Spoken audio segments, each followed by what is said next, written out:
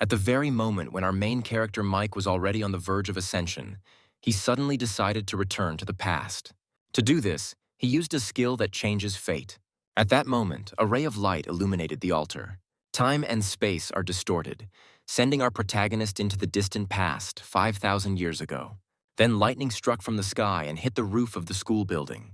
So the main character returned to May 2017, to a time when he was still an ordinary university student. Finally coming to his senses, Mike realized that he had managed to travel back in time. He found himself right on the doorstep of Longshan Technical University. Life was in full swing all around. Students were going about their business and simply enjoying a carefree life. And at that moment, Mike suddenly burst into tears, remembering what happened to his mother and sister in his past life. However, now he has finally returned to atone for his sin. Then the young man thought that in this life he would never again allow that man, Josh, to harm his family.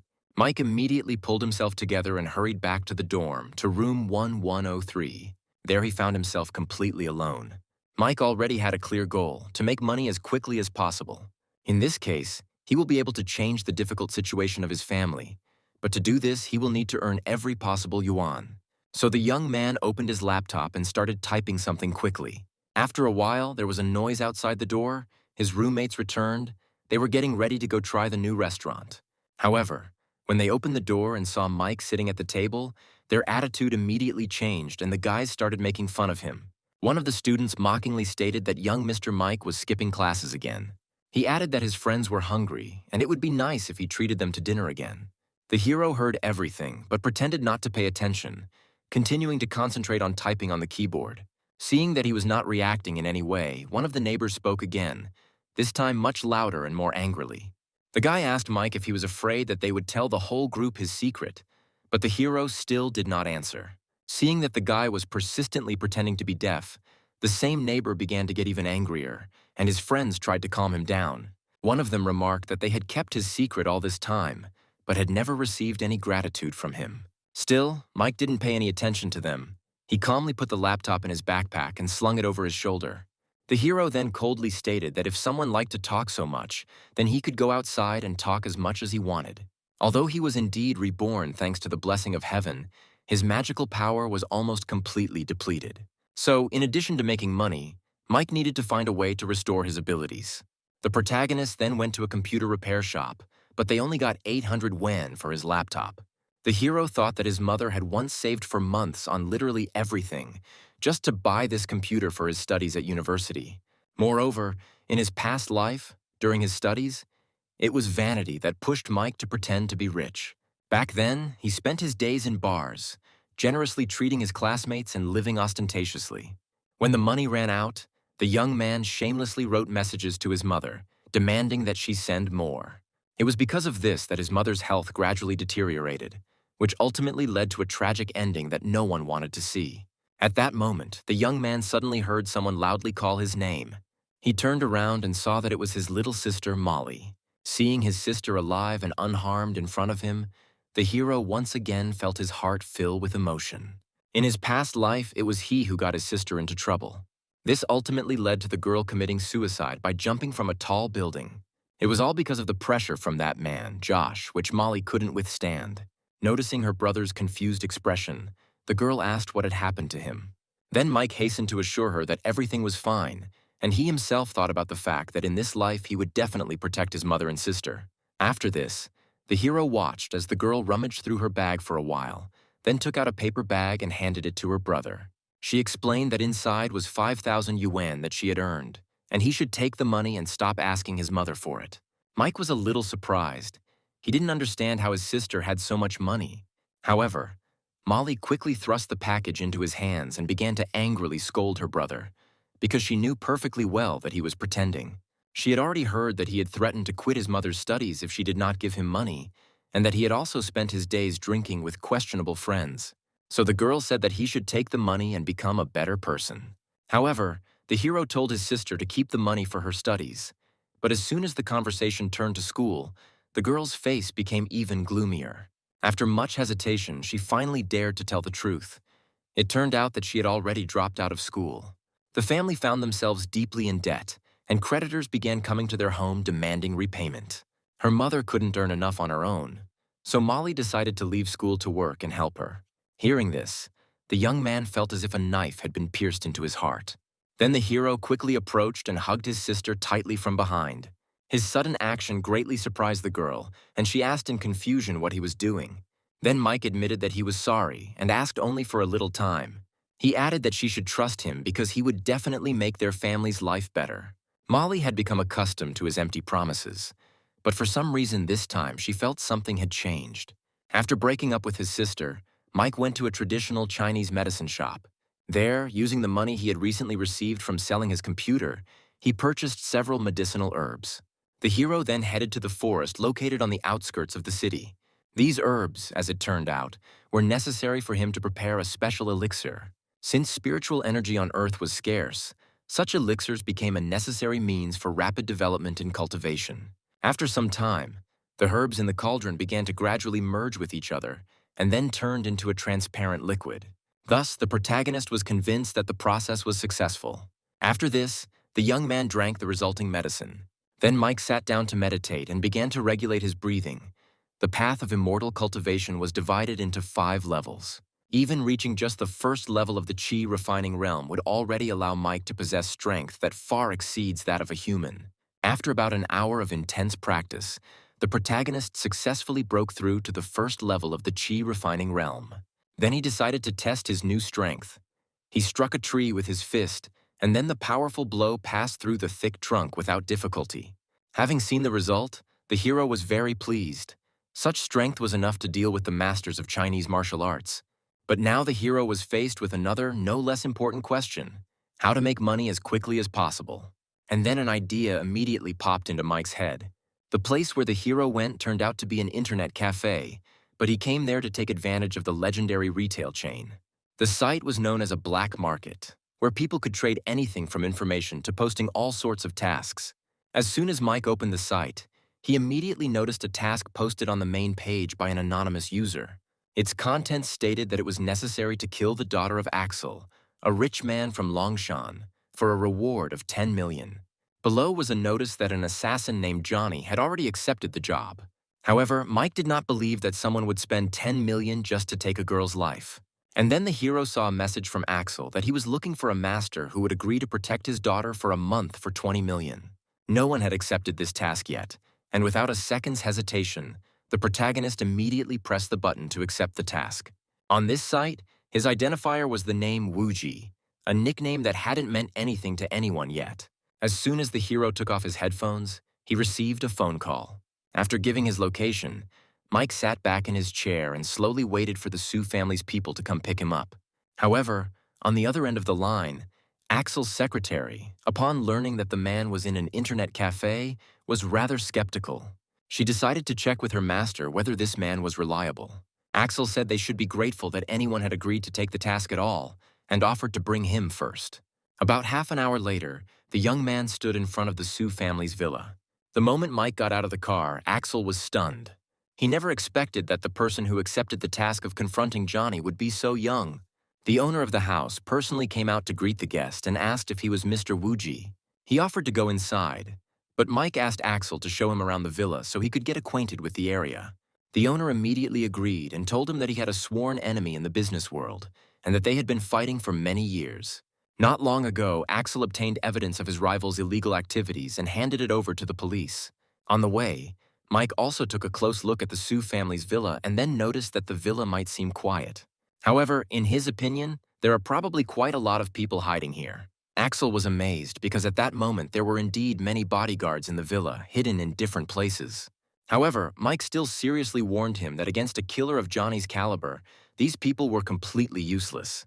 At that moment, Axel's secretary ran up to them again and announced that Master Theodore had arrived.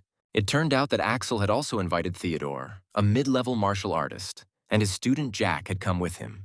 Theodore complained that he wanted to find another assistant, but everyone refused as soon as they heard that the opponent would be Johnny. Hearing this, Axel immediately became gloomy. Then Theodore hastened to assure him that there was no need to lose hope, since Axel's father had been his old friend for many years. Only then did Theodore notice that there was another person standing nearby. Then Axel quickly introduced him. He explained that this young man was the one who accepted the black market mission under the alias Wuji. Hearing this, Theodore and Jack literally opened their mouths in surprise, because in front of them stood a very young guy. Then Jack approached the young man with a question, saying that the reward of 20 million yuan was very great for him. Theodore sharply pulled Jack up short, demanding respect. But despite what he said, both Theodore and Axel had doubts deep down. The main character looked too young, and it was hard to imagine how strong he really was. Then Axel cautiously asked if the young man had a plan to protect his daughter. Mike nodded calmly and first asked that all the surveillance cameras in the villa be dismantled and that the hidden bodyguards be removed. Hearing this, Theodore assumed that Mike was trying to lure Johnny out, but in his opinion, such a trick was unlikely to work. The hero, however, explained that his decision was dictated by the fact that all these people were too weak and would only get in the way in the event of a collision. These words stunned Axel, Theodore, and Jack, because they had no idea about Mike's true strength. However, his confidence and even some audacity made a strong impression. The hero then looked at Theodore and Jack and noted that even the two of them were hardly worth staying here. Hearing this, Jack flared up with anger, indignant that he imagined himself to be the great Gerard and demanded to fight him. Mike just chuckled and noted that if someone wanted to test his capabilities, then Jack alone was clearly not enough for this. Such words only angered the enemy even more. And then the hero suggested that Axel call all the villa's fighters and attack simultaneously, assuring him that he could handle even 100 people. Axel, however, did not expect such self-confidence from Mike and suggested first testing the young man's strength in a duel with Jack.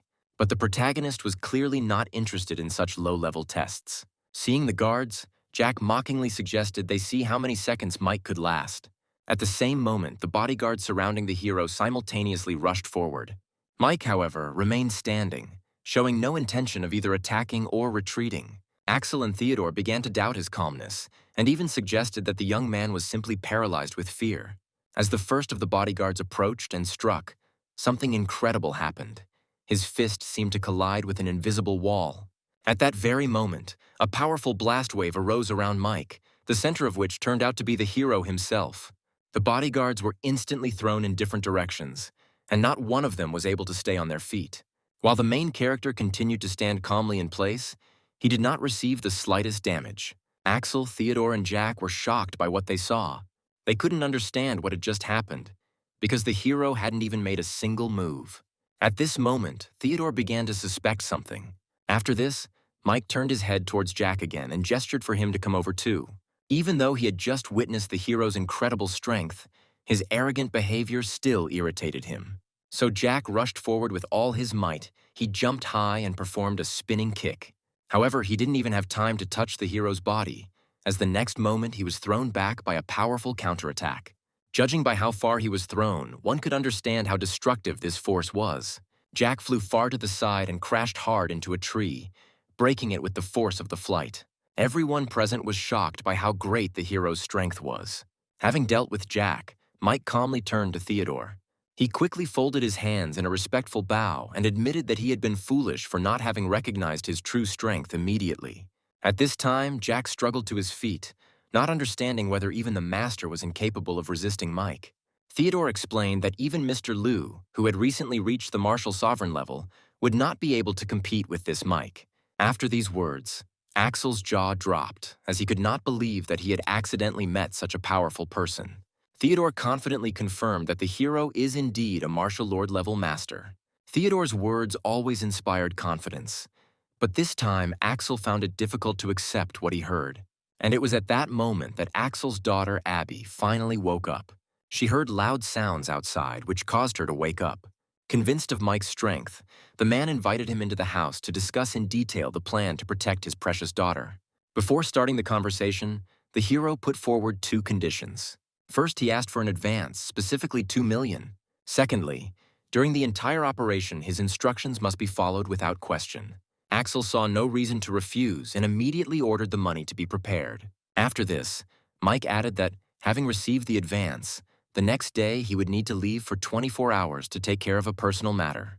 This news visibly alarmed Axel, because Johnny was famous for his speed and, most likely, could attack his daughter today or tomorrow. Then the main character offered to take the girl out of the house with him. Axel found himself in a difficult situation because he was sure that there was no place safer than the Su family villa. While the man was thinking, he suddenly heard his name being called, and looking up, he saw Abby on the stairs, dressed in a nightgown. Seeing his daughter in this state, Axel immediately demanded that she come back and change. However, the girl objected that she had been living like in prison for several days, and therefore did not see anything strange in the fact that she went out in her pajamas. Theodore hastened to intervene and tried to smooth things over, noticing that the girl had been locked up for too long and was therefore irritated. Abby looked around at the people present and quickly noticed that Mike's face was the only one she didn't recognize. Axel immediately warned his daughter that in front of her was Mr. Wuji, their honored guest, invited especially for her protection. Upon hearing that Mike had been invited to defend her, Abby merely looked at the young man with disdain. At this point, the hero introduced himself to the girl, after which he explained that he did not intend to restrict her freedom or keep her locked up at home. Upon hearing these words, the girl immediately asked whether this meant that she would actually be allowed to leave the house. Then the hero glanced briefly at Axel. The man, although filled with anxiety, still understood that he had no other choice, so he sighed heavily and reluctantly nodded. Having received what she wanted, Abby noticeably perked up, because she had been terribly tired of sitting locked up for the last few days. However, the man then strictly added a condition. If she went somewhere with Mike tomorrow, she had to be with him at all times. The girl agreed, but deep down she decided that she would not obey just any bodyguard. The next day, Abby dressed up carefully and got into a luxury car with Mike. At the same time, 20 million yuan were credited to the protagonist's bank account. Abby immediately ordered the driver, Uncle Juan, to go straight to the mall since she hadn't been shopping for a long time. However, the hero sitting next to him instead told the driver to head to Longshan University. Hearing this, the girl instantly flared up with anger and sharply demanded that the driver explain whose orders he was going to carry out. The day before, Axel had specifically warned all the staff at the house that for a month everyone was required to obey Mike's orders. Realizing that the driver was ignoring her, Abby became completely angry, demanding that the car be stopped immediately and that she be let out. Uncle Juan looked helplessly at Mike through the rearview mirror. To his surprise, the hero allowed him to stop. The car immediately stopped. The girl triumphantly opened the door and got out, demonstratively declaring that she was leaving. However, the place where the car stopped turned out to be deserted, and seeing this, Abby was momentarily confused. It took her only a few seconds to assess the situation, after which she hurried back into the car. Mike offered a compromise. First, let her go with him quietly on his business, and after that he promised to take her wherever she wanted. Abby snorted in displeasure but didn't argue further. Soon, the car pulled up to the dormitory of Longshan University. Abby looked at the old building in front of her with disbelief, surprised to see that this was apparently where Mike lived. The main character did not answer anything and simply silently got out of the car. However, the appearance of an expensive car near the dormitory and especially the appearance of a beautiful girl from it immediately attracted the attention of the students. Mike asked her to follow him, but the girl categorically refused. Abby didn't understand how she could even enter such a place. Uncle Huang tried to gently remind her that her father had told her to stay within Mr. Wuji's sight, but his words had no effect. Then Mike said that if she wanted to go shopping later, she better hurry up and follow him. The urge to go shopping was stronger, so Abby, pouting with displeasure, nevertheless followed the hero to his room. At that moment, she suddenly stopped, seeing something disgusting. She saw the hero's 3 roommates sitting shirtless and playing a game. Seeing that Mike had returned and brought a beautiful girl with him, they immediately began to make crude jokes. After his rebirth, Mike had long felt disgust for these former acquaintances. Now, seeing them openly harassing Abby right in front of him, the hero instantly became angry. He stepped forward, shielding the girl with his body, and sharply demanded that she stay away from her. However, the 3 guys just grinned mockingly, deciding that this was just a harmless joke between friends. Then Mike remarked that if they enjoyed picking on girls so much, he would show them some real fun. After these words, the hero quietly used a small part of his magic to scare them. Under the spell's influence, the 3 students suddenly saw countless skeletons around them. They surrounded the villains on all sides and emitted terrible screams. The scene was so horrifying that all 3 instantly fell to their knees. The boys trembled and begged for mercy. Abby watched in amazement and wondered what had happened to them. Then Mike explained that it was just an illusion. Then the hero asked the girl to wait a little while he collected a few things. After some time, they were sitting in the car again. Abby still couldn't forget the strange reaction of his neighbors and wondered what kind of magic he used. Mike jokingly said that she had already seen his strength, and therefore she should not continue to contradict him. The girl instinctively cowered, covering her face with her hands. However, the next moment the hero calmly sat down and indifferently noted that it was just a joke. Realizing she had been played again, Abby became furious and was ready to attack him right there in the car. At that moment, Uncle Juan, who was driving, turned around and asked where they should go next. Then Mike called his sister to find out where she was. The girl replied that she was currently at work and gave her address. After this, the car headed to Lunta Street, building 107. Only when he arrived there did Mike realize it was a restaurant. But all the waitresses were young girls dressed as maids. Abby, not knowing that Mike's sister worked there, decided that the young man simply had rather strange tastes. Meanwhile, they went inside the restaurant, chose a free table, and ordered several dishes. Mike then asked the waitress if there was a girl named Molly working there. She immediately nodded and explained that the girl was currently in the kitchen and would soon come out with the order. After some time, the hero actually saw his sister, who came out of the kitchen with a plate in her hands. However, the heavy makeup and the maid's uniform she wore looked extremely unpleasant to him, and Mike immediately rose from his seat. However, at that very moment, he noticed how some man brazenly slapped the girl on the buttocks and loudly called her. He stated that Molly had already made him wait too long. Seeing this, the hero immediately frowned. That man turned out to be Sam, the 23-year-old sole heir of Sun Properties Group. Molly tried to politely decline to serve him, citing her busy schedule. However, the young master was not going to let her go so easily. Then Sam suddenly pulled out a ring box from his pocket and publicly asked Molly to be his girlfriend. This gesture immediately attracted the attention of the other visitors, who began to gather around, wanting to see what was happening. Even Abby, who was sitting at a distance, immediately recognized the young man by his last name, Song. Sam began to talk about what he knew about her poor family and promised that if she became his girlfriend, she would not need for anything.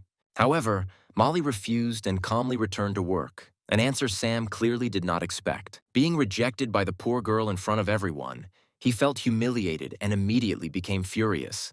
Then he grabbed a glass of water from the table, poured it down his trousers, and then loudly called out to the restaurant owner. The owner, having learned that young Master Song had problems, hurried over. Sam claimed that Molly had allegedly spilled water on him and now had to clean it up herself. Hearing this, the restaurant owner, without any investigation, immediately accused the girl and even tried to hit her.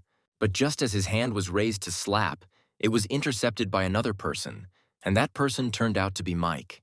The next second, Mike threw the man back, and with a loud crack, the restaurant owner's body fell onto the table, which immediately shattered. The restaurant staff and patrons watched the scene with wide eyes. Molly was also shocked, because she did not expect to see her brother here at all. Abby, in turn, saw Mike's strength in action for the first time, and was also involuntarily surprised, because the plump man was thrown aside so easily. Meanwhile, Sam came closer and pointed threateningly at Mike, demanding that he not interfere in other people's affairs. After a short punch from Mike, Sam instantly found himself on the floor.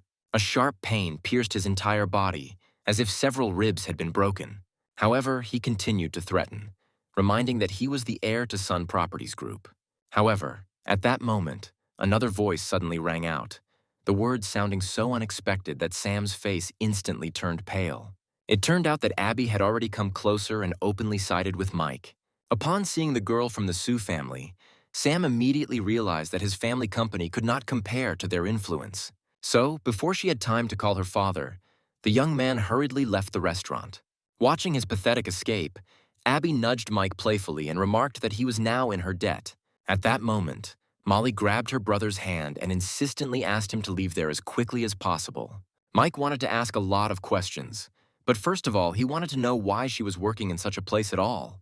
The girl briefly replied that they pay well here. And then the hero realized that because of his past irresponsibility, his sister had to endure such humiliation. Molly then quietly reminded him that she still hadn't changed, and only then did the hero realize that she was still wearing her maid's uniform. He immediately turned to Abby and asked if she knew of a clothing store nearby.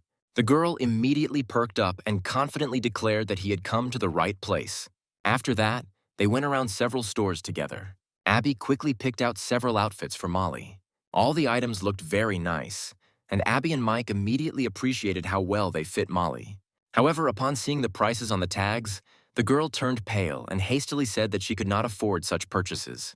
Then Abby noted with a smile that her brother was now a rich man and could afford not only a few outfits, but even an entire store. Molly asked in surprise how this was possible. The girl explained that Mike now works as a bodyguard for her family and receives a very high salary. Although Molly still didn't fully understand the situation, she eventually allowed her brother to pay for the clothes. Once the purchases were completed, Mike transferred $200,000 to his sister and asked her to keep part of it for personal expenses and give the rest to her mother. Molly, of course, wanted to know much more, but Mike knew that he couldn't tell her about his transformation. So the hero came up with another story about a meeting with a mysterious master who taught him martial arts. However, Molly was not so naive. The girl said outright that she was not going to believe such fairy tales. For a few seconds, the brother and sister looked at each other in silence. And then Molly suddenly laughed and said that she was not going to pry into the truth. Then the girl added that she would definitely tell their mother about everything. After these words, she was about to leave. Mike followed her and asked her to convey his apologies to his mother, but his sister noted that he should say such words in person. As soon as he got into the car, Abby started teasing him about how such a strong martial artist was afraid of his own little sister. Mike didn't answer, but his slightly flushed cheeks betrayed his embarrassment. As the car pulled away, Abby began to list in detail how many times she had helped him that day. Mike understood the hint perfectly and immediately told Uncle Juan to follow the girl's instructions and take them wherever she wanted. Hearing this, Abby exclaimed happily and ordered to go straight to the shopping center.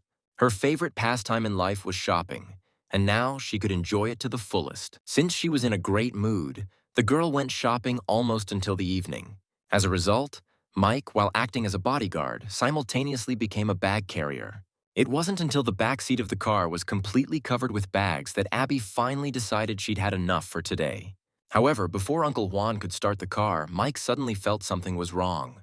However, the hero calmly noted that nothing serious was happening and they should just go back. In fact, his feeling turned out to be correct, because at that moment they were already being watched. The road to the Sioux family's villa passed through the suburbs, and everything was quiet on the way there. However, on the way back, the car had to brake sharply, the cause being a tree trunk that was lying right in the middle of the road. Juan got out of the car with concern to inspect the obstacle. Mike followed him. While they were trying to figure out how to remove the tree, suddenly there was a sharp whistle, and Juan saw a bullet flying towards him. However, the protagonist instantly used his power and stopped the flying object right in the air. When it became clear that it was a bullet, Juan's legs gave way and he fell to the ground in horror. For Mike, such attacks looked like just a cheap trick, but since the enemy decided to play such a game, the hero was ready to respond in kind. With that thought in mind, Mike increased the flow of energy and sent the bullet back towards the shooters. Two killers hiding in the forest were instantly struck in the head, without even having time to understand what had happened. Meanwhile, Abby, who had been dozing in the car, heard a noise and opened the door to see what was going on. Upon seeing her, Juan immediately became worried and hastened to warn her that it was an ambush and that she needed to return to the car immediately. At first, Abby didn't understand what he was talking about. However, as soon as he finished speaking, she smelled a strange smell, and by the time she realized it was sleeping gas, it was too late. Her body instantly weakened and she lost consciousness, and almost simultaneously, Juan also passed out under the influence of the gas. The only person left conscious was Mike.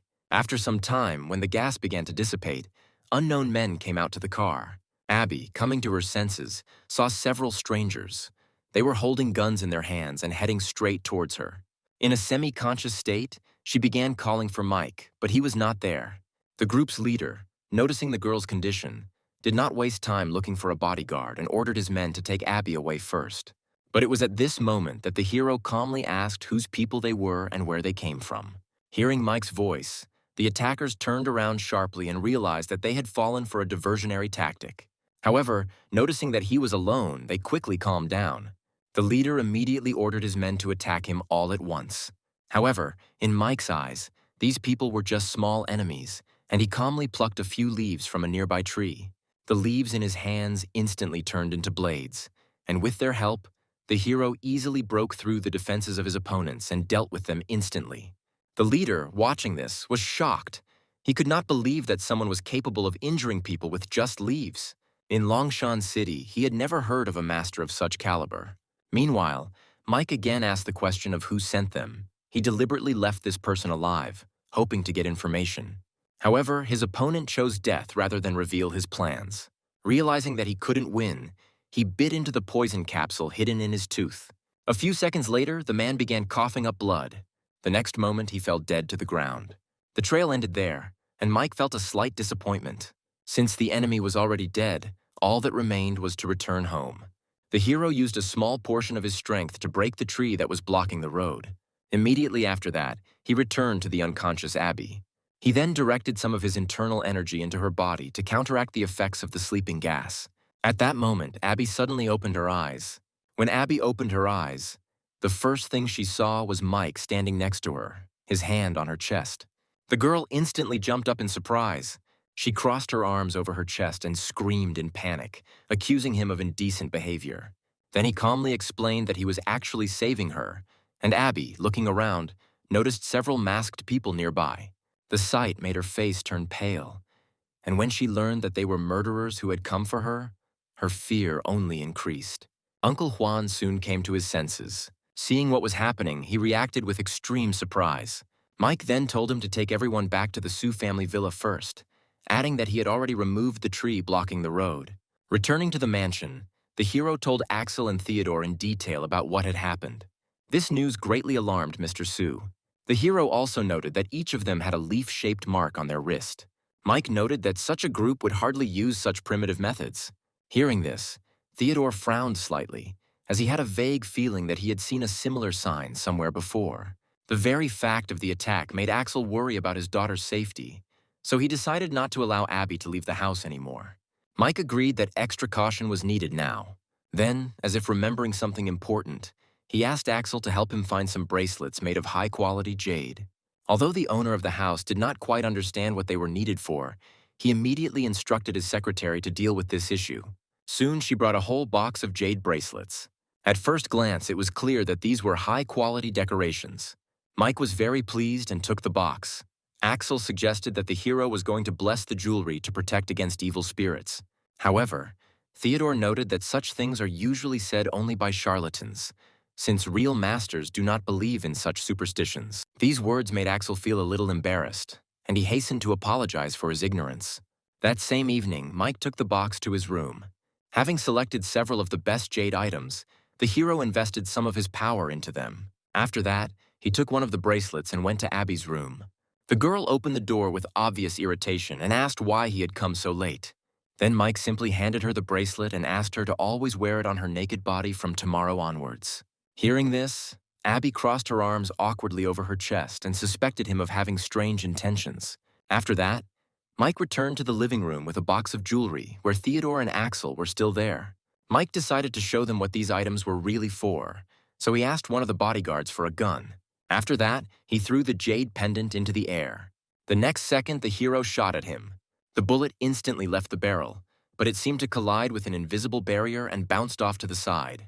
Theodore, seeing this, could not hide his amazement.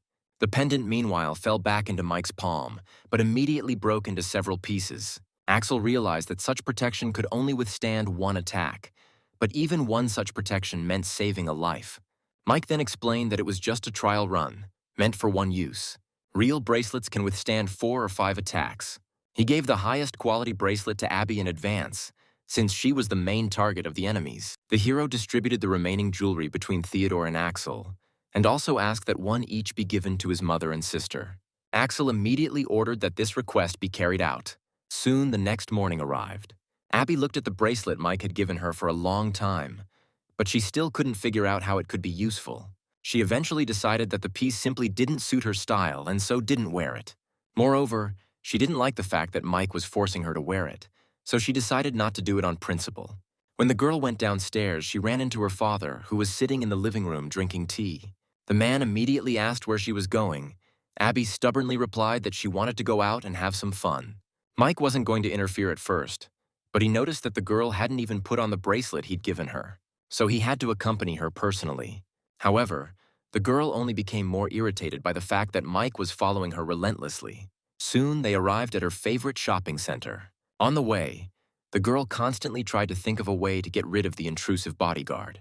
Abby asked the hero to give her at least a day so she could be alone, but Mike refused. The girl was incredibly irritated by all this.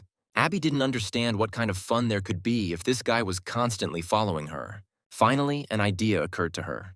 She said that she was going to the toilet, expecting that the man, naturally, would not go there after her. Mike remained waiting outside, knowing full well that she was up to something. Abby herself was sure that the hero would not be able to compete with her, so she decided to get out into the street through the window. She started to climb down the windowsill, after which she decided to lean against the fan. And right at that moment, her shoe suddenly flew off her foot, and Abby was close to hitting her bare foot into the fan. However, at that moment, the girl suddenly heard strange sounds below.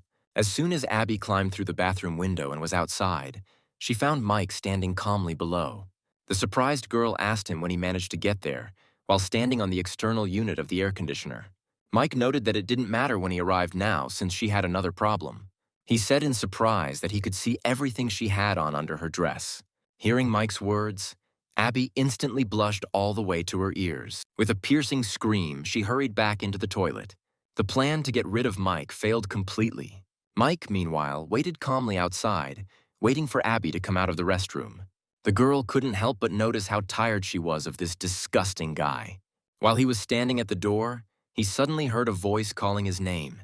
Turning around, Mike saw a girl. It was Alice. She studied in the same class with him at school and was considered a real goddess of the school. Beautiful, with a wonderful figure, a gentle character, and a friendly smile, she was liked by almost everyone. In his past life, Mike was also one of those who secretly admired her. Moreover, when he was wandering the streets, Alice once helped him. A curious Abby, noticing the stranger's appearance, stuck her head out of the toilet door to see what was going on. Alice noticed her too, and smiling, asked Mike if this beauty was his girlfriend. She noted that the hero made a good choice. Before he could answer, Abby screamed out that she would never be his girlfriend, and then immediately hid behind the door again. Then Mike asked Alice how she was doing, and she replied that she was doing well. In turn, she was surprised at how much Mike had changed. His current behavior was not at all like his previous one. He only briefly noted that time changes people. These words made the girl laugh. She teased him, saying that he spoke like an old man. They talked a little more, after which Alice suddenly remembered an important event. In a few days, it would be her birthday. She said she was going to have a party at her house, and since they had met by chance, she invited Mike to come. Then Alice said with a smile that she would not interfere with their date any longer, after which she said goodbye and left. As he watched her go, Mike felt a strange feeling. He didn't think he would meet again the people he considered long lost in the past.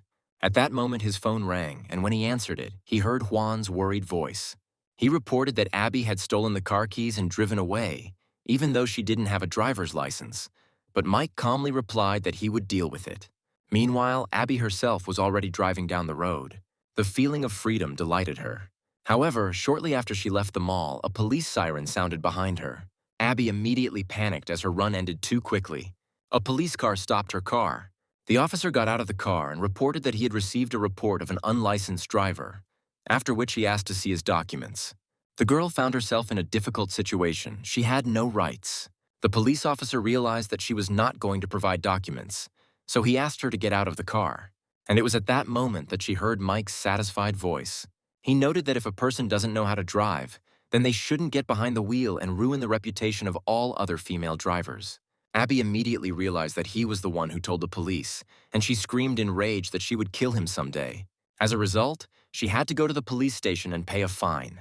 After this, the girl was incredibly angry at Mike for 3 days in a row. For all 3 days, she sat locked in her room and did not even come out.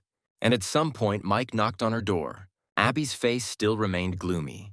Then the main character asked her if she was still angry with him. The girl angrily told him to leave and slammed the door. But the hero continued knocking and said that he needed her help.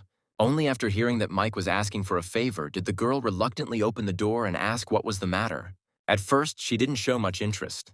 However, when Mike promised to fulfill one of her conditions if she agreed to help, Abby immediately became interested. At the time Alice had appointed, they both arrived at the luxurious mansion. Abby wore a beautiful green dress to the event. Her condition was simple. From that moment on, Mike no longer had to follow her around all the time. He agreed without hesitation. However, he chuckled to himself. Even if he didn't officially accompany her, he could still secretly observe. When Alice saw Mike at the party, she was genuinely happy, with her father, Liam, standing next to her. The hero immediately congratulated the girl on her birthday. Alice was the first to greet Abby and introduced herself as Mike's classmate. Abby responded with a haughty look, declaring that she was Mike's owner. This word made Alice confused. She cast a strange look at Mike, deciding that he had some unusual preferences. At that moment, Mike himself was mentally scolding the capricious girl. Soon, a young man's voice was heard in the hall, addressed to Mike. Although several years had already passed, he immediately recognized this voice. It was Robert. In his past life, Mike suffered greatly from this man and could not forget those humiliations. As soon as he saw him, Robert began to mockingly tease his former classmate. He asked why the great young master Mike was dressed so simply today and whether he was tired of pretending to be rich. Abby, standing nearby, found it disgusting that these people were openly mocking their former classmate. She noticed that there were too many annoying flies here and suggested that Mike go out for a walk. These words struck a chord with Robert, and he instantly became furious. Only now he looked closely at the girl next to Mike. Seeing her beauty, he felt a strong envy. He couldn't understand how poor Mike could be next to such a beauty. Sam and his father Santiago soon arrived at the banquet. As soon as he appeared in the hall, Sam immediately went to Alice, congratulating her on her birthday. On the outside, the girl appeared polite and friendly, but inside she remained cautious. She had long heard about his bad reputation. As Sam raised his glass, his gaze accidentally fell on Mike in the crowd of guests. He immediately realized that this was the guy he had met the other day. He still hadn't forgotten how he had humiliated him in the cafe with the maids, and vowed to take revenge the next time they met. While he was thinking about how exactly to do this, Robert came out of the crowd and approached him with a glass, trying to start a conversation. He introduced himself and hinted that he would be glad to befriend such a person. Seeing this, Sam immediately came up with a cunning idea. He said that he was ready to accept friendship, but first Robert had to do him one small favor. He will need to publicly embarrass Mike in front of all the guests. Hearing this proposal, Robert felt as if he had found a treasure, and a plan instantly appeared in his head. Meanwhile, Mike and Abby were sitting at the banquet table. The girl had already managed to eat several pieces of cake, not caring at all about how she looked. At that moment, Mike heard Robert calling him, and he even waved his hand vigorously. The hero understood perfectly well that nothing good could be expected from this man. But curiosity still got the better of him, and he decided to see what kind of intrigue he had planned. Coming closer, he noticed Sam nearby. Before Mike could say anything, he suddenly started shouting loudly, accusing him of stealing. Sam pretended to be pushed and fell dramatically to the floor. Robert hurried to pick him up and also started shouting, accusing Mike of first stealing the thing and then hitting the man. Mike was simply surprised, not expecting that adults were capable of coming up with such a primitive setup. Abby immediately looked up from her food and wondered why there was so much noise around her. Robert started screaming loudly and attracting the attention of everyone around. A crowd of guests quickly gathered at the shouts. This was exactly the effect the two schemers were aiming for. Mike just said with a smile that normal adults wouldn't do something like that. Robert began to accuse Mike even more loudly, claiming that he had had a bad character since his school days and, it seemed, had not changed at all. The noise caught Alice's attention, and she quickly pushed through the crowd and stood in front of Mike, trying to protect him. The girl said that there was clearly a misunderstanding here and that Mike was not capable of such a thing. However, Robert immediately objected, saying that she was too naive and did not know the true character of this man. He loudly accused Mike of daring to steal right at Alice's birthday party, despite his official invitation. While everyone's attention was focused on the accusations, Martin quietly approached Mike from behind, a gold watch in his hand. He pretended to have just taken them out of Mike's pocket and immediately announced loudly that they were his, and that they had ended up in Mike's possession. After this, he triumphantly announced that they were looking at a real thief. Mike just chuckled coldly, saying that they were doing a very ugly job. Then, with a slight movement of his hand, he pushed Sam away and he found himself on the ground again. Seeing this, Santiago immediately rushed forward and began to loudly complain, demanding an explanation. He started asking Sam if he was okay. The father and son were guests of honor at the celebration, so the situation immediately became tense. The man rushed to help Sam up and declared that if Mike did not kneel and ask for forgiveness, he would be immediately sued. Mike continued to provoke the impudent man. Sam joined the conversation, once again calling the hero an impudent thief who even dared to turn up his nose. At this point, Abby, who had been watching what was happening until then, finally couldn't take it anymore and intervened. She noticed with irritation that the regular clock was making too much noise. When Martin saw her, his face instantly turned pale. He never expected to meet the daughter of the Sue family here. Abby pointed out sharply that the watch was still in Sam's hand and threatened that he could easily be accused of slander. She then turned to Mike and complained that he shouldn't waste his time on people like that. The girl was also unhappy that this forced her to interrupt her cake tasting. Her arrogant tone irritated those around her, and one of the elders of the G family coldly asked who she thought she was. Abby calmly replied that it was not surprising if they did not know her, since not everyone was worthy of meeting her. Then Santiago ordered the security to take the impudent girl out of the hall. Abby had been treated with respect all her life, so being treated like this was something new and even a little funny. She said with a grin that she had never been forcibly taken away from an event. The G family's guards quickly surrounded her, but the protagonist came to her aid. Mike immediately pulled the girl back and stood in front of her. He was clearly going to see who would dare touch her while he was here. Sam, seeing that the others did not recognize her, pretended that he also did not know anything and ordered the guards to teach Mike and the girl a lesson. Mike immediately asked the girl to hide somewhere. However, as the guards approached, they suddenly felt a strong current of air around Mike. The atmosphere changed dramatically. Sam was surprised to think that this man might be a martial arts master.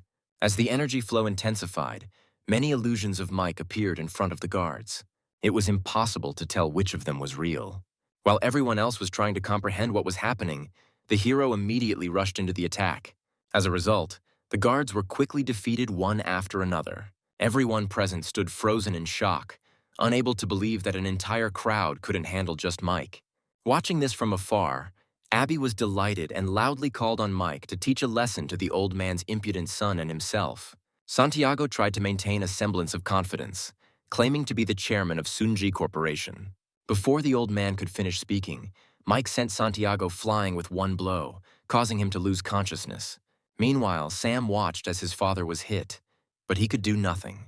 Then the young man simply began shouting threats at Mike, which, of course, did not make any impression on the hero. In response, the protagonist calmly said that his silence did not at all mean cowardice, and certainly did not give anyone the right to insult him. However, the guy tried to object, saying that Mike was just a martial arts master and should not act so arrogantly. Nevertheless, the hero suddenly rushed forward, grabbing Sam by the head with one hand and Robert with the other. The next second, he forcefully slammed their foreheads together. The blow was so powerful that both of them instantly experienced blackouts and lost consciousness. Meanwhile, the host of the party, seeing how his daughter's birthday was turning into complete chaos, was completely at a loss. Alice, who was standing nearby, tried several times to explain to him what was happening, but each time the man only brushed her off. It was at this noisy moment that Axel entered the banquet hall with his men. Upon entering the hall, the man immediately walked towards Mike and with obvious respect folded his hands in a welcoming gesture. He apologized for his late arrival and asked what exactly had happened. Seeing Axel's attitude towards Mike, Sam couldn't hide his surprise. Meanwhile, Santiago came to his senses. However, upon opening his eyes, he immediately shuddered, seeing Axel in front of him. His shock became even greater when the other turned to him and asked him, for his own sake, not to escalate the current conflict. Hearing this, Santiago was struck by lightning, because the girl he had ordered his men to drive out turned out to be Axel's daughter. Realizing what had happened, the man immediately fell to his knees in front of Mike, begging him to forgive him for his own ignorance. However, the hero had no intention of dealing with such people and ordered him to simply disappear. Now the truth has finally come out. Mike was not a thief at all. On the contrary, it all turned out to be just a scheme to frame him. Moreover, when the guests learned that he was so respected by the Sue family, many girls immediately began to look at him with admiration. Soon they surrounded the hero, trying to get to know him better. Seeing this, Abby truly hated the main character. However, it was at that moment, when Mike found himself in the center of this attention, that he heard Santiago call his name again. Axel said that someone from the Martial Arts Alliance wanted to meet with him. Mike took this opportunity to escape from unwanted female attention. As they walked away, he admitted that this was the first time he had heard of an organization called the Martial Arts Alliance. Theodore explained to him that they were talking about the Chinese Martial Arts Alliance, a structure directly subordinate to the country's top leadership. This time, their visit was connected with the people who attacked Abby a few days ago. After this, Linu led Mike to a separate room. When the man opened the door, there were about 5 people inside. The person sitting on the sofa was Ben, the head of the second branch of the Longshan City Martial Arts Alliance. Next to him was a slightly younger man, and it was obvious that he didn't take Mike seriously at all. However, Ben calmly explained that they had received information that Axel's daughter was being hunted. They also learned that Mike was now responsible for Abby's protection. That's why they decided to come and meet in person. After hearing this, the hero only briefly noted that he understood what was said, after which he immediately headed for the exit. In the eyes of those around him, this behavior looked like a clear disrespect for Ben, so the man standing next to him immediately became furious. However, Ben still told Mike some important news. He said that the people who were chasing Abby belonged to the Heihuang gang. In addition, the man warned that this organization possessed great power, so the hero should not fight them alone. After listening to all this, Mike still said that he could handle it and immediately left the room. After he left, the man became indignant again and said that this guy was too arrogant and therefore needed to be taught a lesson.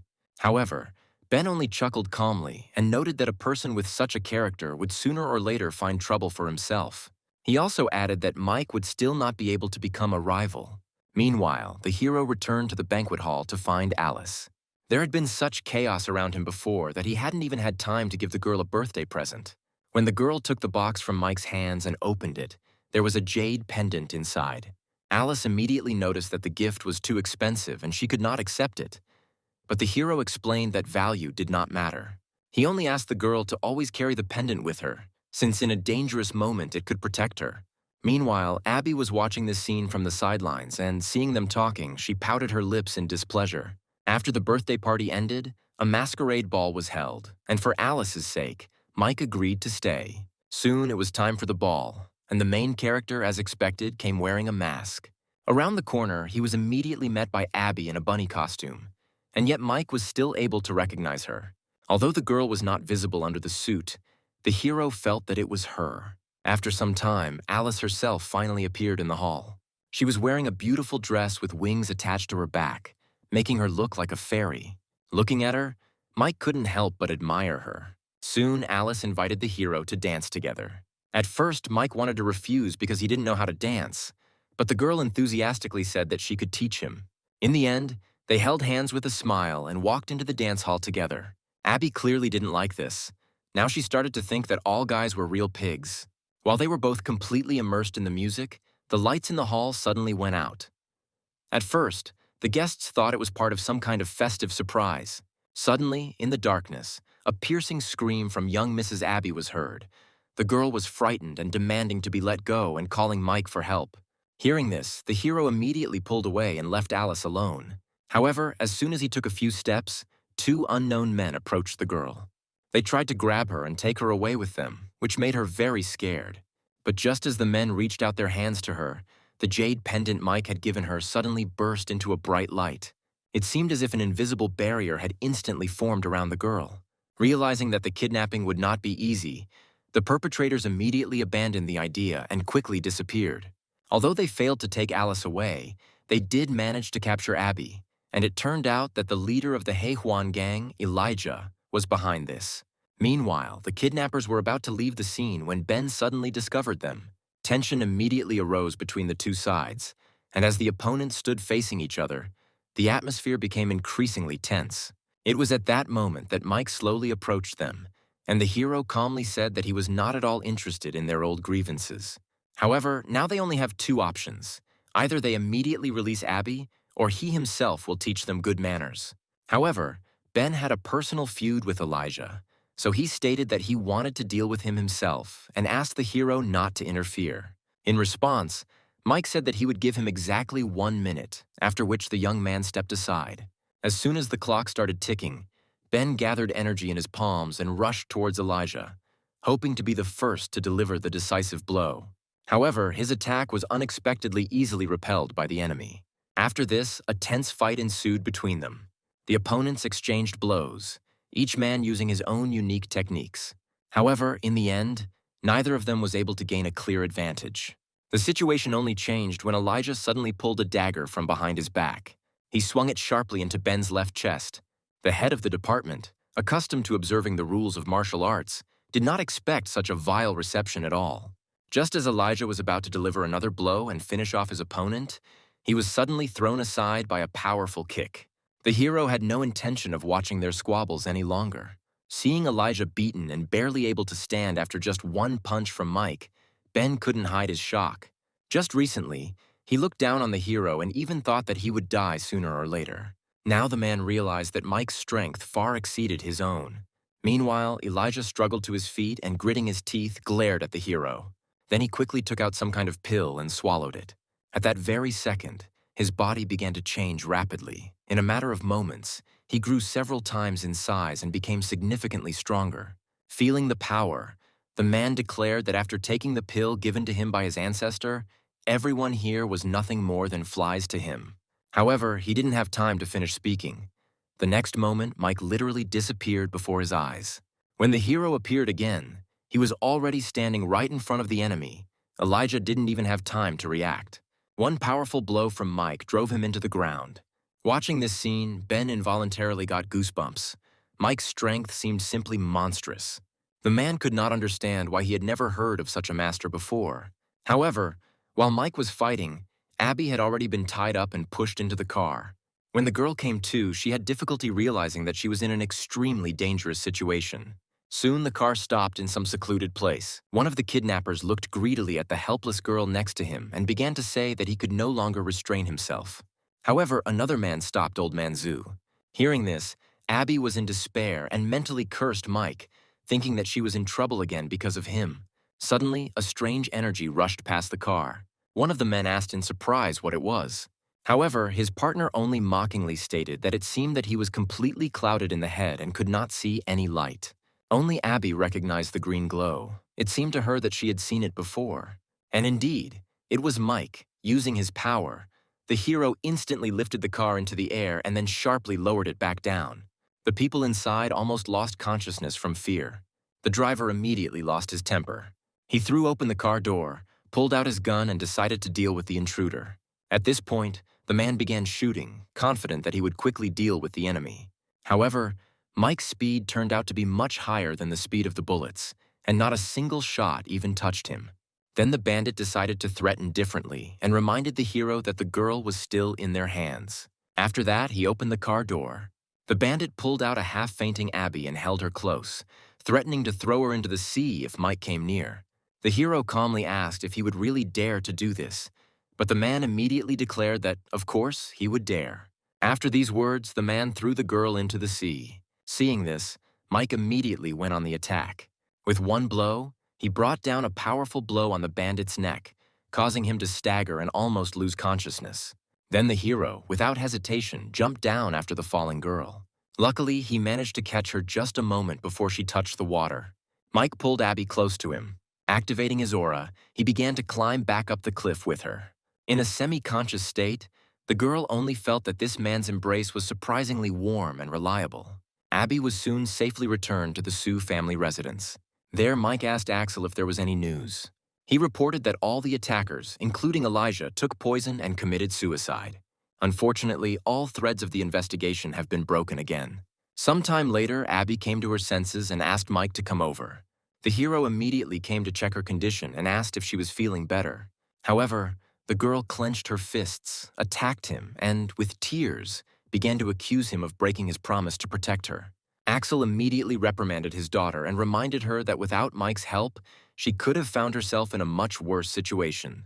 However, contrary to expectations, Mike himself did not make excuses.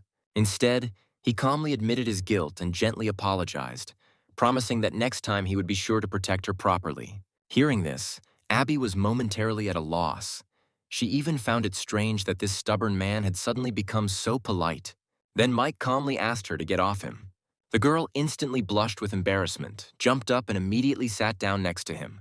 At that moment, Axel cleared his throat and announced that the old master wanted to see Mike. Soon, Sam and Santiago appeared in the living room. Both men bowed and began to apologize, admitting that they had made a serious mistake. After this, Santiago carefully placed a bank check for $10 million on the table and offered to accept it as a token of apology. Mike warned them that if any of them dared to approach his sister again, he would not be so lenient. Hearing this, Sam immediately began to bow respectfully and assure that they would never dare to do such a thing again. As they left, Mike thought for a moment and came to the conclusion that Johnny seemed to have started to act as well. A little later, Mike decided to go to an internet cafe to look for information. And indeed, he soon saw a message that Johnny had officially announced his return from abroad. Then Mike immediately bet 10 million on himself and asked the users who they would be willing to bet on. This news quickly reached the Sue family when Theodore reported it to Axel. He confirmed that it was indeed true. Moreover, it became known that Johnny also responded to the challenge and bet 10 million on himself. Meanwhile, Abby's disgruntled voice could be heard nearby, continuing to complain and demand to be let out for a walk. It was at that moment that Mike's phone suddenly rang, and notifications about new bets began to appear on the screen. There was a message that Axel had bet 20 million on Wuji's victory, and after reading this, Mike couldn't help but laugh. Abby noticed that he was completely ignoring her and immediately became angry that he dared not pay attention to her. Just as she was about to give him another dressing down, Mike quickly pretended to listen attentively. However, he was clearly expecting something and was quietly muttering to himself, asking if that person had already appeared. When they returned to the mansion, Abby again asked him what he was doing and if he was going to go with her. The girl continued to run around the garden and happily told her that she wanted to find the very hero who once saved her. And then Mike suddenly pulled the girl into the house. He felt a murderous aura and understood that Johnny was somewhere nearby. However, Abby continued to chatter non-stop and stated that if that hero were nearby now, he would send Mike flying with one blow. At that moment, Mike put a jade bracelet on her wrist, and the girl immediately began to complain that the jewelry looked ugly. However, the hero calmly asked the girl not to throw any more tantrums and promised that this bracelet was only needed for her protection. Abby instantly blushed at such closeness and, embarrassedly agreeing, still left the jewelry on her hand. About 4 hours passed. Abby lay on the couch and loudly hummed a love song, while Mike became increasingly impatient. He couldn't understand why Johnny hadn't made his move yet, so Mike decided to push the situation a little. He suddenly called Abby and said that he saw a rabbit. The naive girl immediately jumped up and asked with interest where it was. Mike replied that the rabbit had just been near the flower bed and was probably still there. Unable to contain her curiosity, the girl immediately ran outside. Quickly throwing off her slippers, she ran to the desired flower bed. Soon she was running around the yard calling the rabbit, promising to treat him to a carrot. However, Johnny still did not show up. But then suddenly a strange gust of wind blew past. Abby also felt that something was wrong and looked away in surprise. Meanwhile, Mike had already realized that his prey had finally begun to act. He easily repelled the assassin's first attack. When Johnny made a second attempt and rushed forward with a scream, Mike suddenly realized that he was the target of the attack. Johnny used the cold sting technique, delivering a swift, straight strike. However, before he could complete the move, one punch from Mike sent his face flying to the side. The killer rolled on the ground several times and realized with horror that his ambush had completely failed. Mike calmly noted that the attack was not bad, but the enemy was still too weak for him. Realizing that he couldn't win in the usual way, Johnny pulled a grenade out of his pocket and decided to use a smokescreen. After the explosion, everything around was covered in thick smoke, and the killer decided that he could now escape safely. However, to his surprise, Mike continued to follow him literally on his heels, which completely confused Johnny. He couldn't understand how an ordinary martial artist could move at such speed. Moreover, with just a few simple movements, Mike almost managed to capture him alive. Having no other choice, Johnny decided to try his last trick. The moment Mike landed after another jump, the enemy suddenly disappeared. The hero looked at the nearby lake and calmly noted that his opponent was quite fast. About 30 minutes passed. Johnny was almost suffocating at the bottom of the lake, confident that he had managed to escape.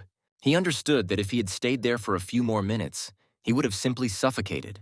However, the moment he finally surfaced, he was unexpectedly greeted by Mike's calm voice. The hero noted with a grin that holding his breath for so long was quite a skill, and it seemed like the enemy had really trained a lot. The next day, the entire internet cafe was buzzing with the news. One man, who had bet his entire fortune on Johnny's victory, cried out in despair that it was impossible and that he had lost everything. People passing by just glanced at each other and quietly whispered that they were looking at yet another person who had gone crazy because of gambling. Soon, a message appeared on the forum. stating that Johnny had died in a fight with Wuji and his body was found in the river. However, the events of the previous night developed quite differently. Johnny was stunned when he saw that Mike was able to stand on the water. The killer thought feverishly, trying to understand how he could defeat such an opponent. Mike calmly noted that the enemy was quite good at hiding the aura of his techniques. Hearing this, Johnny changed his tone and offered to pull him to the shore first, because the water in the river was too cold. Mike agreed to help without much hesitation and began to pull him to the shore. But at that moment, a sinister smile appeared on his face. Suddenly, he pulled out a dagger hidden in his sleeve. Johnny rushed at Mike with a furious cry, hoping to kill him with a surprise attack. But he didn't expect at all that his blow would be stopped by just 2 fingers. At the same time, Mike noted that such an opponent was not worthy of even trying to kill him. Realizing that it was impossible to cope with this man, Johnny pushed off the ground sharply and jumped high into the air. Now he was desperately trying to find a way to escape. However, Mike simply threw the dagger that ended up in his hand. With one precise movement, he struck the enemy. Johnny's body immediately fell into the water with a loud splash, after which Mike turned around and was about to leave. And then suddenly his phone vibrated. Opening the message, he saw a text from Molly.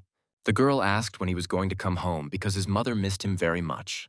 After reading this, Mike only quietly promised himself that this time he would definitely come back and would not allow his loved ones to suffer anymore. That same morning, the hero was riding the subway. In his hand lay the black card that Abby had handed him. It contained money won at the forum, a whole 500 million.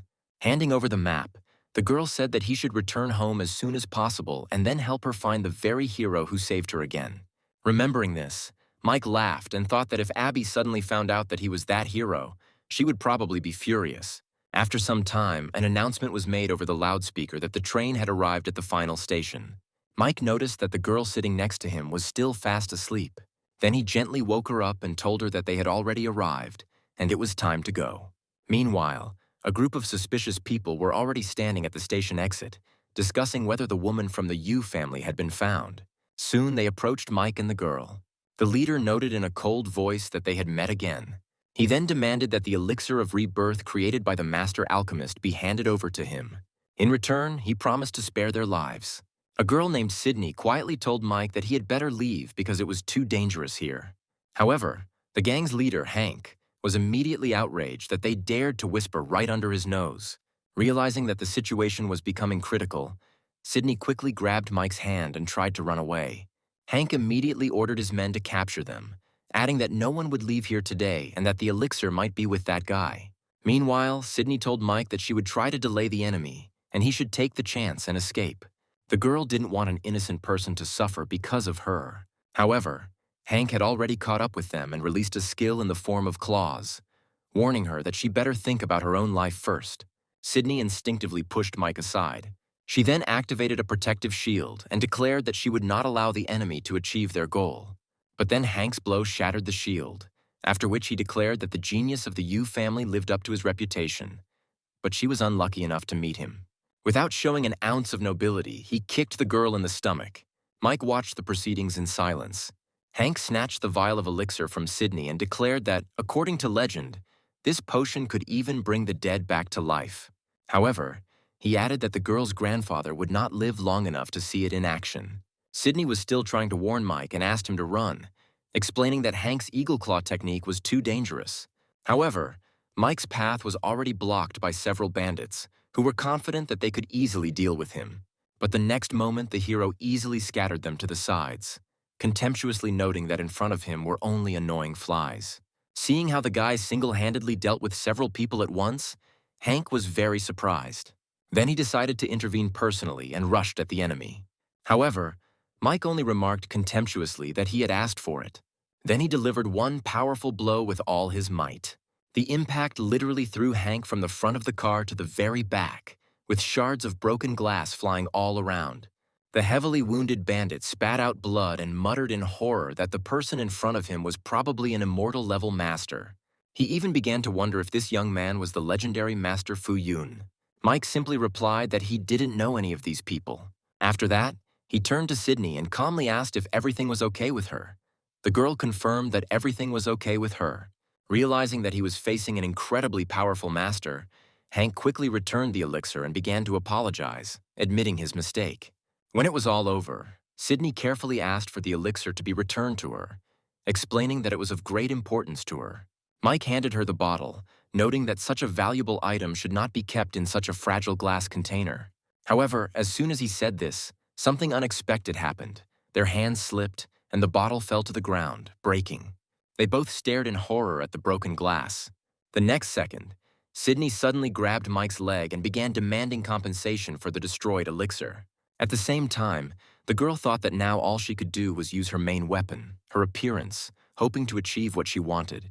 Having put her plan into action, Sydney asked what they should do now, as the elixir was the only hope to save her grandfather. Hearing this, Mike immediately agreed to help and assured the girl that he would try to fix everything and help save the old man. Then Sydney took his arm and thanked him, at the same time mentally noting that her brother's advice had actually worked. Mike also looked at her carefully and noticed an overly confident expression on her face. Meanwhile, when they left the station, someone was already waiting for them. It turned out to be Noah, Sydney's older brother, and he immediately became interested in the person standing next to his sister. Sydney was a little embarrassed and explained to her brother that she would tell him everything on the way. During the trip, Noah couldn't resist asking if they had managed to get the elixir of revival. Realizing that it was no longer possible to hide the truth, Sydney admitted that something unpleasant had happened. The car jerked suddenly in surprise, and Sydney fearfully asked her brother to drive more carefully. After some time, they arrived at the Yu family's house. Just at that moment, the two doctors who were examining Mr. Yu shook their heads and reported that the old man's condition was hopeless. Hearing this, Sydney couldn't hold back her tears. The girl immediately rushed into the house. Meanwhile, Noah grabbed his head and began to blame himself. He was worried that the broken elixir would destroy not only his grandfather, but also all the hope of the family. Meanwhile, Sydney rushed into the room and called her grandfather. Seeing his granddaughter, the old man was delighted and noted that she had returned just in time. However, one of the men said that Noah had already called them and told them that the elixir was no longer available. Then the girl guiltily admitted that everything went wrong. At this point, the old man's son, Finn, abruptly intervened in the conversation and reminded him that he had warned him not to send Sydney on this dangerous mission. Now the medicine was lost, and he didn't understand how they were going to save his father. Despite these words, Sydney calmly stated that she had in fact found a master who might be able to help her grandfather. Then the girl pointed to the door and introduced Mike. He looked at the guests with an indifferent expression on his face.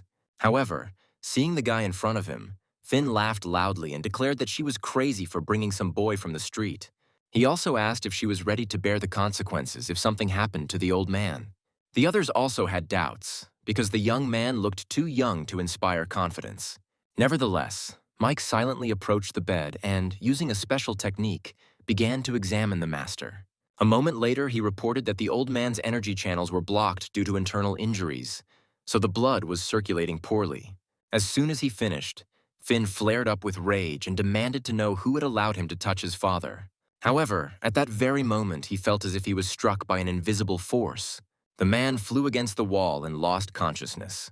Everyone present was shocked, because Finn was considered the strongest fighter in the family. Now it has become clear that this young man is not so simple. Realizing this, his brother, Carlos, folded his palms in respect and asked if his father's illness could be cured. However, the doctor spoke out against it, saying that what was happening was absurd and that he had never seen such a way of checking the pulse. As he left, the doctor added that the old master's illness had already reached its final stage and that now even the elixir of rebirth could not save him. These words again made Carlos wonder whether he should trust the unfamiliar young man. Sydney also asked worriedly if her grandfather was really beyond saving, but Mike calmly replied that it was only a minor internal injury. Hearing this, the girl visibly sighed with relief. Then the young man added that the cure would only require a small fight, and upon hearing this, everyone around was at a loss. Carlos asked in surprise what exactly he meant and whether the Yu family had offended this master. Sydney also didn't understand why this guy was saying such things. Then Mike explained that this was the easiest way to treat it. At that moment, Finn came to his senses and, running up, began to loudly complain. He accused the young man of daring to hit him without permission. However, he didn't have time to finish speaking. Mike sent him aside again with one blow. The force of the blow was so enormous that even Finn himself was amazed, trying to understand where this guy got such power from. Meanwhile, Mike silently lifted the blanket and began the treatment. Soon, dull thumping sounds could be heard throughout the room. As Sydney watched her grandfather being treated, she felt a great deal of anxiety and wondered if she had misjudged this man. Meanwhile, Mike continued to strike, directing the energy of his palms into the old man's body and gradually opening one meridian after another. Although this method seemed extremely unusual to everyone, no one else dared to interfere. Soon after a series of blows, the old man fell back onto the bed, the procedure finally coming to an end. However, Finn again began to speak sarcastically that Noah had killed the head of the family and now hoped to get the post of head of the clan. However, at that moment, Sydney suddenly noticed that her grandfather had come to his senses. Indeed, the old man opened his eyes, sat up, and coughed several times. Then Finn quickly asked how he felt. The old master replied that he felt fine, and then happily reported that his internal injuries had completely disappeared.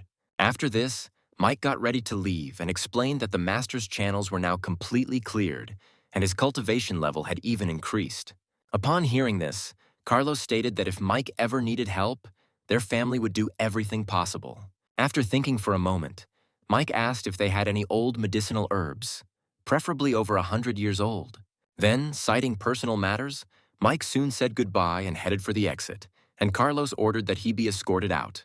After this incident, Sydney began to have special feelings for Mike. Meanwhile, the hero himself was finally able to return home. Sitting in the car on the road, he remembered how in his past life his mother worked hard all her life for him, and in old age she was killed. Then he firmly decided that in this life he would definitely do everything so that his mother would live in a big house, calmly and happily, without needing anything. At this time, his sister Molly was taking out the trash and suddenly heard someone call her name. Turning around, the girl saw her brother. Then she cried out joyfully that he had finally returned. When they arrived home, their mother, Clarissa, carefully placed food on her son's plate and asked him to eat more, reminding him that he was still growing. She then added that if he ever ran out of money, he should be sure to tell his mother. Mike didn't answer, just quietly looked at the burns on his mother's hands. These scars appeared more than 10 years ago, when the 8-year-old boy was helping his mother prepare dinner. When the fragrant soup in the pot was finally ready, he decided to take it to the table himself. However, the child was too small to hold the heavy pot. Clarissa was in bed with a high temperature and upon waking up, immediately began to blame herself for having fallen asleep instead of cooking dinner. With difficulty, she rose to her feet and hurried into the kitchen to see her son struggling to hold a heavy pot of boiling soup. Frightened, the woman screamed and rushed towards the boy. Seeing that her son could get burned, she hastened to support the pan. However, it was too late. A scream was heard and the saucepan fell to the floor, spilling hot soup. Despite what had happened, Clarissa did not scold her son at all. Instead, she immediately asked with concern if he had been hurt. Mike, with tears in his eyes, replied that he was fine, but noticed that his mother's hand was badly burned. Only then did the woman notice that blisters had appeared on her hand, but she calmly said that it was nothing. Returning his thoughts to the present, Mike blamed himself, remembering how often his mother suffered because of him. So this time, the young man plucked up his courage and decided to apologize to his mother. However, Clarissa only smiled softly and asked in surprise what kind of nonsense he was talking about. Then Mike explained that he had recently managed to earn some money and that he was going to pay off their debts tomorrow and then buy a new house. Hearing this, the mother immediately objected that it was already difficult for him to earn money. But the hero looked at her and said that he wanted her to live better. These words touched Clarissa, and she thought of her late husband, noticing that their son had really grown up and become very intelligent. Seeing Mike's sincerity and his changed attitude, the woman no longer argued and agreed. The next day, Mike went to the sales office early in the morning to look at houses. Looking around the area, he thought that the environment here was good and the prices were not too high, so his mother would not refuse to live here. At that moment, a luxury car pulled up to the building, and passers-by immediately began to talk about it. It turned out to be a Ferrari F12 TDF, and people were surprised to notice that the rich live completely differently. Then a girl named Christy got out of the car and coquettishly told her companion that she liked the building. The man's name was Sean. He was the director of a department at Honghai Corporation, and he told her that she could choose whatever she wanted. When they entered, the people around them began to whisper, wondering how such an unattractive man could attract such a beauty. Hearing such talk, Christy only looked at the people with disdain and called them trash. Meanwhile, inside the sales office, a consultant was telling Mike about a new residential complex. The area boasted beautiful natural surroundings, convenient transportation, and amenities comparable to a four-star residential complex. In addition, most of the apartments were already booked before the official opening, so now there are only a few available. After listening to her, Mike immediately clarified that he wanted to buy an apartment with windows facing south, preferably with a view of the Longjiang River. At that moment, Christy noticed a familiar face. She took off her sunglasses and called out to Mike, who didn't recognize her at first, and asked who she was. Then the girl reminded him that her name was Christy and that they had studied together in high school, where he had always followed her around. Then she asked him if he was planning to buy an apartment here, since his family, as far as she remembered, had always been very poor. Only after these words did Mike finally remember her. Once upon a time, this girl cunningly lured money out of him, convincing him to give her the family savings for sweets and trips to the cinema. At the same time, behind his back, she told others that this guy does everything she says, like an obedient dog. Now, looking at her, Mike was surprised to notice how much her appearance had changed, as if she had undergone plastic surgery. Meanwhile, Christy told the seller that they would take the apartment. However, Mike was faster. He took out a black bank card and calmly said that he was buying this apartment himself. Therefore, the employee had to explain to the girl that this was the last apartment in the building and that this gentleman had already decided to buy it. She offered to show them other options, which were also very good. Having failed to achieve her goal, Christy began to mock Mike again, declaring that she knew him well and remembered how poor his family was. The girl then added that she and Sean were different from him because they could contribute half the amount at once. Mike then asked to make the payment by card right in front of them. But when the card was inserted into the terminal, it showed that the transaction was declined. The consultant awkwardly informed me that the card was not going through, possibly due to an incorrect PIN code. Seeing this, Christy became even more proud that he was just trying to impress, because he never had that kind of money. Mike calmly assumed that this could be a banking system error and decided to transfer the money via mobile transfer. A moment later, the transfer of 5 million yuan was successful. The saleswoman immediately announced that the payment had been received and congratulated him on the purchase of his new home. Hearing this, Christy became very angry and wondered in bewilderment when this loser managed to get rich. Then she turned to her boyfriend. The girl began to complain capriciously that she still wanted this particular apartment. Sean, completely captivated by the girl, only calmly replied that he would fulfill any of her wishes. After this, Sean called the sales manager by name and ordered him to come over. He explained that he wanted to buy an apartment, but one of the employees was not understanding enough, so he had to intervene. Realizing that he was dealing with an important client, the manager immediately assured him that he would definitely find a solution.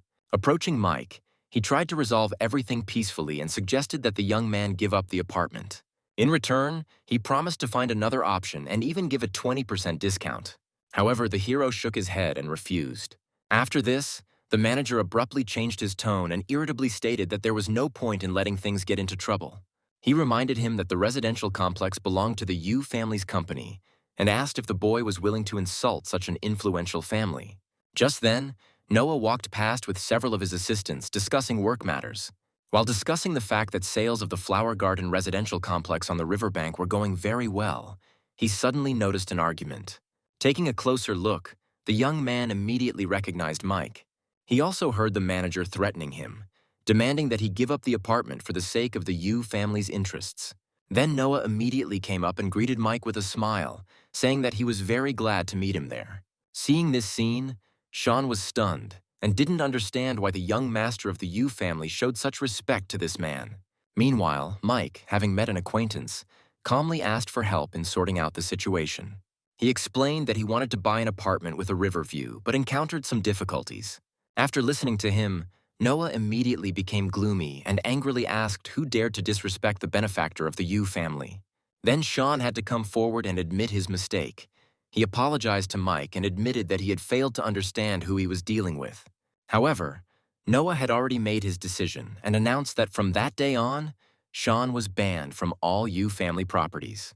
Then Sean turned around sharply and angrily hit Christy in the face. He called her a stupid woman and blamed her for all the problems.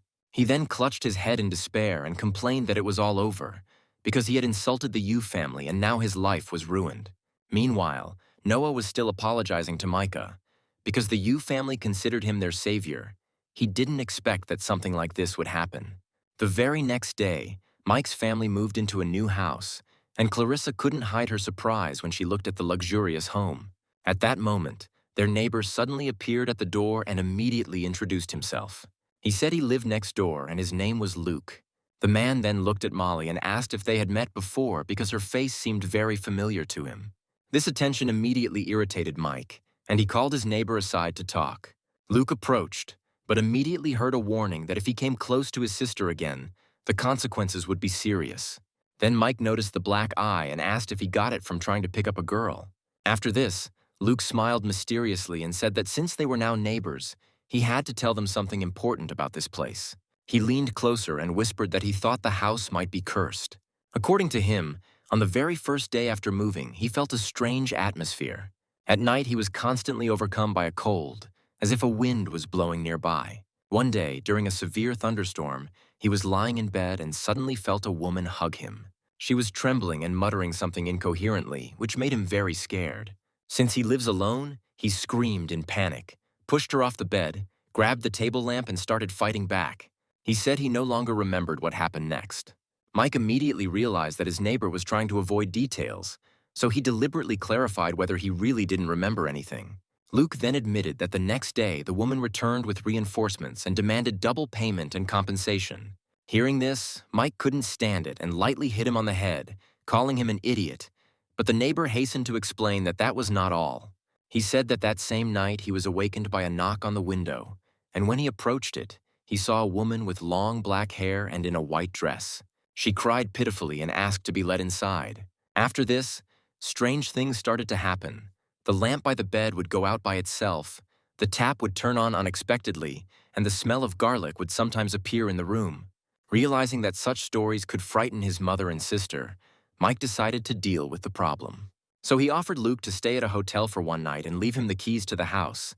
The hero confidently promised that he would sort everything out by the morning. That same night, Mike went to Luke's house. Using his skills, he tried not to fall asleep and carefully watched what was happening. After a while, he felt a familiar ghostly aura and realized that the spirit had indeed appeared. Soon, the entire room was filled with cold energy. Then Mike was the first to speak to the ghost and calmly asked how he could help in the middle of the night. A female figure appeared in front of him and quietly said that she had no legs, and with these words, an icy wind blew into the room. Then the spirit asked if he could give her his legs. However, Mike remained completely calm, and in response only asked why she needed legs if she didn't even have shoes. It was the first time the ghostly girl encountered a person who wasn't afraid of her. So the girl froze in place for a moment. Meanwhile, Mike calmly lay back on the bed and declared that if nothing else happened, he was going to go back to sleep. However, the girl immediately went on the attack. She decided that if the hero did not give her the things voluntarily, she would simply take them by force. However, it all ended with Shelley covered in bumps and lying on the floor, throwing a tantrum. The girl thought indignantly that this man was beating even ghosts, and doing it so painfully that she wanted to bite him to death. Meanwhile, Mike simply grabbed her hand. He then directed a stream of spiritual energy straight at her forehead. Then an instant change occurred. The girl returned to her real appearance. In front of him stood a beautiful girl with neatly tied hair, who now looked much less frightening. Then she asked, a little embarrassed, why he wasn't afraid of her. Mike replied that there was nothing to be afraid of here. Moreover, she didn't look like an evil spirit at all, so he didn't understand why the girl was scaring people. The hero then asked her name, but Shelley demonstratively turned away, asking why she should tell him anything at all. But when she noticed that Mike raised his hand as if he was going to hit her again, the girl immediately decided to tell everything. Then she admitted that her name was Shelley, she was a freshman, and at that time the site of this building was just an abandoned vacant lot. She remembered that one day she decided to take a shortcut and accidentally fell into a hole, breaking both her legs. There was no one nearby. After this, Mike thought for a moment and asked what she had been thinking about before she died and whether she had any unfulfilled wishes left. Shelley then explained that since childhood her parents had been constantly arguing, they later divorced, and she remained to live with her father. However, her father was addicted to gambling and alcohol, so he often scolded and even beat her. Later, when the girl was already in high school, a tragedy occurred. Her father, while drunk, fell into the lake and drowned. At that time, the mother could not afford to raise another child, so it was the older sister who dropped out of school and started working. According to Shelley, her sister was the best sister in the world, and it was her that she thought about just before she died. After turning into a ghost, the girl immediately wanted to go to her sister to find out how she was living, but this turned out to be impossible. After hearing this story, Mike felt sorry for the unfortunate girl, so he told Shelley that he knew a way to help her leave this place. Hearing this, the girl was surprised and hopefully asked if he could really get her out of here.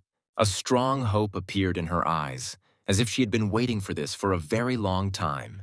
Mike then explained that there are different paths in the cultivation world. For example, fallen cultivators sometimes continue to practice. They can take over other people's bodies or use rare treasures to recreate a physical shell. However, there is another way, to completely renounce the body and cultivate only the soul. In this case, they leave their mortal body forever. Such practitioners are called ghost cultivators. Therefore, he declared that he was able not only to help her leave this place, but even to give her a chance for a new birth. Hearing this, Shelley promised that if he saved her, she would be ready to do anything for him. Mike then explained that her soul was currently extremely unstable and could dissipate at any moment. If this happened, her consciousness would disappear. However, he has a special cultivation technique. If a girl begins to practice it, her soul will become stronger and gain enormous power. When the soul becomes strong enough, it will be able to form its own body and be reborn. However, Mike immediately voiced a condition. He said that he was ready to help, but only if the girl obeyed his orders. In response, the girl asked in confusion if he wanted her to call him master and become his servant. However, the hero only said that she could simply address him by his name. After this, Shelley promised that when she became human again, she would dedicate her entire life to him. She said shyly that she would become his property. Then Mike asked her to stand up straight and look down at her feet. After that, he asked her what she saw. The girl replied that she only saw her own feet. She thought there was nothing special about it. Then she suddenly understood the hint, and her face immediately darkened. She felt like Mike was just making fun of her figure. However, the hero calmly confirmed this and noted that she had no forms at all, so he did not understand what she could offer him. Shelley became furious at these words and screamed so loudly that the entire building shook. People around started asking each other in fear if an earthquake was happening. The next morning, Luke, who had been waiting outside all this time, saw Mike open the door. Then he joyfully ran up to him and immediately asked if everything was okay and if he had seen that entity last night. Mike calmly replied that he had already dealt with this problem and, as promised, that female ghost would never appear before him again. After this, Luke looked inside the room and was surprised to notice that the atmosphere had actually changed. However, the hero himself only sighed quietly because he had not slept at all night, the reason being Shelley, who did not give him peace. The thing is, Mike spent the whole time teaching her cultivation techniques last night. As a strange light enveloped Shelley, the hero sealed this power inside her body. Then he asked how she was feeling. In response, the girl joyfully shouted that she had succeeded. After that, Mike reminded her that he had promised the man who lived there to take her away from here. However, Shelley asked for help in seeing her sister first. Then the hero explained that she couldn't go far now, so it would be better to write down everything she wanted to say, and he would convey it himself. After this, Mike decided to contact Noah. Soon, he received a reply that the girl had been found. Her name was Mary, and she worked at Xian Ming Xuan's establishment. Then Mike remembered that he had heard about Xian Ming Xuan back in middle school. It was the most elite tea house in the entire city. In his past life, a single cup of tea there could cost tens of thousands, and he only dreamed of one day getting to such a place. When the hero entered, the employee asked what kind of tea he would like to buy and whether he would brew it himself. Mike immediately responded by asking if there was a girl named Mary working there. The employee explained that Mary was the best tea master and asked if he would like her to make tea for him. After this, the girl immediately called out loudly to Mary, saying that a visitor had come to see her, and a moment later she came out from behind the screen. She looked at the stranger curiously and asked who he was, but Mike did not answer directly. Instead, he handed her a note and explained that he had been asked to deliver this message. When the girl read what was written, she was greatly shocked. Mary excitedly asked where he got this note from. Mike had to lie. He explained that a girl in an ambulance once asked him to pass on this message. Hearing this, Mary could no longer hold back her tears. She immediately recognized the handwriting and realized that it was indeed her younger sister who wrote it. Then the girl fell to her knees and began to sob inconsolably, thinking with pain that she had not been able to take care of her poor sister. Mike watched this and understood her feelings better than anyone else. At that moment, the manager of the tea house, Marcus, approached them and immediately hurried Mary, informing her that two masters had already arrived. However, the girl apologized and said that she was not feeling well today, so she asked to send someone else. But the manager said that she shouldn't pretend. Even if she felt bad, she would still have to endure it and go up to the guests. However, Mary refused again. She apologized again and explained that she really was not in a condition to make tea right now. Hearing this, Marcus became completely angry and loudly asked if she was planning to lose her job this way. At this point, Mike decided to intervene. He calmly offered to let the girl rest and brew tea for the guests instead of her. The manager looked at the stranger and asked if he really knew how to brew tea because it was not as easy as it seemed. In response, Mike confidently stated that he could handle it, since he had previously learned this from Mary. After that, he took the girl by the hand. This gesture made her blush slightly. Mike then turned to the manager again and pointed out that in her current state, Mary would not be able to provide proper service to the guests anyway. Marcus was hesitant, not knowing if he could trust this man, but eventually he agreed and told him to follow him. So Mike was brought to VIP room number 1, where two people were already sitting, animatedly arguing. One of them was a master of internal martial arts, Elder Zhang, and the other was a master of external techniques, Elder Li. Meanwhile, Mike calmly sat down at the table. Then he skillfully took the tea out of the box with both hands and began to prepare the drink while listening to their argument. Elder Li argued that internal energy cannot exist indefinitely. In his opinion, true strength lies in tempering the body. Elder Zhang couldn't take it anymore and jumped up, continuing to argue. He declared that Elder Li didn't understand the essence of martial arts at all. However, in the midst of the tension, Elder Zhang noticed that the aroma of today's tea seemed particularly unusual. He turned to Mike and looked at the young man with interest. Soon, he was completely captivated by the subtle aroma of the drink. The scent was calm and graceful, as if a person were immersed in an endless soft sea of clouds. Elder Zhang took the cup and took a sip. At that very moment, an electric shock of pleasure seemed to run through his body. The feeling was so strong, as if he had entered heaven. The old man felt as if he could leave the mortal world right now, jump into the waterfall, and become immortal. Elder Li also tasted the tea and immediately admitted that the young man's skill was truly impressive. Moreover, he assumed that he probably had some understanding of the martial path. Therefore, the elder asked him to express his opinion and answer the question of whether the external school was really stronger than the internal one. These words immediately touched Elder Zhang, and he again stated that at his age, the depth of understanding of martial arts could not be great. In his opinion, putting such a young man at the center of such a dispute is completely pointless. After this, the argument flared up again. Mike watched this and gradually began to get irritated. He even thought that it was no wonder why the tea house staff had such a hard time serving these guests, since they were constantly arguing. Finally, he decided to intervene and stated that, to put it bluntly, both elders were wrong. Meanwhile, Marcus, who had been eavesdropping behind the door, suddenly noticed that there was silence inside. Mary, meanwhile, was also quietly praying that Mike would be able to cope with the situation. Both elders stopped arguing and simultaneously turned to the young man.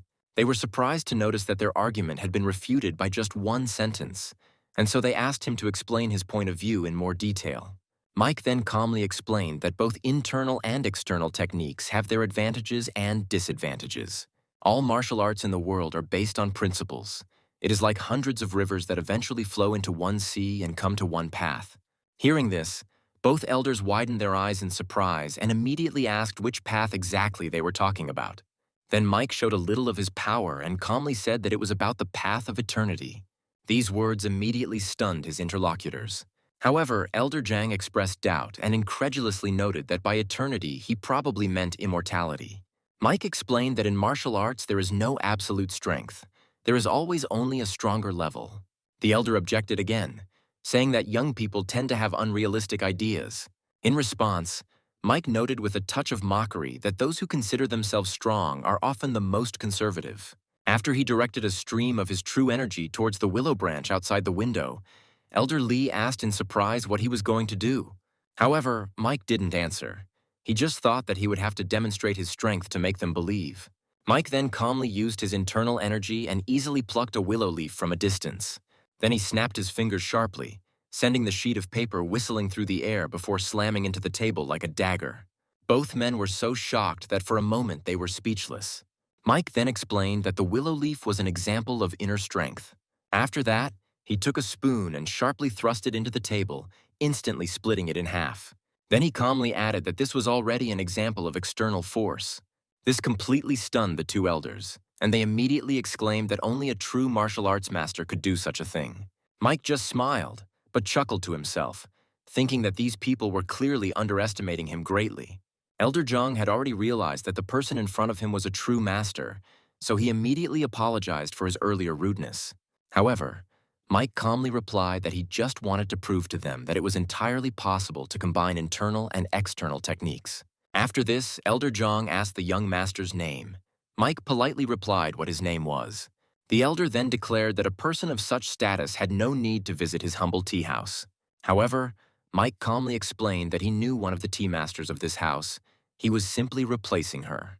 Elder Zhang immediately understood who he was talking about and assumed he was talking about Mary. At that moment, the old man was already quickly calculating everything in his head. He realized that this connection absolutely had to be preserved. When Mike confirmed his guess, the elder thought that the relationship between Mary and Master Mike seemed to be truly unusual. Meanwhile, Marcus, who had not heard any sounds from the room for a long time, began to become very worried. He thought that such a long silence might mean that something bad had happened, and the two distinguished guests were about to explode with anger. When he saw Mike coming down, he immediately ran up to him. The man excitedly began asking how it all ended. Mike briefly replied that everything had already been settled. He had only argued with them a little and managed to convince them. However, Marcus still didn't believe him. In his heart, he was sure that this guy simply didn't understand who he was dealing with. Soon Mike calmly said goodbye and said that if nothing else was required, he was leaving. The manager had no choice but to go upstairs himself. As he stood up, he muttered that it was all over and that he would lose his job today. Upon entering the room, he immediately began to apologize to the masters, explaining that the guy was a newbie and did not yet know all the rules. However, Elder Lee stated that if Master Mike heard such words, the consequences could be unpleasant.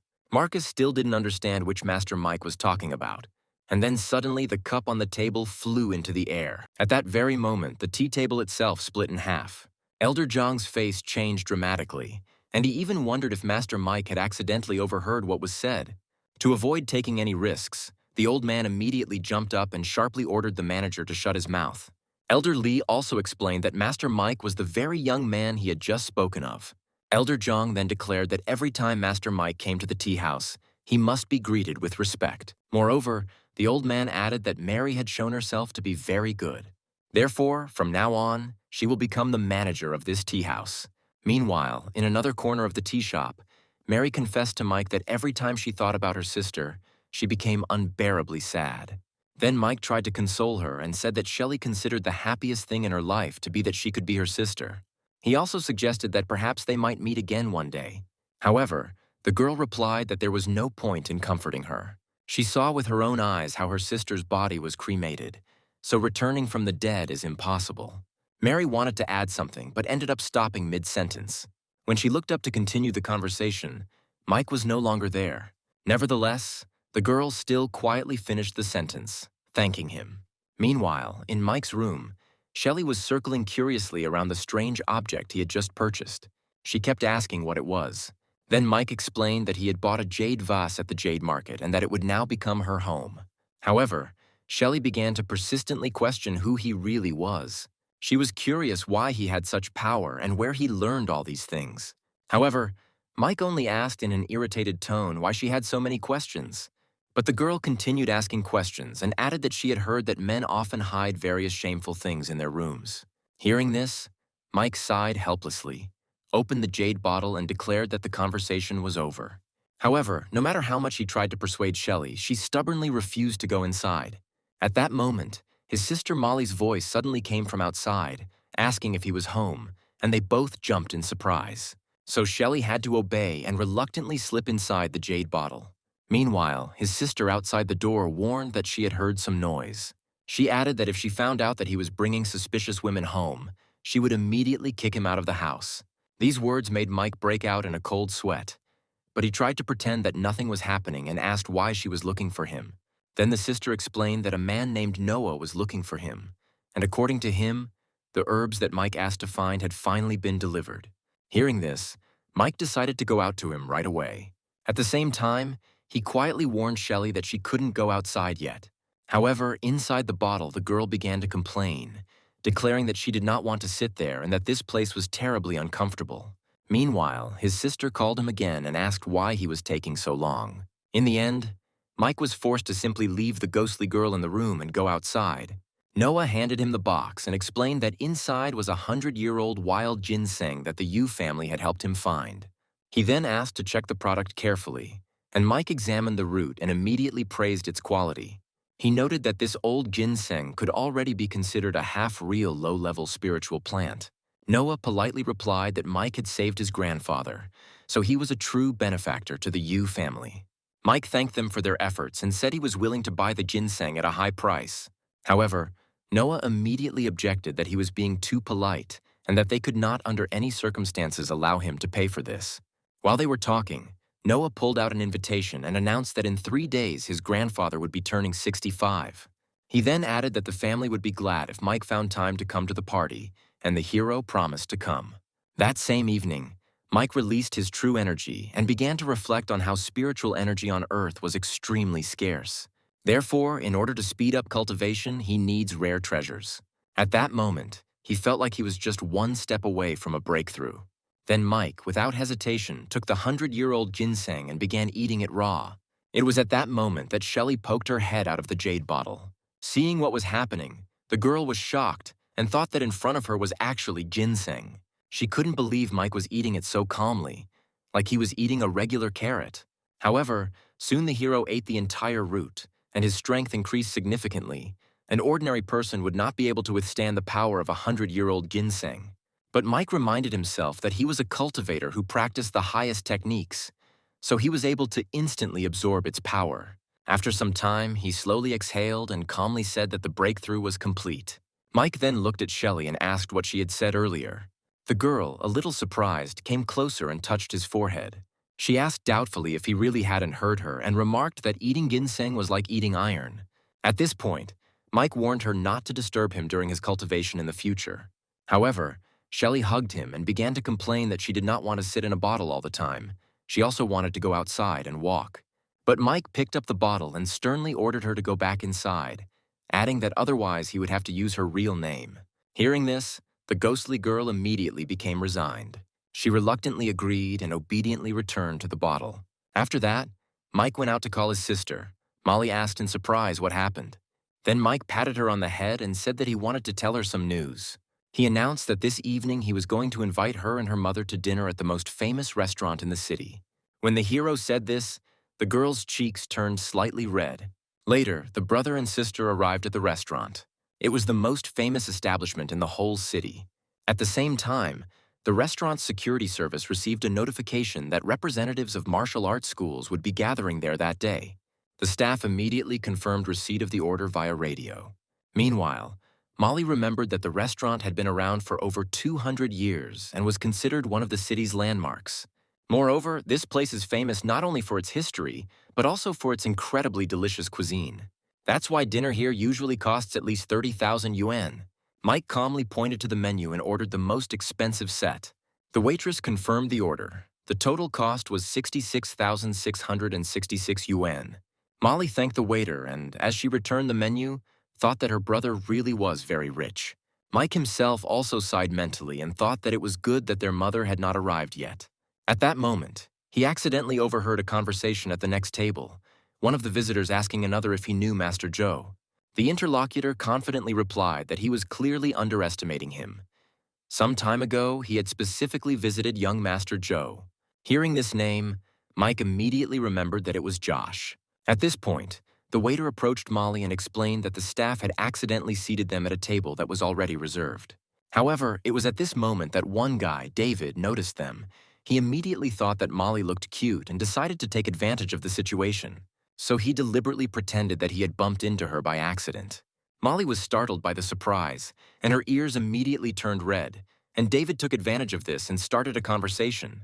He stated that the girl looked unfamiliar and asked what family she was from, adding that he would definitely remember such a beautiful girl. Upon hearing this, Mike immediately realized that this man was looking for trouble. So he stood in front of his sister and replied that they were simply at the wrong table. He added that they did not belong to any family. However, at that moment, another young man in expensive clothes approached them. His name was Oliver. He was the young master of the Wu family and had already reached the middle stage of a martial artist. David immediately folded his hands in greeting and praised him for recently breaking through to the middle stage of a martial artist. Meanwhile, Molly quietly told her brother that they had better leave, but Mike calmly assured her that she did not need to be afraid. Meanwhile, David took out a business card and handed it to Molly, trying to continue the acquaintance. He politely asked her name and suggested that they become friends and meet up sometime later. However, Mike was faster. He intercepted the card, examined it carefully, and declared that he would accept it on behalf of his sister. This behavior made David very angry. He asked why Mike was interfering in the conversation since he was not addressing him at all. But before he could do anything, Mike sent him flying with one punch. David slammed into the wall, spitting out a clot of blood. Hearing the loud bang, Oliver and the other guy immediately turned around and saw David lying on the floor. After this, Mike calmly explained that since they were so interested in knowing who he was, he could answer. He said that he was the girl's older brother and that his surname was Mu. Molly was completely confused at this moment because she did not understand when her brother managed to become so strong. Meanwhile, David, having experienced humiliation, began to swear loudly, indignant that Mike dared to hit him. Mike calmly replied that he hit him precisely because he wanted to. After this, another man, Carl, said that Mu's surname was unfamiliar to him and suggested that he simply lived in a hotel. Mike looked at his interlocutor and asked who had told him that he was living in a hotel. Hearing this question, Oliver even briefly wondered if this man was connected to the influential Mu family from the capital. It was at this moment that two girls came out of the elevator, and seeing David in this state, they asked in surprise what had happened. David, experiencing extreme anger and humiliation, shouted that he had never been subjected to such shame in his life. He then grabbed a nearby chair and rushed at Mike, declaring that no matter who he really was, he would still beat him up. However, before he could even get close, Mike sent him flying again with one kick. David's pitiful position now contrasted with his former arrogance. Oliver realized that the situation could get out of control, so he decided to intervene. He stepped forward and suggested that everyone stop fighting. Oliver added that Mike's sister was not a fragile princess at all and that what happened was just a joke. He then suggested a simple solution. The brother and sister should come up and apologize to David, after which the incident would be resolved. But Mike just grinned and replied that he didn't care at all about Oliver's reputation. Hearing this, the two girls were stunned. It was unthinkable to them that someone could talk about the Wu family's young master like that. Meanwhile, Oliver himself mockingly asked if his reputation really meant nothing to Mike. However, Mike's answer remained the same. Then Oliver finally stopped holding back and began to release his true energy and offered to have a duel. He stated that if Mike wins, he will be able to leave peacefully, but if he wins, the hero will destroy his own channels with his own hands. In response, Mike also voiced a condition. He stated that if Oliver could withstand at least one of his blows, then he would admit defeat. Seeing how tense the situation had become, Molly quietly tugged at her brother's sleeve and asked if he could win. Mike confidently replied that he had no rivals in this city and she should just believe in him. The girl immediately began to encourage him and asked him to be careful. Meanwhile, David and Carl loudly supported Oliver from the sidelines, urging him to deal with Mike quickly. Oliver decided to act first. He gathered energy in his palms and contemptuously called Mike trash, then rushed forward. However, just as he was about to reach his destination, the order to stop was suddenly given. At the same time, an unknown person hit him with his fist. Oliver barely managed to stay on his feet and, gritting his teeth, recognized his attacker. It was Sydney. The girl removed her hand and asked who he had just called trash. David was stunned by what was happening and did not understand why Sydney was protecting this unknown young man. Oliver stood up slowly and asked her with a grin why she was here. He reminded her that as far as he knew, her grandfather was dying, so she should be with him. However, the girl immediately objected sharply and asked who had said such nonsense. According to her, her grandfather was feeling fine. At that moment, Noah emerged from the crowd and added that the elder was not only completely healthy, but would also be celebrating his 65th birthday in 2 days. Oliver became nervous when he saw it, because his father had been involved in the attack that destroyed the medicine. Therefore, he began to suspect that the Yu family was deliberately spreading false rumors. Trying to remain calm, He congratulated Elder Yu on his good luck and asked why they were interfering in his duel. Sydney only stated that she was actually saving him. She reminded him how recently his father had been beaten so brutally that he had fled in panic. Many began to wonder who this young man was, if he was capable of standing up to Hank, the famous hawk.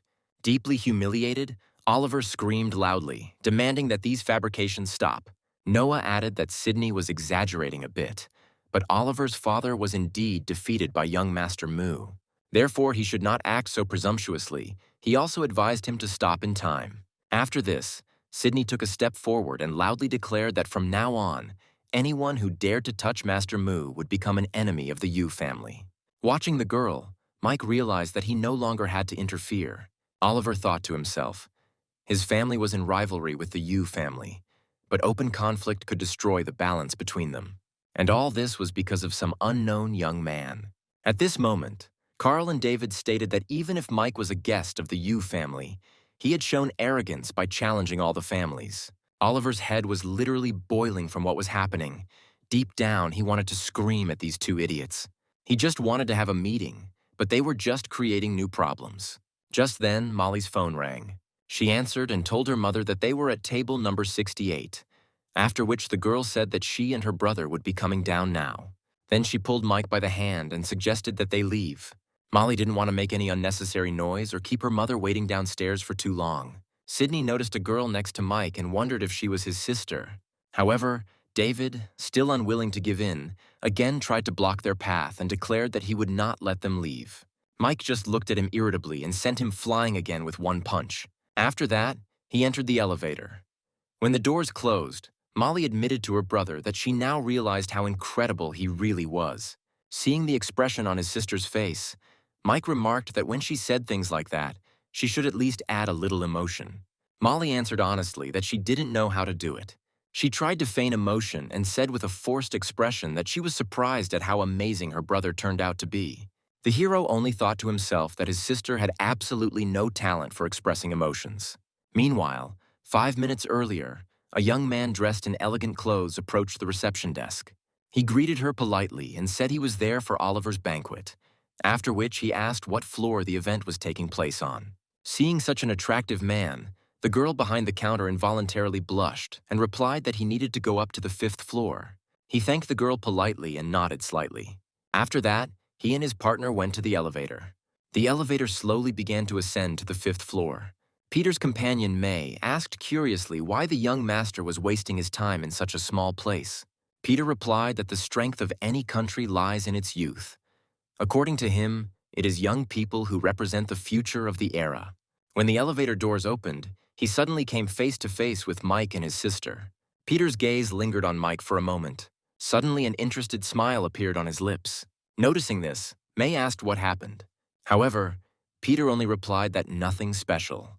Coming out to the crowd, he greeted everyone warmly and said that it was a great honor for him to be present at this meeting. Oliver, seeing an unfamiliar face, politely asked what business he had come for. At the same time, he had already managed to notice the stranger's unusual aura and realized that he clearly did not belong to any of the city's families. He even thought to himself that he had barely gotten rid of one problematic person when a new one immediately appeared. Peter opened his fan again and introduced himself, saying that his surname was Liu and that he came from Jiangnan. Hearing this, Oliver calmed down a little and even thought that this man was much more polite than that strange young Master Mu. So he decided to carefully inquire about his origins and invited the guest to come inside and talk. Meanwhile, several girls couldn't help but sigh in admiration as they looked at Peter. Sydney, watching this, only thought with disdain how stupid it was to lose one's head so easily. Hearing her words, Noah teased her with a smile, reminding her that she herself looked exactly the same when she looked at young Master Mu. Sydney immediately turned away in embarrassment and quietly stated that it was not true and that he was making it all up. Peter explained that he had recently passed through the city and heard that the Wu family master was gathering all the youth of the city's martial families today. He had heard of the city's fame as a place where many talented people are born, so he decided to see their abilities for himself. Oliver liked these words very much, and he even thought smugly that this young man really knew how to speak beautifully. Therefore, he invited him to express his opinion about the abilities of those present. However, Peter suddenly said in a contemptuous tone that, in his opinion, everyone present here was trash. This phrase instantly infuriated everyone at the banquet. Meanwhile, Clarissa remarked with displeasure that if she had known how expensive the food they had ordered was, she would not have agreed to go to the restaurant with them. She sternly told them not to spend money so recklessly anymore. Then she started lecturing them again, reminding them that they spent too much time on their phones and that it was bad for their eyes. It was at that moment that someone quickly called out to Mike. It was Noah. Mike immediately asked what happened, and he, breathing heavily, reported that there had been trouble upstairs. Meanwhile, Oliver demanded an explanation from Peter, asking who he was and why he had come here to cause trouble. Peter repeated that he had already introduced himself. His surname was Liu, and he came from Jiangnan. He added that he wanted to see their skills in person. However, the rumors turned out to be greatly exaggerated, and their reputation was completely untrue. David immediately flared up and shouted that this insolent fellow should learn a lesson. Together with his men, he rushed at the guest, wanting to teach him proper behavior in society. But for Peter, this did not present any difficulty. He easily dealt with it with one hand. Then he noted with a sneer that the servant had already been defeated, and asked if the real master was finally about to appear. Oliver replied that he was ready to test his skill himself. He gathered all his strength into his palms again and prepared to strike. Peter, remaining calm, asked if he was using the hawk's claw technique. After that, he struck with his palm and remarked with disdain that it was still not enough. One blow was enough for Oliver to realize with horror that he could not withstand even one blow. Peter turned to the others and declared that they must now admit the truth. The city's martial artists were nothing but trash. Sydney couldn't take it anymore and jumped forward, challenging him. She asked if he was Peter from the Liu family, who had decided to use the youth of their town as a stepping stone to his own fame. Peter replied that on his way west he passed through many cities of Jiangnan, then came to Jinhu, and from there arrived in this city. However, he said he was greatly disappointed with the city. One of the girls next to Sydney asked curiously who this man really was. Sydney explained that in every generation there are people whose talent far exceeds that of the average artist. The cultivation level of such candidates is always extremely high, and even the weakest of them is already a high-ranking master. After Sydney's words, the entire room fell into a stunned silence. She asked if he was afraid that if he lost, someone would get him removed from the list of candidates for the title of ruler. A young man standing nearby supported her, saying that Peter was too arrogant and should not look down on the masters. However, Peter only grinned and replied that he had been misunderstood. He said that for now he considered the youth of this city to be the weakest. This arrogance finally drove Sydney crazy, and she decided to challenge him personally. Peter folded his fan again and asked mockingly if she was really going to fight him. Sydney was the first to attack, admitting that she couldn't just stand by and listen to him insult the young masters of her city. Behind her, the crowd simultaneously shouted, asking her to be careful. The next moment, a bright flash lit up the air. When everything was quiet, Peter ran his hand over his face, wiping away a thin streak of blood, and said with disdain that it was too weak. The force of the impact was so great that the pressure of the energy even cracked the stone surface of the floor. Seeing this, the crowd was about to pounce on the arrogant stranger, but Sydney stopped them. She warned Peter that there was a genius in their city too, but they were just afraid that he would be too strong an opponent for him. Peter just chuckled and asked if there really was such a person in the city. People in the hall began to look at each other and ask each other if there really was such a master in their city. It was at this moment that the one they were waiting for appeared. Seeing his sister beaten and covered in bruises, Noah immediately rushed to her, helped her up, and worriedly asked if she was okay. He took out a small bottle and hurriedly handed it over, offering to take the 8 flavors of heaven pill. According to him, if her energy channels are damaged, the consequences will be very serious. Meanwhile, Peter looked closely at Mike again and asked if this was the man who had been called as reinforcements. Mike replied that he had heard Peter call the entire younger generation of city craftsmen trash and express his disappointment. Peter confirmed this and added that he now wondered if Mike would be able to make him retract those words. Mike declared that he would stand his ground, and if Peter could force him to take even one step back, then victory would be his. Peter was clearly interested in the enemy and warned in advance that he would fight at full strength. He even said that he wouldn't just make Mike retreat, but would send him flying. The energy he released resembled a giant white snake. The audience in the hall exclaimed in amazement, noting the incredible force of his blow and assuming that the protagonist was doomed. Mike, however, noted that this technique was reminiscent of the legendary secret move. It seemed to him that it was a multiple horizontal throw. But Peter sharply objected, saying that it was not a dragon at all, but the shadow palm snake technique. Mike just laughed confidently and said that the name didn't matter. He stated that the result would still be the same. After that, he released his own power and met the enemy's blow. At that moment, a roar went through the hall. To Peter's surprise, his shadow snake palm technique began to gradually dissipate. He couldn't understand how this was possible. When the energy completely disappeared, he himself was thrown back. Luckily, May managed to catch him. The old man immediately shouted angrily, demanding the name of the man who dared to wound his young master. However, Peter stopped him. Then he told him that he once met a man who could destroy heaven and earth with one blow. He noted that the force of Mike's blow was very similar and asked if he knew the man. Mike replied that he didn't know him and added that what had happened had already proven one thing: the city was much stronger than Peter had imagined. At this point, Noah called him for help again, while he tried to force his sister to take the medicine. However, Sydney stubbornly refused. She complained that all the medicines he created were too strange. Despite his explanation that it was a great demon power pill that strengthens the body, the girl did not agree. She shook her head stubbornly and declared that she did not want to turn into a female King Kong. Noah tried to persuade her again, explaining that this time it was a normal healing remedy and that her energy channels were damaged. At that moment, Mike came up and patted him on the shoulder, saying that everything was fine and he would take care of it himself. As Mike approached, Sydney softened a little. She sat down tiredly on a chair and complained that her whole body ached terribly. Mike examined her and said that the injuries were indeed serious, but she shouldn't be afraid. Everything would soon pass. He then used his internal energy to heal her. Sydney felt a warm energy spread through her body and soon realized that her wounds had disappeared. She thanked Mike sincerely. Noticing that everyone around him was looking at him, Mike froze. He asked in surprise what was going on and why everyone was staring at him. Then Oliver gave him a thumbs up and thanked him, saying that Mike had proven to everyone that the students in this town weren't trash.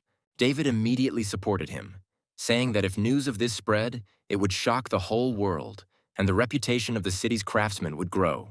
At this point, Peter coughed several times and turned to Mike. He admitted that he was incredibly strong and was surprised why his name was not on the list of candidates for the title of martial arts master. In Peter's opinion, with such strength, Mike is quite capable of competing for first place with the master from the capital. But Sydney said that Mike's talent even surpassed that of this master from the capital. Peter admitted that Mike's strength was impressive, but still warned that there were many outstanding masters hiding in the capital. Mike asked him how many martial arts masters there were in China. Peter replied that the exact number was unknown, but such masters were extremely rare, and he assumed there were no more than 20 of them. At the same time, there are many powerful families concentrated in the capital, and most of the masters of martial arts come from there. Masters of the overlord level are already considered the strongest. However, there are rumors that there are 2 in the capital who have reached a higher level. Mike recalled an ancient legend according to which, in the history of Chinese martial arts, there were people who reached the level of saints. Peter said that they shouldn't worry about such distant heights for now, since they were both still at the level of high-ranking masters. In his opinion, what is much more important now is which of the younger generation will be the first to reach the level of a master of martial arts. However, Mike listened to these conversations without much interest. This surprised Peter. By this point, his own body was already starting to give in. He felt that Mike's blow was incredibly powerful. If he does not return and take up meditation, his energy channels may be seriously damaged. So he folded his hands in a respectful greeting and said that after their meeting, he was finally convinced of Mike's extraordinary nature. He then invited Mike to visit Jiangnan province someday and be a guest of the Liu family. Even as he was leaving, he continued to fan himself, which only caused bewilderment among those around him. Meanwhile, Mike leaned towards Sydney's ear and quietly said that he was going to go downstairs since his mother was still waiting for him. Then Sydney turned to her brother and said that she would see young Master Mu off. Noah watched his sister leave and felt like his heart was about to break, because his little sister was already grown up. Several young members of the Wu family also said goodbye to Mike and wished him to take care of himself. As he pressed the elevator button, Mike thought that these people didn't know one thing. He was not a martial artist at all, but a cultivator. And the goal he is pursuing is much higher than some position as head of the martial arts union. Returning home, he immediately went to his room. Mike immediately opened the jade bottle and called Shelley. However, there was no response. Then he turned the bottle upside down and wondered where it had disappeared to. At that moment, a voice came from right behind him. Shelley said that she had already gotten outside a long time ago. Mike was surprised and asked how she did it. She explained that he himself had given her the basic cultivation technique of the Phantom Immortal. Since some heartless person locked her in a dark and cramped place, she had no choice but to practice constantly. After hundreds of repetitions of the technique, she suddenly felt inspired. It seemed to her that she could pass through the object that was holding her. She decided to give it a try, and it worked. Hearing this, Mike was amazed by the speed of her cultivation. He realized that she had already reached the state of materiality. It took her just one night to do this, and she repeated the technique several hundred times simply out of boredom, and eventually mastered the first level. Mike wondered if he had accidentally become the owner of a true genius of ghost cultivation. Shelley approached him and asked him, in a suggestive tone, if he thought she was amazing and wanted to compliment her. But Mike only replied that everything turned out well. Shelley immediately turned away, offended, and muttered that it was so difficult for him to give a simple compliment, and that his pride was to blame for everything. Mike then said that since she had already reached the state of materiality, he could teach her several ways to use the spiritual body. Shelley wondered what specific methods he had in mind. Mike patted the bed and invited her to sit down so they could discuss everything. However, she immediately misunderstood his words and cried out in embarrassment, asking what he was going to do. Mike replied that he was going to do exactly what she had just imagined. After these words, her imagination was instantly filled with indecent images, and she was momentarily confused. Noticing this, Mike asked what she was thinking about, and Shelley guiltily muttered that she was thinking about nothing. When she calmed down a little, Mike began to explain a new technique, the soul transfer technique. After about an hour of explanation, he suggested she try it. Shelley agreed and decided to first imagine herself as a tree. At that moment, her body was transformed. She turned into a lush tree. Then she decided to check if she could become an animal. Seeing the little piglet in front of him, Mike noted with obvious displeasure that Shelley clearly had problems with her sense of aesthetics. The girl immediately objected and declared that if she wanted, she could take on the appearance of a real beauty. After a few tries, she actually managed to transform herself, and, a little embarrassed, she turned to Mike, waiting for his assessment. However, Mike awkwardly looked away, noticing that her clothes were too revealing. Hearing this, Shelley immediately covered her face with her hands, feeling extremely embarrassed. At that moment, she felt a strange weakness throughout her body.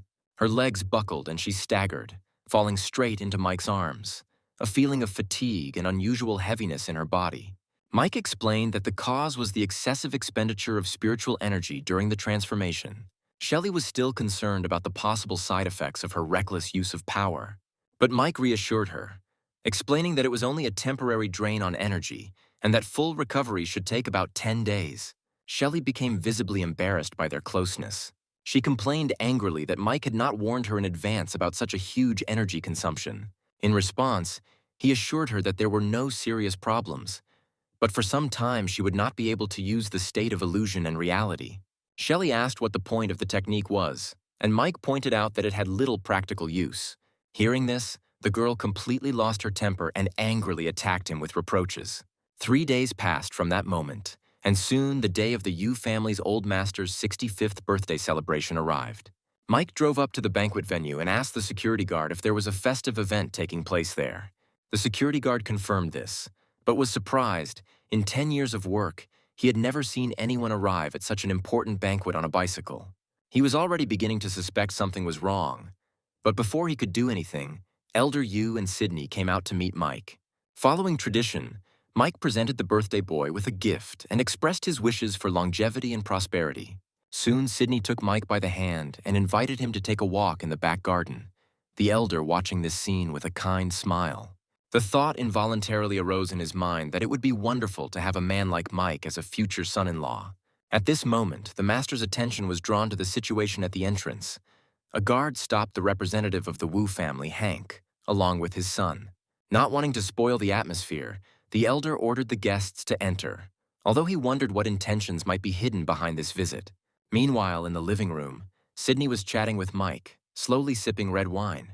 She wondered how he had managed to achieve such a frighteningly high level of strength at such a young age. Mike replied that he simply continued to train hard and over time naturally achieved this result. These words left Sydney puzzled, and in her heart she could not help but admit her own sense of failure. She suggested that they call each other by their first names, since they were about the same age, and Mike didn't object. For Sydney, this seemed like another step towards rapprochement. Romantic fantasies about the future were already beginning to appear in her head. Her dreamy thoughts were interrupted when Elder Jong and Elder Lee approached them to greet Mike. Meanwhile, Hank finally found the man he was looking for. He took a glass of wine and, in the presence of all the guests, approached Mike. He apologized for the previous rudeness that occurred on the subway and expressed hope for forgiveness, offering a drink as a sign of reconciliation. Mike accepted the toast without further ado. Immediately after this, he drank the glass in one gulp. Afterwards, Hank headed towards Master Yu, conveying his father's greetings and care. The guests noticed that the Wu family members were drinking especially heavily today, raising toasts one after another. Hank soon declared that today was a rare event when representatives of influential families gathered in one place. He then touched on a sensitive topic, the weakness of the city's martial arts world, as their region wasn't even among the strongest in the province. He recalled the recent visit of Peter, who is 10th in line to the title of Lord of Martial Arts. Even more humiliating, he said, was the fact that the younger generation was unable to respond adequately to this insult. As he said all this, he glanced furtively at Mike, who was still sitting in his place. Hank was sure that by this point the wine had already taken effect. After this, he handed the floor over to his son Oliver. He wanted him to explain why the city's craftsmen found themselves in such a situation, and why people from outside were laughing at them. Oliver stated with a serious expression that the main reason for the city's weakness was the lack of a single leader. Hank immediately echoed this idea, noting that for many years the town's families had acted in disarray. Sydney couldn't listen to it anymore. She noticed that their duet looked so well coordinated that even the actors couldn't have played it better. Mike also realized that today's performance was getting more and more interesting. Judging by the current situation, the Wu family decided to take advantage of this opportunity to take a dominant position in the city. And indeed, father and son quickly managed to stir up the crowd. Carlos quietly leaned towards the master and whispered that several families that had been on the Yu family's side were now openly supporting Hank. It seems they were simply bribed. In recent years, the Yu family and the Wu family had only been secretly competing and had never entered into open conflict. The elder asked with indignation in his voice what exactly his family had done to deserve such betrayal. Seeing that most of those present were already on his side, Hank declared that, as the saying goes, a wise bird chooses a suitable tree. These words finally angered the master. He slapped Hank in the face, asking if the Wu family was going to take the place of the head of this union. Hank immediately began to play the victim. He stated that the appointment of the head of the Wu family as the leader of the union was the choice of the majority. The old master was already tired of listening to such nonsense. He shouted at someone hiding in the shadows and demanded that they come out, declaring that Hank was completely unfit to be the leader. At that moment, everyone started looking around, hearing someone's voice, and suddenly the head of the Wu family, Bachi, appeared in front of them. He chuckled and reminded the old master that his name should be pronounced correctly. Seeing the man he was expecting, the elder asked what benefits he had offered these people to make them betray the Yu family. Bachi answered directly, "The Wu family only wants to destroy the Yu family, nothing more." Father and son immediately realized that if the Yu family fell, its property would be divided among those clans that supported Wu. The elder, as the head of the Yu family, decided to confront them to the end. He stated that Bachi was greatly underestimating their family. But suddenly he felt that he could not direct his inner energy. By the time he realized what had happened, it was already too late. Hank laughed and proudly announced that this was the action of a poison called madness in 7 steps. They bought it in the capital for $1 million. The elder couldn't understand how they managed to poison everyone with such strict security. And suddenly someone confessed that it was he who added the poison. Finn entered the hall with a smug smile on his face and declared that he would be the next head of the Yu family. The elder was enraged by such betrayal. He called his son a fool and asked if he really thought that the Wu family would allow him to live on. Meanwhile, Oliver approached Mike with a knife, although deep down he hesitated. For the sake of the Wu family, he had to die. Mike just looked at him and asked if he was confident in his abilities. Just one phrase made Oliver tremble even more. The situation was becoming more and more dangerous. The elder was already weakening, but before losing consciousness, he still said something. He shouted at Bachi that he could touch the Yu family, but he had no right to even touch young Master Mu, otherwise the consequences would be dire. However, Bachi only waved his hand dismissively, declaring that he did not believe that this young man could be a high-level master. Meanwhile, Oliver was still trying to get closer to Mike with the knife. The elder was outraged by the behavior of his opponent. According to Bachi, there are no such people even in the city, let alone the country. Even the famous master could not take the final step to this level. He insisted that the elder was simply trying to scare them. After all, if Mike really was such a master, the Wu family would never dare to come to the Yu family's territory. After this, Bachi turned to Finn, pushing him to confirm his words. He recalled the event at the restaurant and asked everyone to tell him whether Mike was really a master of that level. Finn cautiously replied that Mike was not the Overlord's master, but in terms of strength he could easily compare to the great Julius. Bachi expected support, but instead, in a rage, he grabbed him by the neck and ordered him to shut up. The elder then turned to the Martial Arts Alliance representative and asked if the organization would really allow the Wu family to do such a thing. Minister Wang, the head of the Alliance branch, responded with just 2 words. He needed more money. Now the elder understood the true face of all these people. He then apologized to Mike for the Yu family dragging him into this trouble. Meanwhile, noticing Oliver's hesitation, Hank began to egg him on, reminding his son how he lost face in the restaurant because of Mike. At first, the young man coldly listed Mike's crimes, reminding him that the hero had kicked him 3 times that day.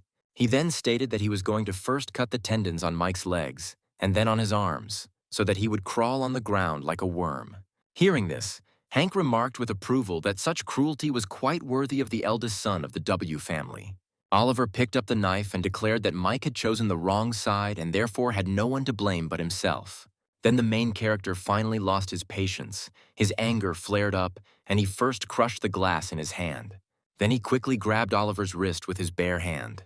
As a result, the dagger instantly flew out of the enemy's fingers.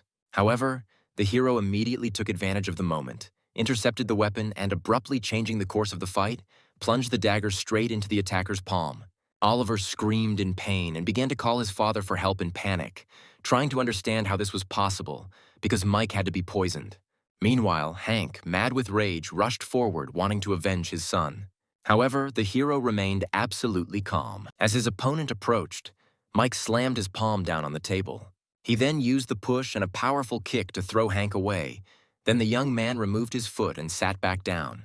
It all happened in a split second, so those present were shocked by what they saw. Meanwhile, Hank stubbornly continued to convince those around him that Mike was still poisoned and now was the best time to attack. However, representatives of other families began to express dissatisfaction and claimed that the Wu family had deceived them into the conflict. Meanwhile, Bachi watched as the situation changed instantly. He clenched his fists in rage and knocked over the chair. He then confidently stated that Mike had indeed been poisoned and that he could personally prove it. According to him, as a master at the peak of the advanced level, he is able to determine with one test whether an opponent is poisoned. In addition, he expressed his desire to personally test the strength of the so-called top-level master. However, just as Bachi was about to move forward, he was suddenly stopped by the hero's powerful aura. At first, the man didn't even understand what it was. Mike's power collided with his energy, and there was a loud explosion. As a result, a huge hole appeared in the wall of the Yu family's estate. Wang watched the scene in complete shock as Mike sent Bachi flying with one punch. He flew outside, where he hung unconscious from a tree. Members of other families, seeing such terrifying power for the first time, could not hide their amazement. They were shocked that a top-level master was thrown back several meters with just one palm strike. Elder Yu and Noah approached Mike, wanting to make sure he was okay and also wondering if he had really been poisoned. Then the hero explained that he had indeed drunk poisoned wine, but had long since expelled the poison from his body. Noah, noticing his sister's unusual silence, began to tease her, noting that the old Sydney would have been eager to fight long ago. The girl, embarrassed, sharply pushed her brother away, who ironically noted that the result of his observations was 100% confirmed.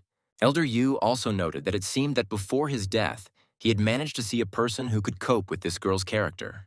Meanwhile, Carlos approached the elder with a bottle of antidote and reported that people had already captured the members of the W family. Elder Yu then addressed the assembled people, declaring that he had the antidote and that everyone still had the opportunity to repent.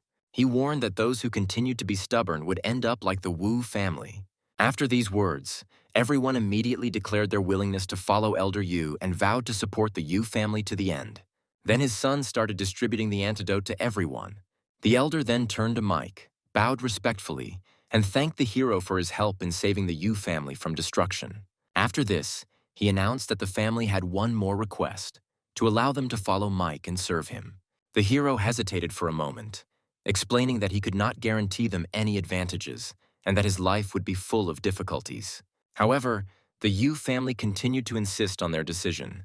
In the end, the young man agreed to accept their offer. After this, the elder announced to those present that from that day on, Mike would become the patron of the Yu family and his word would be law for them. He also ordered that this news be disseminated. Meanwhile, Wang's men remained dissatisfied with what was happening. They quietly discussed among themselves that the Yu family had simply decided to become attached to an unusually strong person. Taking advantage of the moment, Elder Yu proposed creating a union of the city's major families. Unlike the Wu family, which sought a monopoly on power, the Yu family intends to cooperate with everyone to develop the city's economy. According to his plan, after the creation of the union, an alliance leader will appear, as well as a council of elders, whose members will be elected by vote. In addition, it was proposed to pay special attention to the education of the younger generation, since the city's military strength remains its weak point. After hearing the proposal, Elder Zhang and Elder Li simultaneously declared their family's willingness to join the alliance. Then the head of the Hong family noted that since such influential families had already made a decision, his family was also ready to join. The elder then announced that the first question would be the election of the head of the alliance, which all those present would have to determine. Soon, one of the participants noted that there was no need for discussion here. The leader of the alliance should be the strongest of those present. He then emphasized that in the entire city, there was hardly anyone who could compare to young Master Mu. Sydney couldn't hide her admiration as she thought about how someone as outstanding as Mike could exist in this world. Her brother, noticing how captivated his sister was by the hero, began jokingly throwing out ideas to her. He said that if she really liked Mike, she might even decide on a clever way to get closer to him.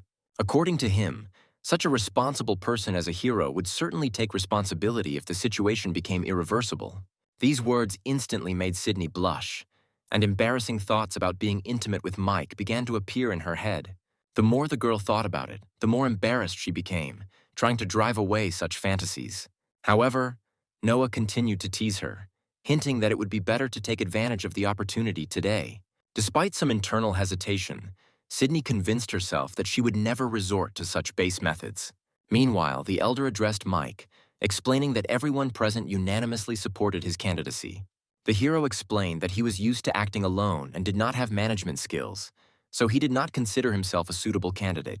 However, the elder continued to convince him, noting that the union needed a person who could truly unite everyone.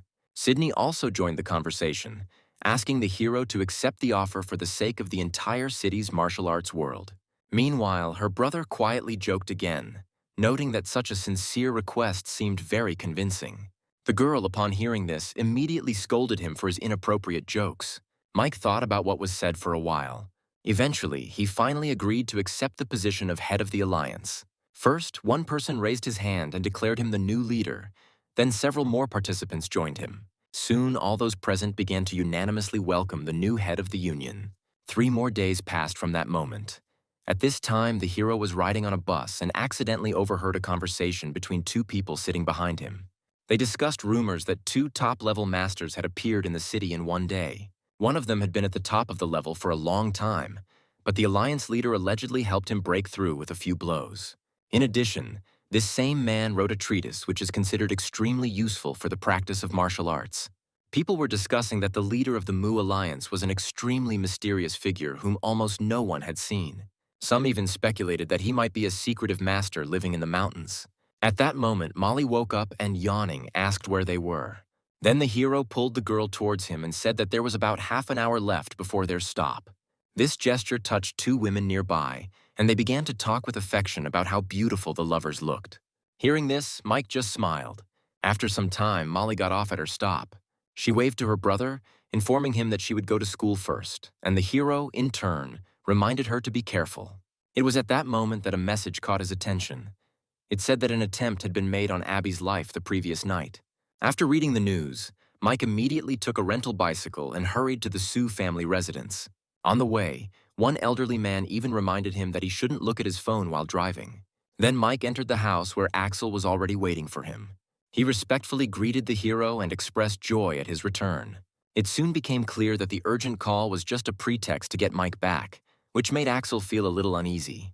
However, the hero did not focus on this, especially since his vacation was coming to an end anyway.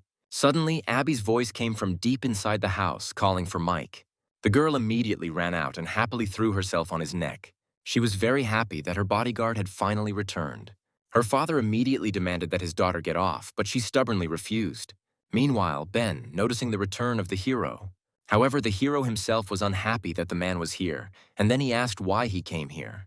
He then reminded them that it was Mike who had previously instructed them to take good care of Abby and Alice. Ben then explained that after the hero left, the He Huang sect began to operate again, and young girls began to disappear one after another. During the investigation, it was discovered that the cult's targets were girls with strong life energy, like Miss Sue. Therefore, it was decided to set up an ambush right at the Sue family's house to ensure Abby's protection and wait for the enemies to fall into the trap themselves. Ben also said that Alice was attacked, but Miss Lee had an artifact that allowed her to escape from the cult's clutches. Having sorted out the overall situation, Mike decided to take control of everything and thanked those present for the work they had done. Hearing this, Ben ran his hand through his gray hair with relief and admitted that they had hardly slept for several nights in a row. He also mentioned rumors that there was a new alliance leader in town named Moo and asked if Mike had managed to see him. The hero answered evasively, noting only that he had seen this man and could confirm his strength, worthy of the level of a master of the highest level. Ben, catching the hidden hint, smiled knowingly and noted with slight envy that he himself would like to reach a similar level one day.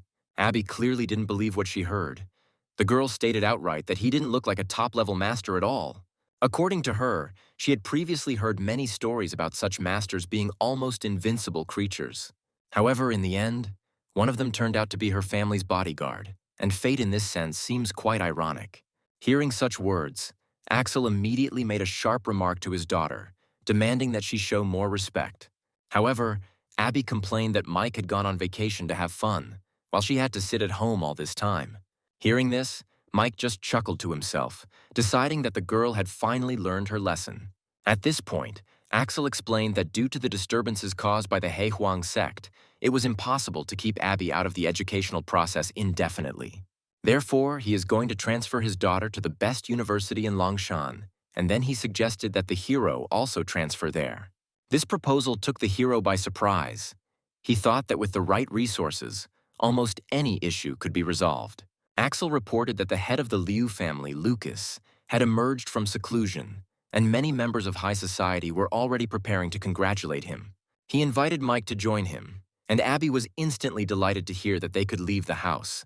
In the end, the hero reluctantly agreed to accompany them, and the next day, a luxury car was already parked at the Liu family residence. Abby walked into the estate on her father's arm and immediately noticed the huge number of guests. Meanwhile, Theodore believed that this same Julius was just a talented craftsman whom people exalted too much. No matter how much of a genius he was, he still couldn't compare to Mike, because the hero had long since reached the level of a top-level master. By this time, the father and daughter had already passed through the main gate of the Liu family, where servants were greeting the honored guests and escorting them to the main hall. One of the servants invited Axel inside, and Abby, remaining next to Mike, noticed that the hero was only trying to avoid unnecessary trouble. Soon, Axel and Theodore took their places. However, the latter felt extremely awkward, as if he were sitting on pins and needles. He invited Mike to sit down as well. However, the hero refused, explaining that he did not want to attract unnecessary attention and would rather remain standing. Soon, the Liu family's servant loudly announced the arrival of the venerable Lucas. A man entered the hall despite his age. His aura remained just as powerful.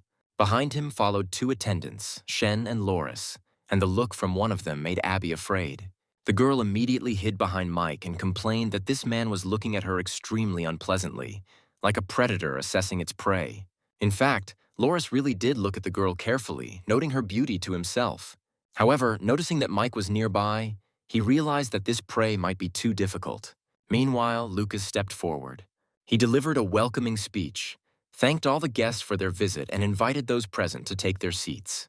At that moment, a man entered the hall, respectfully introduced himself as Chris, and said that he had come on behalf of the Hong family from Zhongjing. As a gift, he presented a pair of ancient jade Buddha statues, each more than 20 centimeters tall. Meanwhile, Theodore quietly explained to Axel that Chris was 7th on the list of successors to the highest-level masters. Lucas noted with a smile that he remembered this young man as a 10-year-old boy, after which he inquired about his grandfather's health. Chris reported that his grandfather was in excellent health and had predicted many years ago that Lucas would become a master of the highest level.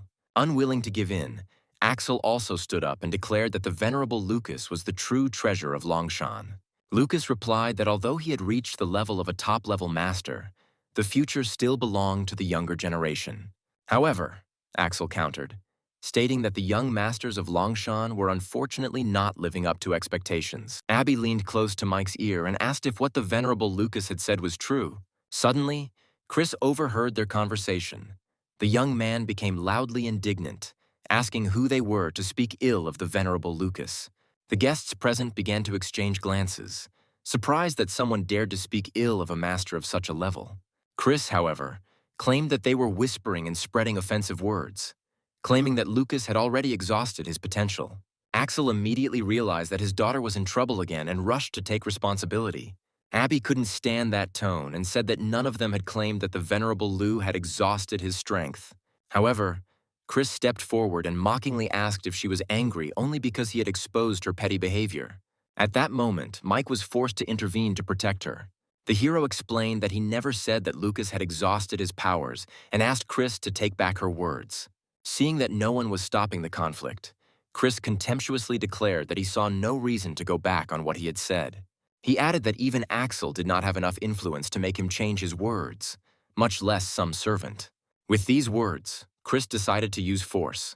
However, Mike only replied that there was a reason, and the next second, with one kick, he easily blocked the enemy's attack. Chris was frightened and stepped back, amazed by the incredible speed of his opponent. Seeing that someone had stood up for her, Abby immediately sarcastically remarked that the opponent got what he deserved.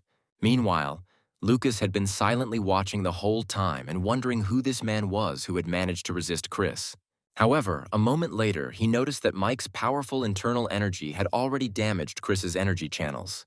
Therefore, Lucas came to the conclusion that this young man was clearly not as simple as he might seem. Meanwhile, Chris, humiliated and angry, cursed harshly and accused Mike of a vile surprise attack. However, he suddenly felt very unwell and spat out a mouthful of blood. Despite this, the young man stubbornly decided not to admit defeat. He rushed forward again, declaring that he would show the true strength of a top-level master. Chris raised his palm, about to hit Mike. However, the hero cleverly dodged. Moreover, by the time Chris realized that he was already being counterattacked, it was too late. Mike struck with his palm filled with deep inner energy. As a result, Chris's energy channels were seriously damaged. The young man was thrown back several meters again. Lucas continued to watch the hero's every move closely, not missing a single detail. What happened was a real shock for everyone present. Abby, feeling a distinct sense of satisfaction, remarked with self-satisfaction that this was what a true master looked like. Meanwhile, Chris struggled to his feet. Despite his serious injuries, he still tried to threaten, demanding the hero to give his name. Realizing that the conflict could drag on, Lucas finally stood up and stopped what was happening. He then asked the hero's name, and in order not to cause unnecessary noise, Mike only gave his nickname Wuji. Hearing this name, Chris instantly froze. He remembered the rumors about a man named Wuji who allegedly killed Johnny. Then Mike confirmed that it was he who destroyed Johnny. These words aroused great interest in Lucas. He knew that Johnny was once considered the strongest master below the level of a venerable. Meanwhile, Chris pointed out that even if he was Wuji, speaking so disrespectfully about the venerable Liu was still too impudent. Mike again reminded that he had already explained his position and did not insult anyone. He only noted Lucas's current level. Chris was outraged again, declaring that no one was allowed to discuss Lucas's level. However, Lucas stopped him again and asked him not to act rashly. He then turned to Mike and asked him why he had come to that conclusion. Mike began by reminding them that when he tried to break through to the level of the venerable, Lucas still lacked a little strength. These words struck Lucas because the young man described everything absolutely accurately. Mike continued that the violent breakthrough had damaged Lucas's health, leading to blocked canals and bone deformities. Moreover, given his age, his body's full potential had already been completely exhausted. Chris tried to object again, claiming that this was complete nonsense. According to him, masters of the venerable level are the strongest. Chris was sure that Mike had finally crossed the line. However, Lucas unexpectedly bowed deeply to the hero and respectfully asked how he was able to see all this. Everyone present was shocked, but Mike did not explain anything in words. He just took a step forward and grabbed Lucas's hand. As soon as the master felt his energy, he immediately exclaimed in great shock. Mike then asked if he now understood how he had managed to reach such conclusions. After this, Lucas's attitude changed. He began to address him with obvious respect and invited him to go somewhere else to talk. Abby, noticing such a sudden change, asked her father in bewilderment what was going on. Axel guessed that the venerable Lucas had probably already figured out Lord Wuji's true identity. Meanwhile, Lucas gestured for Mike to follow him into the office. When they were alone, the master suddenly dropped to his knees and apologized. He admitted that he did not recognize the arrival of a great master of the highest level and turned out to be a bad host. The man even asked Mr. Wuji to assign him any punishment. However, Mike helped Lucas up and then asked him how he had managed to identify him as a master of the great level. Lucas admitted that he doesn't understand which legendary figure the hero belongs to. He only knows about the 4 great warriors of Wuzun. He knows about the head of the Martial Arts Alliance, the old patriarch of the Huangfu family, as well as the great elder of one of the hidden sects of Taishan. If even the head of the Martial Arts Alliance is only at the great level, then it means there really are very few masters left in the world. However, the hero remembered that civilization was several thousand years old, and the wisdom of ancient ancestors was quite significant. After a brief moment of reflection, Mike warned Lucas that he did not want his affairs to become known to outsiders. Lucas then asked if there was any hope of improving his current condition. Mike explained frankly that the situation was indeed quite serious, but then he added that he knew of a cultivation method. After this, Mike suggested bringing paper and a brush to write down the technique and recipe for the medicinal decoction. Realizing that he was dealing with a true master, Lucas instantly became overjoyed and began thanking him repeatedly. Meanwhile, outside, Abby noticed that Loris continued to follow her, even though she was just going to the bathroom. As she walked past the room, she suddenly saw Lucas kneeling in front of Mike. Surprised and at the same time delighted, the girl immediately ran up to the hero. At this moment, Loris was at a loss, as he could no longer follow the girl. Abby wondered why Lucas was kneeling before the hero, but Mike reminded her not to make a fuss. Abby, however, stated that it was none of her business anyway, and then asked the hero to help deal with Loris, who was pursuing her. Mike didn't even have to do anything. His cold gaze alone was enough for Loris to retreat in fear. After this, the hero noticed that he had already left, and added that if he appeared again, then it would be possible to teach him a lesson. Meanwhile, Lucas invited the hero to stay for dinner. Mike replied that he had arrived with Axel, so it was better to leave the decision to him. Soon, the Liu family held a small banquet, and the patriarch raised a toast and thanked all the guests for coming to congratulate him. Only Chris sat with a gloomy expression on his face, irritated by the fact that the Su family and even Mike were at the same table with Lucas. Jack, who was sitting next to them, also looked shocked. He never expected the famous Lucas to personally raise a glass in their honor. However, Chris was clearly not happy about all this. Noticing his extremely displeased face, Abby giggled softly and whispered to Mike that his facial expression was constantly changing, like a traffic light. However, the hero only remarked to her that it was better to discuss such things in a quieter manner. The girl stubbornly objected that if she didn't like someone, she saw no reason to hide it. Axel, having heard their conversation, reminded her not to create problems, because if it weren't for the hero's help, he would hardly have been able to send her to study. Abby was surprised, saying that it was just a university and she didn't understand how there could be any danger there. Then the girl took Mike by the arm and announced with a smile that from tomorrow he would become her classmate at the university. The next day, the guys were already at Yinkai University. There, the teacher introduced the students to 3 new students who had transferred to their department. The new students were Mike, Abby, and Jack. Abby was the first to introduce herself to the audience. Her cute appearance immediately attracted the attention of several guys. Then Mike gave his name. This time, several girls began to quietly discuss him among themselves, noting that he looked very attractive. When it was Jack's turn, the audience paid almost no attention to him, which greatly hurt his pride. After the performance was over, the teacher invited new students to take their seats. At that moment, Mike suddenly noticed Alice, who gestured for him to sit down next to her. The hero was a little surprised, because previously he only knew that the girl was studying at this university. However, he never expected to find himself in the same faculty or even in the same group with her. Abby felt a pang of jealousy as she saw Mike heading towards her. She muttered to herself discontentedly that he was an idiot. Then she pulled Jack by the hand and sat him down next to her. Meanwhile, Alice and Mike started talking, and the girl asked where he had been lately. The hero explained that he had gone to the cities to visit relatives. Then he asked if it was true that the Lee family home had recently been attacked by bandits. In another corner of the room, several students watched the scene. One of them noticed that this guy was talking too boldly to the most beautiful girl on campus and didn't seem to be afraid of problems. Alice explained to Mike that the Martial Arts Alliance was protecting her, and the jade bracelet he gave her confidence. Suddenly, the girl quietly said that he had once said that he treated her well only because he felt a duty to her. However, he doesn't need to take it so seriously because she never blamed him. These words made Mike think for a moment and remember his past life. At that time, he was completely alone. Those around him treated him with respect, but no one dared to get really close to him. Only Alice once extended her hand to him and gave him a little human warmth. For Mike, who had already become a street hooligan at the time, this was the first time someone had genuinely shown concern for him. However, because of this, a tragedy happened to Alice. The villains cruelly abused her, and the girl, not wanting to live with such shame, chose death. Still wanting to make amends with Alice, Mike said that in this life, if anything upset her, he would definitely fix it. The girl only agreed with him. Meanwhile, Abby grabbed Jack by the hair in irritation and whispered that this blind Mike was really annoying her. When the bell rang, signaling the end of classes, the students decided to take a short walk around campus. Then Alice offered to show everyone around. However, Abby immediately refused, stating that she preferred to look around on her own. With these words, the girl turned around and left. Seeing this reaction, Alice noticed that Mike's owner didn't seem to be very friendly towards her. Mike explained that she sometimes acts childish, but she's actually a good person, so don't take her words to heart.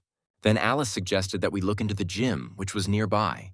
At that moment, a young man from the Shu family, Milo, approached them.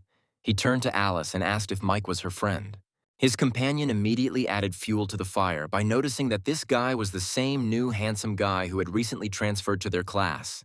In response, Alice only named his classmates, an address that clearly upset the young man. Milo complained that he was sad to hear such a thing, because he had already managed to visit her uncle, who was very pleased with their acquaintance. Alice felt extremely uncomfortable with this overly intrusive behavior, so she explained that she was used to addressing people that way.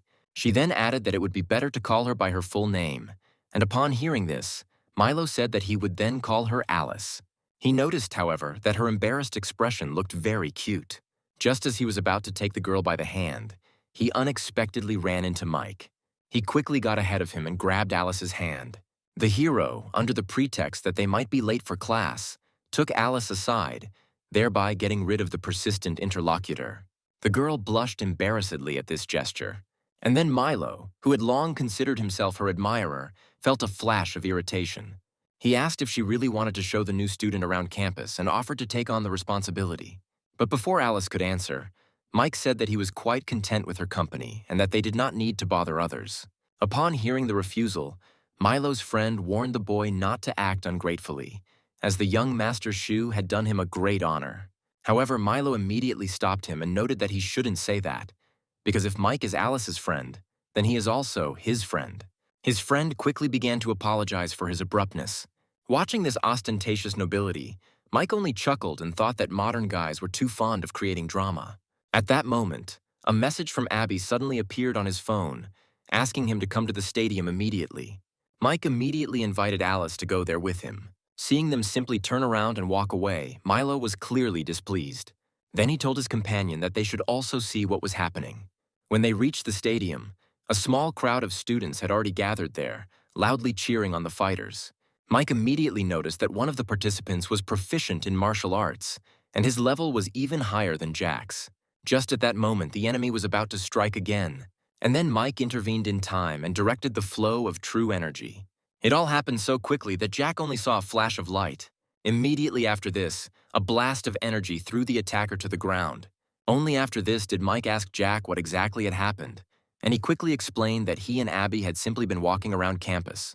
And then suddenly some guys started following them and started pestering the girl and saying obscene things, so Jack couldn't stand it. The man who had just been knocked down turned out to be Leroy, a mid-level martial artist. Mike then asked Abby if the man had really been harassing her. The girl immediately declared that this shameless bully had bullied her. She had been offended, and Mike had to do something about it. This sudden complaint stunned not only Mike, but also many people around him. As he took a step forward, Leroy felt a cold gaze and immediately became nervous. He stuttered, asking what he wanted. The guy quickly warned them not to touch him, otherwise the consequences would be serious. He then stated that if anyone wants to fight, they should first find out who they are dealing with. Otherwise, they will regret it later. He was clearly hinting that he had powerful backers with whom Mike would not want to deal. At that moment, Milo suddenly stepped forward and ordered Leroy to immediately apologize to the girl. Upon seeing him, he immediately realized that he would have to show respect, and noticed that young Master Shu was also there. Then Milo said that since this girl is Alice's friend, then she is his friend too, so he demands an apology. Leroy was outraged in his heart, realizing that he was actually just trying to impress the new girl. However, he bowed his head out loud and apologized. Abby just snorted coldly in response. At the same time, the people around them began to whisper among themselves, admiring how influential young Master Shu seemed to be. Wanting to further win Abby's favor, Milo even bowed personally and apologized for what happened. However, the girl completely ignored his efforts and only noted that everything was fine because Mike was next to her. Milo said that he had long heard that Chairman Su's daughter was beautiful, but after seeing her in person today, he realized that people were greatly exaggerating. Before Abby could even figure out what he meant, the guy burst out laughing. He ran his hand through her hair, declaring that she was actually more beautiful than a goddess. Hearing this, Jack almost choked with disgust and noted that this line was so banal that it made him want to vomit rainbows. However, as one would expect from Abby, she reacted to such a compliment completely calmly. She merely thanked him dryly, after which she immediately turned to Mike, demanding to know why they had arrived so late. Hearing this, Mike thought that this young lady changed her mood faster than turning the page of a book. Meanwhile, Milo did not miss the opportunity to continue flirting with Alice. He noticed that she also had her own special beauty. Jack felt sick again at this kind of talk, and he wondered if Milo imagined himself as the main character in a manga. After this, Milo announced that he would like to invite everyone to dinner that evening and thus make amends for the guilt of that rude Leroy. Hearing this, those around him were filled with respect for him, because he was ready to take responsibility to protect the university's reputation. However, Abby asked him point blank if he considered himself a saint for trying to take responsibility for other people's actions. Milo explained that she had just arrived and didn't know the university very well, but there were many interesting secrets there. He spoke of a mysterious little room in the library and a famous caped hero, and promised to tell about it at the evening banquet. Upon hearing the mention of a cloaked hero, Abby immediately became interested and asked if such a person really existed. Milo confirmed that it was a figure wearing a mask that covered half of its face and a mysterious cloak. To everyone's surprise, Abby herself asked what time the dinner would be. Milo was momentarily confused, so she repeated the question, asking what time and where exactly they were going to meet. At that moment, the girl mentally decided that perhaps she had finally found the very hero who had once saved her. Milo quickly set a time to meet, 8 o'clock in the evening at a restaurant. Abby agreed and promised to arrive on time. Milo turned to Alice and reminded her that she wanted to talk to her former classmate, offering to join them that evening. The girl was surprised for a moment. However, then she smiled and agreed. Milo decided his plan had worked, confirmed the meeting time, and left soon after. After he left, Alice warned Abby. She said that such young men rarely had simple intentions and that their sweet words should not be trusted. In response, Abby laid her head on Mike's shoulder and noted that she understood everything perfectly. But with Mike by her side, she had nothing to fear. These words made the atmosphere a little awkward. Then Mike jokingly asked if she really thought so highly of him. Meanwhile, Alice looked down at the jade pendant that Mike had given her earlier, and a shadow of sadness flickered in her eyes. At 8 o'clock in the evening, guests had already gathered in the restaurant. Milo asked his partner if he had prepared everything that was asked of him, and he assured him that everything was arranged perfectly. He had hardly spoken these words when the door opened. Abby and Mike entered the room. Milo immediately pulled out a chair for her and invited her to sit down. However, Abby thanked him politely and said that she preferred to sit a little further away. Then she pulled up a chair and sat down next to Mike, pointedly ignoring Milo. He was clearly unhappy, but decided not to show it. Alice arrived soon after, apologizing for being late.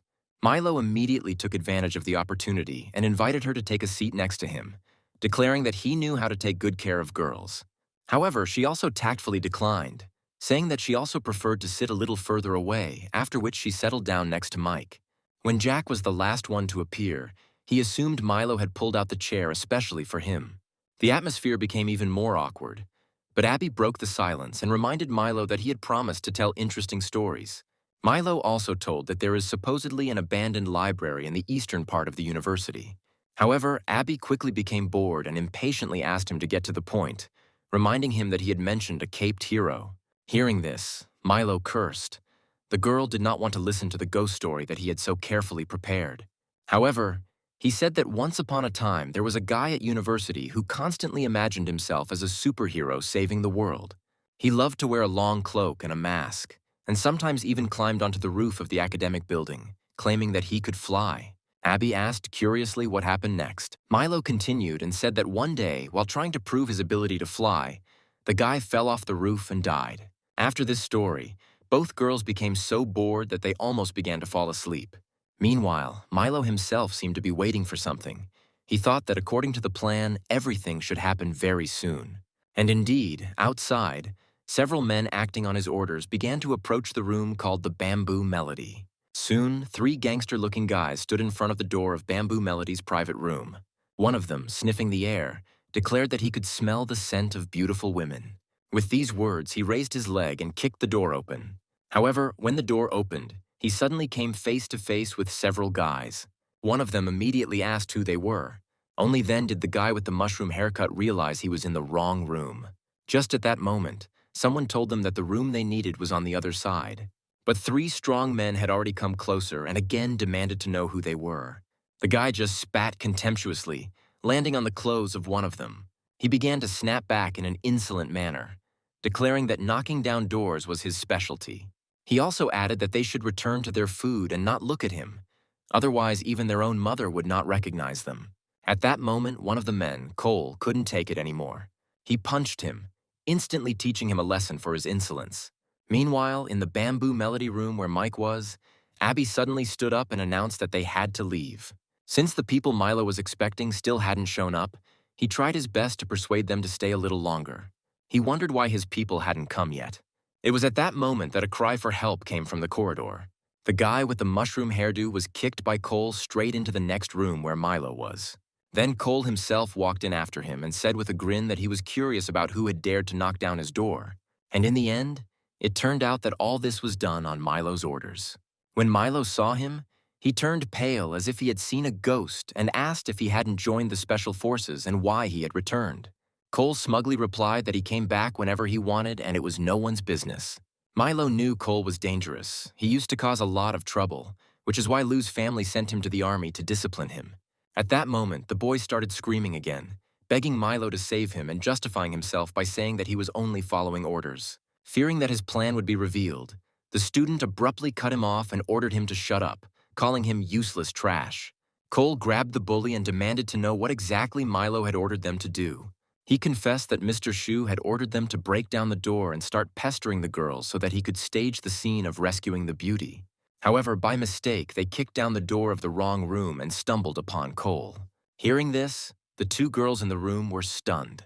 Abby turned to Mike, reminding him that they were talking about the scene where the hero saves the beauty. Mike was just surprised at what new trick she had planned. Meanwhile, Cole began to mock Milo in front of everyone, asking if he really still used such cheap tricks. Fearing that he would lose face completely, Milo rushed to justify himself to Abby and Alice, assuring them that he would never have resorted to such methods. Cole again noted that he had gone to so much trouble for the sake of just 2 girls, although with his power he could have acted much more harshly. He also added sarcastically that he had done similar things before, and these words completely drove Milo crazy. Then he suddenly asked what would happen if he started hitting on the girl he liked right in front of him. After this, Cole stared at Abby, causing her to back away in fear and ask what he was going to do. He began to brazenly admire her delicate face and declared that he wanted to touch it, reassuring her and calling her beautiful.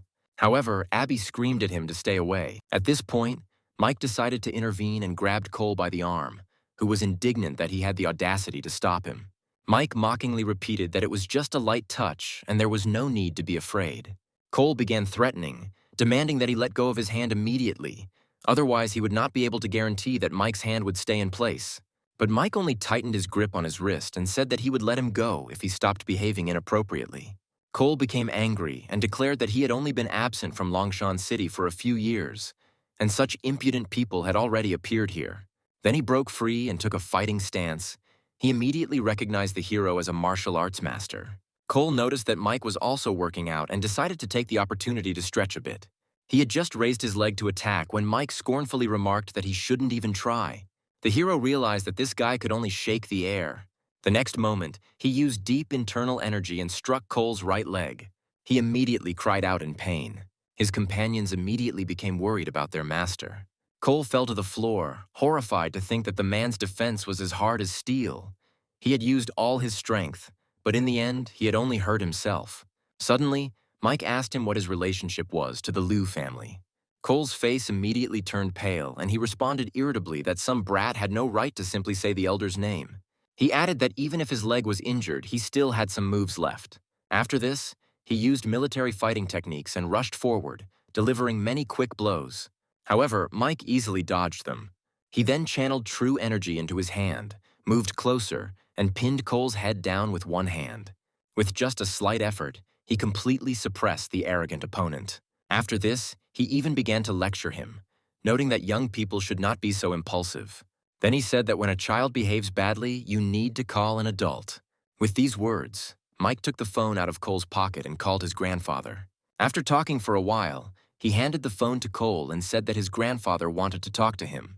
As soon as Cole picked up the phone, he heard his grandfather's angry voice, the old man reminding him of how much trouble he had caused the Liu family in the past. However, he returned without having learned anything, and of all people, he managed to contact young Master Wuji. Realizing his grandfather had sided with a stranger, Cole felt like his heart had shattered into a million pieces.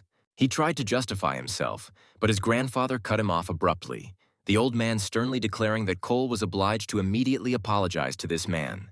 Mr. Wuji is magnanimous and will most likely forgive him this time, but if something like this happens again, grandfather will personally punish him. Cole stated that his grandfather was a master and even he had to show respect to a hero, so he asked if Mike was stronger than him. However, Mike indifferently asked if Cole was still going to fight him to the end. Cole had no choice but to admit defeat. He said that if even his grandfather said so, then he had nothing to say in response. After that, Mike helped heal his injury without further ado. In response, Cole warned him that Milo was an unreliable person. To this, the hero replied that none of them had anything to do with Milo. Hearing this, Cole was astonished and asked why they had attacked him when he was trying to hit on Milo's girlfriend. Abby immediately explained that they were not his girlfriends at all. Alice also confirmed that a common mistake had occurred. Then Cole finally realized what had happened. He remembered that when he entered the room, Milo kept stealing glances at the girls. After this, Mike told the girls that there was nothing more for them to do here and it was time to leave. Abby said loudly enough for the bastard to hear that they should stay away from people like that in the future. Then Milo, in desperation, began to beg them not to leave and called out to Mike several times. However, Cole menacingly stated that what he hated most in Longshan were the hypocrites who used their family's power as a cover. Milo tried to justify himself, claiming that it was all a misunderstanding and that he would definitely explain everything later. With these words, he tried to slip away, but two of Cole's subordinates had already blocked the door and asked where he was going. Cole, meanwhile, stood up. Noting that he had to acknowledge Mike's skill, he even said that he instantly healed his injury. In the future, he will definitely try to get to know such a person better. But first, he needs to sort out his own affairs. Realizing that resistance was futile, Milo tried to intimidate him with his family's influence and reminded him that the entire Shu clan stood behind him. But before he could finish speaking, Cole had already slapped him and asked him to say hello to his 7th grade uncle. 3 days later, the girls were discussing the upcoming basketball match between the Faculty of Finance and the Faculty of Chinese Literature. One of them admitted that she would definitely come because Milo, who looks incredibly handsome, would be playing there again. Another girl reminded her that they were studying Chinese literature, so it would be logical to root for their team. At that moment, a guy named Carter, the captain of the basketball team of the Faculty of Arts, approached Mike. He announced that they would have a match against the Faculty of Finance and invited Mike to join the team as a reserve player. Mike cautiously asked again if they really wanted to take him as a reserve, and honestly admitted that he didn't know how to play basketball at all. Carter replied that it was no problem, as they just needed someone to fill out the roster. Besides, according to him, Mike's physique is much better than the others. Upon hearing the conversation, several girls from their class immediately looked at him with interest and asked if he was really going to play. Then Mike admitted again that he didn't know how to play basketball at all. However, Carter reminded that as a student of Chinese literature, he should have at least some sense of collective honor. The girls also began to encourage Mike, promising to come and watch the game, but he still insisted that he didn't know how to play. At that moment, Abby called out loudly to him and declared that he had to go. She added that she and Alice would definitely come to cheer for him, after which she asked her friend for confirmation with a smile. Alice also agreed to come to the match. Seeing this, Mike realized that he couldn't refuse. Milo overheard this whole conversation and swore that whoever this man was, he would definitely make him find out what he was capable of. On the day of the match, Milo's appearance caused quite a stir, with several girls screaming non-stop, encouraging him. To loud applause, Milo walked onto the court like the star of the match. Seeing this, Abby was surprised and asked why the girls from their department were rooting for the other team and acting so spineless. After that, she fiddled around a bit and took out a banner she had prepared in advance. It had messages supporting Mike in the Chinese literature department, and Abby herself was shouting that Mike was the king of basketball. Mike, hearing this, was speechless and only thought, "Is this girl really not afraid of being disgraced?" But her screams grew louder, causing Mike to even cover his face with his hand, wishing he could sink through the ground from embarrassment. Meanwhile, Milo watched him and swore that if Mike dared to go out on the court today, he would definitely regret it. The first quarter of the match between the Faculty of Finance and the Faculty of Chinese Literature soon began. At the same moment, the referee threw the ball up. Milo deftly intercepted him and quickly led him across the court, trying to maintain his appearance.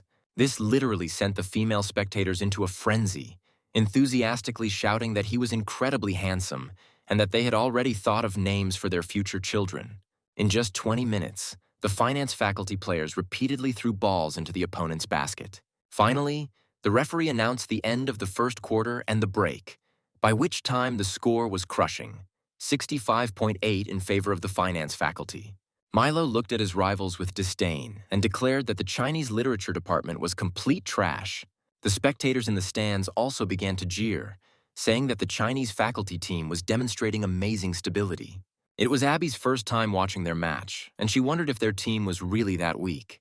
Alice explained that the finance team had always been strong, and most of the girls only came to the match for Milo. Meanwhile, the Chinese faculty team was losing by a disastrous score and was completely demoralized.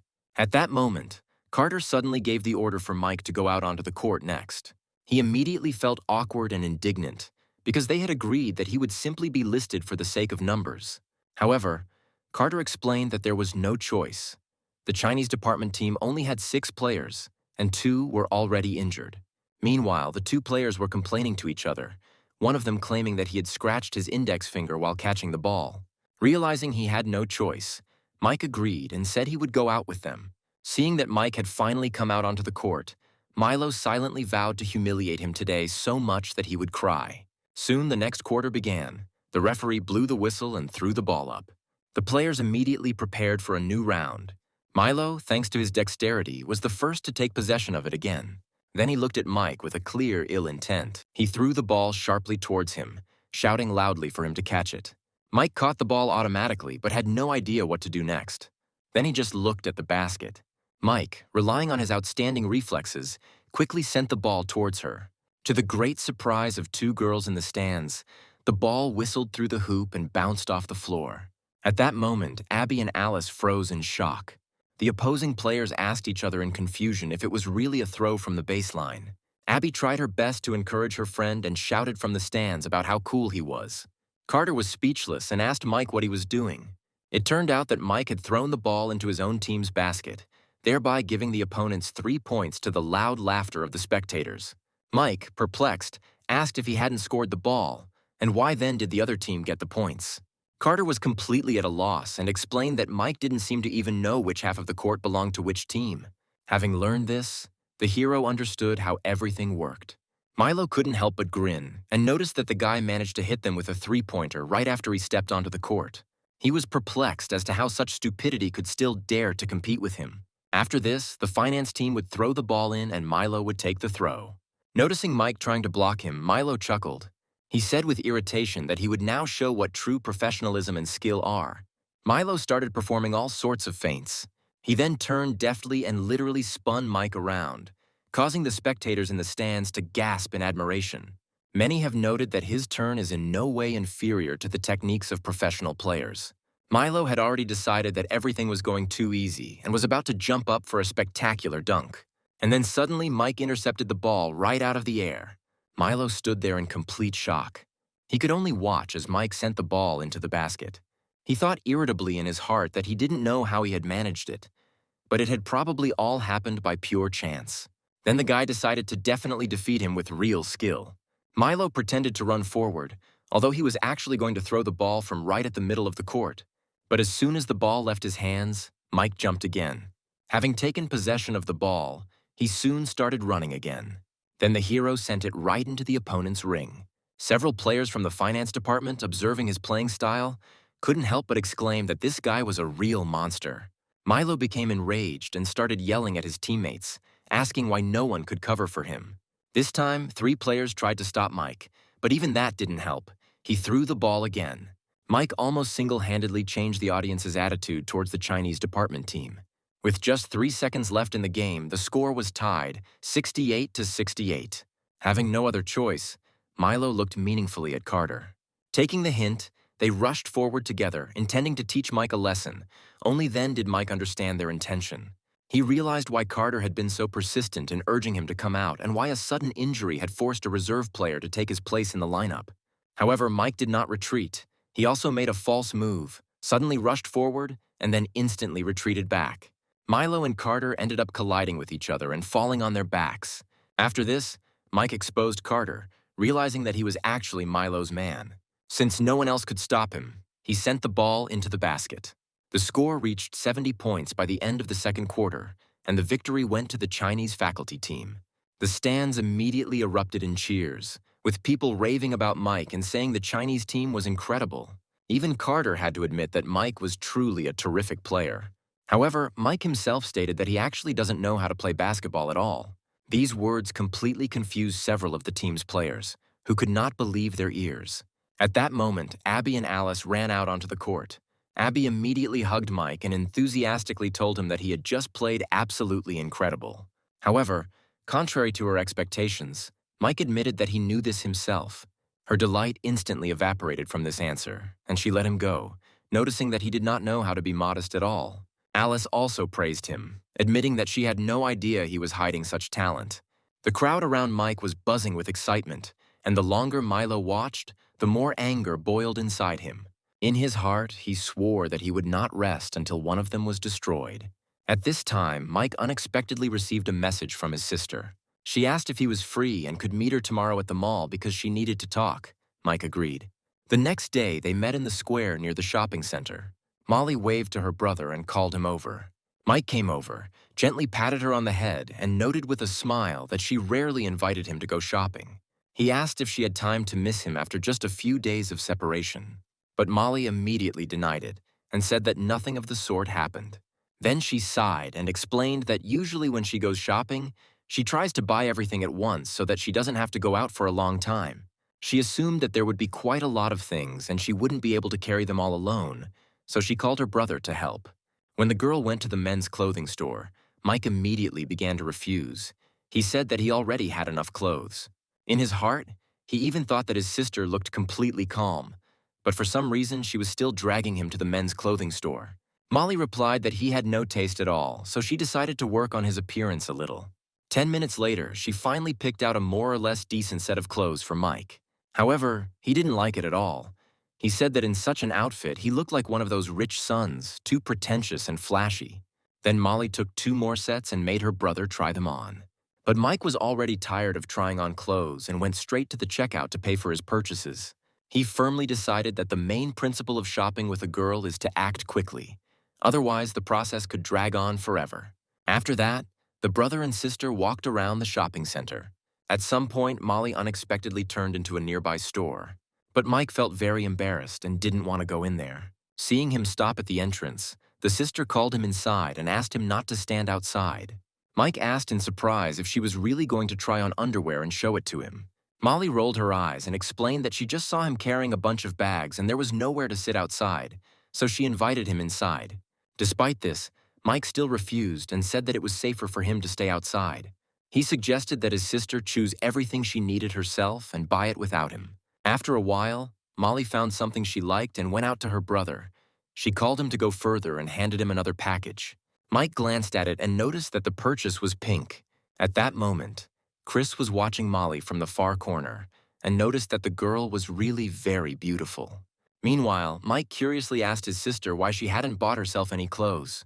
She replied that everything was fine and that she already had enough things. But suddenly Mike felt something strange. He stopped abruptly, put all the bags right on the floor and asked his sister to wait for him there. After which he headed off to the side. Chris didn't expect that Mike had already noticed him. He pretended to be polite and asked how he could help Master Wuji. Mike came closer and coldly warned that he didn't care what dirty thoughts were going through the man's head.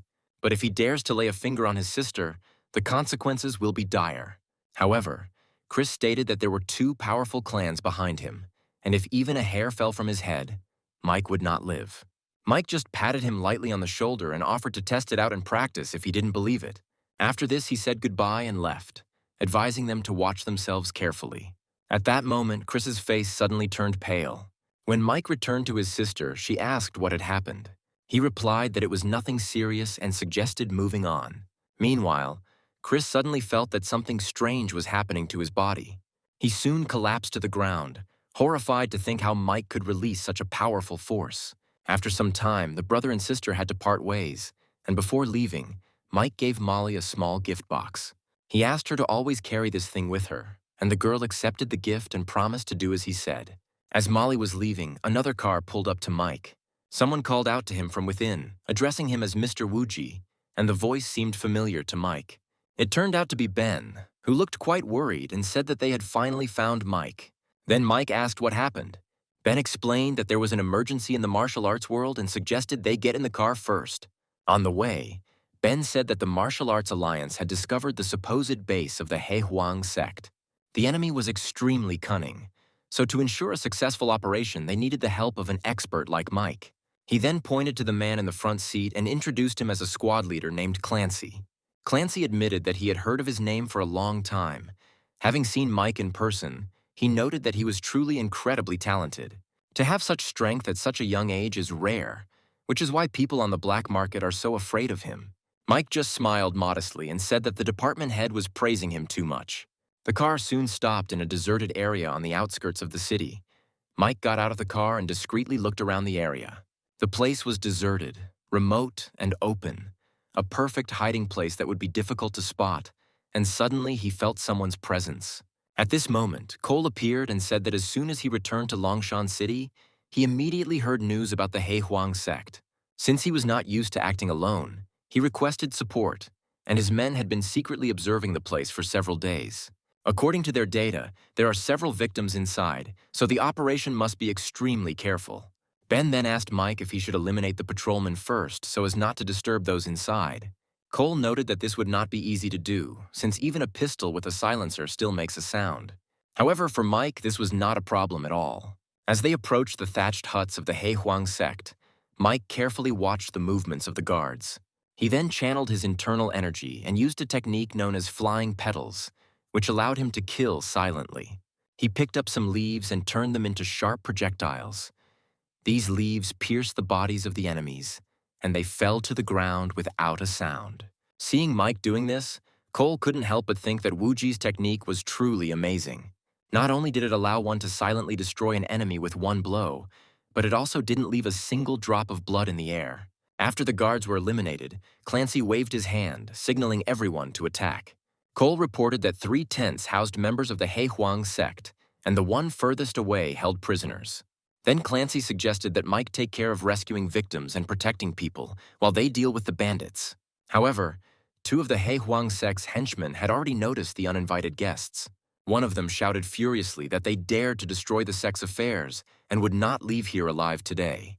Mike was also soon discovered. Cole then quickly dealt with the 2 opponents. But Mike got a more serious opponent. He drew his blade and rushed forward, intending to teach him a lesson. At that moment, Mike noticed that the weapon was coated with poison. Meanwhile, Cole reached the last tent where the kidnapped girls were being held. Even such a straightforward person as he could not contain his anger and cursed, saying that these people were worse than animals. There were many very young girls inside. They cried in fear and began to beg not to harm them. When Mike's opponent looked away for a moment and looked towards Cole, Mike immediately took advantage of this. He grabbed his arm and broke it. The hero instantly finished off the enemy, sending him after the rest of his henchmen. After a short time, the Huang sect's stronghold was completely cleared out. Ben reported that all the victims had already been moved to a safe place, and his men took them back to the city to report what had happened. However, he hesitated a little, and noticing this, Mike said to speak directly. Ben then reported that the lair leader was under control, but Clancy appeared to be seriously injured and could not continue the fight. Realizing the seriousness of the situation, Mike ordered that he be taken immediately to the battlefield. When they arrived, Ben pointed to the man who had fought Clancy and explained that he was the most brutal of all the cult members. Cole couldn't take it anymore and cursed, declaring that he had to deal with this monster first. After that, he immediately entered the fight. However, the enemy, noticing that another person was approaching him, the bandit chuckled loudly. Then he released his true power with a loud cry. A powerful wave of force threw Cole back several meters. Even Ben said with concern that it was bad because it was the protective aura of the Huang sect. Cole was injured, but still cursed his enemy, saying that if he were stronger, he would have cut the bastard into 100 pieces long ago. Then Mike told him to calm down and rest. Ben warned him that this opponent was extremely dangerous and repeated several times that the Huang sect's protective aura contained poison. But Mike merely noted that it was only a little poisonous gas, and one blow with his palm would be enough to deal with it. After this, he rushed towards his opponent and declared that he had committed evil for his own benefit and therefore deserved death. The enemy didn't even realize when exactly Mike appeared nearby. He didn't have time to react before he received a powerful blow from the palm of his hand. The blow hit the bandit right in the chest. A thought flashed through his mind that Mike was a master from the capital because he appeared too quickly. Then Mike sat down next to him and began interrogating him, demanding to know where the sect's main headquarters was. However, he still remained stubbornly silent and only grinned, stating that Mike could not even dream of it. Even if the capital sent people, it wouldn't change anything. The Great Elder and others would soon make a breakthrough. Realizing that he couldn't get any more information from him, Mike said that in that case, his only option was to personally send him out of this world. The man began to stutter in fear, not believing that Mike would dare to do this. However, the hero, without hesitation, delivered a palm strike that passed straight through the opponent's body. Thus, the bandit met his death instantly. Clancy admitted that the situation was more serious than they thought, as it turned out that one of the remaining members of the Huang sect had managed to escape. But Mike only said to be notified immediately if any new information came to light. Everyone present expressed their gratitude to him and said that his help today was invaluable. Meanwhile, at the city hospital, Milo angrily slammed his fist on the table.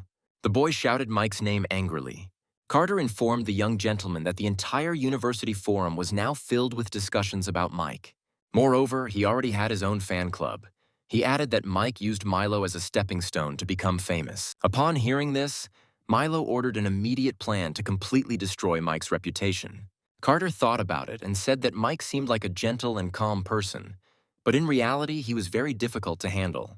However, now that his popularity is growing and he is attracting attention at the university, any scandal will have a much stronger effect.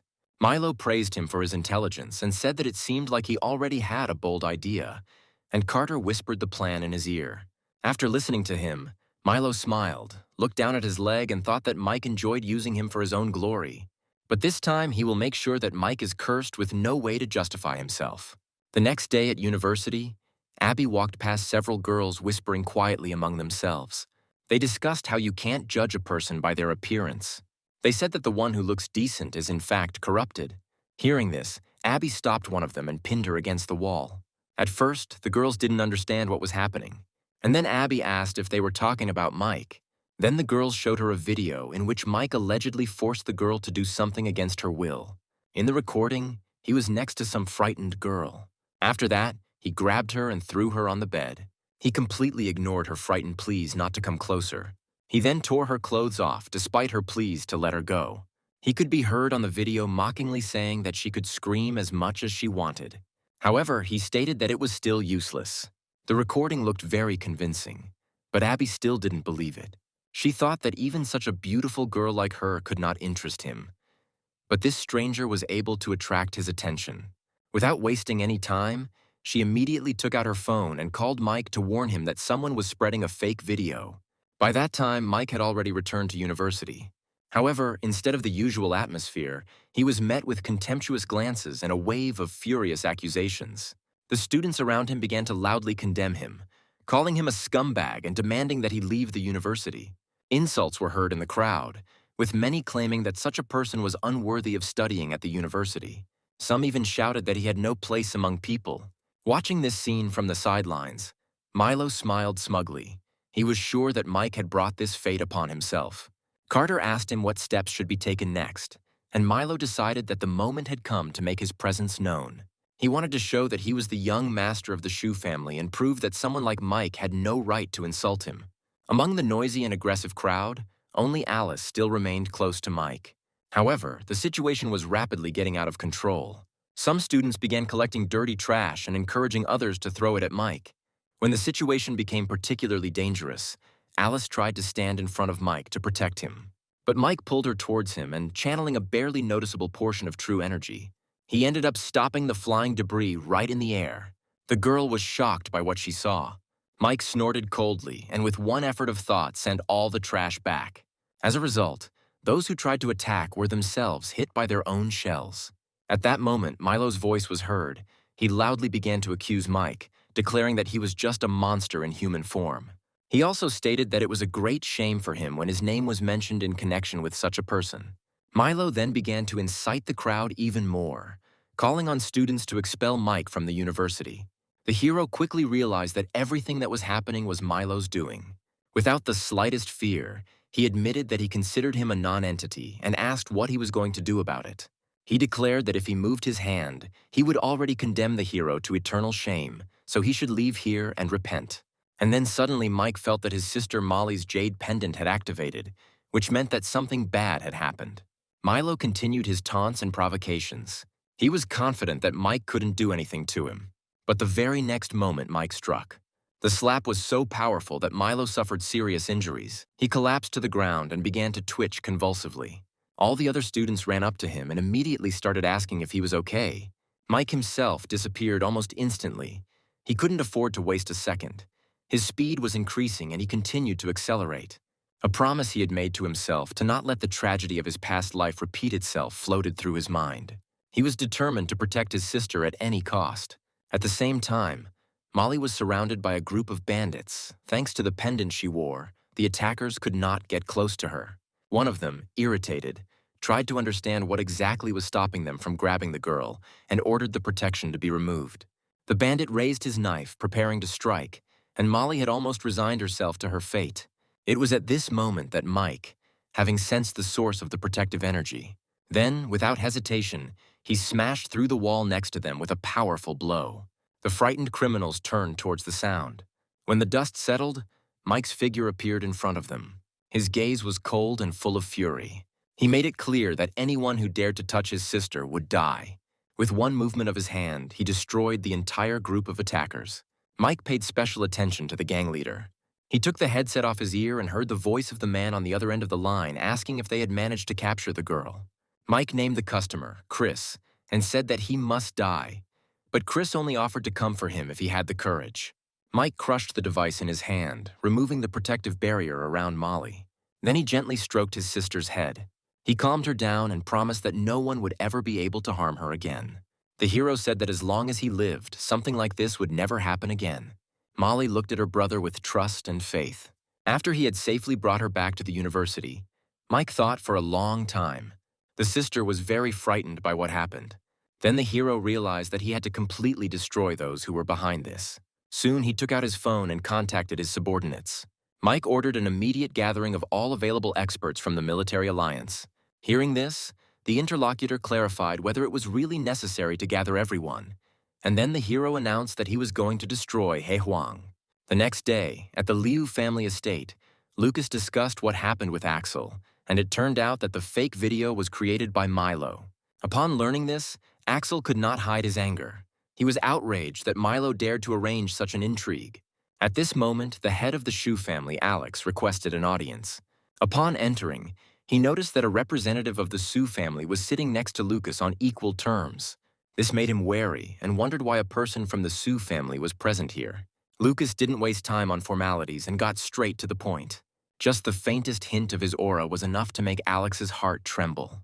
He was quick to show respect and declared that he was ready to immediately punish any member of the Shu family if they insulted the Liu family. And then Axel intervened in the conversation, declaring that the Su family was ready to attack the Shu family's businesses, even if they themselves had to suffer losses. Alex understood very well that the Su family really had the power to destroy the Shu family's economy. But the threats didn't end there. Lucas added that the disappearance of one of the large families could cause a very serious chain reaction. Lucas's words made Alex turn pale, and he immediately realized that the Liu family was also involved in what was happening. Shocked, he tried to find out what exactly the Shu family had done. He stated that even if he had to pay with his life, he would agree. Axel then explained that an edited video had appeared on the Yingkai University website, causing a strong reaction among students. After analysis, it was discovered that the video was faked and created by a criminal with the aim of slandering a student from the Chinese department. Alex asked who they were talking about when Axel coldly said Wuji's name. But he was even more shocked by the news that the slander had been organized on the orders of his own son. Meanwhile, at the Central City Hospital, Milo lay on a bed. Almost completely covered in bandages like a mummy, he continued to curse Mike with hatred. Carter tried to calm him down, assuring him that Mike's actions could be regarded as an escape, and this time he would not be able to clear his name. At that moment, the door of the room suddenly swung open with a strong blow. A frightened Milo screamed, not understanding who had burst inside. But when he saw Alex enter, his expression immediately changed. Milo began to justify himself to his father, assuring him that his injuries were not too serious and that he would soon be able to leave the hospital. However, instead of care, he received a strong slap in the face from his father. Milo screamed in pain and surprise, not understanding the reason. Alex grabbed his son and angrily declared that because of his actions, the entire Shu family was almost destroyed. He immediately ordered him to go with him to ask for forgiveness, threatening that otherwise he would regret being born into the Shu family. Meanwhile, the story moves to the Su family's villa. Abby hurried down the stairs and walked over to Mike. She reported that the matter had already been cleared up and Milo had been detained by the authorities. She promised that as long as she was around, no one would be able to accuse him unfairly. She then asked about his intentions for the next day. She was worried that Mike was going to go to the He Huang sect's lair. Mike believed that the remnants of the He Huang sect had committed many terrible crimes, and anyone had the right to punish them. Therefore, he could not leave them unpunished. After some time, more than 10 experts arrived to greet their alliance leader. Mike made sure that everyone was ready for the operation. After confirmation, he gave the signal to begin. He wanted to completely destroy the He Huang sect. The group split into several squads and simultaneously attacked one of the sect's fortifications. The attack was sudden, and the defenders did not have time to organize resistance. One after another, the leaders of the stronghold were eliminated. When it was all over, one of his subordinates reported that this was already the 5th He Huang sect base destroyed during the operation. To completely destroy the base, it was decided to burn it to the ground. One of the people reported that information had been received about the next point, which turned out to be an underground casino club. After the destroyed base had completely burned down, the squad headed to a new location. When the cult leader, Tyler, learned that the 5th base had also been destroyed, he slammed his palm on the table in rage. He couldn't believe that 5 of his strongholds had been destroyed in one day. He cursed his opponent and claimed that if it weren't for his crisis, no one in Longshan would have dared to act so boldly. At that moment, Chris entered the room, and Tyler asked if they had managed to find out who was behind the attacks. Chris stated that there was no definitive evidence yet, but one name had already popped into his head: Wuji. Meanwhile, Clancy and his men were not far from the underground casino, where they saw a group of people in black clothes entering inside. Clancy thought that this was the same Wuji, and began to suspect that the mysterious man destroying the Heihuang sect bases was indeed him. At that moment, screams and panic were heard from the casino, and people inside began to run outside, fleeing. Hearing the noise, Tyler also became interested in what was happening. One of his subordinates tried to find out the identity of the attackers. However, Mike didn't even deign to look at them. He dealt with them with lightning speed, destroying each one with just one blow. Soon, a large group of Heihuang sect fighters were completely defeated. Even a whole crowd of opponents could not resist Mike's power. Only when there was no one left to resist did Tyler finally appear in person. He even began to applaud, mockingly praising the strength of his young opponent. However, he stated that he still came here only to meet death. Mike immediately demanded confirmation that he was the true leader of the Heihuang sect.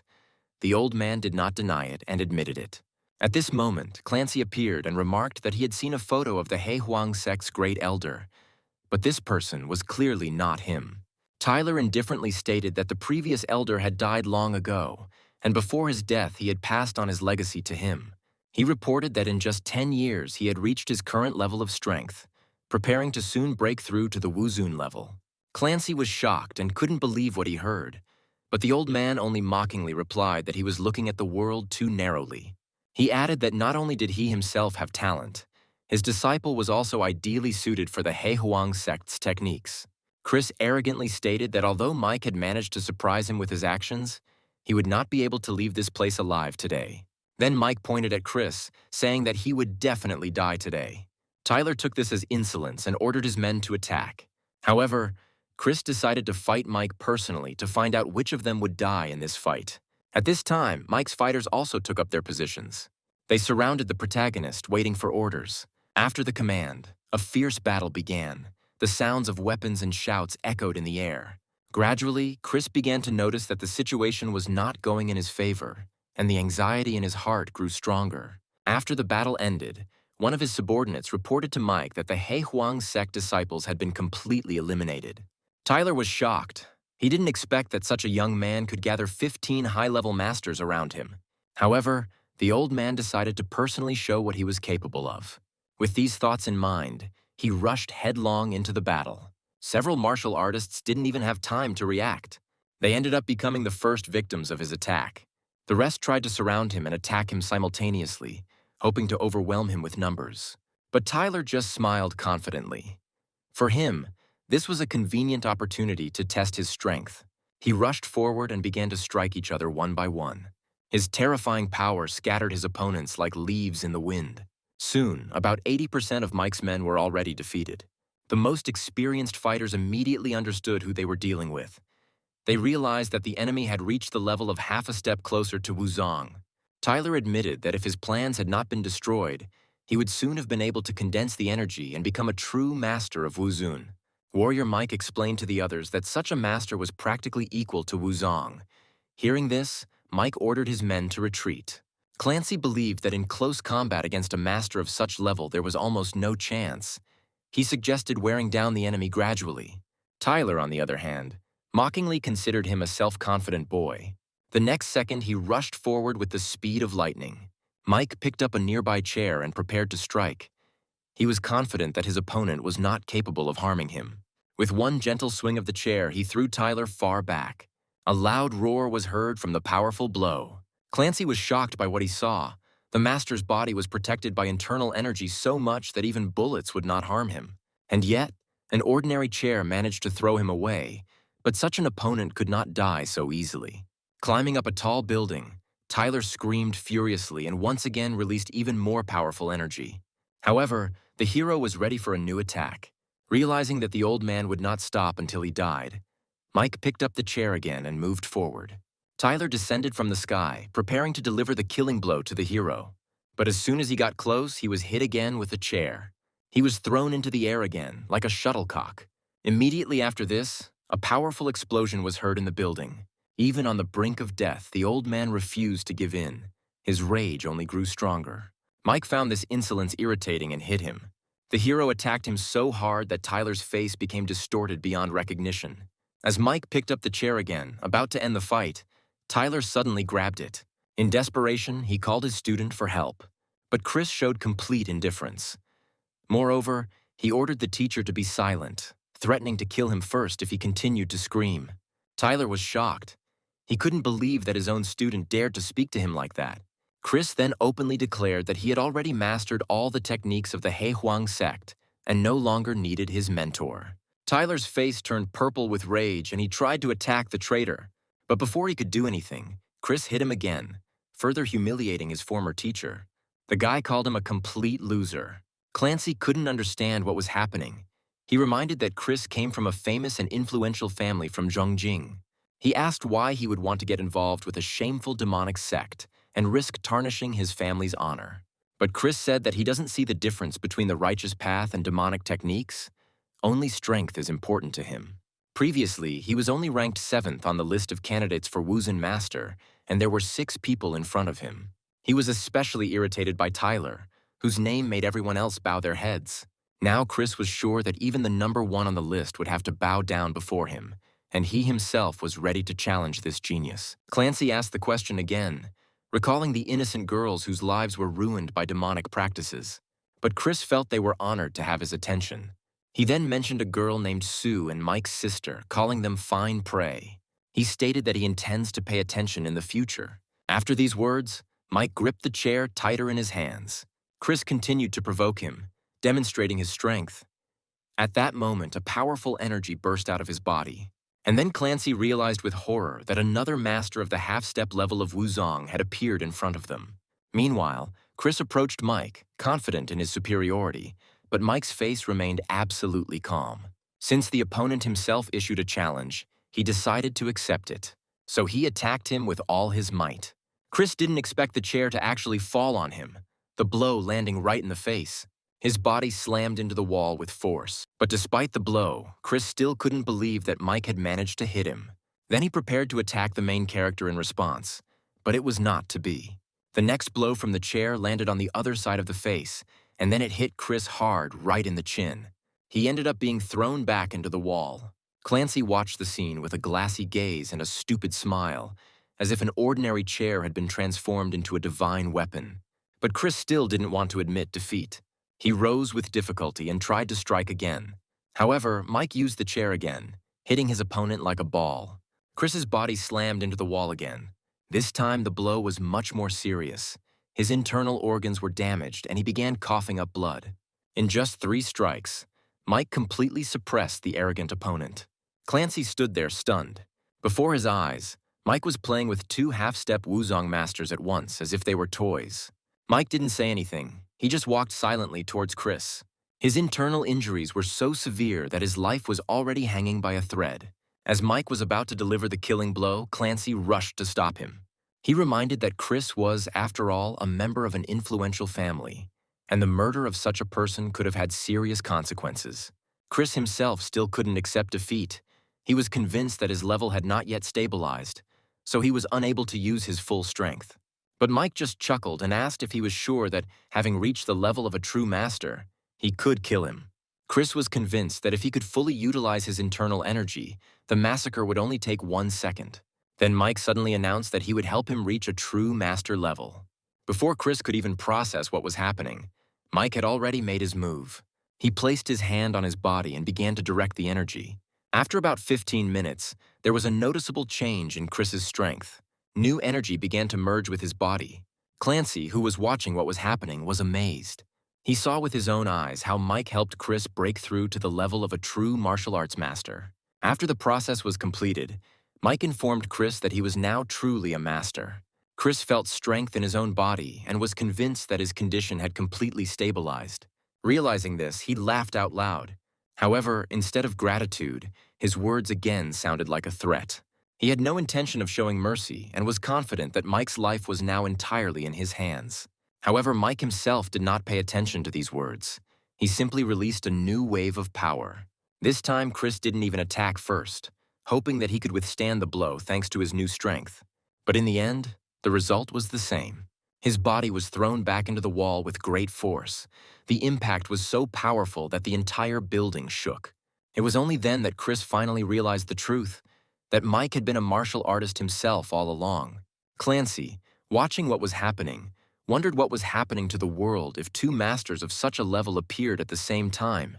He recalled how Tyler, at 20 years old, was considered the youngest martial artist in the country, shaking up the entire martial arts world. Now, two new masters appeared before his eyes at once, which made him think about the approaching heyday of martial arts. Even though he was seriously wounded, Chris was forced to acknowledge his opponent's strength, but continued to claim that he would one day surpass him. Mike just asked if he really thought he had a future. Chris recalled the 3,000-year history of the Zhang family with complete confidence. He spoke of the two generations of martial artists it had produced, and how their lineage was among the strongest in the country.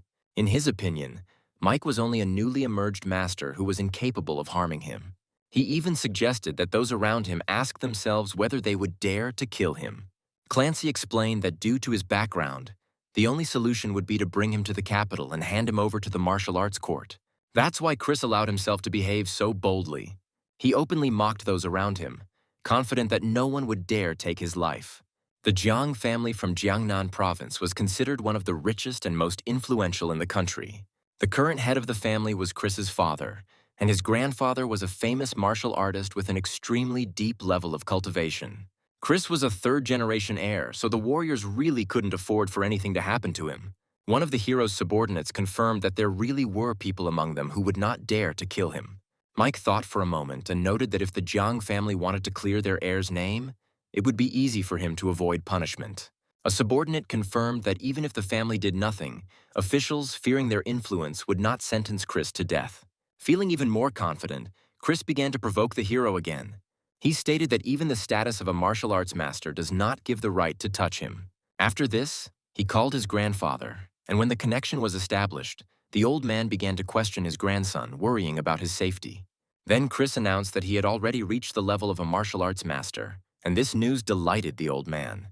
However, he then added that he was now in mortal danger, as a certain man named Wu Ji intended to kill him. Hearing this, the grandfather became furious and demanded to know who dared to threaten his grandson. Chris looked at the hero with contempt, confident that after this he would no longer dare to do anything. Meanwhile, Clancy again tried to convince the hero to exercise caution. He reminded him of the Jiang family's strength and that Mike had a limitless future ahead of him, so he shouldn't turn them into enemies. But Mike wasn't going to listen anymore. He walked up to Chris and snatched the phone.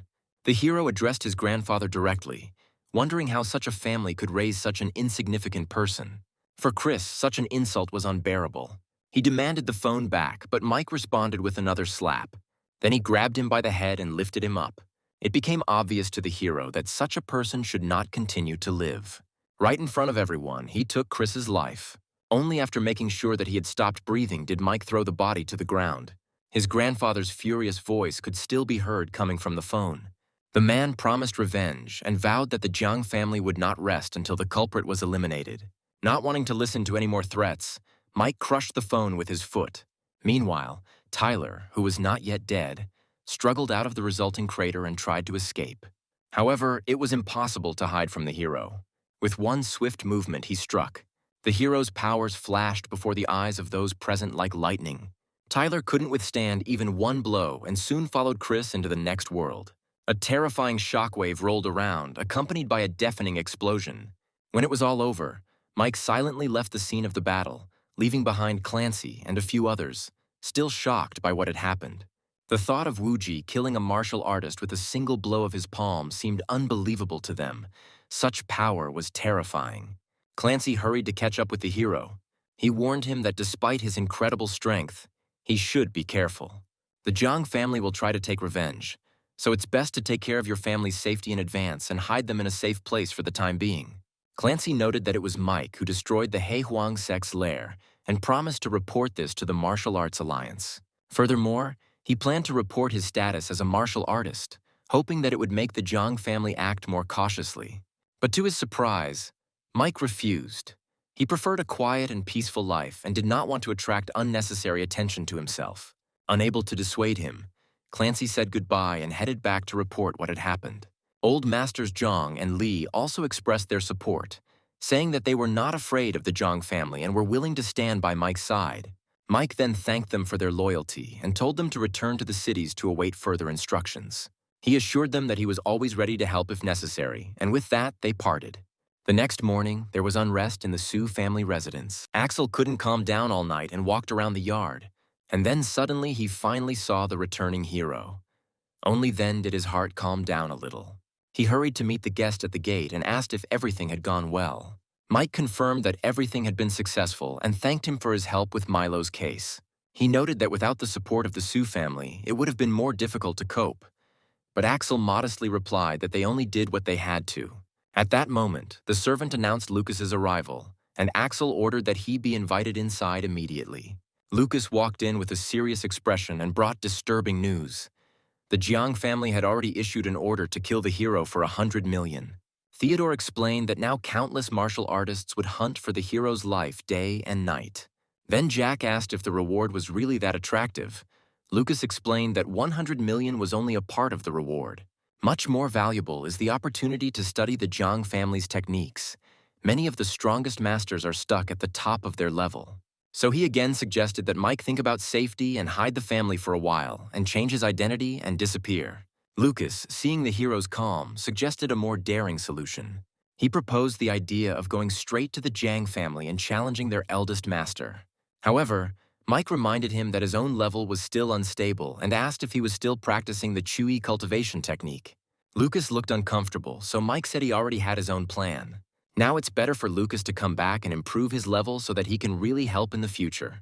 Axel also offered support from the Su family, acknowledging that their capabilities were limited but the family's financial resources were vast. However, Mike politely declined the financial support, but asked to obtain some pieces of jade. He thought to himself that his spiritual strength had now increased even more. Having received the jade pendants, he began to fill them with his power. It didn't even take Mike that long. His development had advanced again, and he could now create even more powerful defensive artifacts. With their help, he will be able to protect his mother and sister without fear of attack. When the work was finished, Mike looked out the window and noted that the day was surprisingly clear. But as soon as he had time to stretch, he felt an ominous aura. The hero realized that someone had climbed over the wall of the Su family residence. When Mike came out into the yard, the stranger was already ready to attack, with a long saber in his hands. However, every blow he threw was stopped by Mike. Then the scoundrel swung again. However, Mike simply raised his hand and grabbed the blade with 2 fingers, the metal making a loud clang as it hit his hand. The attacker immediately realized that he was facing an extremely strong opponent. He quickly retreated and acknowledged his opponent's skill. It was a famous saber master named Dao who came here to seek a reward from the Zhang family. He hoped that their techniques would help him achieve the level of a martial artist himself. Mike didn't expect the bounty hunters to show up the very next day after the order was announced. He also noted that Dao did indeed have considerable speed and skill, but that alone was not enough. Dao was confident in his techniques and intended to prove it in battle, but he didn't know that the hero's true strength was still unknown. Therefore, against such a technique, Mike needed only 2 fingers to stop the saber. Seeing the enemy's strength, Dao was greatly shocked. His twice-tempered steel blade was stopped by just 2 fingers. The first time he could still write it off as a coincidence. But now it became clear that the hero's strength far exceeded everything he expected. The pressure of the force continued to increase, and he realized that the information about Wuji's capabilities was completely wrong. Mike pushed his opponent away and made it clear that he should leave and pass on a warning to the others that there would be no mercy. With these words, he slightly increased the pressure of his fingers, and the long blade cracked, crumbling into pieces. Then Mike quietly added that this warning from Dao would have to be spread in the afterlife. The next moment, he released a powerful wave of energy. The blow proved fatal. Dao let out a piercing scream and spat out a large amount of blood. He then rolled on the ground several times and died on the spot. When Theodore arrived, everything was already over. He just sighed heavily, surprised at how quickly the hunters began to appear. Mike realized that the Su family residence was no longer a safe place, so he would spend the night elsewhere. Theodore regretted that their strength was too weak to help and felt guilty for dragging the Su family into a dangerous situation. That night, Mike went to Lucas's house. He promised that while Mike was with him, no one would dare to disturb him. Mike thanked him for his hospitality and then began cultivating.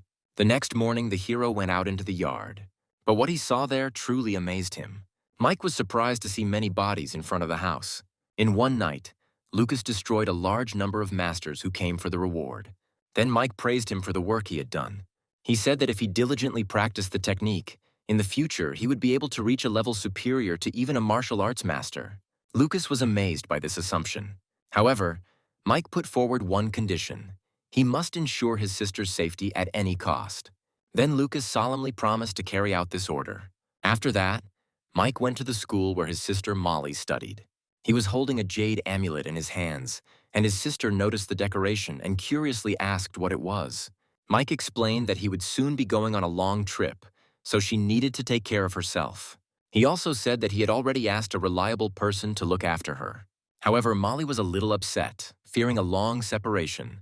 But Mike gently reassured her, assuring her that he would return much sooner than she thought. That same day, Mike went to the city of Beizhou. He took his seat and calmly enjoyed the ride. During the bus ride, several bounty hunters entered the vehicle.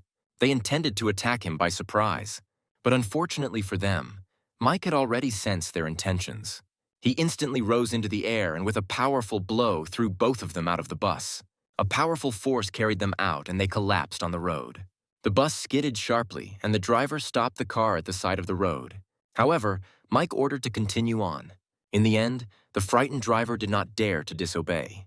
By the time they arrived in the city, the driver was already dead, which caused quite a stir among the people around. The crowd began shouting about the incident and demanding that the police be called. When Mike returned home, he was met by Shelley. She complained that he had been absent for too long, although he had promised to take her out for fun, and during his absence she had been bored. It turned out that while the hero was away, Shelley was tasked with guarding the house and protecting his family. Mike saw his mother busy in the kitchen and quietly asked Shelley to keep a close eye on her safety. He promised that upon his return he would definitely take her with him for a walk. This prospect instantly lifted her spirits. After that, Mike sat down in a chair and thought, now all that remained was to solve the last issue, to deal with the Northern Alliance. A few hours later, he was already at the Northern Alliance headquarters, where he was met by Ronald, the head of the Yu family and a martial arts master. He stated that the Northern Alliance was not afraid of the Jiang family and was ready to fight to the end if they dared to send their people. However, Mike told everyone to focus on training and improving their strength. If he needs their help, he will contact them himself. The rest of the time, their main task should be to protect his mother. All those present unanimously promised to carry out this order.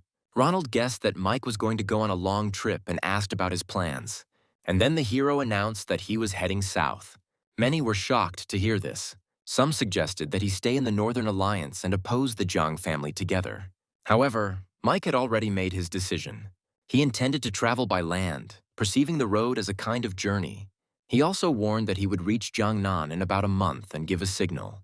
By that time, their level of development should have improved significantly. Ronald watched the hero and thought that the assassination order issued by the Jiang family did not seem to bother him at all. Deep down, he felt that the southern lands would soon be drawn into great changes.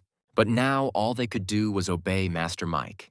2 days later, Mike reached the border of Jinhu province in the south, and he walked leisurely along the road, assessing the surrounding area.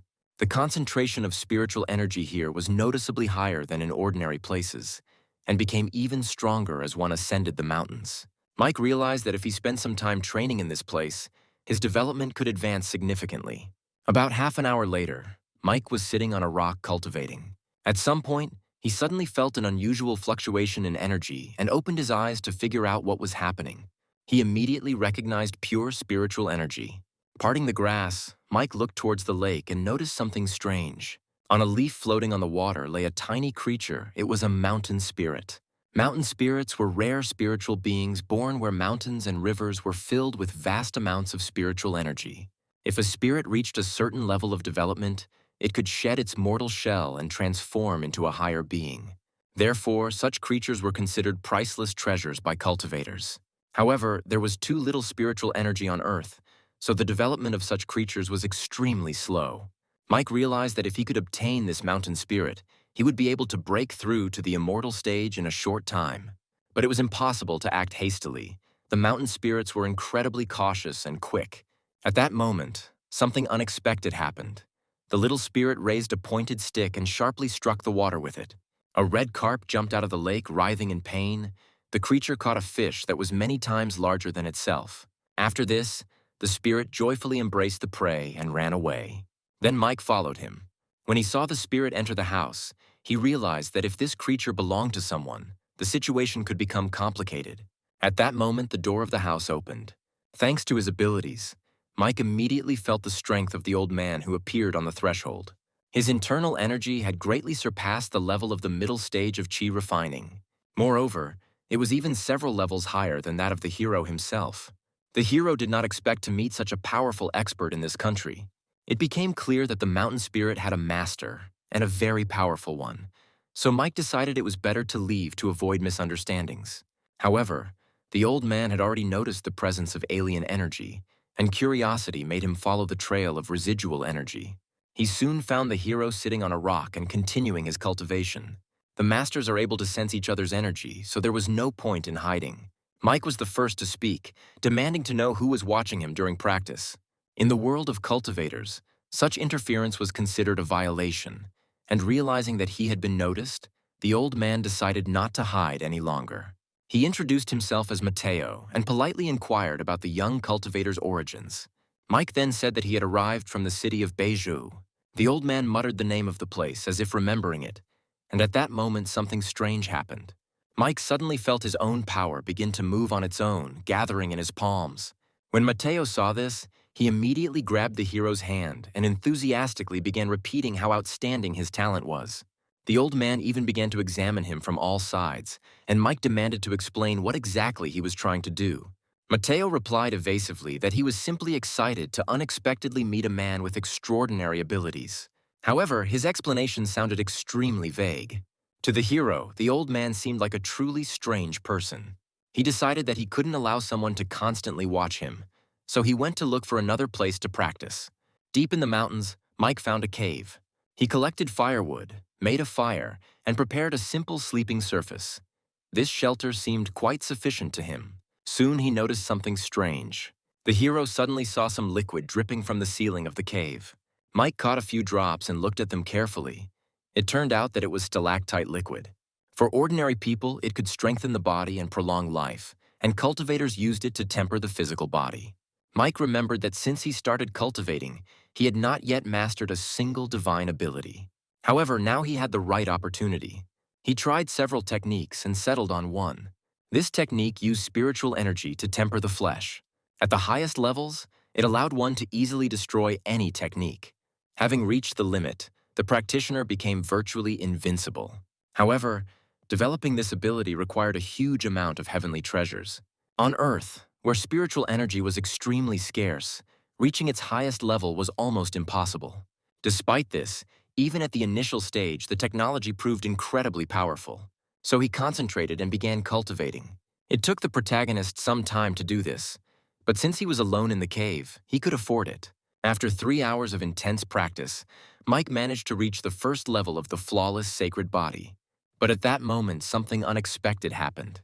Mateo appeared nearby again and secretly observed his cultivation. Mike couldn't understand why this old man was here again. He accused him of peeping.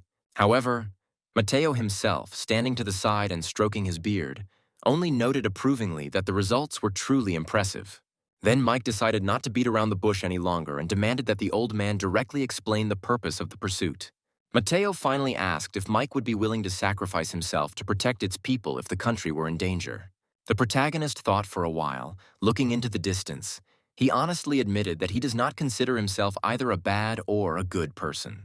He respects those who selflessly help the world, but he himself is not capable of becoming such a person. In his view, in today's era, good people too often face injustice and receive too little in return. His only desire is to protect his own family. After hearing this answer, Mateo fell silent. He was looking for a successor to the post of district chief, but finding such a person turned out to be very difficult. After that, Mike thought, the liquid was used up, and the flawless sacred body had only reached the level of minor mastery. To continue developing this technique, much more spiritual energy was required. With this thought, he climbed a tree and began to look for food sources for further cultivation. Soon he noticed branches laden with fruit. Mike began to vigorously collect them and try them immediately. However, while he was eating, he felt people approaching. Several people in red clothes appeared nearby. They carried the heavy coffin, and it seemed to be a great deal of difficulty for them. Mike immediately sensed a dark and ominous aura from these people. But eventually, curiosity made him approach them and watch the strangers closely. Three strangely dressed people stopped at the entrance to the cave and placed the coffin on the ground. One of them, apparently the leader, ordered the lid to be opened. Meanwhile, Mike was closely watching their every move. Everything that was happening seemed suspicious to him. The aura of the place and the cave itself suggested that something extremely sinister was being grown here. With great effort, the men lifted the coffin and began to pour its contents into the cave. Only then did Mike realize what was inside. The coffin was filled with human blood. When a significant amount of blood entered the cave, terrifying roars began to come from the depths. All the animals nearby ran away in panic.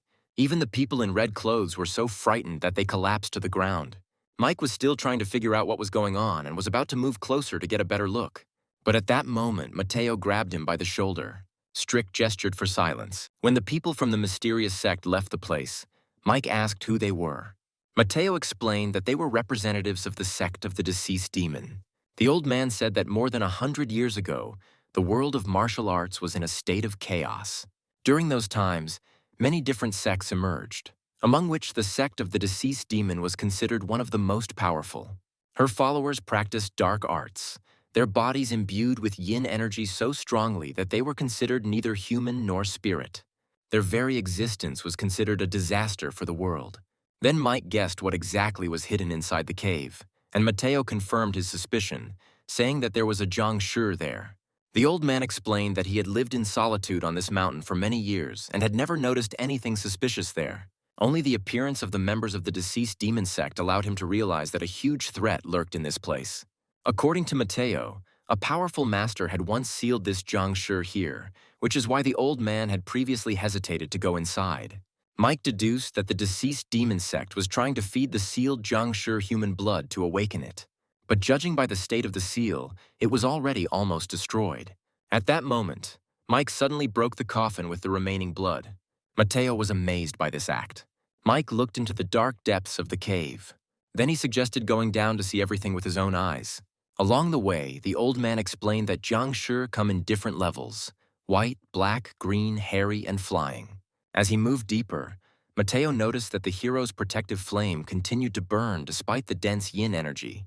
The walls were covered with many talismans, but once a creature's power reached a certain level, these talismans would lose their effectiveness. Mateo assumed that the creature had already reached the penultimate level, a creature invulnerable to water and fire and not afraid of sunlight.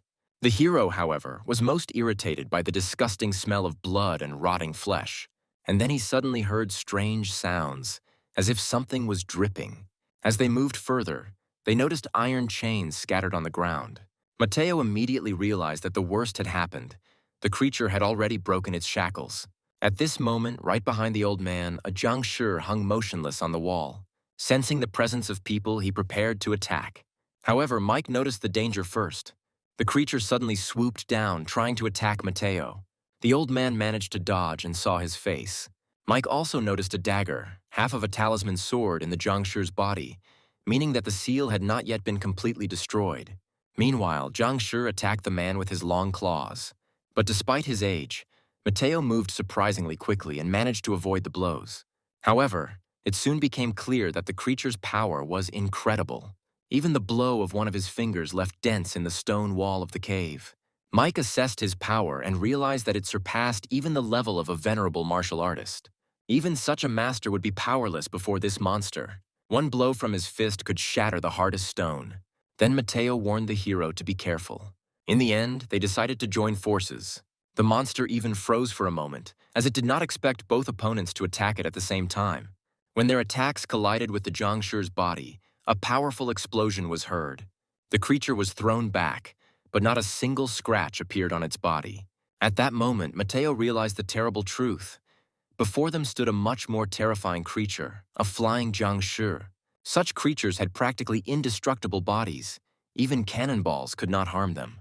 If such a creature were to be released, it would be a real disaster.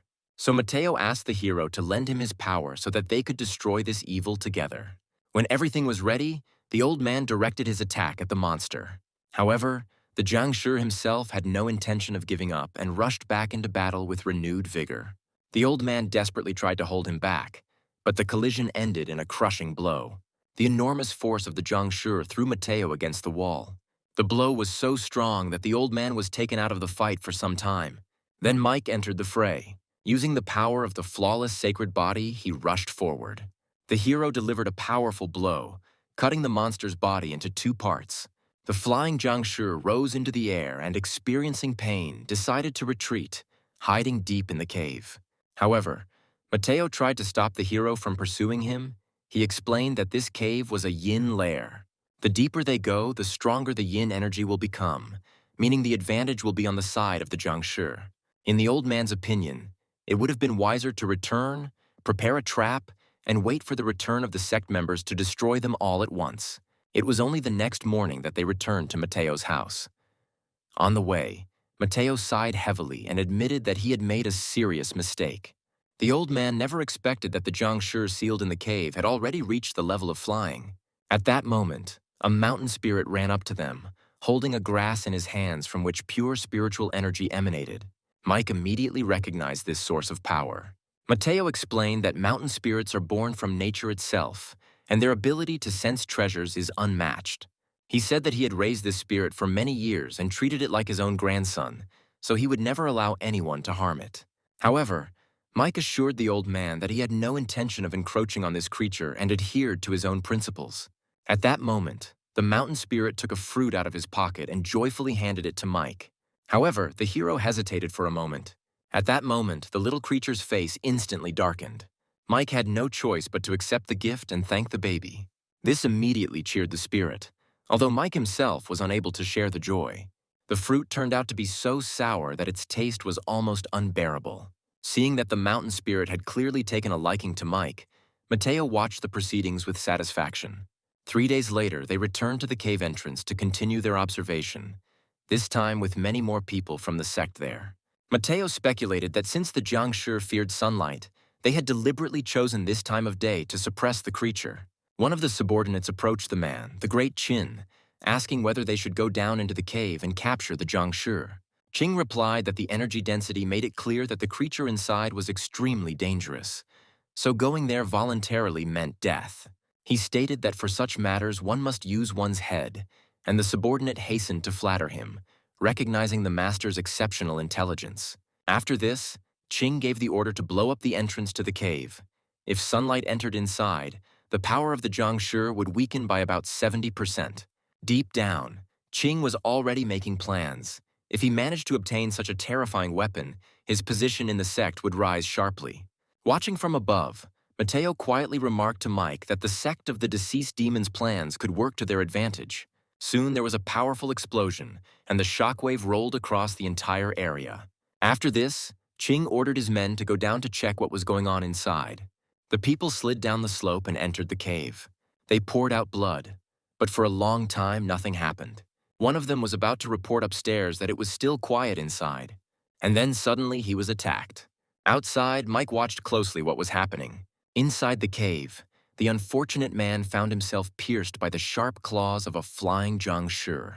The creature began to devour its prey. Within a couple of seconds, the life force of 2 people was completely sucked out. Having had its fill, the monster seemed to gain new energy and let out a wild roar. With a powerful push of its legs, it burst out of the cave and soared outside. Seeing this, Qing was delighted and ordered his men to act immediately. Mike and Mateo also prepared to carry out their plan. They expected that after coming out into the light, the power of the Jiangshi would noticeably weaken. However, his rage turned out to be much more terrible than they expected, and Qin almost ended up in his claws. Then Mateo realized it was time to intervene.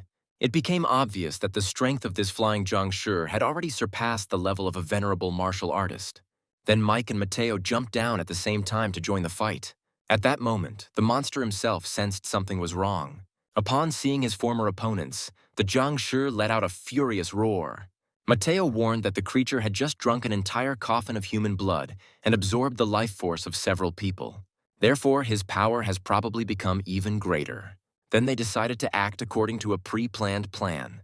When the Jiangshi tried to attack the hero, he turned his attention to Mateo. And then the old man took advantage of this moment and activated the spiritual circle. Eventually, the creature was overcome by the power of the enchanted circle and writhed on the ground. Right at that moment, Mateo threw a long spear. By the time the Jiangshi noticed the threat, it was already too late. The spear pierced his chest and a piercing scream was heard. Mike took advantage of the moment and delivered a powerful blow. After the collision, he realized that his body remained intact. The flawless sacred body really possessed tremendous power. Mateo, meanwhile, realized how difficult an opponent this creature was. But then suddenly something happened that no one expected. Suddenly, the Jiangshi returned to the battlefield and rushed at the old man with lightning speed. Tom had to urgently activate the protective aura. The monster's powerful blow collided with the protective barrier, producing a metallic ringing sound. Seeing how much effort it took for Mateo to defend himself, Mike internally wondered about the incredible strength of the creature's body. He became curious about whose physical strength would be superior, that of the flying Jiangshi or his own body, enhanced by the technique. With this thought, he rushed forward, and the monster immediately noticed the approaching hero. Mike was approaching the battlefield at great speed. Soon his body collided with the body of the Jiangshi. As a result of this attack, the monster was thrown far into the forest. Soon there were loud cracks and explosions of breaking trees. Mike remained completely unharmed, but Mateo was incredibly shocked. The young man abandoned his defense and engaged in a direct clash with the flying Jiangshi without receiving the slightest injury. The old man could not understand how the human body could be so strong. Meanwhile, the Jiangshi roared again. His body suddenly rose into the air, as if transforming and becoming even more furious. To their surprise, the creature raised its hand and began to absorb the spiritual energy of heaven and earth. Mike immediately realized that this was no ordinary monster. If he were allowed to roam the world, he would turn into a terrifying evil spirit. He remembered the legends of the Purple Star, where a similar spirit destroyed hundreds of thousands of living beings with one breath, sucking their blood. The talisman that the flying Jiangshi had just pushed out of the seal instantly turned to ashes.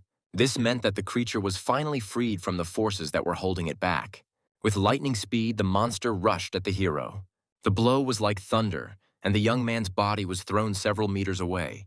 Mateo clearly saw that after absorbing the spiritual energy of heaven and earth, the flying Jiangshi's strength had increased by more than just one level. When the situation became hopeless, the old man slowly pulled out a yellow token from the folds of his clothes. The power contained in this object was so great that it immediately attracted the attention of both the hero and the monster.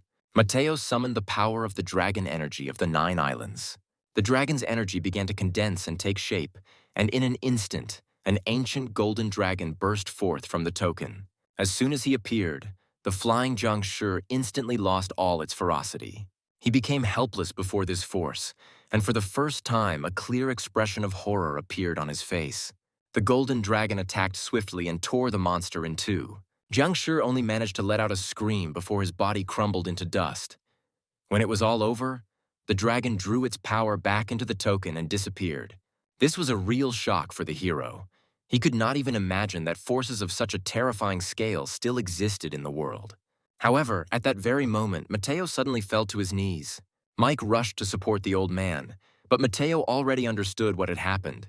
Using the dragon's power had exhausted him to the limit. Then Mike checked the old man's pulse and immediately understood the true state of affairs.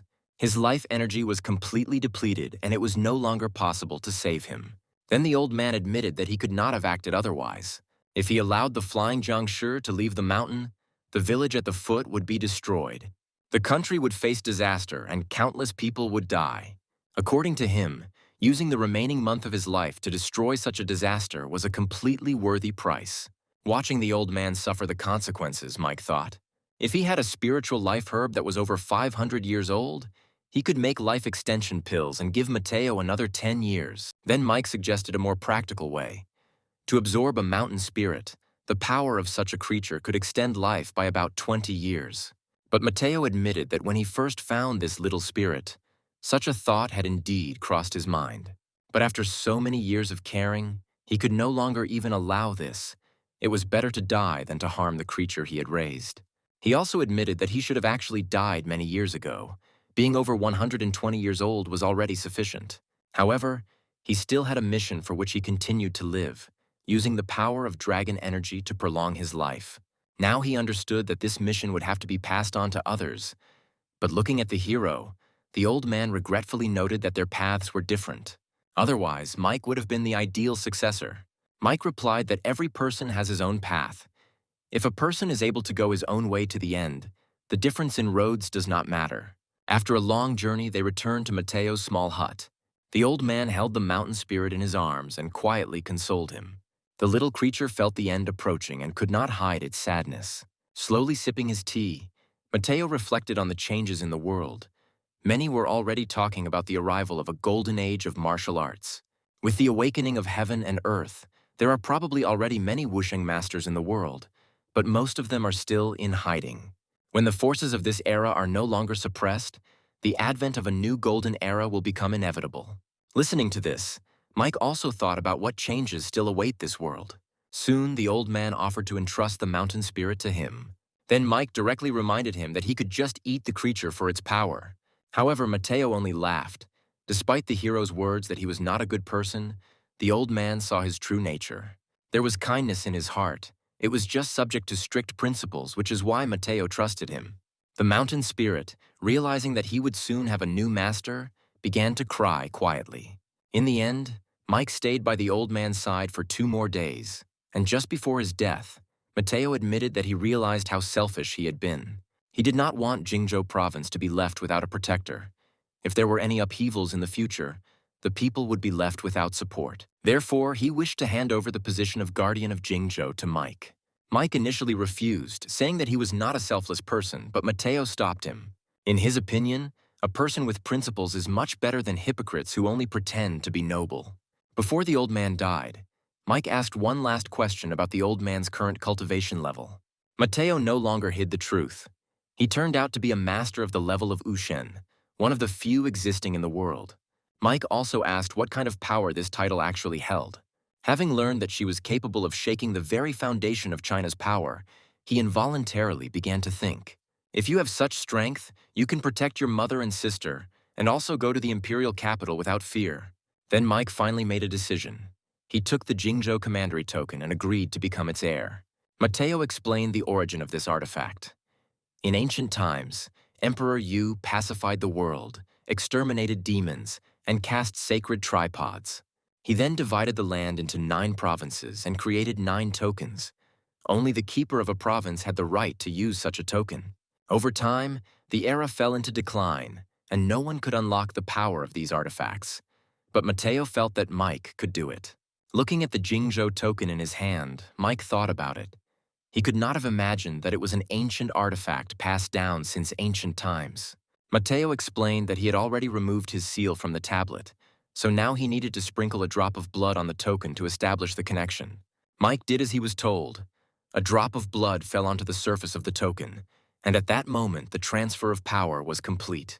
Mateo announced that from now on, Mike would become the guardian of Jingzhou, and the fate of the entire province would be placed in his hands.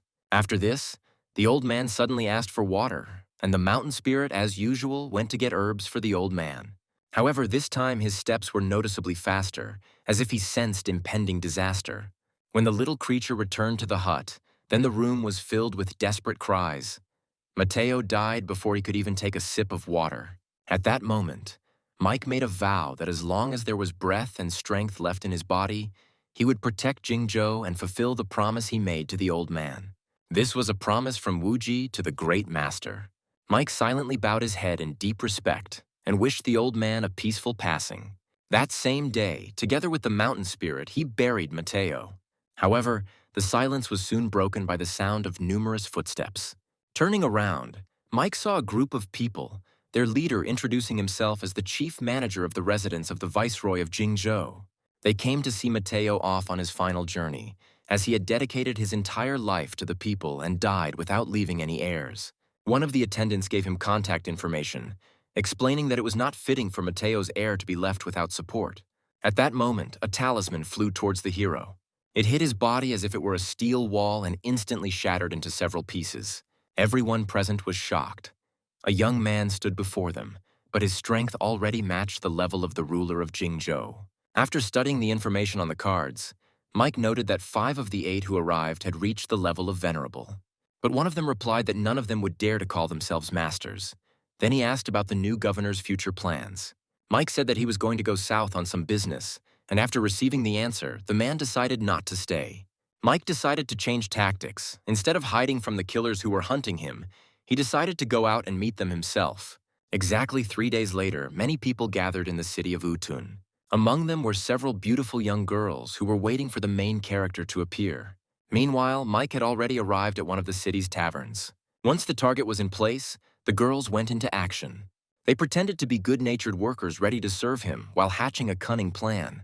They approached him with a fake smile, trying to start a conversation.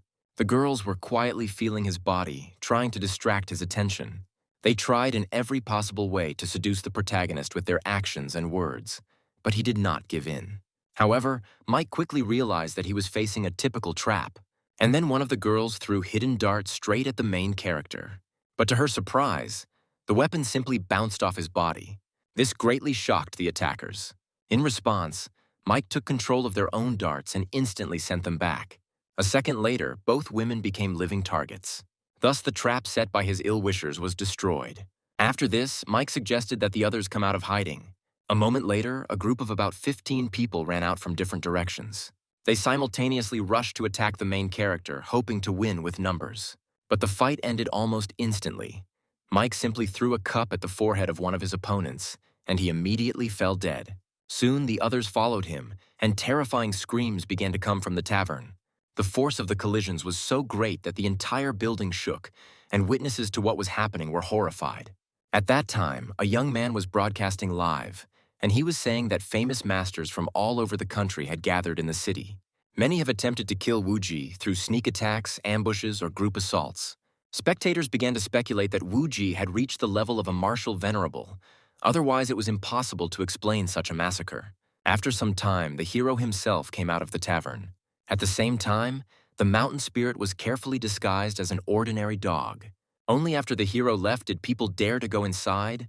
A terrible picture opened up before them. The entire room was covered in blood. Among the dead were the Ma brothers, known for their combined fighting technique, their strength allowing them to withstand the best masters. Next up was a famous master of the praying mantis style. His technique was known throughout the world, but he died from a simple chopstick. After these events, the list of candidates for the martial venerable level was updated, and Wu Ji took second place. Meanwhile, Mike, along with the mountain spirit, reached Mount Fumo.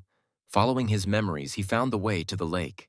According to rumors, there was a temple on this mountain, and behind it was the immortal lake, where the rarest 7-colored lotus in this world grew. According to the descriptions, this plant was remarkably reminiscent of one of the divine objects mentioned in the legends of purple star cultivation. In the very center of the lake, a solitary lotus was blooming. Mike recognized it at first sight. It was the lotus of 100 generations. At that moment, his attention was drawn to movement in the distance. On the road, a man approached him, driving a horse-drawn carriage with a small carriage behind it. Suddenly, a graceful hand appeared in her window and slightly lifted the curtain. At that moment, their eyes met. There was a young girl in the carriage, and watching her, Mike involuntarily plunged into memories. Once upon a time, on the Purple Star, he heard that supreme cultivation could reverse time and space and return to the past. That is why he trained with desperate persistence, driven by a single goal: revenge. When he left Earth, he didn't even understand what cultivation was, but on the cruel Purple Star, he gradually learned this path. However, it was too late to regret now. The most important thing was that his mother and sister were alive and safe. Looking again at the girl in the carriage, Mike felt that there was something unusual about her. At this moment, a girl named Lily asked to stop the carriage. The middle-aged man driving the horse stopped it immediately. The girl got out of the carriage and approached Mike. She asked if he was heading to the old temple on the mountain. As it turned out, Lily was an 18-year-old representative of a clan of martial artists. Her unusually friendly behavior made a man named Vance a little wary. Lily herself offered to take the young man with her, explaining that the road to the temple was very difficult and took about 2 hours on foot. Since they were heading there themselves, she decided it would be easier to give him a ride. Old Man Vance reminded her that he had already warned her not to invite strangers into the carriage, but the girl only wanted to help. She was sure that this young man did not look like a bad person, and the path up the mountain was really difficult. In the end, Old Man Vance couldn't convince her otherwise. Then the girl invited Mike to sit next to her in the carriage. He only warned the hero that since Lily had shown kindness and invited him to go with her, he should not betray her trust. Mike himself thought that this old man was quite a contradictory person. At this time, the mountain spirit sat between them and shivered from the cold. Noticing this, Lily started a conversation. She apologized and explained that she was suffering from a cold illness. Then she introduced herself and asked the hero's name. In response, the main character gave his name. After this, the girl stroked the little creature again and asked what its name was. Mike replied that his name was just Baby. The little creature was so cold that its nose even started to run, and it pressed itself against the hero's knees. But soon it seemed to him that this was not enough. The creature tried to get even deeper and even dived under the hero's clothes. Lily felt guilty seeing how much he was shaking. Like the little creature, Mike also felt cold whenever he was near her. And then the girl thought that in this way he was trying to keep her at a distance, and she felt a little awkward. Lily explained that she wanted to take the baby to Vance because he was too cold, which was caused by her strange illness. However, Mike understood perfectly well that this was not a disease at all. Her body had an innate special nature, an excess of deep yin. He asked if she had come to the mountain in search of healing, and Lily confirmed this. She said that she had heard about a miraculous phenomenon taking place in the temple on this mountain. It was said that it could cure any disease, so she decided to test it. Lily admitted that she didn't really believe in such miracles, but Grandpa Vance wanted to bring her here, and she didn't want to break his heart. Lily admitted that she herself does not understand the nature of her illness. She had been examined by doctors since childhood, but no one could determine the cause. Everyone just said that she was born with a cold constitution, different from ordinary people. Her own family even considered her something of a monster. Her parents were helpless. Before his death, her grandfather handed over her care to Old Man Vance. Since then, he took her all over the country, visiting various masters and doctors, but no one was able to cure her. In fact, she had long since lost hope of recovery, but Vance was never able to give up. He kept looking for ways to help her, and that's why she didn't want to disappoint him. After finishing her story, the girl apologized for unwittingly sharing such personal things. Then Mike put his hand on her shoulder, trying to comfort her. He was sure that her condition could be corrected. Lily wiped away her tears and quietly expressed hope that this was indeed possible. Meanwhile, Mike was thinking, he didn't expect that on Earth, where spiritual energy is so scarce, there could be a person with an excess of yin. On the Purple Star, this was considered extremely valuable, and many large sects sought to obtain such people. During cultivation, such a person automatically attracts cold energy and combines it with the absorbed spiritual energy. Thinking about this, Mike quietly released a thin stream of true energy and directed it towards the mountain spirit. This amount of spiritual power was enough to temporarily protect the small creature from the cold. The mountain spirit immediately felt a warm flow of energy and joyfully jumped up and hugged Lily, which greatly surprised her. The creature couldn't speak, so it only squeaked happily a few times, its cute appearance making Lily smile again. The group then continued up the mountain road. About an hour later, Vance called out from behind the wagon to say they had arrived. Their destination turned out to be a majestic hall on the top of a mountain, reached by a long staircase. Lily quickly got out of the carriage, but as she was descending, her foot unexpectedly slipped and she almost fell. Luckily, Mike caught her in time and held her. Finding herself so close to his face, the girl suddenly felt very embarrassed, and her face instantly turned bright red. Vance was surprised to see that she had already come down on her own. Usually, due to her innate weakness, Lily always waited for him to help her out of the carriage and never jumped off on her own. Having climbed just a few steps, the girl already began to breathe heavily. Noticing her condition, Mike offered to carry her upstairs, but Lily politely declined, not wanting to cause any inconvenience. At that moment, the mountain spirit hiding in her clothes suddenly stuck its head out and sneezed unexpectedly. No one expected that the little creature was capable of such a powerful sneeze. At that very moment, Lily's body, which was usually icy, suddenly felt a wave of warmth. Her condition immediately improved and she felt much better. Hearing the noise, Vance turned around. Behind him, the grandfather saw a hero holding his granddaughter by the body. His face immediately became stern, and his voice became furious, as he decided that the young man had done something inappropriate. But Mike showed him the mountain spirit, making it clear that he had done nothing and that this cunning man was the cause of what had happened. Vance looked closely at Lily and noticed that her face had indeed become more rosy and her skin tone had noticeably improved. Therefore, he decided not to continue the investigation and focus on the main purpose of their visit, the girl's treatment. Mike sternly scolded the spirit for mindlessly sharing his own spiritual energy with others and constantly trying to cling to Lily. And then the hero's thoughts involuntarily flew into the past. In his past life, he and his comrades earned money through illegal means. Then a man named Joe openly stole one of their people. At that time, Mike knew nothing about martial arts and did not understand that everything in this world depends on the power of the masters of the martial way. Because he insulted the young master, who came from an influential family of craftsmen, he suffered cruel revenge. That man killed his mother right in front of him and later drove his sister to her death. But now everything was different. Having received the bronze token of the ancient governors, Mike felt responsible for their legacy. Anyone who invades here will be destroyed, and anyone who dares to harm his family will surely pay with their life. In this new life, he intended to change everything with his own hands. While he was in the clouds, Lily announced that they had already arrived. In front of them was a place known as the Mount Fumo Temple. Seeing the guests, an elderly monk, Elias, came out to greet them. Vance explained the purpose of their visit and said that his granddaughter had suffered from a strange illness since childhood. Having heard about a miraculous phenomenon capable of healing any disease, he brought her here in the hope of salvation. The monk looked closely at Lily and decided to check her pulse. However, as soon as his fingers touched her wrist, he abruptly pulled his hand away, clearly shocked. At that moment, Elias froze in place. Even more frightening was the fact that the fingers he used to check his pulse were covered with a thin layer of frost. Mike immediately understood the reason for his reaction.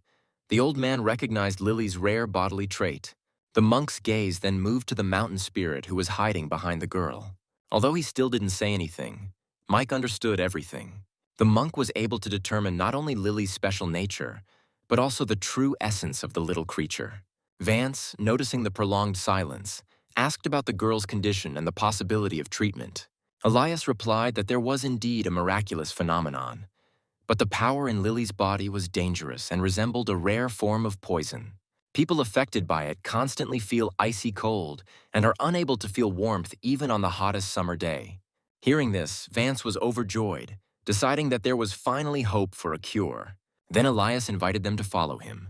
They went deeper into the monastery, where he explained that there was an ancient immortal source here that had existed since time immemorial. At the bottom of the lake grows a lotus that rises to the surface and blooms only on the night of the full moon on the 15th day. When this happens, people with various illnesses can come to the lake, and the miraculous power of the flower can eliminate all suffering. Vance quickly realized that the 15th day was just 2 days away, and Elias confirmed this and offered to let them stay in the guest rooms. Lily was extremely happy and sincerely thanked the monk, who only replied that helping people was in line with the heavenly path. As Mike continued to silently look at the calm surface of the lake, a strange feeling appeared in his heart. 2 days later, on the night of the full moon of the 15th day, Lily, along with other people, came to the shore of the lake. She dreamed that after being healed, she would be able to live like an ordinary person, that her family would stop treating her like a monster. When the moon reached its full strength, the very flower the monk had spoken of began to rise from the depths of the lake. When he fully emerged to the surface, people around him began to kneel and worship the miracle. At that moment, the flower slowly opened, and a soft fragrance that could soothe the soul spread from it. Soon, the entire shore of the lake was filled with this unusual, almost magical smell, and people were plunged into a state of blissful trance. Only Elias remained fully conscious, his face becoming focused and his lips spreading into a smile. He carefully observed the people who were sitting in the cultivation posture around the blossoming lotus. Mike immediately realized what was happening, that there was no divine healing. It was a method of absorbing people's life force. Their illnesses were suppressed for a short time, and then, along with their life energy, were quietly drawn out of the victims' bodies. Elias said that this time their saint was extremely lucky. Among these foolish mortals, there was a girl with a pure yin body. As soon as he finished speaking, a murderous aura suddenly erupted from behind him. She rushed past him and headed straight for the lotus on which the saint was sitting. An invisible attack struck the horn on his forehead, leaving a crack in it. The saint's breathing began to falter. Elias screamed in horror, not understanding who dared to interfere and how this person was able to remain conscious under the influence of the lotus scent. Enraged, he immediately struck with his palm. However, Mike easily blocked his attack. The old man tried again, striking with his second fist, but it missed again. The next moment, Mike went on the counterattack. Elias was thrown back into the forest by a powerful blow.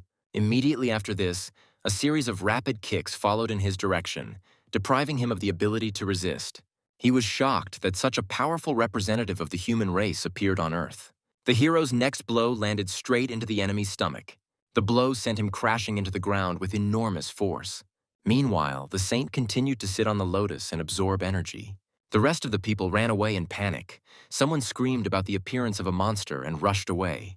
Having emerged from the resulting crater, Elias demanded to know who was in front of him and why he was stronger than the representatives of their race.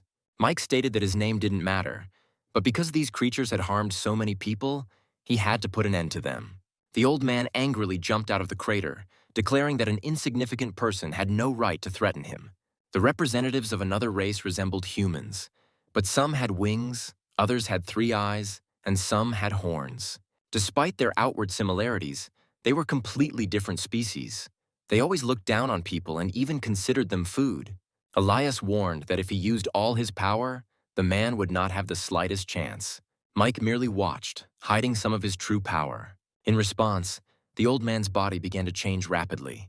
His muscles bulged, his body became huge, sharp spikes grew from his arms, and a long horn appeared on his head. He swore to tear the man to pieces for wounding their saint and ruining their plan. He also mockingly stated that Mike had merely developed a lower form of the divine body, while their saint possessed a sacred body. Then Mike asked directly what race they belonged to and why they were hiding in China. Elias merely launched into a contemptuous attack, declaring that the man was unworthy of knowing the answers. As a result, a fierce battle began between the warriors. Both Mike and Elias charged at each other furiously. Their fists clashed, each resisting the other's force. As a result, powerful energy spread throughout the entire area. The shockwave even reached the clearing where Lily was lying, and the lotus petals scattered in the wind. Vance anxiously tried to bring the girl back to consciousness. Meanwhile, the saint continued to absorb energy, and Mike assessed the enemy's strength and realized that his holy physique was still far from complete. Despite this, his own development was still insufficient. But Mike remained calm. He is in territory where Elias cannot act with impunity. If Mike is wounded, the enemy will pay with his life. Elias continued to look at him with disdain, confident that after the transformation he was only using 1/3 of his power. The monster thought that he was already suppressing the enemy, and the hero himself was simply bluffing. In the distance, Mike noticed Lily and her grandfather, and he was surprised that they hadn't left this place yet. Mike understood that he was bound to these people by fate, and therefore he could not let them die. Elias also noticed them and mockingly stated that 2 more dishes had appeared there. Grandpa Vance then rushed forward and, pushing Lily away, shouted at her to run. However, the vines instantly enveloped the girl, depriving her of the ability to move. Then they lifted the girl into the air. They began to tighten, tearing her clothes. Elias controlled the vines while also trying to entangle Old Man Vance. At this moment, Mike finally took a step forward. Lightning roared in his hands, and the spiritual energy of the 9 islands began to gather in his body. His gaze became cold and sharp. Elias didn't pay any attention to it at first, but when he took the blow, he was in a terrible shock. Even half of his strength was not enough to suppress the enemy. He began to suspect that this man might have a connection with an ancient divine power. Mike declared that it was here, on the land permeated with dragon energy, that he would execute this enemy. Anyone who encroaches on his people would die. Observing the hero's technique, Elias realized that he was facing an attack that had reached the limits of Earth's capabilities. Lightning struck his body with a crackling sound.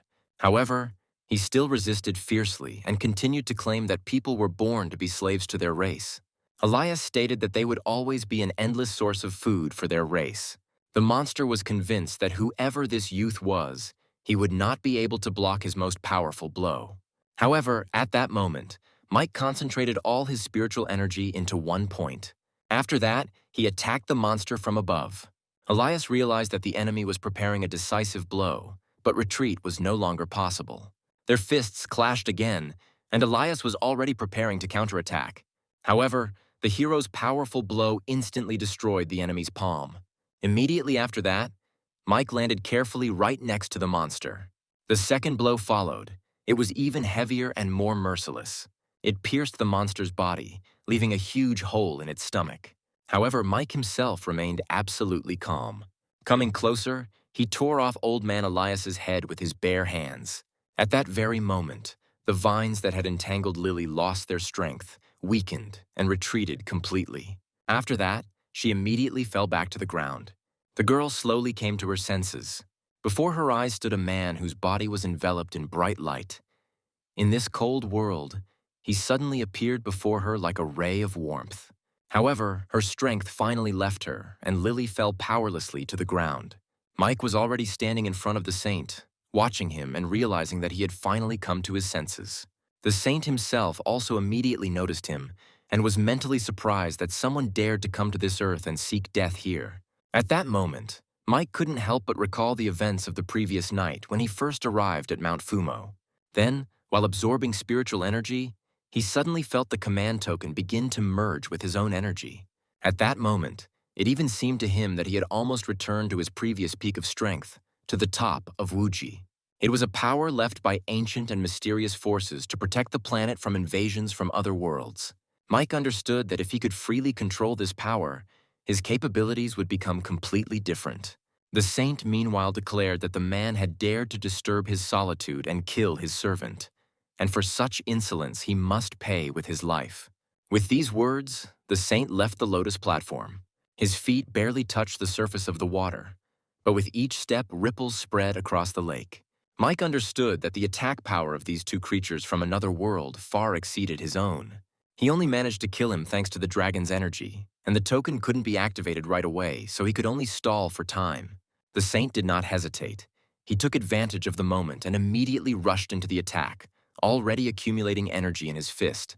Mike entered the fray again and their blows collided. The saint arrogantly noted that the man had managed to withstand the blow, but he was still not using his full strength. Mike blocked the attack again, and for a while they remained roughly evenly matched in the fight. Then the hero quickly assessed the situation. He understood that thanks to the divine body technique and defensive methods, he was only able to maintain balance and protect himself. The saint noticed the body hardening technique that Mike used. At that moment, Mike's gaze slid towards Old Man Vance, who was trying to lead Lily away from the battlefield. He instantly realized that they were moving too slowly. The next second, the saint was already standing in front of them, blocking the road. Vance, despite his fear, resolutely shielded Lily with his body. He was ready to protect her at any cost. The saint was unpleasantly surprised that such a non-entity dared to oppose him. Grandfather declared that even if it was a god or a demon standing in front of him, he was not going to allow harm to come to this girl. At that moment, Mike also rushed forward, his heel kick landing right in the saint's face. Vance also tried to attack, striking with his fist, but it turned out to be completely harmless for his opponent. Mike immediately realized that the saint's power and divine techniques far surpassed his own. Soon, both of them were thrown back by the blow. A powerful stream of energy rushed through the forest. Vance was most worried about Lily. At the same time, Mike continued to feverishly search for a way to get rid of the enemy. He was already ready to sacrifice his life if necessary. The saint attacked again, wanting to check what was so special about this man. Their palms collided with enormous force, and the pressure of energy filled the entire space around. They exchanged several powerful blows. The saint quickly concluded that this man was indeed much stronger than ordinary people, but his level of development was still too low. In his opinion, such an enemy could not destroy his servant by his own efforts alone. The thought entered his head that this man must have some hidden means. To avoid any possible problems in the future, he decided to end it immediately and declared the game over. Streams of spiritual energy began to descend upon the saint, like a heavenly lightning test. Mike then turned to the bronze token and called upon its power to help destroy the enemy, his aura gradually enveloping his entire body. The saint suddenly noticed this token and immediately understood its origin. The 9 tokens of the 9 provinces were created by ancient forces. He began to suspect that this man might be connected to the ancient protectors and instantly jumped away from the lake, dodging the attack. Mike stood on the shore and channeled spiritual energy, turning it into lightning. A thunderous radiance erupted in the sky, turning into roaring dragon energy. A powerful attack rushed straight towards the target from the palm of the protagonist. The saint realized that the situation was becoming dangerous, but it was too late. A stream of light cut through his hand and it flew away. His cry of pain echoed throughout the area. Having lost his arm, the saint swore revenge and then disappeared, leaving the battlefield. After that, Mike quickly rushed to Old Man Vance, who was lying to the side, and suddenly Lily's weak voice was heard calling for her grandfather. Mike tried to help the wounded old man with the last of his strength, and Vance was immensely grateful for his help. He began to console his granddaughter, saying that a person's life inevitably goes through birth and death. He asked her to live her life with dignity. Realizing that time was running out, Vance made one last request of Mike, asking him to take Lily back to her family. Mike agreed and asked where her relatives lived. The old man replied that her family was in the city of Zhongjing, Jiangnan Province. It turned out that Mike was just heading there, and he promised to take her home on the way. Finally, Vance asked his granddaughter to thank him for his help and said that with such a person she would be safe. Then Mike said that he could not only protect Lily, but also cure her illness. Moreover, he is able to make her become as strong as he is and never be bullied again. Hearing this, Vance finally closed his eyes. The realization that his granddaughter now had a future bringing him relief. Lily continued to call for her grandfather in despair, but her strength soon left her and she lost consciousness. Mike only managed to heal her condition a little, after which he took the girl in his arms. The next day, she came to her senses. Waking up on a soft mattress, the first thing Lily did was call her grandfather. As soon as she got up, the girl immediately began asking where she was and what had happened to her grandfather. However, Mike suggested that they eat first and postpone the conversation until she came to her senses a little. After Mike helped complete the final details of his grandfather's funeral, he suggested they prepare to leave. Lily held the urn with her grandfather's ashes and was silent for a long time. She understood that she had to continue living. Gathering her courage, the girl asked the hero to teach her a way to cure her condition. She no longer wanted to remain weak.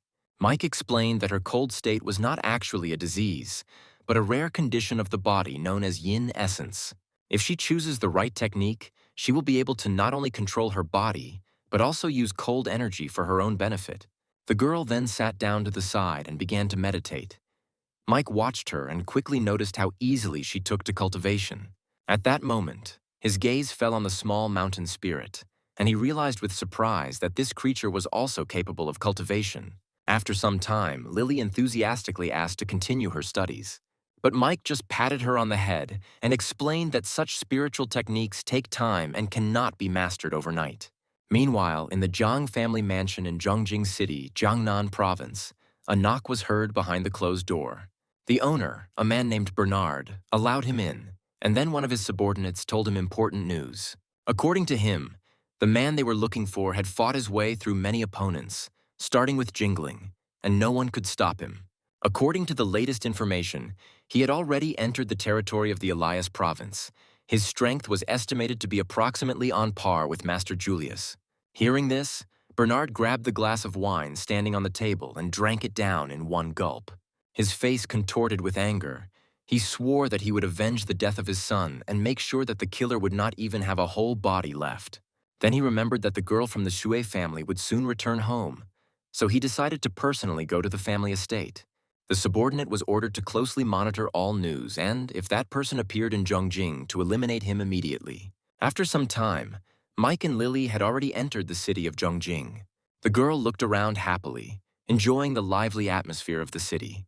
She recognized familiar streets that had once been part of her life, and along the way she pointed to her school and remembered how much she missed it. Nearby, there was also a store that she had once been particularly fond of. However, at some point Mike felt someone's presence. An elderly man with a cane appeared in front of them and blocked the way. The man turned to the young people and asked them to stay for a while. He introduced himself as Harvey, a state protector from the Martial Arts Union headquarters. He said that he had been expecting the meeting for a long time and wanted to warn the hero.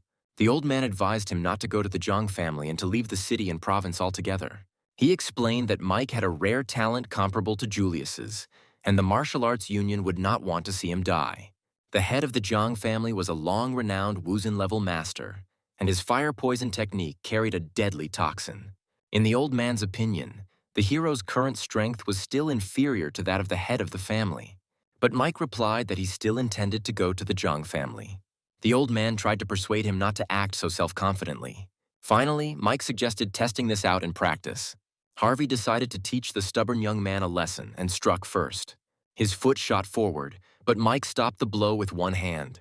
The second attack followed immediately and was aimed straight at the face, but it was also easily blocked. Despite this, the old man continued his offensive. Their palms eventually collided with a loud bang, and the force of the collision sent a gust of wind through the street.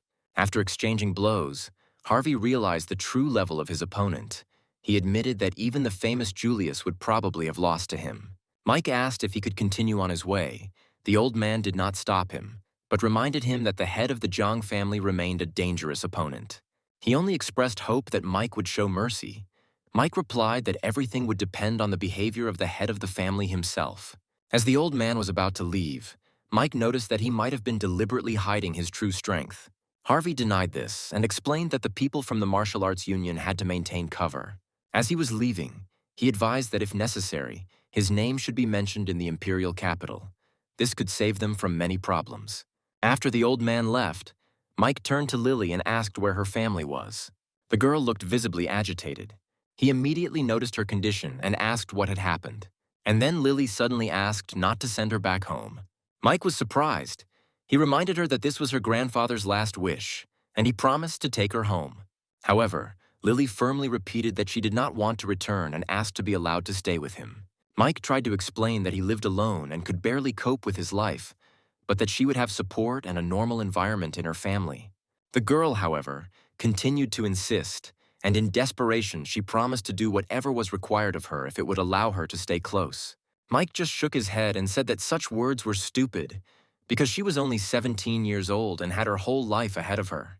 However, Lily still didn't want to go home, so Mike suggested a kind of test. He said that he wanted to test whether her body could keep up with him. If she managed to catch up with him, he would fulfill her wish. With these words, he ran forward, and Lily immediately rushed after him. While running, she suddenly felt that her body had become light and strong, and the usual cold had disappeared. She was surprised that she could run so fast and not get tired at all. Mike gradually moved forward, and the girl, without giving up, continued to run after him, calling him. Soon their car stopped at the gate of the Shui family's house. Mike reminded Lily that they had already arrived and it was time to go in. However, the girl suddenly took out her phone and said that she would first call her mother so that she would come out to meet her. Mike was surprised. It seemed strange to him that a person would have to call to be met at his own home. Lily responded awkwardly and asked to wait a little, explaining that it would be better if her mother came out herself. After a while, a woman hurriedly came out of the house. It was Lily's mother, Amanda. As soon as she saw Lily, she called out her name with excitement, joy, and relief in her voice. The mother and daughter hugged each other tightly, unable to hold back their tears. The woman looked closely at Lily and suddenly noticed a change in her condition. She asked in surprise about her illness, and then Lily proudly told her that she had completely recovered. Hearing this, the mother was relieved and said that this happened because Vance had taken the girl to doctors for so many years in search of treatment. Only after this did Amanda notice the object in her daughter's hands. Seeing the urn, the woman asked in confusion what it meant. Lily quietly told her about the tragedy and that Vance had died, and her mother was shocked to hear the news. She found it hard to believe that such a strong man could die. Then she tried to console her daughter, saying that the past could no longer be changed. At that moment, Amanda's gaze fell on the hero and she asked who this young man was. Lily explained that it was Mike, the man Grandpa Vance had entrusted her to before he died, who had brought her home and helped cure her illness. The woman then quickly gave Lily a bank card and said that there were 10 million on it, enough money to live a normal life. She then insistently asked her daughter to leave immediately with Mike, leave Jiang province and never return again. All this strange haste of her mother alarmed Lily. She felt that something bad was happening and asked what had happened. But her mother only hurried her, repeating that she needed to leave as quickly as possible. At that moment, a man, Lily's father, Fernand, came out of the house and coldly remarked that it was too late to go anywhere now. According to him, the whole family had been waiting for their daughter's return for a long time, so there was no need to rush into leaving. He wanted to take a close look at how his dear daughter had grown up. Behind him stood several family servants armed with clubs. Lily's mother screamed in horror as they approached her. She reminded her husband that she was the mistress of the house and the mother of this girl, and asked if he really had no paternal feelings left. Fernand pretended to say that everything he did was aimed only at preserving the Shuey family line and for the sake of their daughter's future. At that moment, one of the servants tried to hit the hero with a club, but he easily pushed it aside. Fernand looked at him suspiciously and thought that this man might be her lover, and then the girl anxiously called out to the hero. But he stood before her like a shield and told her that she should not be afraid. He invited her to enter the house and see what kind of intrigue her father had planned. As they walked inside, the father began to explain the situation. Because of a strange illness, people were avoiding Lily, and this greatly upset him as a father. He said he had been trying to secure her future all this time, and recently luck had smiled on them. He had met a master from the Jiang family. He was planning to marry again to have an heir, and today his son came in person to discuss this marriage. But in reality, he had other goals. The head of the Jiang family practiced a cruel technique, and ordinary women could not withstand it. Lily was born with a cold constitution, which is why people always avoided her and never considered her as a bride. Upon entering the house, the father pointed to the man sitting in front and introduced him as the young master of the Jiang family. He then pointed to those present and said that they were the elders of the Shuey family who had already approved of this marriage. Lily's mother couldn't take it anymore and furiously hit her husband on the back, calling him a monster without a conscience. According to her, the eldest member of the Jiang family is about 60 years old, and they planned to marry her off to him. Fernand snapped at her, saying that it was a good deal. If Lily became his wife, she would never be in need again. Amanda looked accusingly at all the relatives. She said that everyone understood perfectly well the real reason for this marriage. Since childhood, they had called Lily a monster, and now that the Jiang family had shown interest, they all suddenly decided to marry her off for profit. She accused them of hypocrisy and inhumanity, and then Fernand flared up with rage and accused her of disrespect for her elders. At this point, Mike noticed that Lily was shaking with anger, while Amanda continued to blame the guests from the Jiang family.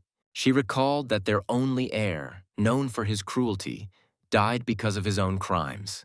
Now their almost 70-year-old man dared to come and ruin the life of her 17-year-old daughter. At this moment, Mike thought that these people with the surname Jiang wanted to kill the people here. They immediately started shouting, asking Amanda how she dared to insult the great Jiang family. Fernand immediately slapped his wife in the face and ordered her to shut up.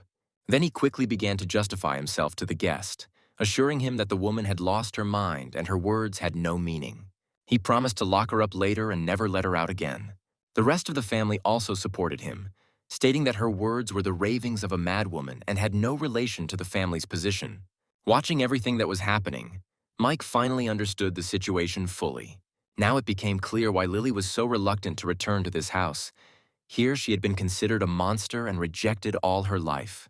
But as soon as she became useful, all the relatives immediately showed their true colors. Now they had no hesitation in throwing a 17-year-old girl into the fire for the family's benefit. Meanwhile, Lily anxiously asked her mother if everything was okay with her. At this point, Bernard declared that he was not a petty person at all. As soon as this marriage was concluded, their families would become relatives. Second Uncle Jue immediately supported him, saying that young Master Jiang was truly magnanimous and that this marriage would be successful. However, Lily abruptly declared that she would not marry him, and then Fernand ordered the servants to immediately drag this crazy woman away. Amanda screamed, accusing them of inhumanity and demanding that they let her go. At this point, Lily's cousin Camilla entered the conversation, accusing her of ingratitude and saying that not everyone is so lucky. She added that if she were in her place, she would gladly seize such an opportunity. Then she walked up to Lily and noticed that she was becoming more and more beautiful. Frightened, Lily asked what she was going to do. She, looking at the urn, said that she had heard that Grandfather Vance had even given his life trying to cure her. After that, she grinned evilly. The girl raised the urn high above her head, and Lily, in despair, began to beg for the return of the urn with her grandfather's ashes. But Camilla coldly threatened to break her if Lily did not agree to marry. In the end, Lily gave in, and barely holding back her tears, agreed to this marriage, if only the urn would not be touched. In response, Camilla smiled with satisfaction, but at the same moment she unclenched her fingers. The urn slipped out of her hands and smashed on the floor with a loud crash. Lily immediately burst into tears and began asking why she did that. Camilla was seething with envy in her soul, thinking that this fox still remained beautiful even in such a painful state. At this point, Mike stepped forward, trying to calm the situation. He apologized to Lily for his earlier thoughtless words and ordered her to quickly bring something to collect Elder Hua's ashes. Lily took out a handkerchief to receive the ashes Mike was collecting with his spiritual energy and quietly agreed to help. When Camilla saw the hero, she asked who he was, adding that he was probably another stray that Lily had picked up somewhere. Then Mike coldly asked what would change if she found out. She immediately began to threaten, indignant that he dared to argue with her in front of his elders, and declared that he himself was seeking death. She said that if he found out who they were, he would die of fear, but Mike took out his gun and replied that he didn't need to know at all. He swung his whip, thinking in rage that there were such terrible families and such disgusting relatives in the world. Camilla, shocked by his words, asked what he had just said. However, Mike, without any mercy, struck her with the whip, declaring that he was returning everything to her for her sins. Then came a second blow, tearing her dress to pieces. In a rage, Camilla screamed, demanding to know where he got that whip from and how he dared to hit her. She reminded him that this was the Shui family, a family of martial artists from Zongjing, and that he would have to pay for this. However, Mike swung the whip again, wrapping it around her body. The girl screamed in horror, demanding to be let go and insulting him. However, Mike showed no mercy. He jerked her up sharply and then threw her hard to the ground. After this, he mockingly asked if he was such a worthless person, then who was she? Camilla's clothes were already torn, and she herself screamed desperately, demanding that it stop. The second uncle, watching this scene, was dumbfounded with shock. The others were also shocked, because the weapon seemed to appear out of thin air. Someone realized that this weapon was materialized from Kui, a divine skill that was almost unheard of in the martial arts world. The second uncle shouted in rage, demanding to know what this boy had done to his daughter. Meanwhile, Mike swung the whip again, wrapping it around her ankle and lifting her into the air. He mockingly asked if she could no longer bear it, and Camilla was again subjected to cruel torture. She screamed desperately, begging her father to save her. When she was about to be thrown to the ground again, she screamed in horror that she did not want this. Suddenly there was a loud bang and her body fell heavily to the ground. The second uncle screamed in horror upon seeing this and rushed forward. The place where Camilla fell pierced the wall, leaving a hole in it. In revenge, the man tried to attack the hero, demanding that his daughter be returned to him. However, the protagonist's counterattack was not long in coming. The next moment, he himself was thrown into the air. He hit the wall and fell back, bent at an unnatural angle. Fernand panicked and thought that his second brother had just been killed by an outsider, and this had become the greatest shame of the Jouet family. Meanwhile, Mike pointed at him and declared that he was not worthy of being Lily's father and Amanda's husband, and not even worthy of being called a man. Fernand asked sarcastically if he was going to castrate him, and boastfully remarked that there were so many of them here that he had nothing to fear. However, it soon turned out that many had simply run away, and Fernand himself hid behind the backs of others and continued to snap. Mike just dismissively said that it was just a pile of trash in front of him. Then Fernand leaned towards young Master Jiang's ear and whispered that if he were in his place, he would not have tolerated such a thing. The people behind him began to loudly curse and insult the hero, calling him impudent and even worse than a pig or a dog. However, the hero's face remained gloomy and impassive. Then Fernand suddenly rushed forward, trying to attack, and shouted that he would kill him. He declared that he did not believe that he was so strong. But in response, Mike kneed him in the stomach. With one kick, he knocked Fernand off his feet. He clutched his stomach and hissed angrily that by doing so, Mike was declaring war on the Jiang and Shui families. Mike wasn't scared at all and replied that even if it was a declaration of war, their family still couldn't do anything to him. After these words, all the family members present rushed forward, shouting for this shameless scoundrel to release the head of the family. Mike, still holding Fernand, decided to fulfill their wish. Then he threw it straight into the crowd, and the whole group of people flew backwards with a roar. They flew past young Master Jiang as if they had been blown away by a powerful gust of air. The force of the impact was so great that several imprints of human bodies remained on the wall. Mike himself remained standing in the middle of the room without a single bruise. Amanda looked at the hero's impressive figure in amazement. He kicked Fernand to the side without any expression on his face, as if giving him a chance to think about his actions. The blow was so strong that Fernand literally fell to his knees in front of her. Amanda felt a sense of satisfaction and thought coldly that he deserved it. Then Bernard declared that Mike had outstanding skill, but reminded him that their family would soon become related to the Jiang family. He said such actions showed great disrespect for the Jiang family. Mike found this funny and mockingly asked if he looked like he was going to show respect to the Jiang family. He briefly ordered everyone to get out. With these words, an invisible wave of power seemed to burst out of him. Bernard and his men were thrown back and crashed into the wall with a loud thud. Bernard and Fernand literally crashed into her. Bernard cried out in amazement, asking what this power was and who he really was. However, Mike replied that they didn't need to know his name, but they could know his nickname, which everyone knows, Wu Ji. Bernard did not immediately understand the meaning of what he heard and continued to mutter this name. It finally dawned on him, and he remembered with horror that it was this man who had killed his son. Mike looked at him coldly and asked what he would do about it. And Bernard, in a rage, swore that his father would definitely kill the hero. Mike then ordered him to return immediately and tell his father that Wu Ji would be coming to the Jiang family residence tomorrow night. Mike added that he should prepare himself properly, and immediately after these words, his sword cut off Bernard's hand with one swift movement. The pain was so intense that he screamed at the top of his voice. Then Mike turned to the rest of the servants and coldly asked what to do with them. With this trash, they immediately began to put all the blame on the head of the family, but Mike interrupted them, saying that this was the wrong answer.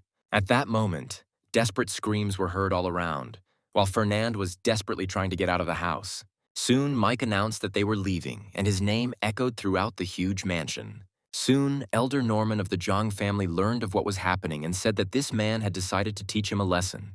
Therefore, the old man decided to wait for him. He explained that since Wu Ji was going to come, the people from the martial arts union would not be able to stay away. It would make for a great show, and he also hoped that it would calm their dissatisfaction with the Jiang family. The man ordered that the heads of influential families in Jiangdan be contacted, and that Wu Ji would die at his hand tomorrow night. With their help, he will be able to kill Wu Ji without hindrance and use his life to avenge his grandson. He also wanted everyone to see that no matter how brilliant a person was, if he offended the Jiang family, only death awaited him. The force of his rage was so powerful that the birds outside the window fell to the ground, unable to withstand the pressure. Bernard understood the order and obediently replied that he would do everything.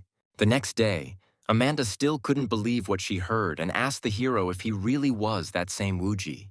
She said that Norman from the Jiang family has been considered a formidable figure in Jiangong for more than 20 years and enjoys a huge reputation. So she asked him if he was confident in himself, and Mike himself answered with complete confidence that there would be no problems. Meanwhile, Lily asked to be allowed to go too, and Mike asked in response if she really wanted to marry Norman. In response, Lily pouted and complained that he was too angry and knew perfectly well that this man was just an old pervert. Then Mike allowed her to go, but on the condition that she take Amanda with her, because she couldn't leave her mother alone at such a moment. However, Amanda said that she had already completely severed all ties with the Zue family. She had no attachments left, only regret. The woman, feeling guilty, said that it was all her fault because she was too weak and could not give her daughter real warmth. Lily quickly cheered her up and said that now that Mike had taught her the cultivation technique, no one would dare to bully them anymore.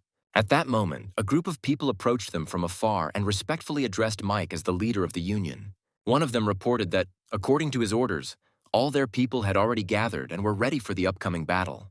Hearing this, Lily finally realized that Mike was actually the leader of the Northern Military Alliance. Mike then announced that their forces were to make their presence known in Jiangong today. Meanwhile, outside the Jiang family residence, it was announced that a live broadcast of what was happening in the courtyard would be broadcast tonight. People said that the Jiang family were martial artists, and no matter how damaged their reputation was, they still had to support their own. Others said that now the old man, having lost his only grandson, had turned his attention to the sickly daughter of the Shui family. At that moment, a notification appeared on their phones. News appeared on the internet. A certain Wu Ji challenged the master of the Jiang family. Molly also saw this news. Lucas respectfully offered her tea, but she replied that she had no time for it now. The girl watched what was happening and was sure that her brother would definitely win. Meanwhile, many wrote that although Wu Ji was strong, he was still no match for the old master of the Jiang family. Abby admitted that it would be difficult for Wu Ji to win, and she noted that almost no one on the internet believes in his victory. Noah honestly said that the chances of winning were indeed slim, but at the same time, Wuji didn't seem like a reckless person. Abby, however, decided that she would not worry anymore and stated that she trusted him completely. At that moment, the chair she was leaning on suddenly broke with a crash and she fell straight onto her back. She screamed in pain and indignantly asked what this collapsing chair was. Noah explained that it was because her family was too greedy and wouldn't let her buy a new one, and that made her so angry that she wanted to hit him. At that moment, Mike was giving orders to his people. They needed help getting Lily and the others inside, and he himself promised to come later. He then turned to Lily and Amanda, telling them to enter first, along with 3 escorts who would protect them. Lily asked with concern what Mike himself would do. He replied that he needed to prepare properly for such an event. At this time, a quiet rustling sound was heard in the night forest. Norman felt someone's presence and became wary, preparing for battle. He realized that the enemy was already here. One of his men looked wearily in that direction and asked if it was Wu Ji. These words surprised those around him. People began to look around and ask where he was. 2 bald men pointed to the sky, and everyone looked up to see the hero's clothes fluttering in the night wind. The crowd was stunned and began to buzz. People couldn't believe their eyes and even whispered that it looked like special effects from a movie. Then Mike began to descend slowly and gracefully from the sky. The stripes of light in the air intertwined with each other, and the spectators looked at it as if enchanted. Norman sneered and declared that these were just pretty tricks. Another person added that young people love to show off and don't know their limits, but underestimating the enemy will lead to defeat. However, Mike paid no attention to this ridicule. He landed on the ground and slowly walked towards Norman. He then solemnly announced that he, Wu Ji, had come to destroy the Zhang family residence. People immediately began to ask why. Since he dared to come, he still hid his face under a mask. Fernand stepped forward and accused him of kidnapping his wife and daughter, but the elder of the Zhang family agreed to intercede for him. However, Amanda responded by saying that Fernand was a real brute, since it was he who pushed his daughter into the fiery pit with his own hands. Someone in the crowd thought that these people were clearly not ordinary people, and that today there would certainly be a real spectacle here. At that moment, a new man appeared on the battlefield. Norman immediately bowed respectfully and greeted him as Master Harvey. His appearance immediately attracted the attention of everyone present. It turned out that he was a representative of the headquarters of the Martial Arts Union. Since the union always pays special attention to talented martial artists, their appearance here seemed quite natural. Mike asked him why he was still there and didn't leave. Harvey replied that he was about to leave, but halfway there he changed his mind and decided to go back because he was worried about what was happening. Norman approached him and said that he did not want to disrespect the alliance, but there was a blood feud between him and Wu Ji. Harvey replied that the Union government should not act unfairly, and privately thought that Norman would be lucky if his life was spared. Hearing this, Norman prepared for battle. He declared that since the Union did not interfere, today Wu Ji would pay for the murder of his grandson. With these words, he rushed towards the hero. But when he saw Mike stop his attack with just one hand, he was shocked. He couldn't believe that someone could so easily block a blow that took all his strength. Norman remembered the rumors that Wu Ji had previously won 100 victories in a row without a single defeat, and decided to test him first. He jumped back some distance and took a few steps. After this, Norman shouted loudly, summoning his fire dragon. With these words, he struck the ground with his fist, and the figure of a huge dragon immediately formed from the flames. Blazing with a furious fire, he opened his huge mouth, as if he was going to swallow the hero. Fernand, watching this, joyfully shouted that now everything was about to begin. The hero's ally was worried that Mike wouldn't be able to withstand such an attack and shouted loudly. Lily and her mother simultaneously screamed in horror, warning the hero to be careful. The place where he stood was illuminated by a blinding light, and it became impossible to see what was happening inside. Someone in the crowd thought that it was all over, and Wu Ji had probably already turned to ashes. However, soon the hero's figure appeared again, completely unharmed. Norman couldn't believe his eyes and asked why the dragon's fire didn't scare him. However, Mike replied contemptuously that his dragon was too pathetic. He then stepped forward and summoned his golden dragon, showing what the power of a true master looked like. His dragon turned out to be much more majestic. His roar echoed throughout the space, causing people to clutch their heads in dizziness and fear. Norman could not bear such humiliation and declared that he had more than one dragon. This time, he summoned the dragon key of the 9 heavens. However, as he watched this call, the old man suddenly became numb, staring in shock at the creatures in front of him. Instead of dragons, there were snakes there, and all the dragon heads turned into snake heads. It looked like a battle between a real dragon and a 9-headed hydra. Harvey noted that Wuji was still hiding some of his power. He realized that he was a true genius and decided to report this to headquarters. Meanwhile, Norman had already realized that his summoned beasts were no match for the power of the golden dragon. Mike was starting to get bored. It seemed to him that hiding his strength for the sake of a fight with a mid-level master made the fight completely uninteresting. So he decided it was time to end it all with one decisive blow. The golden dragon rushed forward with this stream of power and in an instant bit off the head of the weakest of the enemy snakes. The golden dragon's cold gaze turned to the master of these creatures. The old man responded with a powerful blow from his palm, and the golden dragon crashed into the wall with a loud roar. The wall shattered into pieces and the crowd screamed in horror. Part of the wall completely collapsed. Harvey noticed that Norman was holding on with only his last strength, and realized that he would be left with serious consequences after this battle. The old man meanwhile rushed towards his opponent. Norman screamed furiously, calling him to go to hell. Meanwhile, Mike recalled his golden dragon, which instantly returned, and the sign of the dragon clan appeared on the hero's palm. At that moment, Norman's fist flew towards him. Mike stepped to the side and easily dodged the blow. A look of shock flashed in Norman's eyes, as if he suddenly realized something important. But it was too late. The hero's fist struck him right in the face with great force. The impact was so powerful that the ground beneath them sank. As a result, a powerful spiritual energy covered the entire courtyard, and the place where Norman stood collapsed and became covered with cracks. Fernand quickly stopped Bernard and asked him to calm down, but he stubbornly struggled, demanding to be let go. Bernard screamed in panic, calling for his father. Lily and her mother hugged, unable to hold back their tears, relieved to know that Mike had indeed made it. Meanwhile, the audience was animatedly discussing what was happening, many saying that whoever called Wuji a braggart was very wrong. Mike scratched the back of his head and muttered that he had actually been holding back a lot and didn't understand how his opponent had been able to notice. People were delighted to hear that it was incredible and admitted that they were now completely convinced of its power. At that moment, a furious roar came from under the rubble.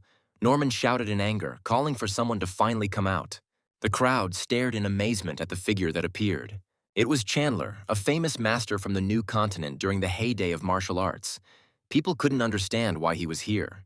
He loudly announced his name and declared that Wuji had destroyed the blood of his family, and therefore this debt must be repaid. Mike just sneered and gave him the middle finger, mockingly telling him that he was just an idiot. Chandler was stunned by this answer and asked if this meant that Mike was so arrogant. Then he gritted his teeth and began to gather strength, intending to kill him. Norman quickly stopped him and warned him not to act rashly. He said that this guy was too strong, so first they needed to give him time to recover, and then they would attack together. Half an hour later, Norman was still recovering. Finally, Chandler asked if he had recovered, and then the old man confirmed that he was ready. Norman remarked that he couldn't tell if Mike was confident in himself or just too ignorant to dare to ignore them. After that, they attacked him simultaneously. However, Mike faced their combined attack without fear and unleashed his own power. A powerful spiritual energy burst out from his body, soaring into the sky like a giant whirlwind, causing the crowd to scream in horror. People could not understand what was happening, but they felt a terrifying force filling the entire space. The sky rumbled like an approaching storm. Mike watched what was happening very calmly, and then suddenly a huge round disc fell from above right on top of his two opponents. A torrent of spiritual energy, like a hurricane, swept away their defenses along with the stone walls. Amanda noticed the protective barrier that covered her and her daughter. She said in surprise that the falling rocks could not harm them. Meanwhile, in front of Mike, both old men were already pressed into the ground by a huge boulder, with only their heads sticking out. At this point, Harvey said that he was being too reckless in using such deadly tactics, but Mike replied indifferently that there was no need to worry, but added that he didn't need people who only got in the way. After these words, Harvey suddenly found himself completely under his control and could not even speak. He thought in horror how this was possible. Meanwhile, Norman, continuously spitting out blood, screamed desperately. Then he directly asked the hero who he really was. Realizing that the situation was getting out of control, Norman decided to use his last reserve. He ordered people from Jiangnan and Jinzhou to leave. And then, from a dark corner of the courtyard, hidden masters immediately appeared. They answered his call. Norman angrily stated that the Jiang family was a powerful clan with many allies and martial artists behind it.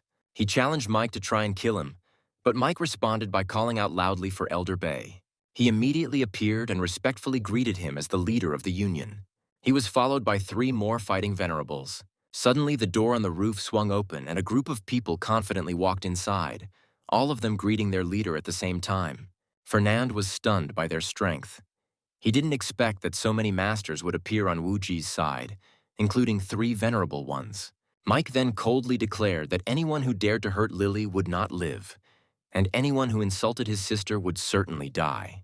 With these words, he summoned his sword. By this time, the people around Norman had already turned into lifeless shells, while the old man himself rushed at the enemy with fury. However, the flash from the attack threw the others aside, and the hero immediately launched a counterattack. Harvey, confused, asked what kind of technique it was. It was impossible to see, but the 3 opponents were instantly cut in half. He then realized that Wu Ji's cultivation level was truly unfathomable, and that the fate of the Jiang family had already been decided. It turned out that Wu Ji was actually the leader of the Baizhou Masters Union. So Harvey decided that the Union could quickly rise and become a powerful force in the martial arts world. Lily came forward and joyfully called out to Mike. The hero asked the girl if she felt any changes in her body. Lily replied that she had not felt anything because she and her mother were hiding far away and could hardly see anything. After this, Harvey suddenly asked the hero to tell the truth and admit what level of cultivation he was at. Mike replied that he would first like to know what level people around him consider him to be. Harvey suggested that the hero's strength was at the highest level and could be even higher when fully released. However, the hero did not give a precise answer and only noted that if Harvey from the military alliance thought so, then so be it. Watching him go, Harvey reflected on how the golden age of martial arts was already upon us, with talent emerging everywhere. The next day, from early morning, everyone was already gathered at the negotiating table. Elder Ron recalled yesterday's battle with enthusiasm and stated that the formless sword technique was a real shock to everyone. Lily exclaimed that Mike was incredibly strong. In response, the hero advised her to train hard, and then she too could achieve the same. The girl asked in surprise if this was really possible, and Mike confirmed that there was nothing complicated about it. He silently called her naive, and thought that she would be surprised to learn that those who reached the level of the source core were able to fly. The hero then explained that the cultivation technique he had passed on was not at all ordinary, and with her physique, the development would proceed especially quickly. Ron was speechless with amazement when he heard this and asked again if it was really only a few years. The hero noted that if everyone began to practice the true scripture, then strength could not be judged by the standards of the ordinary martial arts world. He also emphasized that the level of a venerable master is not the limit at all, since in his writing this level is only the beginning of the path. Ron decided that the methods of the true scripture were different from the techniques of the martial arts world and had endless possibilities. He then stated that if in 3 to 5 years the Alliance did not have at least 10 venerable masters, it would mean that they would disappoint their leader. In response, the hall was filled with loud voices insisting that this would never happen. After this, Mike concluded the meeting and said that that was all for today, and that everyone should return to Beizhou for now. When only he, Lily, and her mother were left in the room, the hero anxiously inquired about their future plans. Amanda explained that they had already completely severed ties with the Shui family and there was no way to go back. Then the girl herself quietly admitted that she only wanted to follow Brother Mike and asked him to teach her cultivation. After thinking for a while, the hero decided that in that case it would be better for them to go with him to Jinling. He explained that the manager of the Jingzhou family governor's residence had already informed him that this mansion now belonged to him. Hearing this, Lily could not hide her joy and exclaimed that this was wonderful news. Then the girl suggested going to the airport immediately so as not to miss the flight. Amanda supported her and stated that in that case they needed to fly out that evening. The hero agreed and said that then they should move out right now. On the way, Lily cautiously asked if he could teach her mother cultivation in Jinling. However, the hero shook his head and explained that the path of cultivation was full of dangers and was extremely difficult for an ordinary person to endure. At that moment, Harvey waved his hand and called out to the hero. Meanwhile, Mike made a mental note that the old man had appeared again.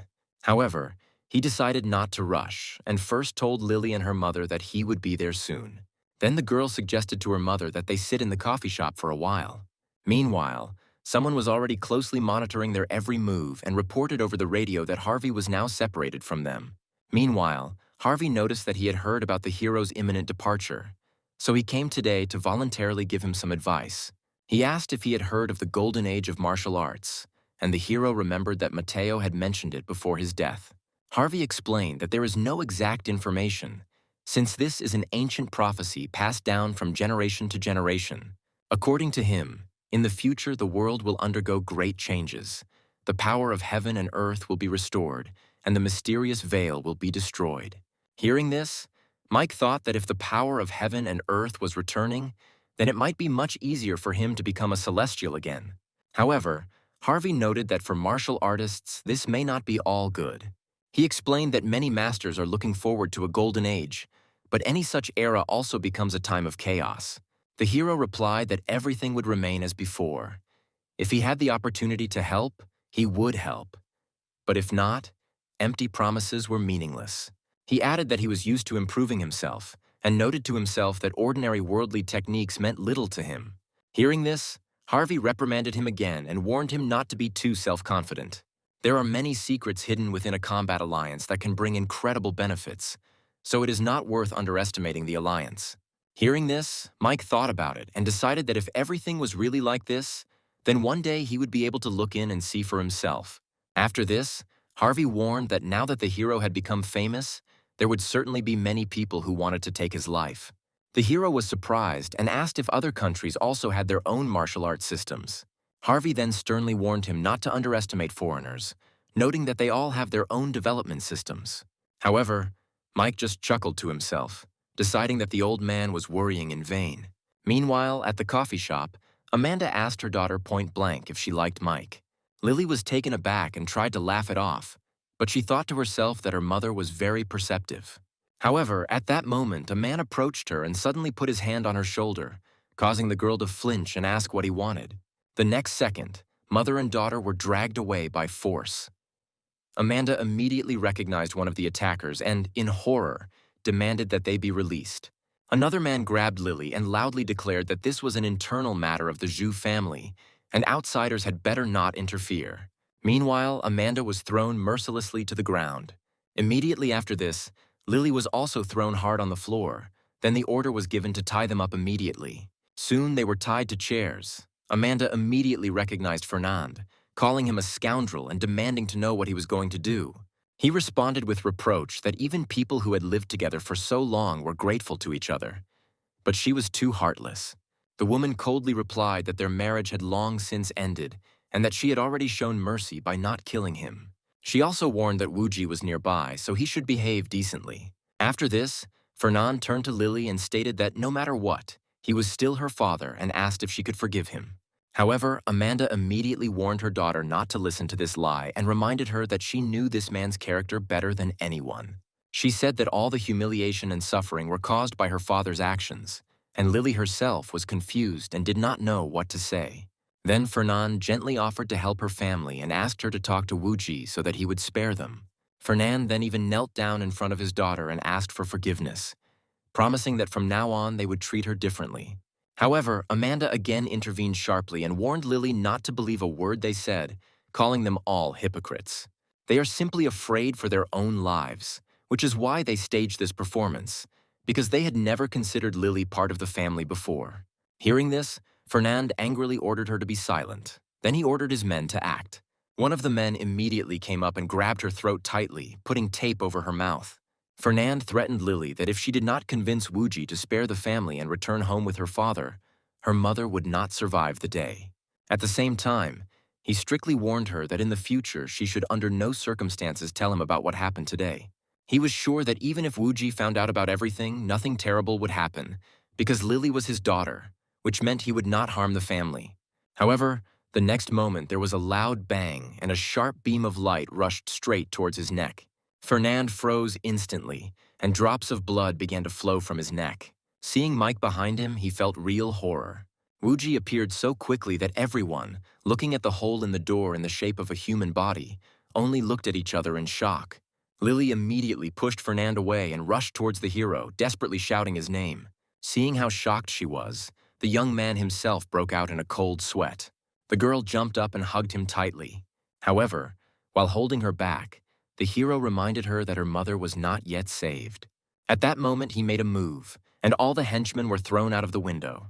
The hero then coldly asked whose life they were about to take. The frightened people fell to their knees and began to beg for mercy. Fernand explained that they had only come to apologize to Lily. Mike just chuckled, finding such an attempt to distort the facts ridiculous. Threatening her mother's life and calling it an apology was absurd. Meanwhile, Amanda, gritting her teeth, angrily cursed Fernand and called him a scoundrel.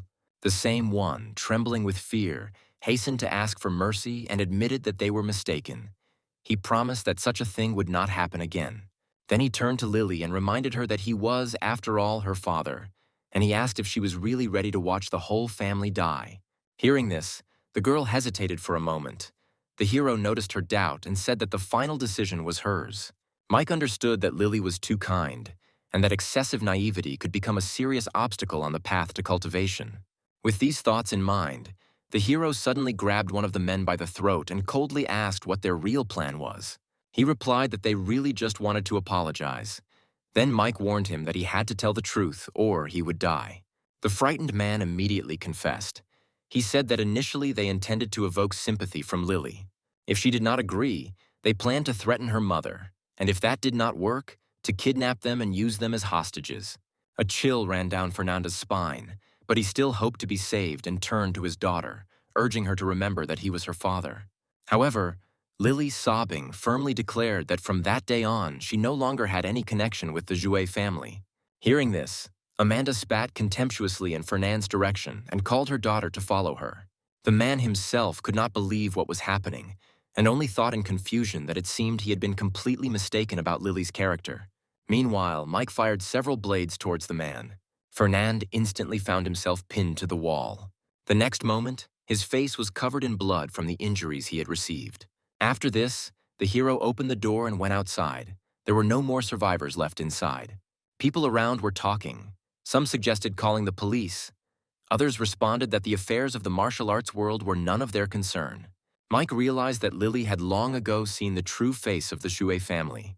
But despite the cruelty of the world, she retained kindness in her heart. Then the hero lightly patted her on the shoulder and informed her that they had arrived at the Jinling residence. Soon the three stopped at the gates of the mansion. As Mike approached, a wary voice came from inside, asking who had come. The hero asked if the manager was there. Then the man inside, Miller, carefully opened the door and asked who he was to him and why he was looking for him. Mike replied that they hardly knew each other, but he was the new owner of Jinzhou and had come today to inspect it. Hearing this, the man inside shouted angrily that the residence already had owners, his lord and mistress. He ordered the stranger to get out before he got into trouble. He tried to slam the door, but Mike's hand stopped it. Then the hero used spiritual energy to open the gates. The hero ordered the servant to call the manager, as he needed to ask him some questions. However, the man only looked at him with disdain and stated that people from the governor's residence could not be seen simply at will. He treated Mike with obvious contempt, as if he were an annoying beggar. This attitude immediately angered the hero. Without thinking, he threw the insolent servant back with one kick. Seeing this, Lily worriedly asked if they were in the wrong place. But Mike confidently replied that everything was correct. Meanwhile, Miller, sitting on the ground, watched in stunned silence as the hero entered the yard. He could not believe such audacity and began to gather spiritual strength, intending to deal with the uninvited guest right there on the spot. Then he stated that if he was not going to leave, he would stay here forever. The man used the earth-cutting palm attack. Streams of spiritual energy, intertwined, rushed straight towards the target. However, Mike only coldly called him an impudent person. The next second, the hero was already in front of the enemy, warning that anyone who dared to attack him would not survive. A powerful blow came down from above, and Miller's shoulder was cut in two. The shockwave spread out from the building in all directions. Having finished with the enemy, the hero took out his phone and called. The manager Lewis answered, and Mike briefly said that it was him. Hearing his voice, Lewis immediately perked up and asked if this meant that the governor had already arrived in Jinling, after which he offered to meet him. However, Mike coldly replied that there was no need for that, and if Lewis was in the residence, then he should come out to the gate immediately. Hearing this, Lewis felt a bad premonition and ran as fast as he could, fearing that something serious would happen. When he arrived, he immediately fell to his knees and addressed the hero as the leader. Mike said that he had come a long way, but the man at the gate said that the residence already had an owner and refused to let him in. According to him, the man's methods were cruel, so it was impossible to leave him alive. Lewis quickly grasped the situation and remarked that perhaps it was even better this way, after which he invited the hero to come inside. Lewis explained that the former county governor, Charles, dedicated his entire life to the country and its people and never had a wife or children. However, 30 years ago, he found a foundling baby at the gate, and taking pity on the child, he took him in. Over time, a strong bond developed between them, and he eventually acknowledged him as his adopted son, giving him the name Dingo. Dingo's talent was truly astonishing. By the age of 15, he had already reached a high level in martial arts.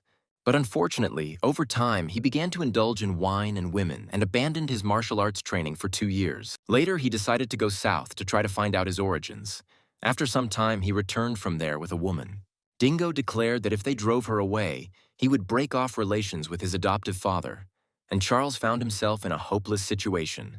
In the end, he became very disappointed and left the estate in anger, and Mike already knew everything that happened next. Mike asked in surprise if Dingo didn't know about Charles's death, but Lewis replied that he couldn't have not known.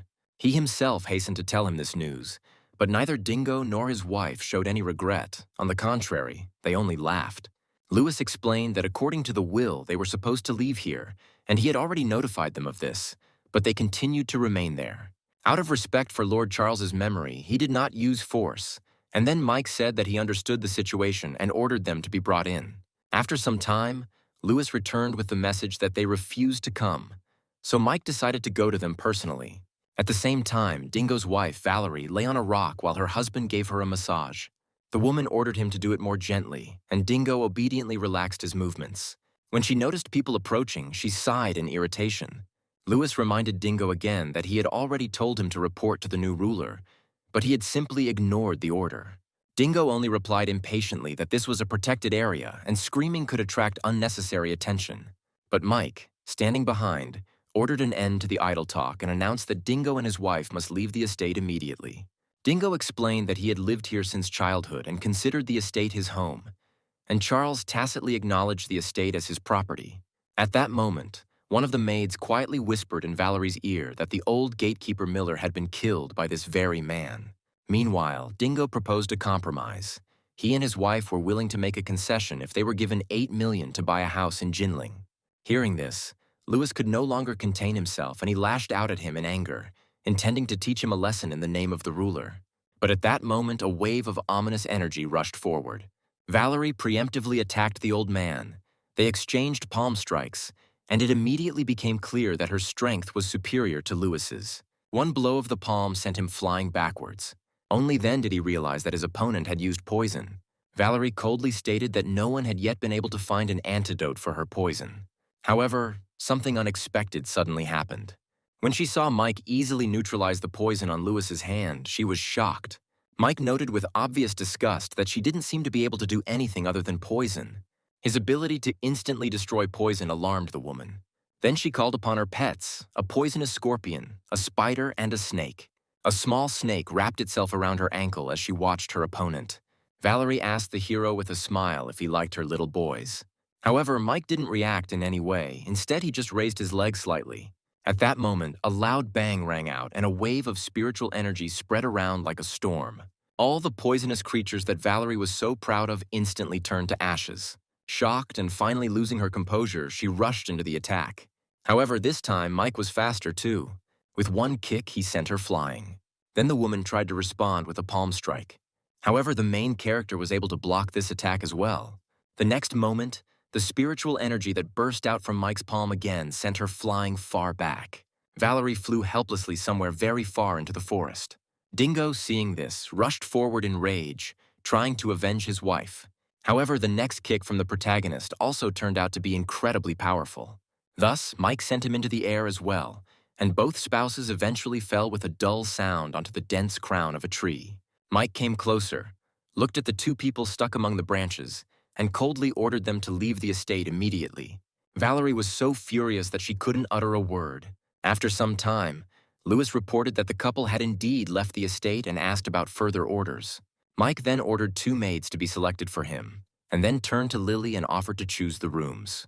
When they entered the first room, the girl's eyes immediately lit up. She looked around the spacious room in amazement, and her face turned red with joy. Lily happily declared that she really liked the place. Amanda also noted gratefully that they had already caused him a lot of trouble. At that moment, Lewis appeared outside again, saying that he had already brought people.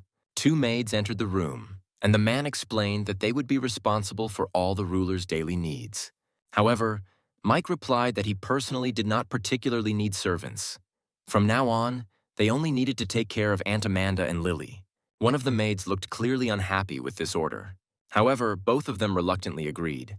Meanwhile, Mike leaned towards Lily's ear and quietly asked her to rest in the room with Amanda, adding that he wanted to look around the estate. For some time now, the hero had been having a strange feeling that something unusual was hiding in this place. To test his hypothesis, he released spiritual energy and began to carefully examine the surrounding space. Soon, his attention focused on the area near the stones. Mike pressed on one of them, and the hidden mechanism began to move. The stone slab slid silently to the side, revealing a secret entrance. Behind the door was an underground cellar filled with creatures. The hero immediately realized that Valerie was secretly breeding poisonous pets here. As the creatures began to slowly approach him, Mike merely waved his hand casually. A stream of spiritual energy instantly fell upon them, and the entire swarming mass of poisonous creatures turned to ashes.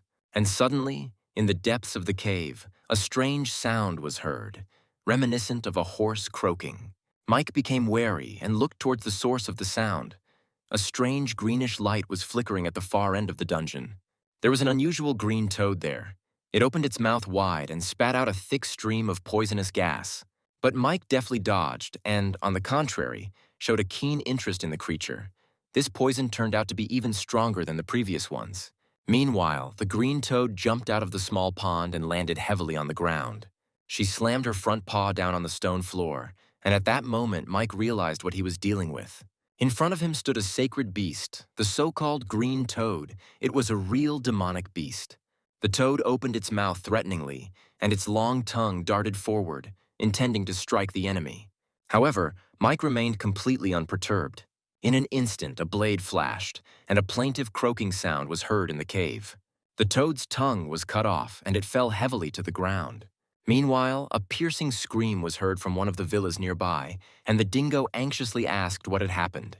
Valerie, clutching her head, explained that someone had wounded the sacred beast with which she had established a spiritual connection. She admitted that he would have found this place sooner or later anyway, but she didn't expect that he would be able to kill the sacred beast. Meanwhile, in the cave, the green toad was making furious and desperate cries. Something bright began to form inside her body, and Mike immediately realized that in front of him was a beast capable of creating a demonic core. Such creatures could possess power even greater than that of cultivators who had formed their own energy core. However, Mike quickly noticed that the way he was using the power seemed strange, as if the demon core didn't actually belong to him.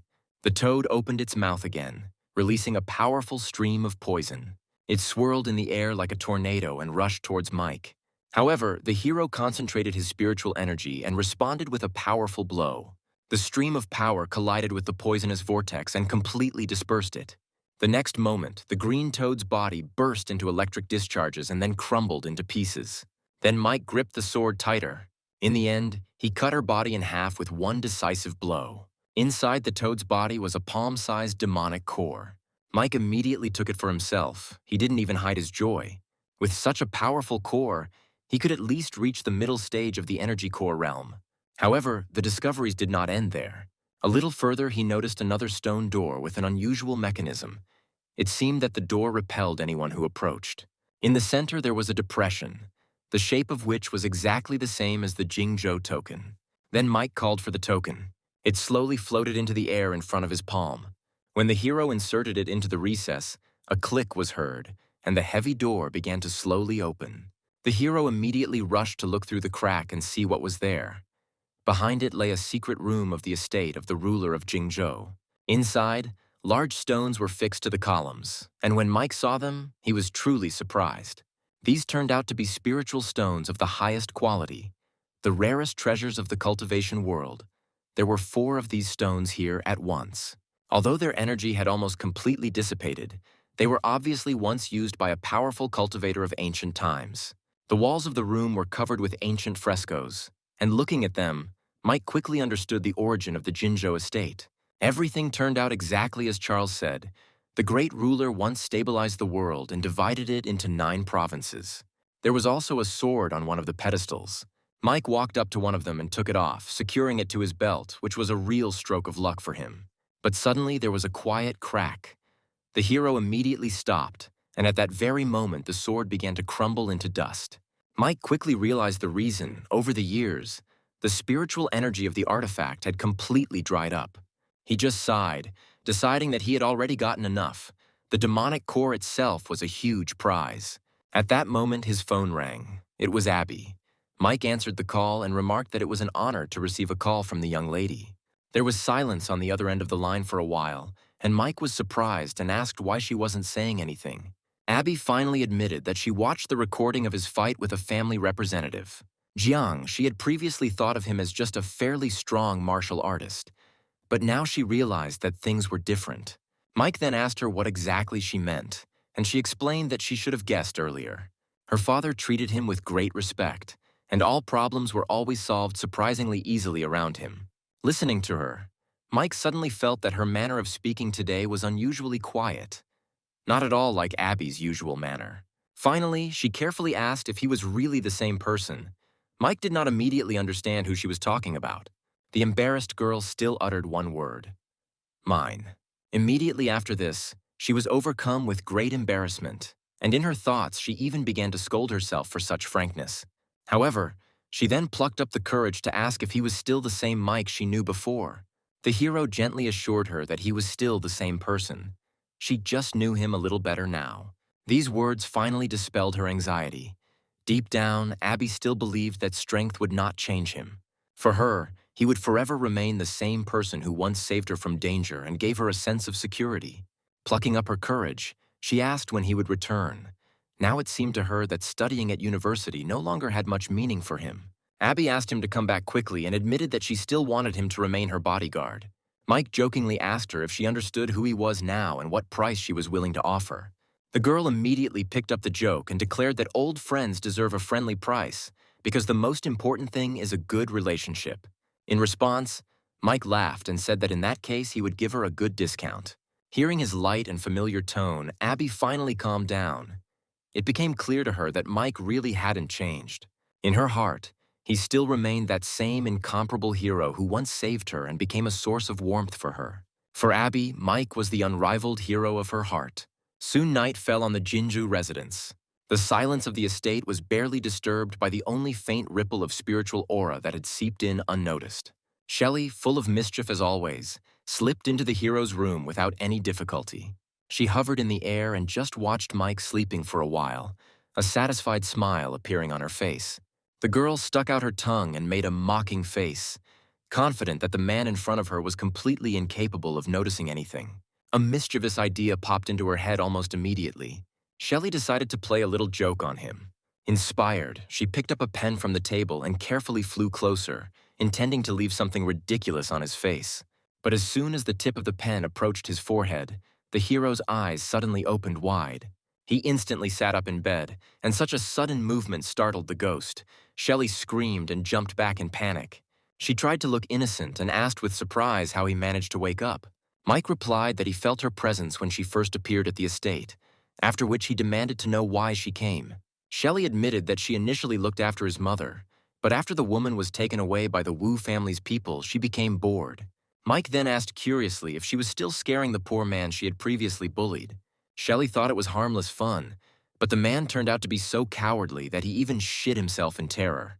However, Mike didn't want to listen to such details anymore and simply flicked her on the forehead. The blow was noticeable even for the spirit. Shelley admitted, a little offended, that perhaps she had gone a little overboard. Mike immediately guessed that the man probably even moved because of her, but Shelley was quick to deny this, claiming that she had stopped frightening him not out of pity. It turned out that one day the man began sleeping with someone else's underwear pulled over his face, believing that this would protect him from ghosts. Seeing such a disgusting picture, Shelley felt disgusted and lost all desire to continue her pranks. Eventually, she had no choice but to cultivate, and one day she discovered that she was able to leave the room. After that, she watched her sister for a long time. She seemed to sometimes sense her presence and often talk to herself. Not wanting to cause her any more sadness, Shelley eventually decided to go in search of the hero. Mike was surprised that in such a short time she had managed not only to free herself from her previous limitations, but also to reach the early stage of chi purification. He wondered how she had managed to find him at all, since the distance between the city and Jingling was enormous. Shelley initially proudly declared that it was due to a special telepathic connection, but under the hero's stern gaze she was forced to confess. In the writings of the ghostly immortal, there was a way to leave a special mark that would allow the desired person to be found later. And then Mike became wary. He knew very well that some types of marks were even capable of absorbing the power of the soul. Shelley quickly assured him that her mark was perfectly normal. However, when Mike asked for more details, she suddenly became embarrassed and looked away, not daring to speak. Then he simply touched her forehead using spiritual power. Thus, the hero decided to look through her memories. A scene from one night came back to Shelley's mind. Mike was sleeping, and she, pouting her lips and smiling slyly, slowly approached him. This happened on the eve of his trip to the south. At that moment, a barely noticeable trace of a kiss appeared on his forehead, and that was how she left that very mark. When the memory ended, Shelley looked at his hand in horror, realizing that her secret was completely out. Thoughts were already forming in her head that she would now have to take on responsibility, think about a wedding, and even about future children. But instead of all that, Mike simply flicked her forehead again. There was a loud noise, and a light puff of smoke rose from her ghostly forehead as Shelley herself complained indignantly about being treated this way. Mike then reminded her that she was essentially her mentor and was obligated to show respect and not engage in such antics. Meanwhile, in the next room, Amanda was still awake. Hearing voices, she wondered why the conversation was continuing in the hero's room in the middle of the night. She had already reached for the curtain, but at that moment Lily woke up and asked what was happening. Amanda quickly convinced herself that she had probably just misheard, since Mike wasn't the type of person to do anything suspicious. After that, she returned to the room and went to bed again. Meanwhile, Shelley sighed boredly, sitting in her cramped vase. The morning at the estate began with loud screams. The maids ran out of the restroom in panic, accusing some man of indecent behavior. He, in turn, indignantly declared that it was they who broke into the men's restroom and still dared to call him a pervert. Only a moment later, it became clear that the signs on the doors had somehow been switched. Inside the room, there was complete chaos. The taps suddenly started rotating on their own, and objects were flying through the air. Scratches appeared on people's faces, as if they were left by invisible claws. Lewis watched in amazement as pots and pans flew around him, seemingly of their own accord. Even the maids did not escape the attack. Manager Lewis's expression turned gloomy. He immediately realized that something unclean had entered the estate. Having gathered spiritual energy, he spread it throughout the palace and loudly demanded that the hiding creature immediately appear. Then Mike came closer, a little interested in what was happening. Lewis quickly asked the leader to stay away while he dealt with the invisible enemy. After this, the man again commanded the evil spirit to reveal itself. Shelley, meanwhile, plaintively asked for the pressure of the spiritual force to stop, admitting that she could not bear it any longer. Her figure became visible, and Lewis finally saw her. Then he immediately struck with his palm, releasing a stream of spiritual energy straight towards her. As a result, one of the walls was destroyed. Mike also intervened, sending another stream of power nearby with a soft, pinkish glow. 2 blows hit Shelley at once. She was unable to dodge and was struck by the attack, barely keeping herself from disintegrating completely. Suddenly, the girl was whirled in the air by some invisible force. Shelley knew that her spirit was about to fade. However, the hero's spiritual energy immediately supported her, not allowing the soul to dissipate. After this, he announced to the servants that the problem had already been solved and everyone could return to their work. After the crowd had left, Mike asked coldly if she intended to continue causing such disturbances. Shelley pitifully promised that she wouldn't do it again. But Mike continued to scold her, pointing out that she was actually stronger than even Manager Lewis, but still lost to him. After several hours of meditative practice, he reported that she had expended too much soul power and would need rest. It was at that moment that the door suddenly opened and Lily looked inside to call the hero to breakfast. But seeing what was happening in the room, she froze in place. Before her eyes, in the air, was a girl hovering. Shelley was amazed to realize that Lily could see her. Mike was also surprised, and Lily noticed that the girl in front of them was very beautiful. After receiving the praise, Shelley immediately perked up and happily flew over to Lily, hugging her. She delightedly noted that she looked very cute. Pressing herself against the girl, the ghost even felt the softness of her body, which is why Lily shyly asked her to behave a little more carefully. Watching how quickly they found a common language, Mike couldn't help but wonder if this is what friendship between girls looks like. Shelley, meanwhile, had already begun to lecture Lily, warning her not to be deceived by the hero's thin appearance. At one point, she was even going to tell an embarrassing story about how she once saw him in the restroom. There was an instant silence in the room. Mike was truly angry. His face darkened with anger, and he sharply pulled Shelley up, saying that such talk was unacceptable. Frightened by such a reaction, the ghost hastily promised not to tell anything else. However, his outburst of irritation was so strong that the spiritual energy accidentally touched the bed, causing it to catch fire. Mike had to quickly put out the flames, after which he once again sternly warned Shelley to keep her mouth shut in the future. At that moment, Shelley suddenly noticed something unusual. Her attention was drawn to the mountain spirit, who was looking at her with curiosity, and to her surprise, it turned out that he was also able to see her. Shelley, delighted, immediately picked up the baby and noted with a satisfied look that everything was getting much more interesting in this place. The next day, representatives of the 4 great families of Jingling arrived at the estate to pay their respects to the new governor. The first to introduce himself was the head of the Liu family, Silas, a warrior of the initial stage of Wuzun, followed by the head of the Shu family, Rick, a warrior of the same stage. After them, 2 assistants from the Jingzhou estate stepped forward, both of whom had also reached the early stage of the same level. All 4 bowed respectfully to the esteemed head of the district. Louis, meanwhile, explained that the estate is supported by 5 great families, but one of them was unable to attend today. He then asked Silas if he had met the head of the Liu family on the way, but Silas reported that Arthur never showed up. Louis immediately expressed dissatisfaction with this behavior, and an official notice was sent to Liu's family, but they ignored it.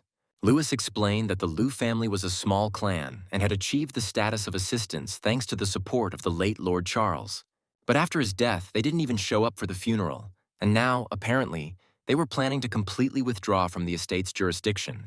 At that moment, a man walked confidently into the hall and asked with a clear challenge whether it was really the new governor in front of him. No one recognized his face. One of those present asked if he was from the Liu family and why he had never been seen there before. Another suggested that it was probably just a minor student. When he was asked where the head of the family, Arthur, was, the man unceremoniously sat down on a chair. He explained that the head of the family was currently busy mastering a profound technique and could not be distracted. This blatant disrespect immediately sparked outrage among the other family heads, many of whom considered the Liu family's actions to be downright brazen. Mike noted that although he did not strive to become governor, he always fulfills his promises. He ordered that Arthur be told to come in person and apologize. However, the Liu family's envoy was not at all afraid, as if the very thought of apologizing seemed ridiculous to him. The hero's patience instantly ran out. His gaze turned icy, and a murderous aura flared up in the room. In a word, he ordered the uninvited guest to get out. The next moment, strange rings of ominous energy appeared in the room. At this moment, the arrogant young man became truly frightened. In 1 second, his body was pierced with numerous holes from the blows of spiritual power. Mike decided to give them a final warning. He said that if the head of the Liu family did not come in person, he would personally pay a visit, and the consequences would be much more severe. Immediately after this, a stream of energy threw the stranger out. At that very moment, the heavy doors of the hall slammed shut with a bang. People in the hall were shocked by what happened. Silas noted that the new governor was indeed as powerful as the rumors said, and it seemed that the fate of the Liu family had already been sealed. A little later at the Jingzhou estate, Shelley and Lily came to see Mike again. At that moment, he just went outside to stretch his legs a little. Shelley asked cheerfully if he was finished talking. Having received an affirmative answer, she immediately suggested going for a walk. Taking Lily's hand, she twirled her around, admiring at the same time how beautiful she looked and what a wonderful figure she had. After this, Shelley announced that they absolutely had to go shopping. Lily also invited the hero to go with them. He agreed, jokingly remarking that it would be better to keep an eye on them, otherwise someone might cause trouble again. Soon, the three of them were strolling through the busy streets of the city. Lily looked around with admiration, admitting that she had never been in such a noisy and beautiful place before. Then Mike offered to buy them anything she liked, and Lily immediately noticed one of the items. The hero agreed to buy it without hesitation, saying that she could choose whatever she wanted. Shelley watched this with a displeased grimace and thought sarcastically that the main character liked younger girls.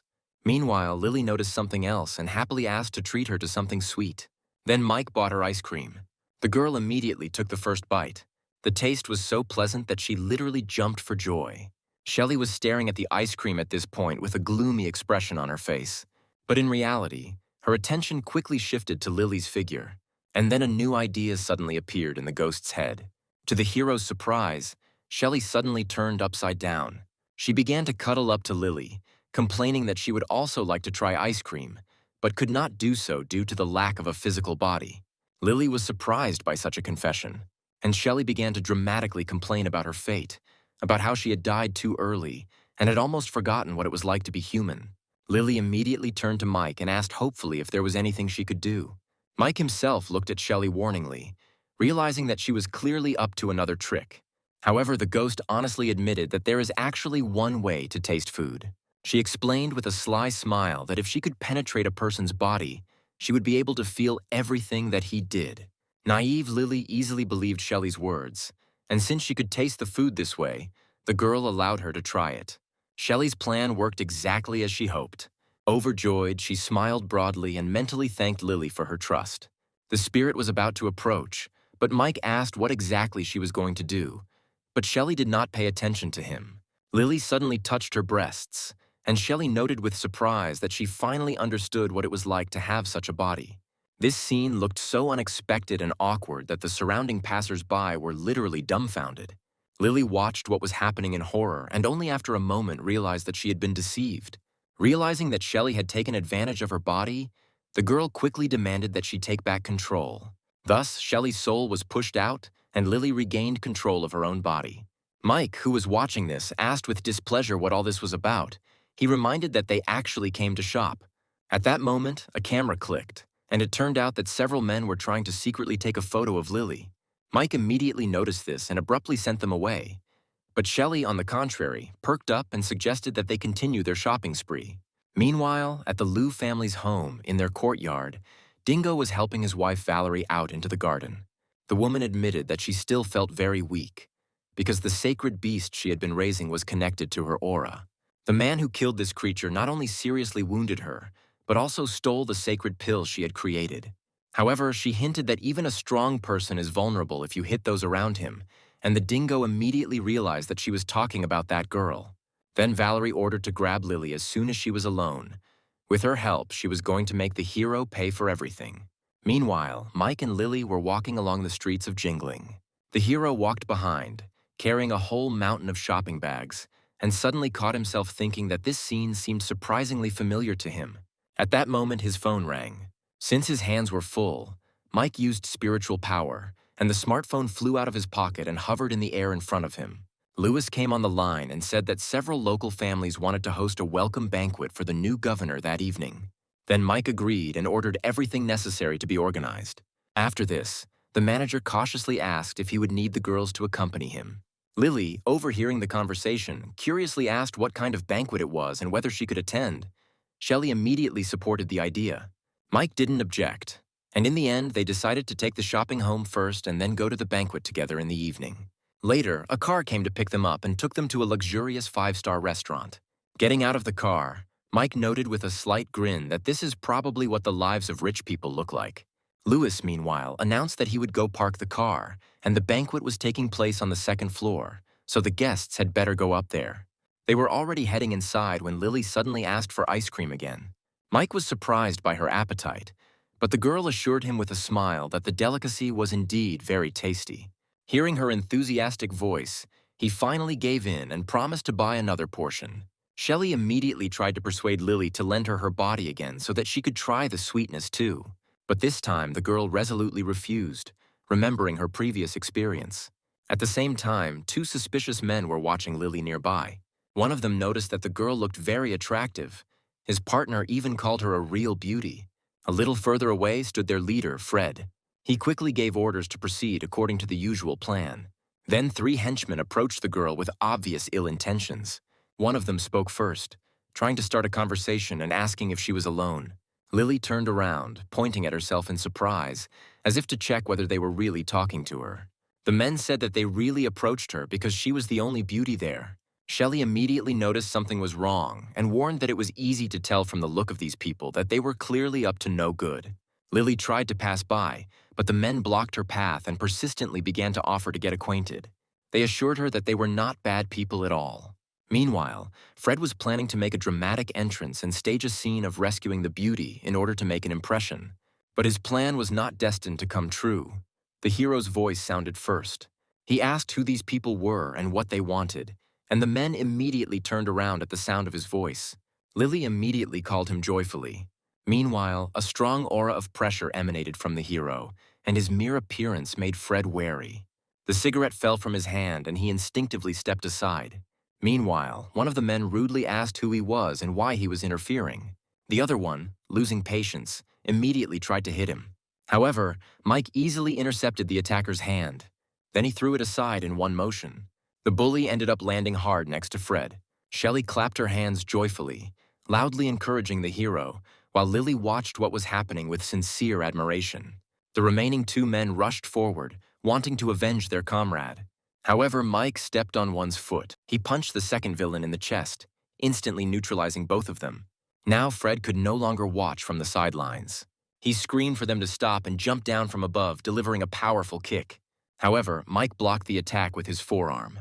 The recoil force was so powerful that Fred himself flew back, amazed at what was happening.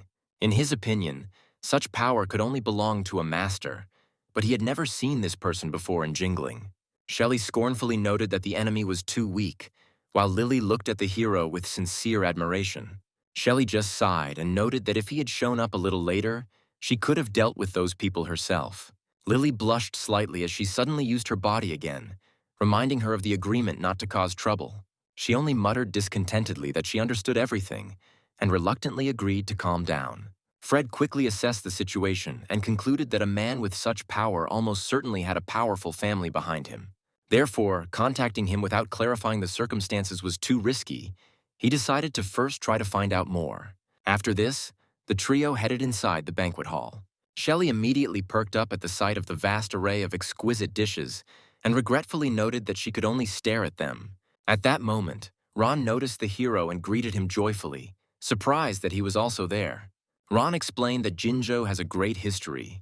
Even after a great upheaval, its ruler remains the master of the entire territory. Moreover, it is rumored that his strength surpasses the level of a venerable martial artist and is in an even higher realm. Lily was shocked by what she heard and began to think that Mike might be the man everyone was talking about. Another old man remarked that today the representatives of the Northern Alliance would be able to see with their own eyes the power of the ruler of Jinzhou. Mike, not wanting to listen to further praise, suggested that they first go inside, and he himself promised to join later. At the same time, he did not forget to remind everyone that for now, no one should reveal his true identity. Lily asked why he was hiding his identity, and Shelley also noticed that this behavior seemed strange. Mike then explained that he was doing it more for their own sake, because suddenly revealing it might scare people. Meanwhile, one of Fred's men reported that the guy had already taken a seat in the hall and that he didn't look like a representative of an influential family. Another suggested simply eliminating him by making a characteristic hand gesture. However, Fred stopped them. First, he decided to approach the people of the Shu family and carefully find out everything through them. Approaching their table, he politely greeted Uncle Leo and thanked him for the opportunity to attend such an event. It was a great honor to be able to meet so many important people, and Leo praised him for having the right attitude. Then Fred pointed to the hero and asked if the old man knew this man, and the man immediately asked why Fred was interested in him. He quickly lied, saying that several of his acquaintances had recently quarreled with this guy in a tavern, and he just wanted to understand who he was. However, Leo called such questions stupid. Fred immediately felt guilty and asked if he had said anything wrong. Leo scolded him, noting that everyone here was an outstanding person, and it was dangerous to act recklessly in such a place. He added that Fred and his men could consider themselves very lucky if they had not managed to do anything irreparable. Leo also threatened that if Fred's father did not take care of his son, he would personally bring him to him and force him to apologize. After these words, Fred sighed with great relief and thought that he was incredibly lucky to have stopped in time. Meanwhile, the banquet host loudly announced the appearance of the evening's main guest. A lively discussion immediately began in the hall. People assumed that the ruler of the Jinzhou district himself would appear now. Shelley, watching what was happening, cheerfully teased the hero, noticing that someone present clearly dreamed of marrying him. One of the guests suggested that such a powerful man must surely be an elderly master. At this point, Lewis stepped forward and thanked all the guests for attending the banquet hosted by the county. He recalled that the main purpose of the meeting was to welcome the new ruler of Jinzhou. As the spotlight shifted to the evening's hero, Shelley noticed with embarrassment that too many people were looking at her. However, the next second, everyone present froze in surprise. It turned out that the ruler was Mike. He looked too young for such a position, and many simply could not believe their eyes. At that moment, Fred felt a chill run through him, and he realized that he had almost come into conflict with a man of incredible status. A wave of admiring whispers swept through the hall. People were amazed that such a young man possessed such terrifying power. Lewis, meanwhile, approached Mike and reported that the head of the Liu family, Arthur, had still not shown up despite the notifications sent. He suggested taking tougher measures, since the Liu family was supposed to help the county so they could be held accountable. He suggested going with representatives of the Liu and Shu families to interrogate Arthur, and Mike approved of the plan. At this moment, Rick rushed to report new news. The head of the Liu family had finally appeared and was now at the entrance to the second floor. Lewis immediately expressed dissatisfaction with the fact that he had arrived so late, as if deliberately demonstrating arrogance. And then suddenly a man appeared in the hall.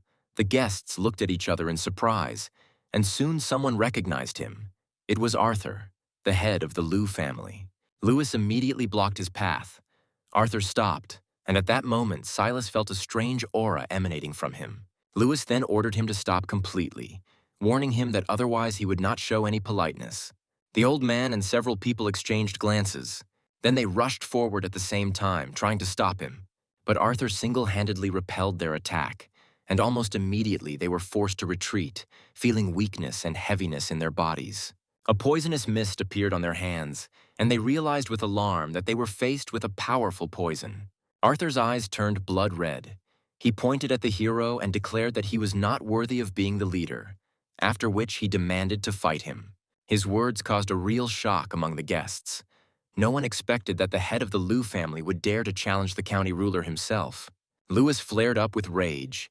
He declared that Arthur had no right to issue such a challenge and that he would have to step over his body first. Mike stopped him, asking him not to get excited. Then he turned to Lily and told her to wait here. Approaching the wounded, Mike cleansed them of the poison. Almost immediately, the poisonous mist on their hands disappeared. Both men folded their palms in gratitude and thanked him. Lewis asked if they should get the guests out of the room first, and Mike told him to do that. Lewis then announced to everyone present that due to a sudden incident, the banquet was ending for today. Some guests expressed a desire to stay and help, but Lewis thanked them and assured them that the county's forces could handle the situation themselves. After this, the guests began to leave the hall, leaving only Rick and 3 of his comrades in the room. Rick was surprised that they didn't leave with everyone else. However, Mike explained that it was he who asked them to stay. Lewis, meanwhile, worriedly asked if Arthur was alive, and Mike replied that his heart was still beating. He touched his forehead, and those around him immediately warned that the poison was extremely dangerous. But Mike remained completely calm. Thanks to his sacred body and the power of the Immaculate Body Technique, he was virtually immune to poison. Then he pointed his finger at Arthur's chest. The man's body immediately went limp and collapsed to the ground. At that moment, a small insect crawled out of his body. Silas and Rick simultaneously released spiritual power in an attempt to destroy it, and Lewis ordered the creature to be captured. The insect wriggled desperately and tried to escape. However, the hero's strength completely restricted his movements. Lewis looked at the beetle and suddenly felt a strange sense of déjà vu. Silas asked where he could have seen such a creature. Lewis, turning pale, finally said the name. It was the 5 poisons parasite. Silas immediately darkened upon hearing this. Lewis said that such a creature can live unnoticed inside the human body, without causing pain, feeding on blood and flesh. When it is fully mature, it begins to control the host's mind. He added that this sect was destroyed by the forces of the Martial Arts Alliance leaders, so its appearance now came as a surprise. Mike thought about it. He had already encountered representatives of other sinister sects. Now I increasingly suspected that Valerie from Miaojiang was behind what was happening. If it really was her, then everything that was happening would be explained. At that moment, Arthur suddenly came to his senses.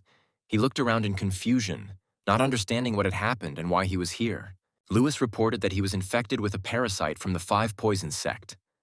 Arthur did not remember this. He only complained of an unbearable itch all over his body. And then his face suddenly became distorted, and ulcers and rashes appeared all over his body, and he panicked, not understanding what was happening to him. At this point, Mike noticed that the insect was gradually beginning to disintegrate, and he realized that the situation was much worse than it seemed. The next moment, Arthur's body suddenly exploded right in front of everyone's eyes. Lily, frightened by the terrible scene, covered her eyes with her hands, unable to look. Then Mike realized that the Five Poisons sect had crossed all boundaries. He was not going to tolerate it anymore. He immediately ordered a full investigation, the destruction of the Five Poisons sect, and the bringing of Dingo and his wife to him. Lewis immediately reported that the sect had used the body of the head of the Liu family to create poison, and that a search had to be carried out by order of the ruler. He then guessed that the priestess of the Five Poisons sect was probably at the Liu family residence, and Mike ordered to go there immediately. Soon the gates of the residence were broken down, and the warrior, Joseph, rushed inside with fury, vowing to tear the enemies to pieces. However, a terrible scene awaited them inside. Bodies lay everywhere. Mike immediately warned no one to touch the corpses, but for some it was too late. Joseph raised his hand in horror, on which poison had already appeared, and the people nearby also realized with horror that the bodies had been poisoned. Without a moment's hesitation, Joseph decisively cut off his own infected hand. However, Mike immediately healed his wound, and Joseph was incredibly grateful to him. At the hero's request, he introduced himself, saying that he was from the Shu family. Mike then told him to come to the county seat after he had fully recovered. Hearing this, Joseph could hardly contain his joy, and those around him also congratulated him, considering it a great success to receive such an invitation. After this, Mike ordered no one to touch the bodies and ordered them to be burned. Lewis immediately gave the order to light a large fire. Soon, people brought torches to carry out the order. But suddenly, one of the servants screamed in horror. Snakes began to appear everywhere. Lewis looked around in confusion, trying to understand what was happening. One of the servants suddenly found himself surrounded by a flock of snakes, and frightened, he began waving a burning torch, trying to drive them away. But Mike immediately realized that panic could only make the situation worse, so he loudly ordered everyone to remain calm and gather in one place. He then released spiritual power, and a glowing circle appeared around the people. When the snakes crawled to this border, they encountered an invisible barrier and were unable to penetrate inside. Joseph looked at what was happening in amazement. He could not understand what kind of fire and power Mike was using. Purple flames erupted around his body, the energy looking truly terrifying. Within about 10 minutes, the serpentine swarm was destroyed, purple flames consuming them, and soon only ashes remained. When it was all over, Lewis asked what they should do next, and Mike announced that the residence's territory had already become contaminated.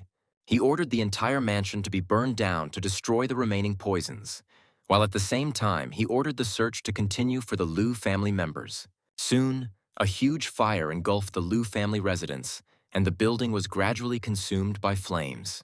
Later, when the situation had calmed down a bit, Mike noticed that Shelley seemed unusually quiet and depressed. Then the girl admitted that in the morning she and Lily went out for a walk. The streets were very crowded, and she lost sight of the girl. Lily mentioned that her mother's birthday was coming up, so Shelley dragged her to pick out a gift to surprise her. Mike then suggested that Lily simply couldn't keep up with her because Shelley was flying too fast. He tried to call the girl, but the phone only beeped briefly and the number was unavailable. Shelley then admitted that she had already searched almost everywhere but still had not found her, and then Mike immediately called Lewis. He appeared almost instantly, and the hero said that he had to notify all the people in Jinling and begin searching for Lily. Half an hour later, Mike was still waiting for news. Finally, Lewis returned and reported that he had found a trail. When Mike saw the name on the phone screen, his face darkened. CCTV footage showed Dingo kidnapping Lily and dragging her into a car.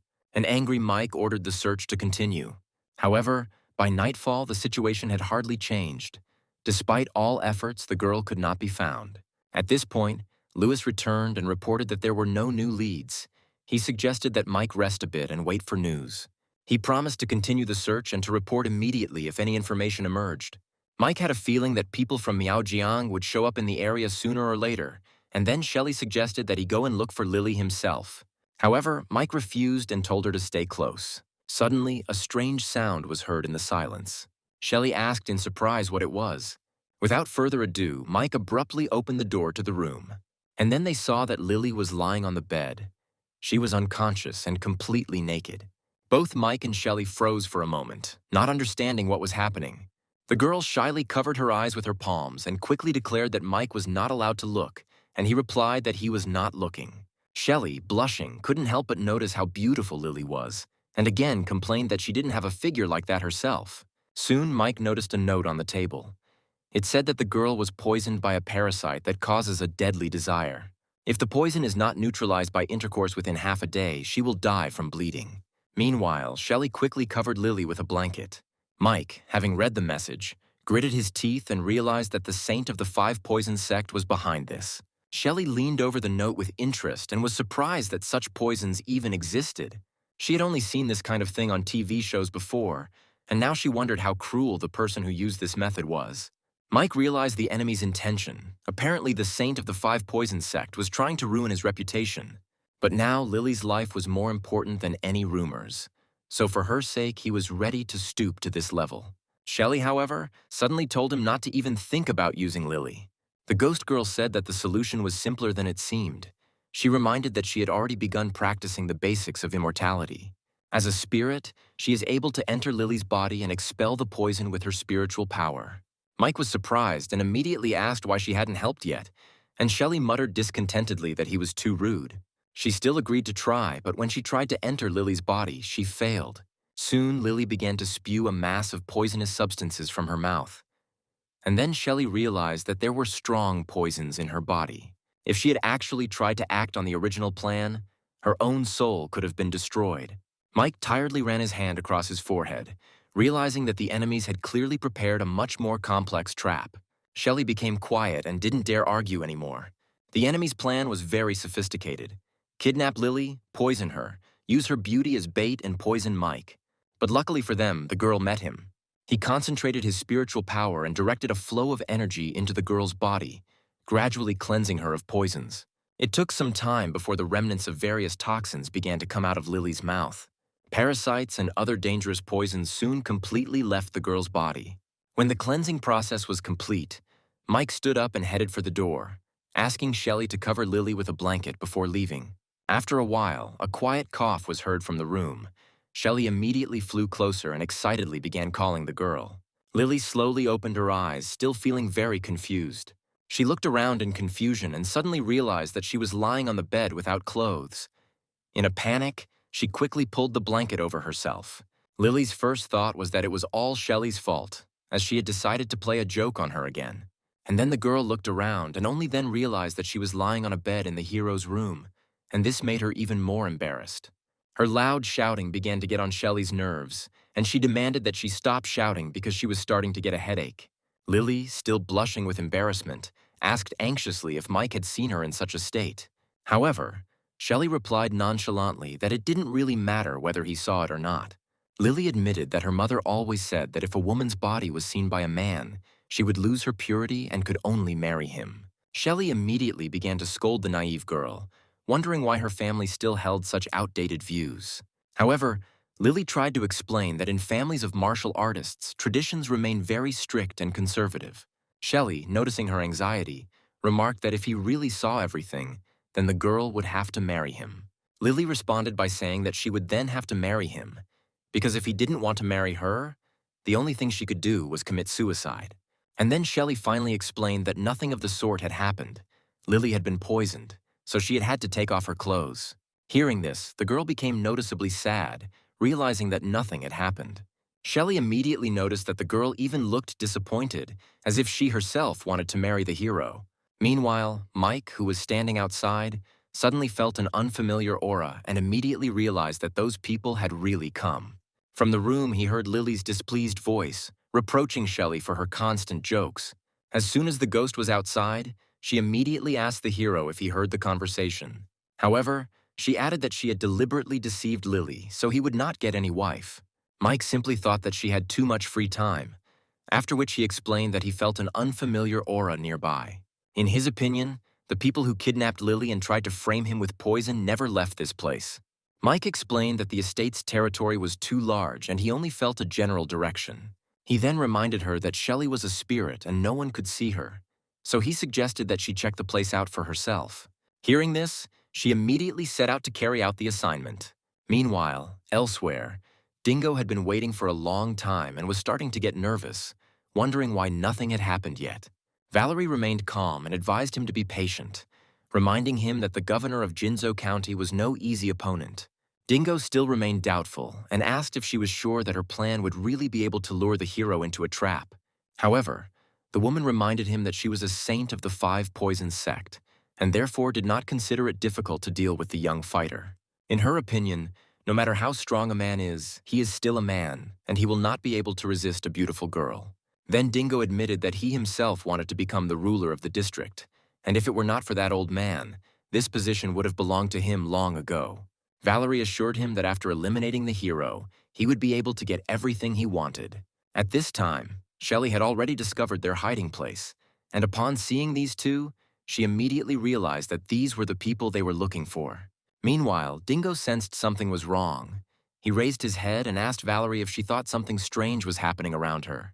The woman was surprised at first, but then stated that everything looked normal now, but Dingo was still wary. Only then did Valerie also begin to get nervous, because too much time had passed and there were still no results.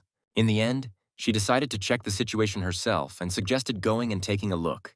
As they were about to leave, Valerie suddenly felt uneasy and said she had a bad feeling about this. She decided that it was better to leave this place as quickly as possible. At that moment, a loud noise was heard behind them. Suddenly, Mike appeared in front of them and coldly asked if they were going to leave without asking permission from the owner of the estate. He turned to Valerie and noticed that she had the audacity to show up right on their doorstep and declared that she would have to die today.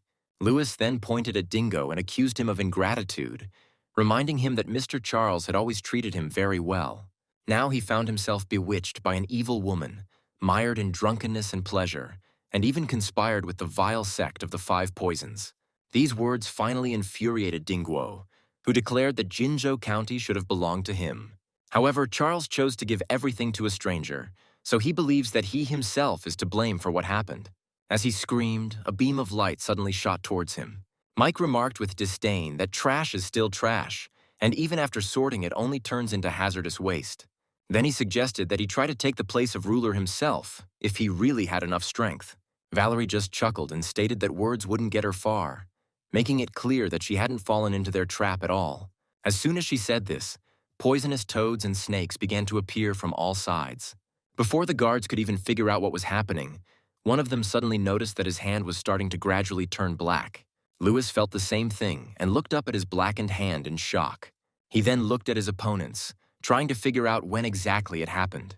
Valerie explained that as a member of the Five Venom sect, she was able to control poisonous creatures and use them for reconnaissance. That's why she discovered them long ago and knew where they were hiding. They were all poisoned before they realized it themselves. The hero's expression darkened, and he admitted that he seemed to have underestimated his opponent. Valerie noted that even if he didn't touch that girl, it didn't mean he was safe, because Lily's body was saturated with poison.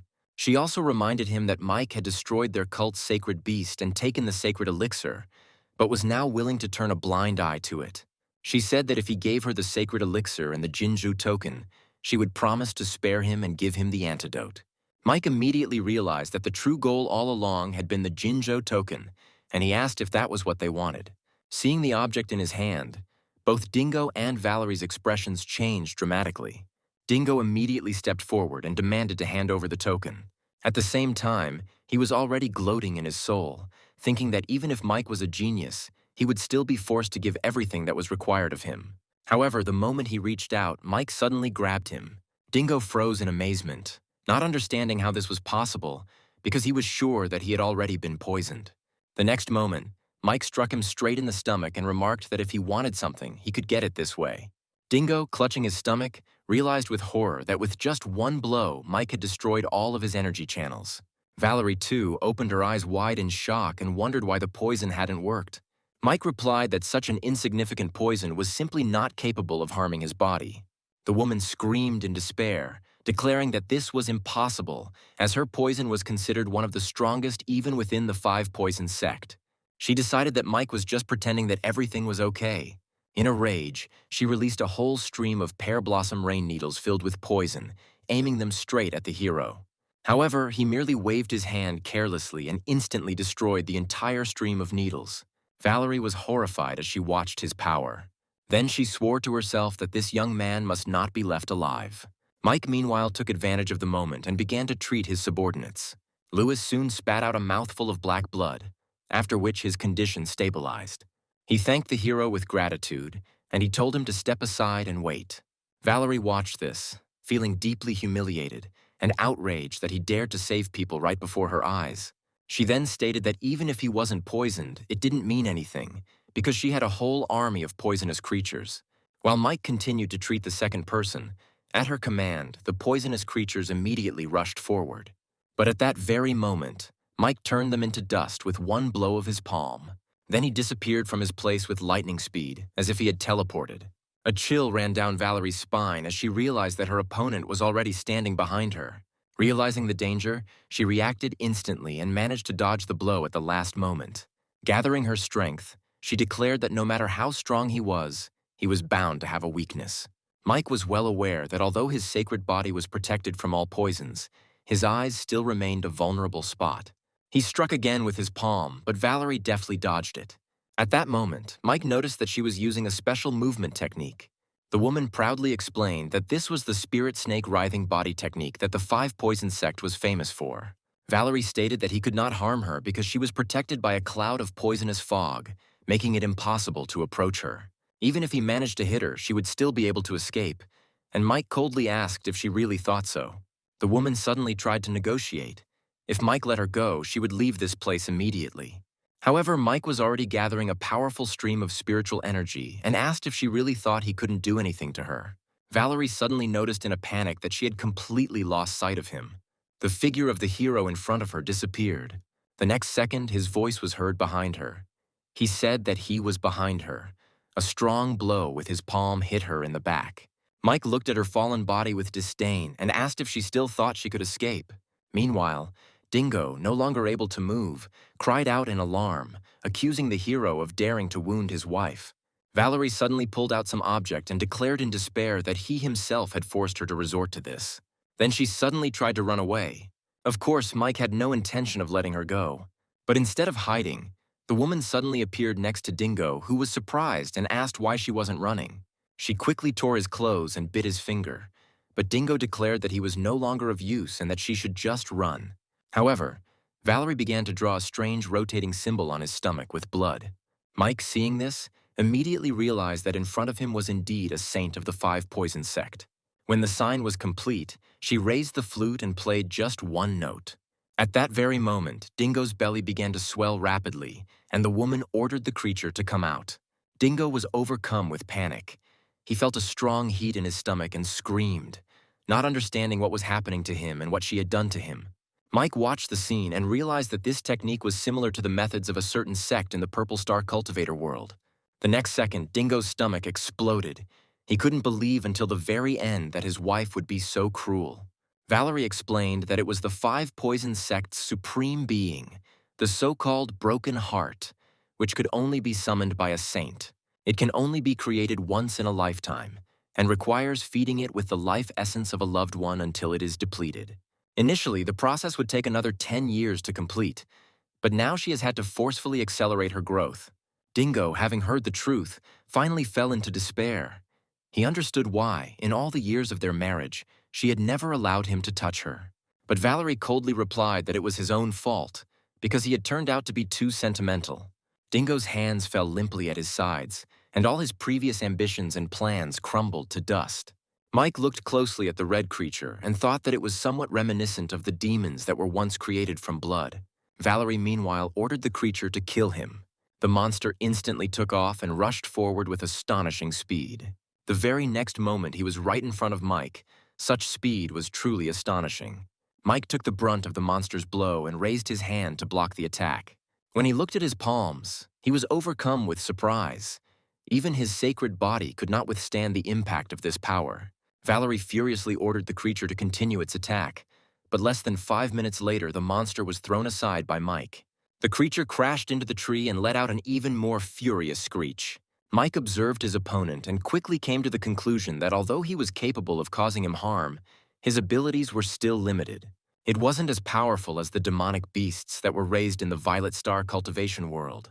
Deciding to end the fight, Mike delivered a palm strike. However, Brokenheart realized that he was no match for the man in front of him and tried to escape. At that moment, a strange aura suddenly appeared around the creature. It fell to the ground and a light flashed in the center of its forehead. Mike was amazed at what was happening and realized that the creature was beginning to evolve. When the third eye lit up on the monster's forehead, even Valerie was shocked. She didn't expect the secret technique to be so powerful. She immediately decided to take advantage of this opportunity and kill the hero to get back the sacred elixir and the Jinju token. A beam of light from the creature's third eye shot forward, but Mike dodged it. Then, looking at the cracked ground next to him, he realized that this attack was indeed capable of damaging even his sacred body. He quickly concluded that if allowed to escape, it could eventually cause a huge disaster. So he made the final decision to destroy the monster as well, and eventually Brokenheart was hit and let out a painful roar. Mike immediately realized that he had to take advantage of the moment. The creature was noticeably weaker, meaning its body had not yet formed.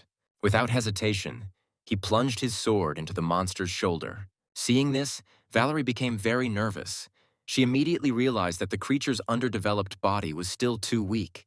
She quickly began to call him back, the sound of her flute becoming a signal for the monster to obey. But when Brokenheart tried to retreat, Mike didn't give him a chance.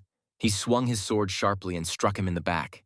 Valerie caught the creature and hugged it to her chest, simultaneously releasing a thick cloud of smoke. Taking advantage of the cover, she quickly tried to hide. In its current state, the monster could no longer fight. However, when the smoke cleared, it turned out that a sharp sword had already pierced both of them through. Valerie didn't understand how Mike managed to find her in the smoke, but he reminded her that her toxic smoke had no effect on him. Realizing there was no other way out, Valerie placed her hand on the monster's head and began casting a soul sacrifice spell. Her face began to age rapidly as she transferred her life force to it. Mike instantly realized that she was about to use another dangerous technique. He immediately withdrew his sword and attacked again. But at that moment, he realized that the enemy in front of him was no longer there. As it turned out, Brokenheart suddenly grew wings, and the creature soared into the sky, carrying Valerie with it. Lewis immediately asked if they should send people in pursuit, but Mike stopped him and stated that they wouldn't be able to catch them anyway. He ordered a thorough search of the entire city of Jinling and an immediate report if any trace of Valerie appeared. After that, Mike passed on to Lewis a cultivation technique called the Endless True Scripture. As the technique began to transfer into his body, Lewis was shocked by its power. Mike confirmed that this technique could help him reach the level of a respected martial artist in the future. He emphasized that the district should attract talented people, but the main criterion should be character, and only then ability. Lewis thought that this was in accordance with the last wishes of his former master, and vowed to do everything possible to live up to the hero's expectations. Meanwhile, Mike himself was thinking about the future. When things here were finally settled, it would be time to go to the capital. He remembered his mother and sister and vowed that for all the humiliations they had endured, the enemies would pay double. Sometime later, already at the estate, Mike continued to teach Lily martial arts. He pointed out to her that her blows were too soft and needed to be more decisive and powerful. The girl continued to swing her sword, breathing heavily from fatigue, and soon admitted that she was already very tired and had done all she could. However, Mike reminded her that one cannot be lazy in cultivation. Even the most talented person must constantly work. Lily possessed a rare body, thanks to which her cultivation level grew very quickly, but at the same time she was catastrophically lacking in combat power. If she doesn't get stronger, the next time she finds herself in danger, it will end the same way as before. Mike added that he couldn't protect her forever. The path of cultivation was very long and lonely, and it never went smoothly. Lily nodded, showing that she understood his words. At that moment, Mike noticed Shelley standing nearby and smiling, surprised. He asked what she was laughing at. She replied that she was simply laughing at his stupidity, because he completely did not understand a woman's heart. Mike responded by reproaching her that she should also be engaged in cultivation and not fly all day and teach Lily all sorts of nonsense. Shelley immediately objected that she did nothing of the sort and that everything she taught Lily was actually useful. After some time, Lily cautiously asked the hero if he was going to go somewhere. Shelley also suspected this and noticed that his advice to train hard sounded like he was preparing to go somewhere. Mike confirmed their guess and named the place, the Imperial Capital, where he had business to complete. Lily asked to be taken with him, but Mike refused, explaining that what he was about to do would be too dangerous for her. He said that it was better for her to stay in Jinju County with her mother and focus on cultivation. The girl immediately pouted in an offended manner, and Shelley, noticing this, teased her, saying that she simply could not part with him. Lily then asked the hero if Shelley would really go with him. Mike confirmed this and explained that this girl had already left a spiritual mark on him, and besides, she was too restless. Tears came to her eyes, especially because Mike didn't say a word of objection. His silence seemed to be an unspoken confirmation that preference was indeed given to the other. Shelley, standing next to him, looked extremely pleased with herself. However, her behavior only fueled Lily's anger further. She then decided to strike back and declared that she would never allow Shelley to touch her body again. Shelley instantly flared up in anger in response, calling her friend a villain. A hectic fight immediately began between them. They pushed and tried to hurt each other with words. Mike thought that if they showed even half the same energy during training, their progress would be impressive. 3 days passed since then, and the journey finally began, the road running through thick clouds of fog. Shelley had heard that the Imperial Capital was currently experiencing particularly thick fog, making visibility extremely poor even during the day. They could have reached the capital in just a few hours by plane, but Mike insisted on making the journey on foot. Despite her complaints, deep down, Shelley hoped that they had spent these days together on the road, away from the hustle and bustle and prying eyes. But a light flick on the head instantly brought her back from her dreams to reality. Shelley quickly shook off her sentimental mood and, with a businesslike air, went ahead to scout the road. However, the peace of the journey was soon disturbed by a loud noise and a fight broke out ahead.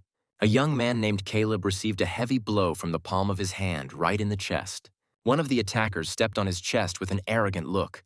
They were confident in their strength and that the outcome was already predetermined. Shelley noticed what was happening first and called out to the hero. Caleb screamed furiously at the attackers, calling them rats because they were afraid to show their faces. However, the bandit only stated that he should stop acting like a child, because only the strongest survive in the world. They laughed, declaring that they had no intention of living by his stupid notions. Caleb immediately stated that he was no longer surprised that this guy was in his uncle's gang. They were both worth each other. Shelley was outraged that 5 were attacking 1, but Mike stopped her, suggesting that she not interfere in other people's affairs. She cautiously asked if he was going to help, since it would not be difficult for him to deal with these people. In response, he calmly explained that he didn't know either the person or the situation, and therefore rushing to save someone without understanding the situation would be reckless. Shelley then admitted that she just wanted to see him fight because he looks impressive in those moments. However, their conversation had already attracted the attention of the attackers, and Mike noted with annoyance that she was speaking too loudly. In response, Shelley admitted with surprise that she had simply gotten used to communicating with him and had forgotten that they were supposed to hide. When Mike stepped forward, the leader of the group asked who he was. The hero calmly replied that he was just passing by. However, one of the people immediately doubted his words, noting that in such a deserted place it was difficult to believe in a random passerby. The others also found him suspicious.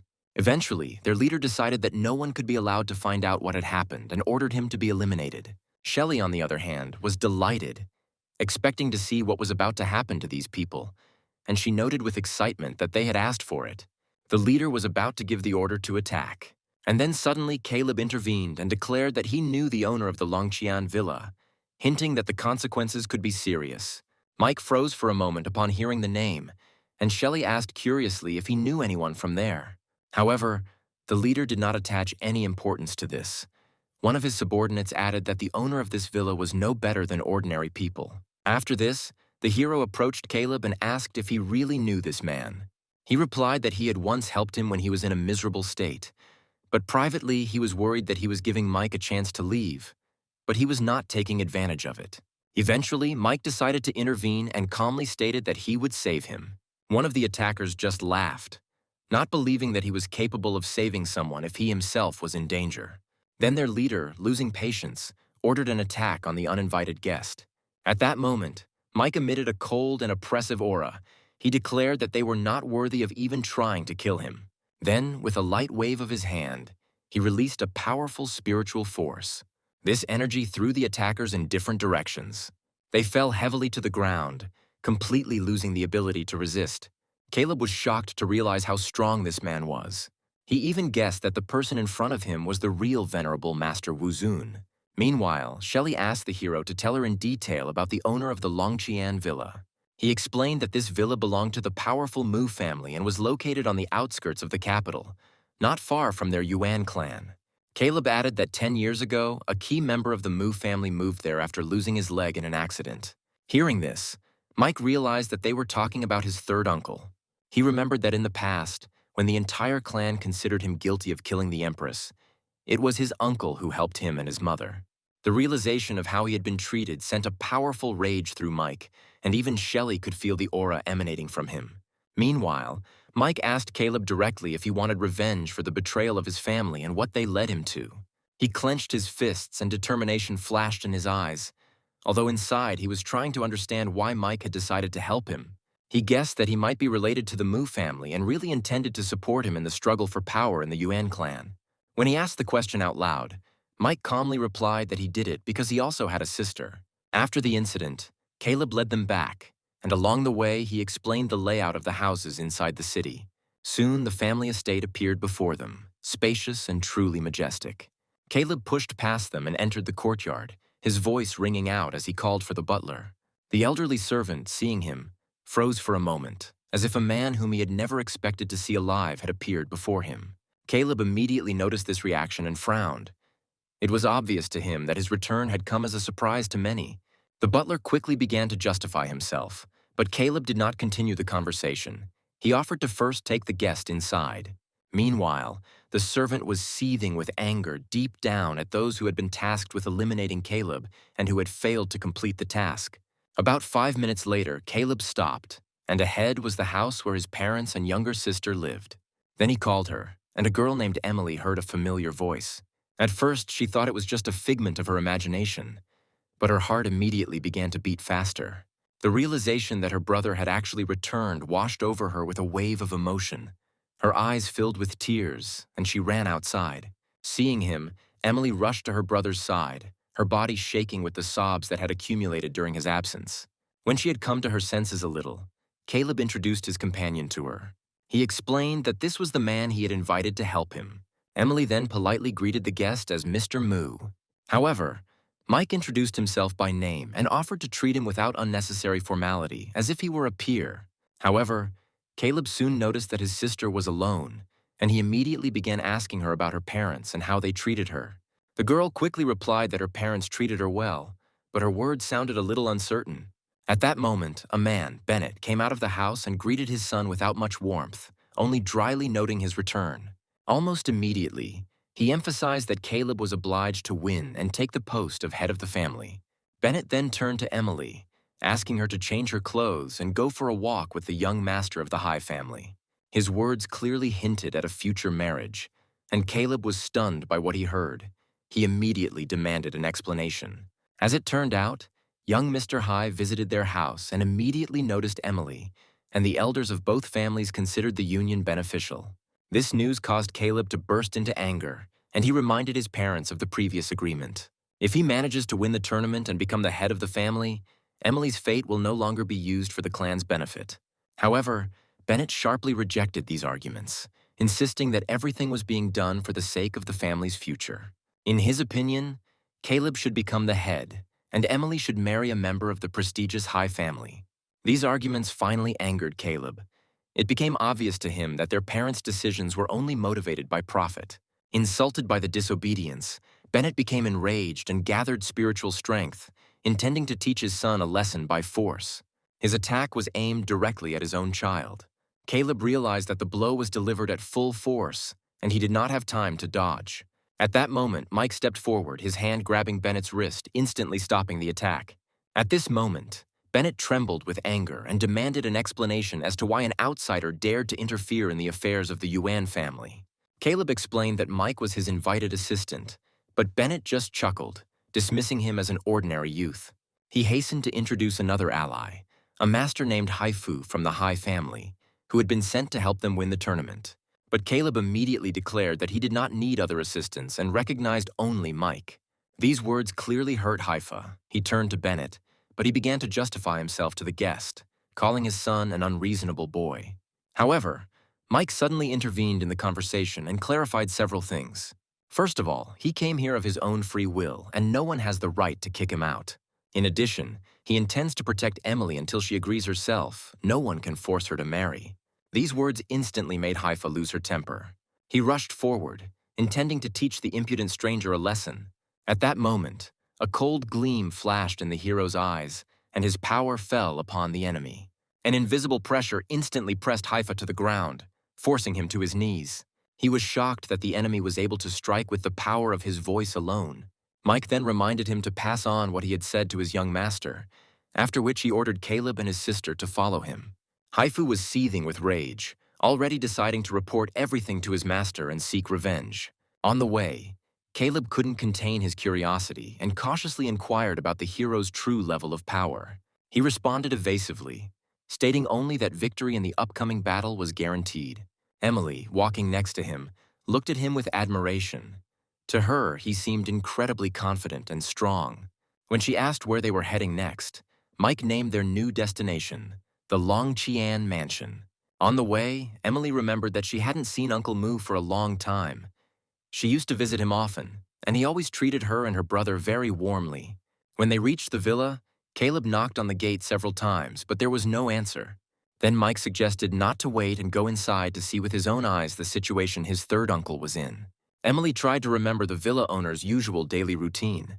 Usually at this time, he would relax near the pond, enjoying the sun and feeding the fish. Following her memories, all three headed in the indicated direction, and a moment later they found themselves near a pond with fish. Emily called out loudly and happily ran into the pavilion where the man was sitting, immediately addressing him as Uncle Mu. He was surprised to see her and asked if it was really her. Emily explained with a feeling of guilt that there were problems in the family that prevented her from coming earlier. The man asked worriedly if she had been made to suffer again, and bitterly noted that these people were too obsessed with power. Meanwhile, Mike quietly turned to Caleb and asked him and his sister to step away for a moment to talk privately. Taking the hint, the brother and sister walked away, leaving them alone. Thus, the hero was left alone with his uncle. After this, Mike suddenly knelt down in front of the man, who was confused and asked who he was. In response, Mike called him the third uncle and introduced himself. After that, he handed him a jade pendant, explaining that he had once exchanged it with his grandfather. Seeing the pendant, the man excitedly picked it up and, looking at it, realized that 10 years had already passed. Mike admitted with a feeling of guilt that he was only now able to return. But his uncle did not reproach him, because the main thing was that he returned. He then asked him why he had come alone, and Mike sadly replied that his father had died of illness when he was a child. These words struck my uncle like a bolt of lightning, and he could not believe what he heard. Seeing his condition, Mike tried to calm him down. Then the uncle, still shocked, asked about the mother, suggesting that it was incredibly difficult for her to raise her son alone. Mike clenched his fist and admitted that he had caused his mother a lot of suffering, because in the past he had been useless and only a burden to the family. However, he then firmly declared that from now on he would do everything to ensure that she lived happily and never suffered again. Mike then revealed that he had a younger sister, Molly, whom his father had taken into custody at the request of a close friend before his death. The uncle immediately guessed whose daughter they were talking about and asked if the person's surname was Jiang. Upon hearing this, the man expressed hope that the girl had grown up well-behaved and said that he would like to meet her if the opportunity arose.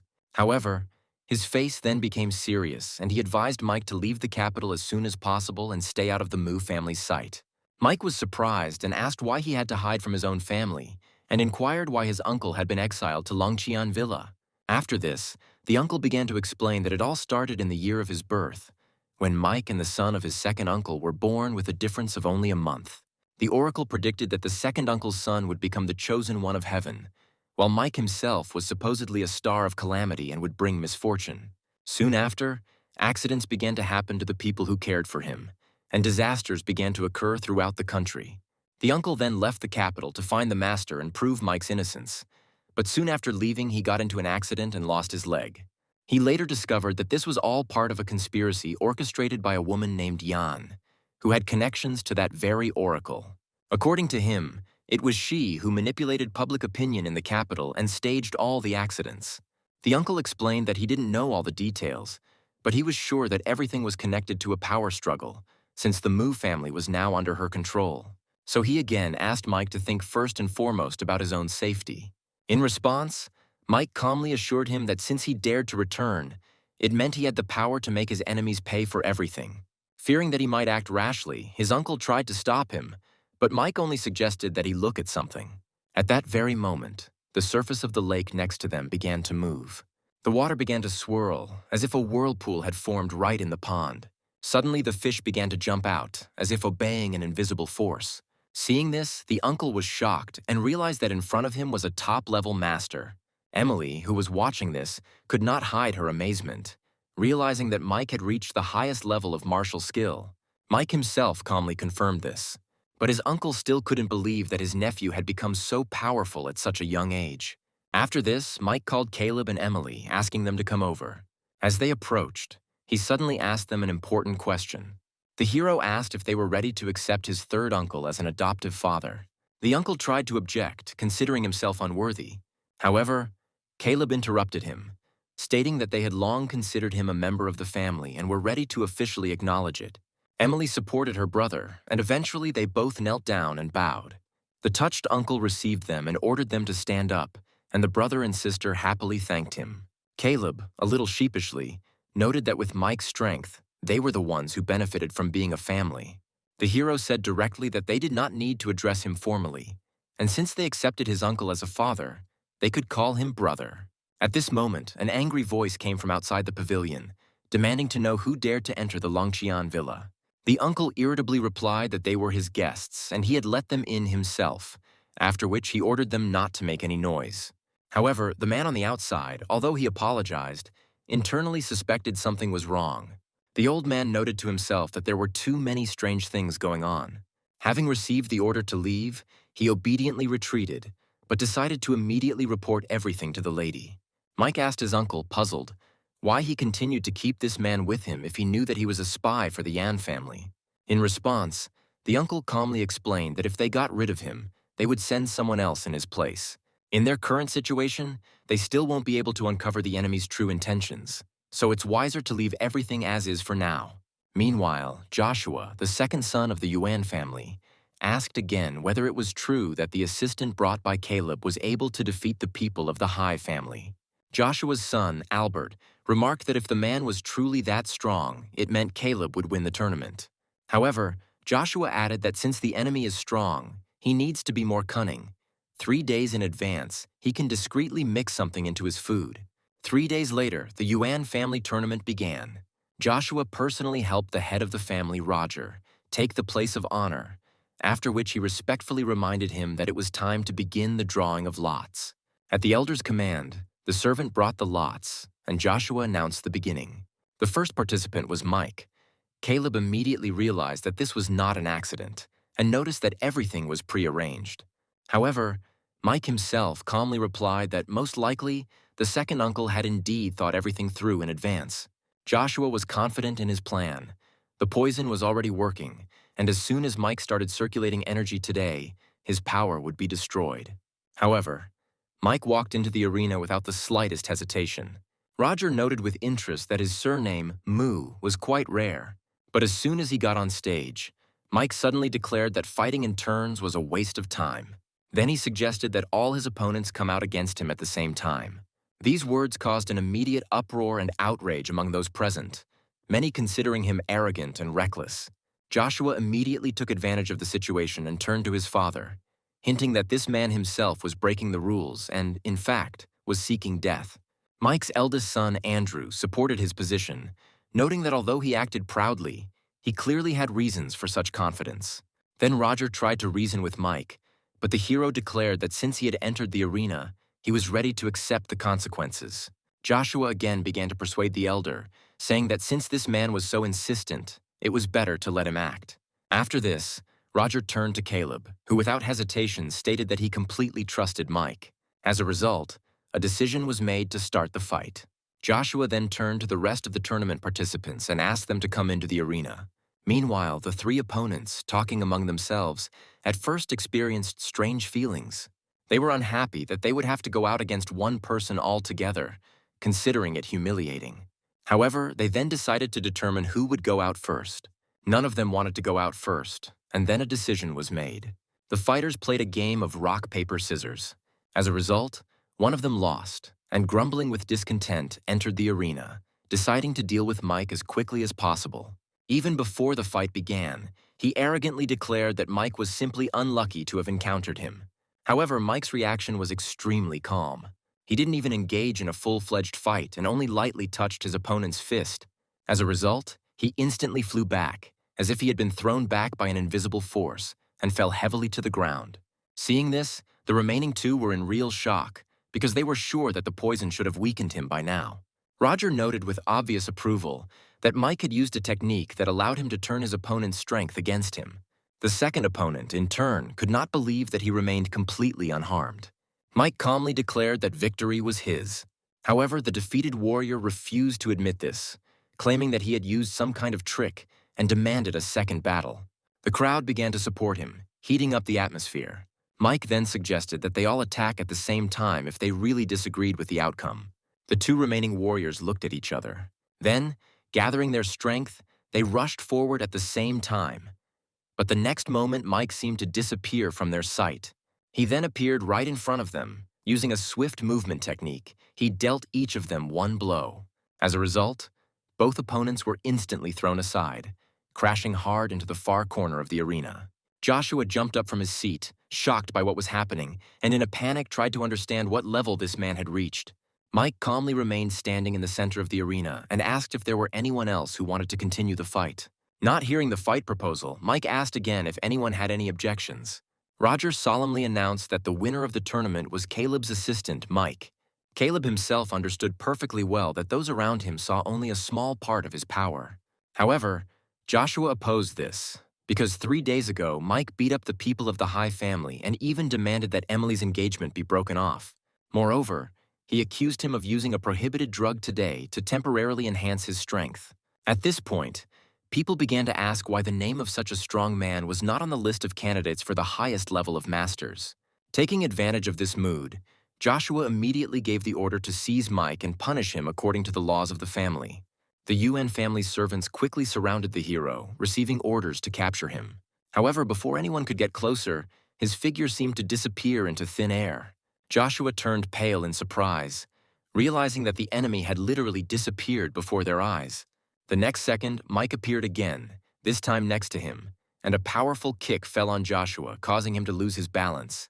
Mike warned that if he continued to spread lies, the next blow would be much harder. Then Roger slammed his palm down on the table, his patience running out, and demanded an explanation from Bennett. Bennett laid out the situation and formally confirmed that Mike had indeed wounded the man sent by the High family. However, according to him, he had already settled this matter. He assured that the engagement between young Master High and Emily remained in force. Inside, Bennett felt satisfied. He was sure that Mike had made himself a dangerous enemy, and then he called the head of the High family. A group of people from this family entered the arena, with their leader, Walter, walking in front. He politely said that he had only come to pick up one person and hoped that the Yuan family would not interfere. Then Roger, without further ado, let them go ahead. Along with the patriarch, the young Master Jiraiya, who was ranked 47th on the list of contenders for the title of Master of Martial Arts, also appeared. He carefully examined the hero, and then one of the guards confirmed that it was this man who had wounded their comrade. At that very moment, Walter ordered him to be seized and brought to their clan for trial, but Jiraiya decided to speak first. He walked into the arena with confidence, believing that such a fight would be an excellent opportunity for him to demonstrate his strength.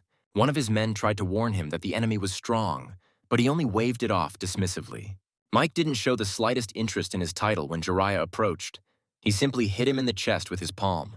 The young master's body instantly soared into the air and flew out of the arena with a roar. Walter cried out his son's name in fear. He then immediately ordered the elders of the High family to intervene. But at that moment, powerful spiritual energy gushed out from the hero's body and spread across the arena like a whirlwind. The elders of the High family, who had rushed forward, froze in utter terror. In an instant, they were thrown back by this force and fell to the ground one after another. Mike then looked at them with disdain and noted that the High family's strength seemed to be limited to this. Jiraiya still couldn't believe what was happening. The thought that a true master of martial arts stood before him seemed incredible. Mike then turned to the patriarch and asked if he was going to continue trying to deal with him. However, there was no answer, and then the old man was also thrown out of the arena. Mike was left standing alone in the center of the court. And then he announced that he was here and ready to accept anyone who dared to challenge him. There was absolute silence in the arena. No one dared even move. Walter gradually began to guess the identity of this man. There were only 2 young martial arts masters in the country. He cautiously asked if this man was Wu Ji, and Mike confirmed it. The Yuan family members were shocked. They could hardly believe that the legendary young martial artist standing before them. Caleb was also stunned. The thought of becoming a sworn brother to such a powerful man seemed almost unreal to him. Walter immediately lowered his head in a deep bow. He admitted his mistake and begged for mercy. However, resentment still simmered in Jiraiya's heart. He couldn't accept the fact that the Yuan family had managed to secure the support of such a person. Mike simply noted that in the world of martial arts, might is always right, and he simply acts by the same rules. After that, he announced that Emily was his adopted sister and that she did not want to marry a member of the High family. Bennett, meanwhile, was horrified by what he heard. After all, if Emily became Wuji's adopted sister and Caleb was related to him, then power in the Yuan family would inevitably pass to Caleb. Roger made his decision without hesitation and announced that Caleb would become the new heir to the family. However, Caleb's reaction was unexpected. He refused this position, and his words caused an explosion of indignation in Bennett. But Caleb remained calm, admitting that he had initially only participated in the power struggle to protect his sister. He no longer wanted to live in a family where family feelings gave way to cold calculation. He would prefer to leave with his sister and live near their adoptive father. Bennett was so angry that he was speechless for a while.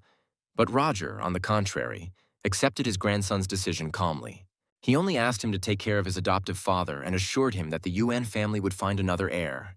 When everything was over, the protagonist finally left the arena. Later, at the Longqian villa, Mike again asked Caleb and Emily if they were sure of their decision. But the brother and sister responded with complete confidence. For them, life next to their adoptive father seemed much warmer and more real. Uncle Mu was deeply touched by their words.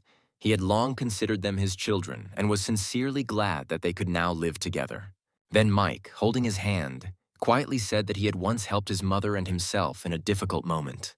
Now he wanted to repay this kindness at least a little and offered to pass on to them a special cultivation technique. Mike explained that this technique is called true immortal guidance.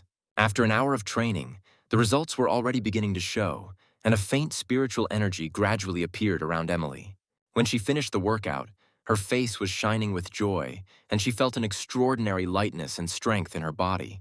She hugged the hero with delight, sincerely admiring the technique. Caleb, too, understood what a precious gift this practice was. He wanted to express his gratitude, but Mike stopped him, saying only that they needed to train hard and take care of their third uncle. The old man watched them with a gentle smile, thinking how nice it was to see young people full of life. But soon, Mike raised another question. He said that he was able to cure the third uncle's leg. The old man replied that, according to the doctor, the tissues had already become necrotic, so the only option left was to install a prosthesis. However, Mike objected, clarifying that this was not about prosthetics, but about the complete restoration of the lost limb. Hearing this, Caleb was surprised and asked in disbelief whether technology had really reached such a level. Uncle Mu intervened in the conversation and asked if this was true and where Mike had acquired such an amazing skill. In response, Mike calmly explained that this was not a medical technology at all, but an opportunity related to spiritual herbs. Emily asked curiously what the grass looked like, and Mike asked for paper and writing utensils. The girl immediately agreed to help, and soon a brush, ink, and a sheet of paper lay in front of him. He quickly drew a blue flower, after which Emily asked, puzzled, what kind of plant it was. Mike explained that it was what was called the flower of life, and noted that its name was quite simple and self-explanatory. The uncle, having carefully examined the drawing, noticed that the flower clearly did not look ordinary, and most likely it would be extremely difficult to find. Then he suggested that it was worth looking for him in the underwater distance. Mike was surprised and asked for more details. Then Uncle said that the distance was located in the sea to the east of the capital and was an ancient city that once sank underwater. Craftsmen flocked to this city in search of rare opportunities, but along with the chance of success comes mortal danger. Many die, but some manage to obtain rare resources and become significantly stronger. After hearing this, Mike finally decided to go there and declared that he must definitely visit this ancient city. He then warned Caleb to get ready, as they would be leaving together the next day. His uncle asked him with concern if he really intended to take the risk, but Mike assured him that everything would be fine. He added that first he needed to make a call and tell his mother the good news. Meanwhile, at the Yu family home, the phone rang in Molly's room while she was in the shower. Hearing him, she wondered who could be calling. And then suddenly Molly, picking up the phone, happily realized that it was her second brother. Answering the call, she asked with a slight resentment in her voice what had made him get in touch after such a long time. In response, Mike asked how she was doing and asked where their mother was so he could tell her the good news. The girl reported that her mother had gone out to unwind and asked what had happened. Then Mike said that he had already arrived in the capital and was now with his third uncle. Hearing this, she was surprised, since it was he who her mother often spoke about, and asked how he was feeling. Then Mike asked me to tell his mother that the third uncle was now okay and that after finishing their business, they would return home together. After finishing the conversation, Molly thought about how important it was for him to return unharmed. The next day, Mike and Caleb arrived at the entrance to the cave, where there was a stone gate guarded by guards. Caleb explained that this was the entrance to the ancient underwater city. One of the guards pulled the lever and the gate opened, after which they headed inside. Along the way, Caleb told us that the owner of the city calls himself Elder Darius and has powers that have reached the level of a saint. Soon they found themselves in a gloomy but lively ancient city. Despite the large number of people, an unusual silence reigned around.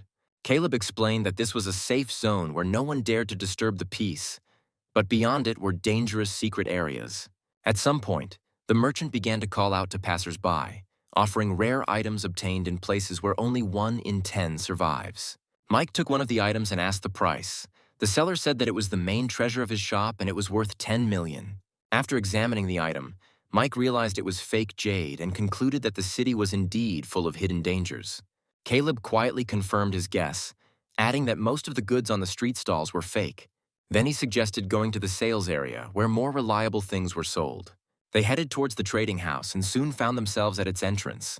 Inside, Mike noticed many things related to cultivators and concluded that this city preserved the legacy of an ancient civilization. Caleb handed him a list of rare herbs available for sale, and the prices listed, in the hundreds of millions per unit, immediately shocked Mike. Considering that he only had 500,000, he was momentarily at a loss. Caleb explained that if there are insufficient funds, a task with a reward can be posted, but the reward amount must exceed 1 billion. Then Mike had an idea and asked if there was anything he could sell here. Having received an affirmative answer, he went to the appraiser and handed over the jade bracelet, asking him to determine its value. The employee carefully examined the item and initially noted that the jade itself, although high quality, was not of particular value. Then Mike explained that he was endowed with magical powers. When in danger, he created a protective barrier that could withstand 10 attacks. Upon hearing this, the employee became interested and admitted that with such properties, the item could be sold for more than 100 million. After that, Mike asked how much a martial arts master-level cultivation technique would cost. The employee was shocked by this question and explained that such things are practically priceless. However, the hero insisted on a specific estimate, and then the girl said that such technology could cost no less than 78 billion. Caleb was shocked to realize the scale of the sums involved. Martial arts master-level techniques were truly incredibly expensive. The employee explained that if the client intended to put equipment of this level up for auction, it would take them several days. This way, they can spread the word and attract as many buyers as possible, which will allow them to achieve the highest possible price. After this, she invited Mike to go further, explaining that the appraiser was in the reception area. Upon entering, they saw a seated man, whom the employee introduced as the elder of the black market trading house. She added that the guest could now hand over the equipment to him for evaluation, and then Mike asked for paper and a brush. After about a minute, the elder finished studying the written sheets and recognized that it was indeed the Wuzhen technique in front of him. However, he immediately noted that it looked incomplete and, in all likelihood, should have a continuation. Mike replied that he got it by accident, although he thought to himself that it was just one of the simplest techniques. In the end, the old man decided that the auction would take place in 3 days and invited him to attend the auction. After leaving the trading house, Caleb asked where they were going next, since there was still time before the auction. Mike replied that there were many secret lands located around the ancient city and suggested exploring them for opportunities. However, Caleb remembered that there was a similar place within the city, and it was there that the biggest opportunity in the entire city lay. This immediately piqued Mike's interest, and Caleb led him to a complex of 5 tall towers. He explained that these were testing towers, each of which tested different aspects: spiritual power, cultivation level, and soul power. Those who manage to climb above the 7th floor can leave their name on a stone slab, and the rewards increase with each level. He also said that on the 7th level of the left tower, the name of a famous master from the capital is written. Caleb mentioned Farrell from the Huangfu family, the most outstanding fighter. He even set a record by reaching the 8th level of the right tower. Mike, noticing 2 more towers behind him, inquired about their purpose, but Caleb replied that the time for their opening had not yet come. At this moment, the attention of those around them was drawn to the glow of one of the levels. The spectators were discussing that someone had already reached level 5. Suddenly, a merchant approached Mike and began offering him a special medicine that could increase his chances of passing the tower. However, Mike didn't pay any attention to him. Meanwhile, the crowd began to buzz again. Someone had already reached the 6th level. Caleb, watching this, called out to Mike in confusion, but Mike decided to try the test himself. As he approached the entrance and felt a powerful energy inside, Mike noted that he did not feel anything particularly unusual. Once inside, he saw a space resembling a galaxy and realized that he was in a tower that tested the strength of the soul. Without hesitation, he reached out to the glowing core, and the space around him instantly changed. Suddenly, the hero found himself in front of a large spiral staircase. At that moment, he realized that the test was about strengthening the soul and testing his inner resolve. He immediately called Shelley, inviting her to take part as well. The girl immediately appeared in front of him and asked with interest what this place was. Mike noted to himself that she had already reached the initial stage of chai purification and was approaching the intermediate level. Then he asked her if she felt anything special. Shelley admitted that her soul wavered for a moment, but then it seemed to begin to thicken. Mike noted with a slight chuckle that she seemed to be able to feel something after all. The hero explained how useful this place was and suggested a competition to see who could climb higher.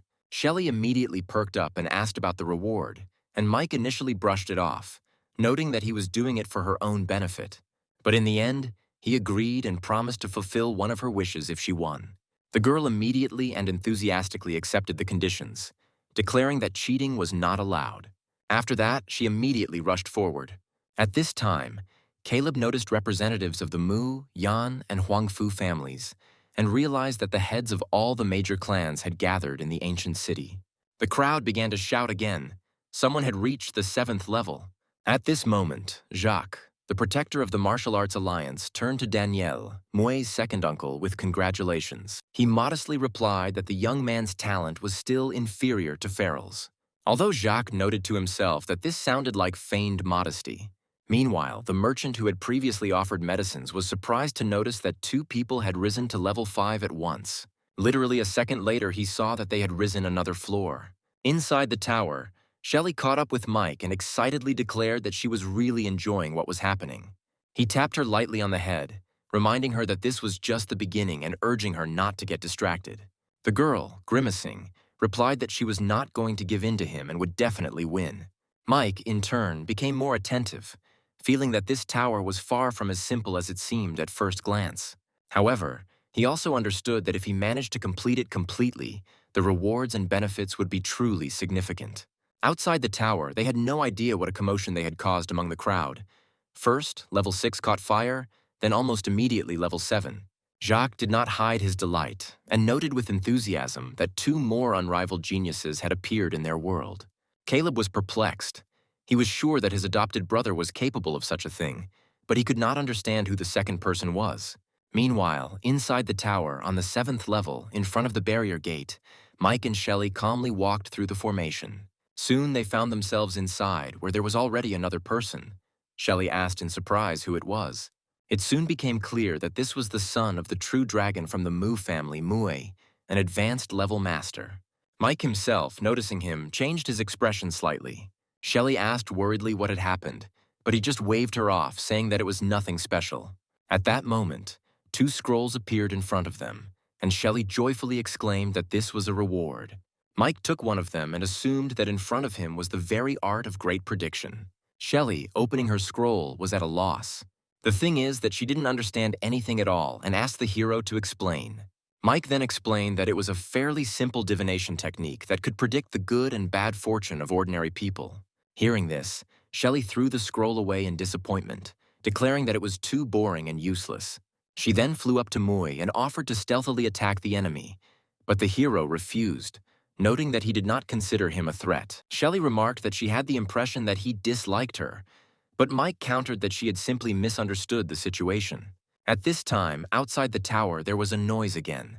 The crowd was delighted, discussing that someone had reached level 9, equal to the genius Feral. Jacques, without hesitation, congratulated Daniel, believing that he was his nephew, and he politely accepted the congratulations. However, inside the 7th level, that same Mui already felt that he had reached the limit and could no longer advance further. Jacques noted that this was a missed opportunity, and Daniel added that despite everything, reaching level 7 already makes him a genius. When the man who came out appeared in front of everyone, those present were amazed. It really was him. People were puzzled as to how this was possible, and Daniel was still reeling from the shock. At that moment, Moi himself began to think that everyone was looking at him with such attention because of his outstanding result. Even without reaching the 8th level, he was still one of the few who conquered the 7th. He decided that those around him admired him, and he confidently approached the elders and greeted them. However, a glow on the tower soon caught his attention and he froze, seeing that the 8th level was still active. Daniel hastened to explain that everyone thought he was the one who had reached this height, but it turned out that this was not so. Surprised whispers began to emanate from the crowd, and Moi felt irritated and even humiliated, not understanding who could surpass him. At that moment, another level, the 9th, caught fire. Elder Darius, who was watching from afar, could not contain his emotions. The man had been waiting for this moment for a very long time. He instantly moved to the tower to see for himself what was happening. Inside level 9, Mike asked Shelley with concern about her condition. The girl was breathing heavily from fatigue, but not wanting to admit weakness, she declared that it was nothing to her and she could get up again. Mike, not missing the opportunity to tease her, remarked that she shouldn't slap her chest so hard, otherwise there would be nothing left anyway. Shelley immediately blushed with anger, but he merely suggested they continue on their way, hinting that there might be useful equipment ahead. Shelley, still seething with indignation, suddenly stopped. Then she checked herself surreptitiously, doubting his words. The girl hurried to catch up with the hero, asking questions about whether there really was something valuable ahead.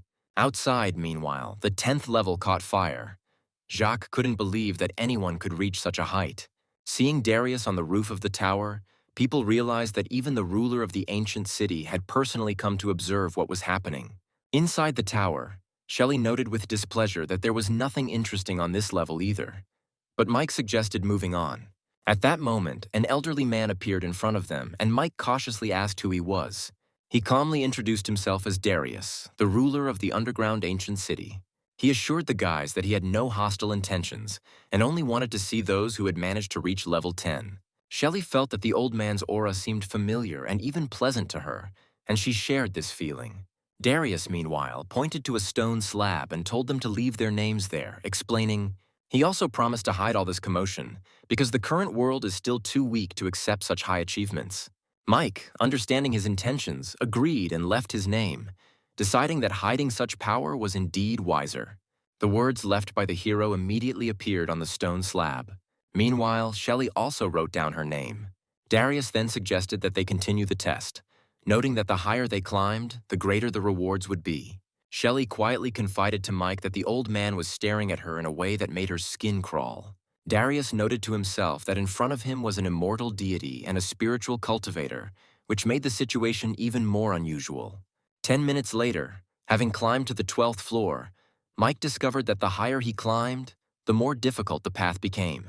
At this moment, a stream of true ki wrapped around him like a ribbon. The hero immediately realized that this was a technique for developing the soul, and its essence was directly poured into consciousness. Looking at the spiral staircase ahead, the young man felt a strong sense of anticipation. Meanwhile, Shelley, exhausted from fatigue, sank to the ground and sighed with relief, glad that she had finally passed the test. However, she soon noticed an old man nearby and fearfully asked what he wanted. Darius leaned over, carefully examining the girl, and noted with approval that she was quite nice. Hearing this, Shelley thought with irritation that he was acting as if he was choosing meat at the market. Not wanting to stay near the strange old man any longer, she hurried to catch up with Mike, complaining that he had left her alone. Meanwhile, the hero looked ahead wearily, trying to understand why they couldn't move on. Shelley didn't understand anything either. Suddenly, the darkness in front of them cleared and Darius appeared. He announced that the 13th floor was the final destination. At that very moment, the space around them expanded, and they found themselves right there. The old man did not hide his admiration, and noted that it was impressive to achieve such a result in such a short time of cultivation. Shelley asked suspiciously what he was really up to. Darius answered evasively and mysteriously noted that he was interested in what was inside the Tower of Souls. Meanwhile, Mike thought that for now his limit was about the 15th floor, because the tower itself was clearly not as simple as it seemed. Suddenly, Shelley ran up behind him, called out loudly, and hid behind him in fear. She said that the old man wanted to take her as an apprentice. Darius confirmed her words and stated that in his entire life he had never met anyone like her. According to him, the girl perfectly meets his requirements, so he wants to accept her as a student. However, Mike objected that she was just a ghost, and Shelley immediately added that she was, in fact, dead. Then the old man released several streams of aura. Upon seeing them, the hero immediately realized that in front of him was a cultivator of the ghostly path. Darius acknowledged this and again invited the girl to become his student. But Shelley firmly shook her head and refused, saying that she wanted to stay close to Mike and didn't need a mentor. The hero tried to gently persuade her, explaining that the old man was following the same path and could teach her a lot, and she would advance much further. However, Shelley did not want this and even promised not to cause any more trouble and asked not to drive her away. Then Mike politely informed the old man that the girl did not agree. Darius did not insist, and only said that he would then send her outside. Shelley, having escaped great trouble, immediately smiled happily and hastened to refuse any offers of help. Meanwhile, outside, Jacques suddenly realized that after so many years, someone had finally managed to rise so high. But Mouet was overcome with indignation, because all this was going to someone else, and he decided that he could not just sit and put up with this. So he turned to Daniel and said he wanted to challenge the left tower. He approved of his decision and noted that true genius is manifested in the ability to conquer the highest levels of challenges. Hearing this, the guy headed towards the tower, his actions immediately attracting the attention of those around him. People began to say that the son of the true dragon was going to challenge the left tower. Soon a stone stele appeared, on which names flashed. Upon seeing them, the crowd was surprised. Both names belonged to people with the same surname. Meanwhile, the son of the true dragon had already reached the 5th floor. Daniel noted approvingly that this was a very good result, and Jacques reminded him that the left tower was extremely difficult. If he can reach level 7, he will receive recognition from the master and become the second person whose name appears on the right stele.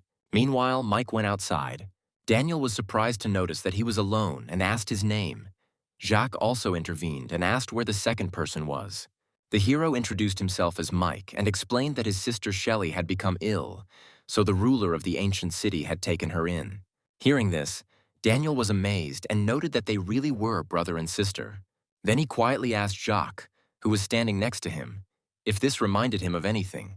He remembered that the previous head of the divine calculation sect, Li Feng, bore this surname, just like the golden-tongued prophet. Jacques suggested that perhaps they were the adopted children of some great personality. Then Daniel decided that when Moy came out, he would definitely ask him to ask the prophet about this. At that moment, the light from the 6th floor flashed on, and soon everyone noticed that Mike was also heading towards the same tower where Moy was. People began to whisper that this genius had also entered the left tower and seemed to be going to compete with the son of the true dragon.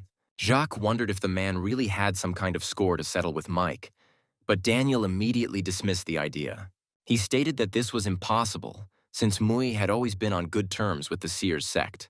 Meanwhile, on the first level of the Spirit Tower, a book fell in front of the hero, accompanied by instructions to read it and answer questions. Mike looked at the object lying at his feet in surprise, and to everyone's amazement, it soon reached level 5. The hero did not expect that the test of this tower would be connected with the memorization of medical knowledge. However, looking at the book in his hands, he noted with interest that it was a collection of spiritual medicinal herbs. As he turned the pages, he became increasingly surprised, because the book mentioned such rare plants as the flower of rebirth. Meanwhile, Caleb noticed that his adopted brother had stopped at the 5th level and began to wonder if something had happened inside the tower. However, it soon became clear that something important had happened on the 8th floor. The son of a true dragon had managed to surpass Farrell's record. At this moment, Moy himself came out and immediately reported his result to the second uncle. Daniel patted his nephew on the shoulder with pride, praising him for a job well done. Jacques added that to achieve such a thing at such a young age is a sign of true genius. In response, Mike noted that his elders overestimated him. He relaxed after his initial successes and therefore performed worse than he could have. However, Daniel felt that this was more than enough to be proud of, emphasizing that such achievements at his age are already extremely impressive. Meanwhile, Moy curiously inquired about what was happening to the right tower, since he had not seen anyone entering it. Jacques explained that a brother and sister pair had gone there, but the girl had been taken away because she was feeling unwell, and Mike had already reached the 5th floor. Moyne felt something was wrong, given his abilities. He could have reached the 10th floor, and his stopping on the 5th floor seemed strange. Someone behind him immediately noticed that Mike's talent was still significantly inferior to Mui's, and perhaps the 5th floor was the limit for him. These words restored the boy's confidence, and he thought with disdain that even the genius Farrell had been surpassed by him. He stated that if Mike could climb to the 10th floor of the right tower, then the 7th floor of the left tower should not be a problem for him. At that moment, Caleb joyfully pointed to the level that had burst into flames, announcing that the 7th floor was on fire. Moyne looked up in amazement. Then Jacques wondered with interest who exactly did this and whose light it was. Meanwhile, on the 7th floor, Mike was holding the book Fundamentals of Alchemy in his hands. He noted that he had already become a great master of alchemy on the Purple Star, so he did not need to study this material. As soon as he had grasped the contents, the book disappeared. Outside, Moy froze, unable to believe what was happening. Mike had indeed risen higher. Everywhere there were admiring voices, asserting that a genius understands another genius best. When asked what level Mike could reach, Moy replied that with his talent, he could reach about the same level. At the same time, he noticed a strange expression on Daniel's face and wondered why he was looking at him like that. When it became clear that Mike had reached the 8th floor, everyone was amazed. Moy was confused and, trying to remain calm, assumed that the 9th floor would not be an obstacle for him either. However, deep down, he desperately hoped that he would stop. At this moment, the head of the Yan family, who was in charge of the underground city, abruptly ordered Mike to be silent. Almost immediately, a message sounded that someone was already on the 9th floor. Then Jacques added fuel to the fire by again asking himself who this master was. Moy was so angry that he could hardly contain himself. Then he decided to get even at any cost and go to the middle tower. Moy vowed to surpass his rival. Once on the 13th floor of the left tower, Mike realized that its difficulty was comparable to the right one, and he could not move further. The tower had 20 floors in total, and Darius previously said that he was able to conquer them at the age of 30. Then the hero decided to finish for now and return here after he had improved his skills. When Mike came out, those around him noted his result with admiration. He immediately asked if the son of the true Mui had gone to the middle tower. One of the spectators told him that he was already on the 4th floor. Having thanked him for the information, the hero moved on. Meanwhile, the head of the Yan family noticed that Mu Yi was under serious pressure. Inside the tower, the hero encountered a phantom radiating spiritual power at the peak level of a venerable martial artist. The test of the middle tower was combat power. The tower automatically created an enemy of the corresponding level. Victory over him allowed one to move on. Mike realized that the tower had assessed him as a great master, although in fact, he was only at the peak of his spiritual stage. Then he decided to first test the true power of the Phantom. Mike hit him with his palm and heard a loud explosion. He soon realized that the enemy only had the brute force of his level, but was unable to adapt. Therefore, it can be overcome relatively easily. Accelerating, he dealt with the enemy in 2 minutes and reached the 4th floor. However, Mui's voice suddenly rang out, shouting that he would not allow his opponent to surpass him. He had a hard time accepting what was happening, not believing that Mike could move so quickly. Mui couldn't understand how this was possible, especially considering that even Farrell had difficulty climbing. He convinced himself that it was impossible and that he could not be stronger than him. The guy decided to reach the 7th floor at any cost and prove his superiority as the best genius. Outside, Jacques noticed that someone had already reached the 6th floor and wondered who it was, Mike or Mui. Suddenly, Darius appeared in front of them, carrying Mui by the collar, and reported that he had reached the 4th floor, but his will was unstable. Losing his mind, Mui began screaming madly, claiming that he was the greatest genius and that Mike could not compare to him. Jacques' face turned dark, and he realized that Mui had been completely overwhelmed by Mike and had lost control of himself. At that moment, the next floor of the tower caught fire. Daniel, burning with rage and hatred, wondered who this Mike really was. Inside the tower, Mike stopped in front of 2 books. One of them was called Divine Art of Tempering the Body, and its author was listed as a certain peerless master god.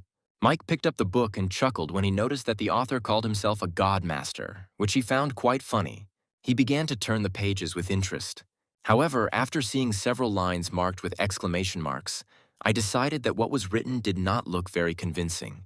Mike chuckled, thinking that both the author of the book and the person taking notes were quite interesting people. Meanwhile, outside the tower, Caleb was saying with complete confidence that his adopted brother would definitely reach the 7th floor.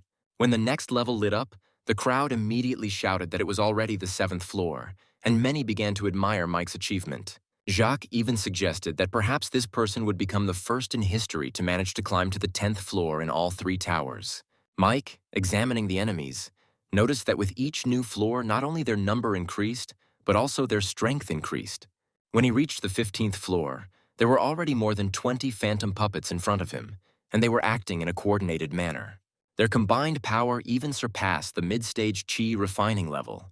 Mike found himself completely surrounded and quickly realized that there was no way to win in this situation, so he admitted defeat. At that moment, Darius appeared nearby and noted that for his age this was already a very respectable result. He added that if one day Mike could pass all the tests of the 3 towers, then the entire ancient capital would belong to him. Mike's result soon also appeared on a stone stele. When Caleb saw him, he couldn't hide his delight, calling Mike an incredible person. When he came outside, Jacques and many others immediately rushed to greet him. Daniel, watching what was happening, was seething with hatred in his soul. He decided that this young man could not be allowed to stay alive. Then Jacques politely asked Mike what force he was from and who was able to raise such an amazing genius. Mike replied that he had nothing to hide. He said that he did not belong to any sect and was an ordinary wandering cultivator. Hearing this, everyone was shocked. To reach such a level by relying on one's own strength meant possessing extraordinary talent. Soon, representatives of various families began vying with each other to invite him to join them. One of the Ning family members offered him the honorary eldership of their clan and promised him 1/10 of the family's allowance. Soon, other families began to make offers, but Mike noticed among them a man from the Zhou family, Josh. Hearing this name, Mike couldn't help but recall the events of his past life, when he accidentally insulted the young master of the Zhou family. As a result, he took cruel revenge. His mother was killed, his sister was driven to suicide, and all his close friends were subjected to reprisals. Now, having received a second chance after being reborn, Mike vowed that this time he would not let these people get away with it. Meanwhile, Josh continued to persuade him, asking what he thought about the proposal. Another person added that Huang Fu's family is willing to invest all its resources in his development and betroth him to the pearl of their family. Jacques, seeing such competition, also decided to intervene and offered an even higher post, the position of head of a military alliance. Mike was slightly surprised and asked if he was really being offered the position of union leader. Jacques confirmed this and said that with his talent, it was enough to just agree, and the future position of the head of the alliance would be his. Mike politely thanked everyone for their generous offers, but explained that he was used to freedom and did not want to join any family yet. After this, He said goodbye and left the meeting, and those around him wished him luck and reminded him not to forget their suggestions. Caleb hurried after him and excitedly said that he was incredible and that he had never seen anything like it. Mike encouraged him and said that if he perfected the immortal's writing, he too could reach that level. Caleb happily asked if it was true, and the hero confirmed his words once again. However, at that moment, a cold aura suddenly spread around, and Mike immediately sensed an ambush. He clenched his fist, gathering spiritual energy, as the enemy attempted to deal him a fatal blow. It turned out to be Daniel, who decided to kill the hero on the sly. Mike responded without hesitation. When the first attack failed to produce results, Daniel retreated abruptly. Jacques immediately stood in front of Mike and sternly asked Daniel why he had ambushed him. He assumed that he was simply angry because Mue was unable to defeat him in the tower, and therefore decided to get rid of his rival. But Daniel denied this and claimed that he was not that petty. According to him, Mike allegedly interfered with Mui's test in the battle tower, causing the latter's mind to go into chaos. He called Mike a treacherous youth and said that he had to destroy him to save the city's future from the threat. Jacques replied that these were merely malicious accusations and asked if he had any evidence. Daniel, however, stated that evidence was not needed, since with Mui's talent, he could not have stopped before the 6th floor if he had not been stopped. Even Jacques was momentarily speechless. Mike then shamed the man, saying that he was simply shifting his own incompetence onto others. He added that if he really wanted to kill him, he could try. These words made Daniel even more angry. He furiously shouted that Mike was seeking death himself and rushed towards him with an attack. However, Mike took his taunt lightly, declaring that he had no intention of showing mercy to such trash. Daniel delivered a powerful blow, but it only hit the air. He stood there dumbfounded, trying to figure out where his opponent had disappeared to. The next moment, Mike suddenly appeared behind him and sharply hit him with his knee. Then the hero brought his palm down on his face with a powerful slap. The blow was so strong that Daniel was forcefully pressed into the ground. Then Mike asked him if he wanted to continue the fight. Daniel still couldn't believe what was happening. He muttered in shock that it was impossible. Seeing this, Jacques froze for a moment, anxiety flashing through his thoughts. It seemed that everything was happening exactly as he feared. He even thought that he would have to intervene if Mike couldn't cope. But now it became clear that this was not necessary at all. Mike then declared that since the opponent had no more moves, it was now his turn to attack. Daniel, whose face was already very swollen, managed to squeeze out a few words, but did not manage to finish. At that moment, Darius came out of the tower, asking who dared to behave so brazenly in the ancient city. Jacques immediately turned pale, realizing that this was the ruler of the ancient city. Daniel, on the other hand, felt a surge of hope and hastened to remind them that fighting was forbidden in the ancient city. But Mike hit him. The old man stepped forward and asked what had happened. Mike calmly explained that the man had ambushed him, so he simply fought back. Jacques was amazed that he said it so directly and without the slightest fear. Daniel, however, folded his arms smugly, expecting a harsh punishment to follow. However, things didn't go as he had expected. Darius only told Mike to be more careful next time when he hits people. Both Jacques and Daniel were stunned by this answer. The old man then added that later Daniel would have to go to the city lord's residence and hand over the treasure as compensation. Daniel was forced to humbly agree. After this, all those present respectfully saw off the ruler of the city. When it was all over, Mike lightly touched Caleb's shoulder, indicating it was time to go, and they headed away. On the way, Caleb, without hiding his curiosity, asked what kind of relationship he had with the ruler of the ancient city. But Mike replied that he was thinking too much and that he didn't really have any relationship with him. On the way, he noticed rows of shops and asked who owned them. Caleb explained that these were the Huangfu family's shops. Almost all the major families in the capital had shops here where they sold raw ores. Rarest treasures may be hidden inside such stones, and if someone is lucky enough to find one, they could become rich overnight. Mike listened to this with interest. It seemed to him that all this was reminiscent of the secret palaces that he had once seen on the Purple Star. However, Caleb added that it is not that simple. The fact is that large families have long hired specialists to evaluate stones. Those in which the probability of finding treasure is high are opened during mining, and the rejected ones end up on the shelves. Caleb then wistfully remarked that it would be great to have his own shop of this kind. Then Mike asked what conditions needed to be met to open a store here. Caleb said that if they submitted an application, there would be no problems, and suggested that they go straight to the city lord's residence. On the way, he explained that there were two ways to get money: sell the treasure or go through the seventh floor of the battle tower. He was confident that after Mike passed the seventh floor of the battle tower, it would be easy for him to get a shop. Then they entered the main hall of the residence of the city ruler. The great manager of the estate, Baihei, personally came out to meet them, and he greeted the hero with a respectful smile. Caleb was extremely surprised, because this old man was usually known for his cold character and never showed such courtesy. Mike then said that he would like to apply to open a shop in the ancient city. However, Baihei immediately took an item out of his sleeve and said that the city lord had already prepared everything in advance. He handed Mike the golden key to shop number 1 on Qingyun Street, as well as a second key to a shop in the east of the city. According to the manager, the city ruler ordered that all of this be handed over to him. Then Mike asked if he needed to give him any treasure in exchange. Baihei, with a friendly smile, replied that there was no need for that. Caleb's mouth literally dropped open in amazement when he realized they were getting all of this for free. He exclaimed excitedly that his adopted brother was now truly rich. Mike didn't understand his reaction at first, but Caleb quickly explained that businesses in the ancient city were worth astronomical amounts of money.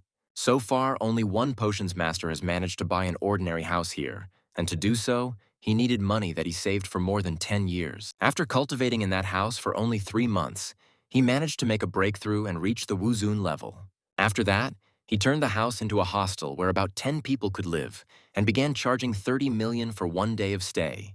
Mike was shocked to hear this incredible amount, and Caleb added that after 10 days of stay, the price doubles.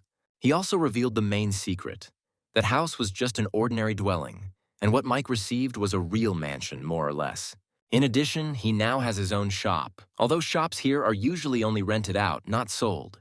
Now Mike finally realized that they were truly incredibly lucky. He suggested going there first and then inviting a few more people to join them. Soon they arrived at the Longqian estate on the mountain. Sunlight flooded the villa on the slope, and they teleported straight into the courtyard. Seeing his younger sister carrying a tray of food, Caleb asked what she was doing. Hearing a familiar voice, Emily turned around and happily said that Mike and his brother were back. She said that a guest from the military union had come to see them and wanted to see Mike, and that her father was currently receiving him in the hall. At that time, Uncle Moo was sitting in the pavilion receiving Mr. Lucas. Mike entered there and greeted the third uncle. Emily also entered the hall and told her father that Mike and his brother had already returned. When Mike entered, he immediately recognized the guest.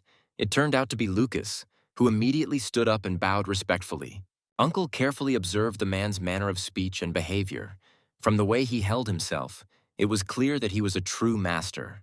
Mike asked Lucas if everything was okay with his sister, and he replied that she was currently under the protection of the Liu family masters. Moreover, his grandson Cole was transferred to the same university and now constantly monitors her safety. However, he added that Miss Moo doesn't like being watched all the time, so Cole has to keep his distance. Hearing this, Mike breathed a sigh of relief and realized that the situation was under control. Lucas then said that after hearing about the exploits of the alliance leader in Jiangnan, he hoped to one day get the chance to become his disciple. But Mike didn't make any promises yet and replied that they could talk about it later when the right opportunity arose. Mike then decided to introduce those present to each other. He explained to his uncle that this was Elder Lucas from the military alliance, and he told Lucas that the man opposite was his Uncle Moo, the master of Longqian. After this, he said that he had invited Elder Lucas specifically to look after the estate. Lucas immediately replied that he obeyed the orders of the alliance leader and would never dare to disobey. Moreover, he has already notified his man to send people to help, and they should arrive very soon. After some time, Mike arrived in the underground ancient city to a shop on Qingyun Street. There, he immediately gave orders to the elders Zhang and Li to put everything in order here, and at the same time to study how trade was conducted in the shops. Mike told them to get down to business, and he decided to go to some other stores. When he entered one of them, Jacques immediately greeted him from behind the counter. Mike explained that he had come to ask for help. Then Jacques kindly invited him to step aside and talk in a more relaxed atmosphere. The man handed Mike a cup of tea and then asked if he really wanted to go with them to the secret kingdom. Mike confirmed this and explained that he was planning to open a store, but he didn't have a source of goods yet. He heard that the Battle Alliance expedition team was considered the most experienced in the entire ancient city, so he asked for help. Jacques warned that the secret kingdom was dangerous, so he suggested that Mike simply sell the War Alliance's goods at a reduced price. However, Mike explained that he was still confident in his ability to avoid danger, but had simply never been to secret worlds before. Jacques agreed, but put forward a condition. Mike could join, but if the team encountered danger, he would have to help. Mike immediately agreed, and after that, Jacques took him to the courtyard. The team was just resting there, having just returned that morning from the previous expedition. Then he called Captain Madeline and introduced them to each other. He explained that this was Mike, and that she was the team captain and had been considered the most experienced person in the group for many years. Then Mike stepped forward and greeted her. Jacques explained that young Master Mike was a friend of the military union and he wished to go and explore the secret area. He asked the girl to take him as a member of her team. However, Madeline, looking at him carefully, immediately asked what he knew about the secret kingdom. Mike answered honestly that he knew practically nothing. She was surprised when she heard this. Then the girl asked sharply if he was just going to go to certain death. Seeing that the conversation was starting to get heated, Jacques quickly intervened and tried to calm her down, because Mike was capable of standing up for himself. Madeline cut him off sharply and declared that if Mike could withstand 3 strokes of her whip, she would allow him to join the team. But if he can't do it, then let him go and not interfere. Jacques tried to reason with her, but Mike took the floor and said that it was only about 3 strikes. Moreover, he added that if she managed to hurt him even once, he himself would admit defeat. Madeline found this statement arrogant and asked who he thought he was. Meanwhile, behind her, the crew members were whispering, saying that the captain was clearly angry and that this guy would definitely be in trouble. Soon Madeline struck the first blow, the whip whistling quickly through the air. However, Mike deftly dodged to the side. After a short exchange of movements, Madeline suddenly felt a strange sensation. This man was clearly not so simple. After completing the test, she suddenly admitted defeat and announced that she was accepting him onto the team. Mike then thanked her politely and said that he was counting on her care as captain.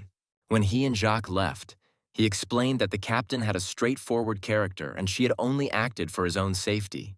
But Mike replied that he understood this and would not be offended by such a trifle. Jacques then invited him to attend an auction in the city manor that evening, where a Wu Zun-level cultivation technique would be on display. The hero agreed and thanked him, especially since he knew that it was the equipment he had prepared that would be put up for auction. When night fell, representatives of all the major families gathered in the auction house of the underground ancient city. Jacques noted that the heads of almost all the great clans were present here, which meant that the fight for the Wuzhen technique would be fierce. Mike, hearing this, asked curiously whether such techniques were so rare. Jacques explained that most techniques are related to the 5 elements, while Wu Zun-level techniques without attributes are extremely rare. Moreover, this technique has already been verified by the city government. It is truly an outstanding technique without attribute. With such a book, any cultivator will greatly increase their chances of breaking through to the Wuzhen level. Mike was secretly surprised and thought that he hadn't expected that a technique he had once jotted down in passing would cause such a stir. Meanwhile, Jacques exclaimed that he could not even imagine what kind of fool would dare to put such a precious thing up for auction. Meanwhile, the auctioneer announced that the bidding was beginning. The first lot was a jade pendant with a starting price of 10 million. Representatives of large families immediately began to raise their bids, and soon someone placed a bet of 400 million on the lot.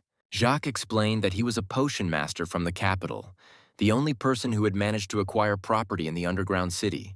Mike nodded and noted that he now understood who they were talking about.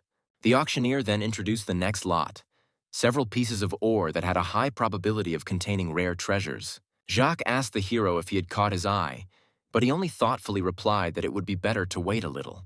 Finally, the auctioneer excitedly announced the most anticipated moment of the evening. It's time for the final lot, the true treasure of today's auction, an outstanding Wuzhen-level cultivation technique. As soon as the figure of 5 billion was announced, representatives of various families began to fiercely raise the stakes. Then the potion master from the imperial capital offered 10 billion. Jacques also picked up the sign and noticed that all the big families had already placed their bets, so it was time for him to intervene. He announced the price, 6 spiritual stones, and then Mike was noticeably surprised and immediately asked about the spiritual stones. Jacques explained that the energy crystals inside these stones are mined from secret worlds. There are low, medium, and high-quality spiritual stones, and all of them are extremely rare. One such stone is worth at least 2 billion, but almost no one exchanges them for money, so their real value is even higher. Hearing this, Mike decided that they could be obtained. which only strengthened his idea that a journey to the secret kingdom was necessary. Meanwhile, the price continued to rise and soon reached 15 billion.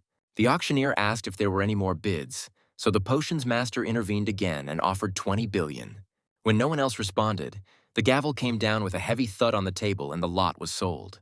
A surprised buzz erupted in the hall. A single piece of equipment was valued at 20 billion. After the auction ended, the auctioneer announced that the price for Mike's equipment, after deducting 5%, was 18 billion. Mike accepted the card and thanked her. The girl replied that she would be glad if he contacted them again in the future. As he left the auction house, Mike mentally calculated how best to spend the funds he had received. With that kind of money, he would be able to set up a shop and then go to the secret kingdom to get hold of some truly valuable things there.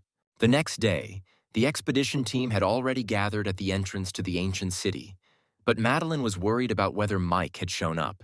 Soon she was informed that he was already here, but seeing that he came in ordinary clothes, she asked why he had not put on his equipment. Then Mike replied that he didn't need it. Hearing this, Madeline flushed and angrily declared that entering the secret kingdom without equipment was pure madness. One of the expedition members named Chelsea tried to smooth things over by noting that the captain was simply worried about him. In response, Mike simply sighed and admitted that he understood this, but he simply didn't have any equipment. Hearing this, Chelsea muttered in amazement that she couldn't believe that anyone could be so poor. Then Madeline ordered Morty to give him a set of equipment. He brought the equipment and asked the newcomer's name. While Mike was putting on the armor, he introduced himself by his name, and Morty responded by saying that everyone usually calls him Strongman.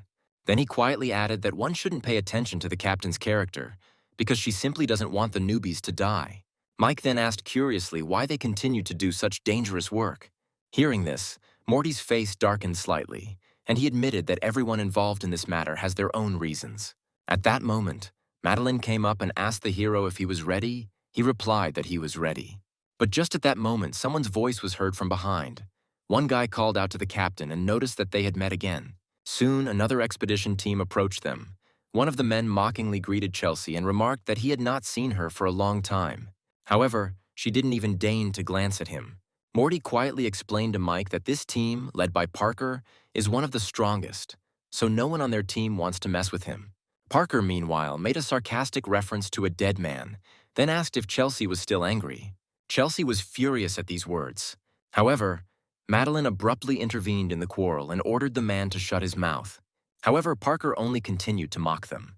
He asked the commander if she wanted to try to shut him up herself. Then Chelsea couldn't take it anymore. She pulled out her sword and pointed it at him, demanding that he try her blade.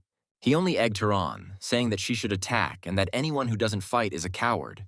Seeing the situation quickly escalating, Mike stepped in and tried to calm everyone down, noting that he was only deliberately provoking them.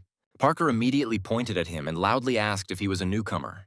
Mike confirmed this and asked what he meant by that. Parker stated that the new recruits in the Battle Alliance expedition team had a very high mortality rate and asked if he was afraid. However, Mike replied that it all depended on who you followed.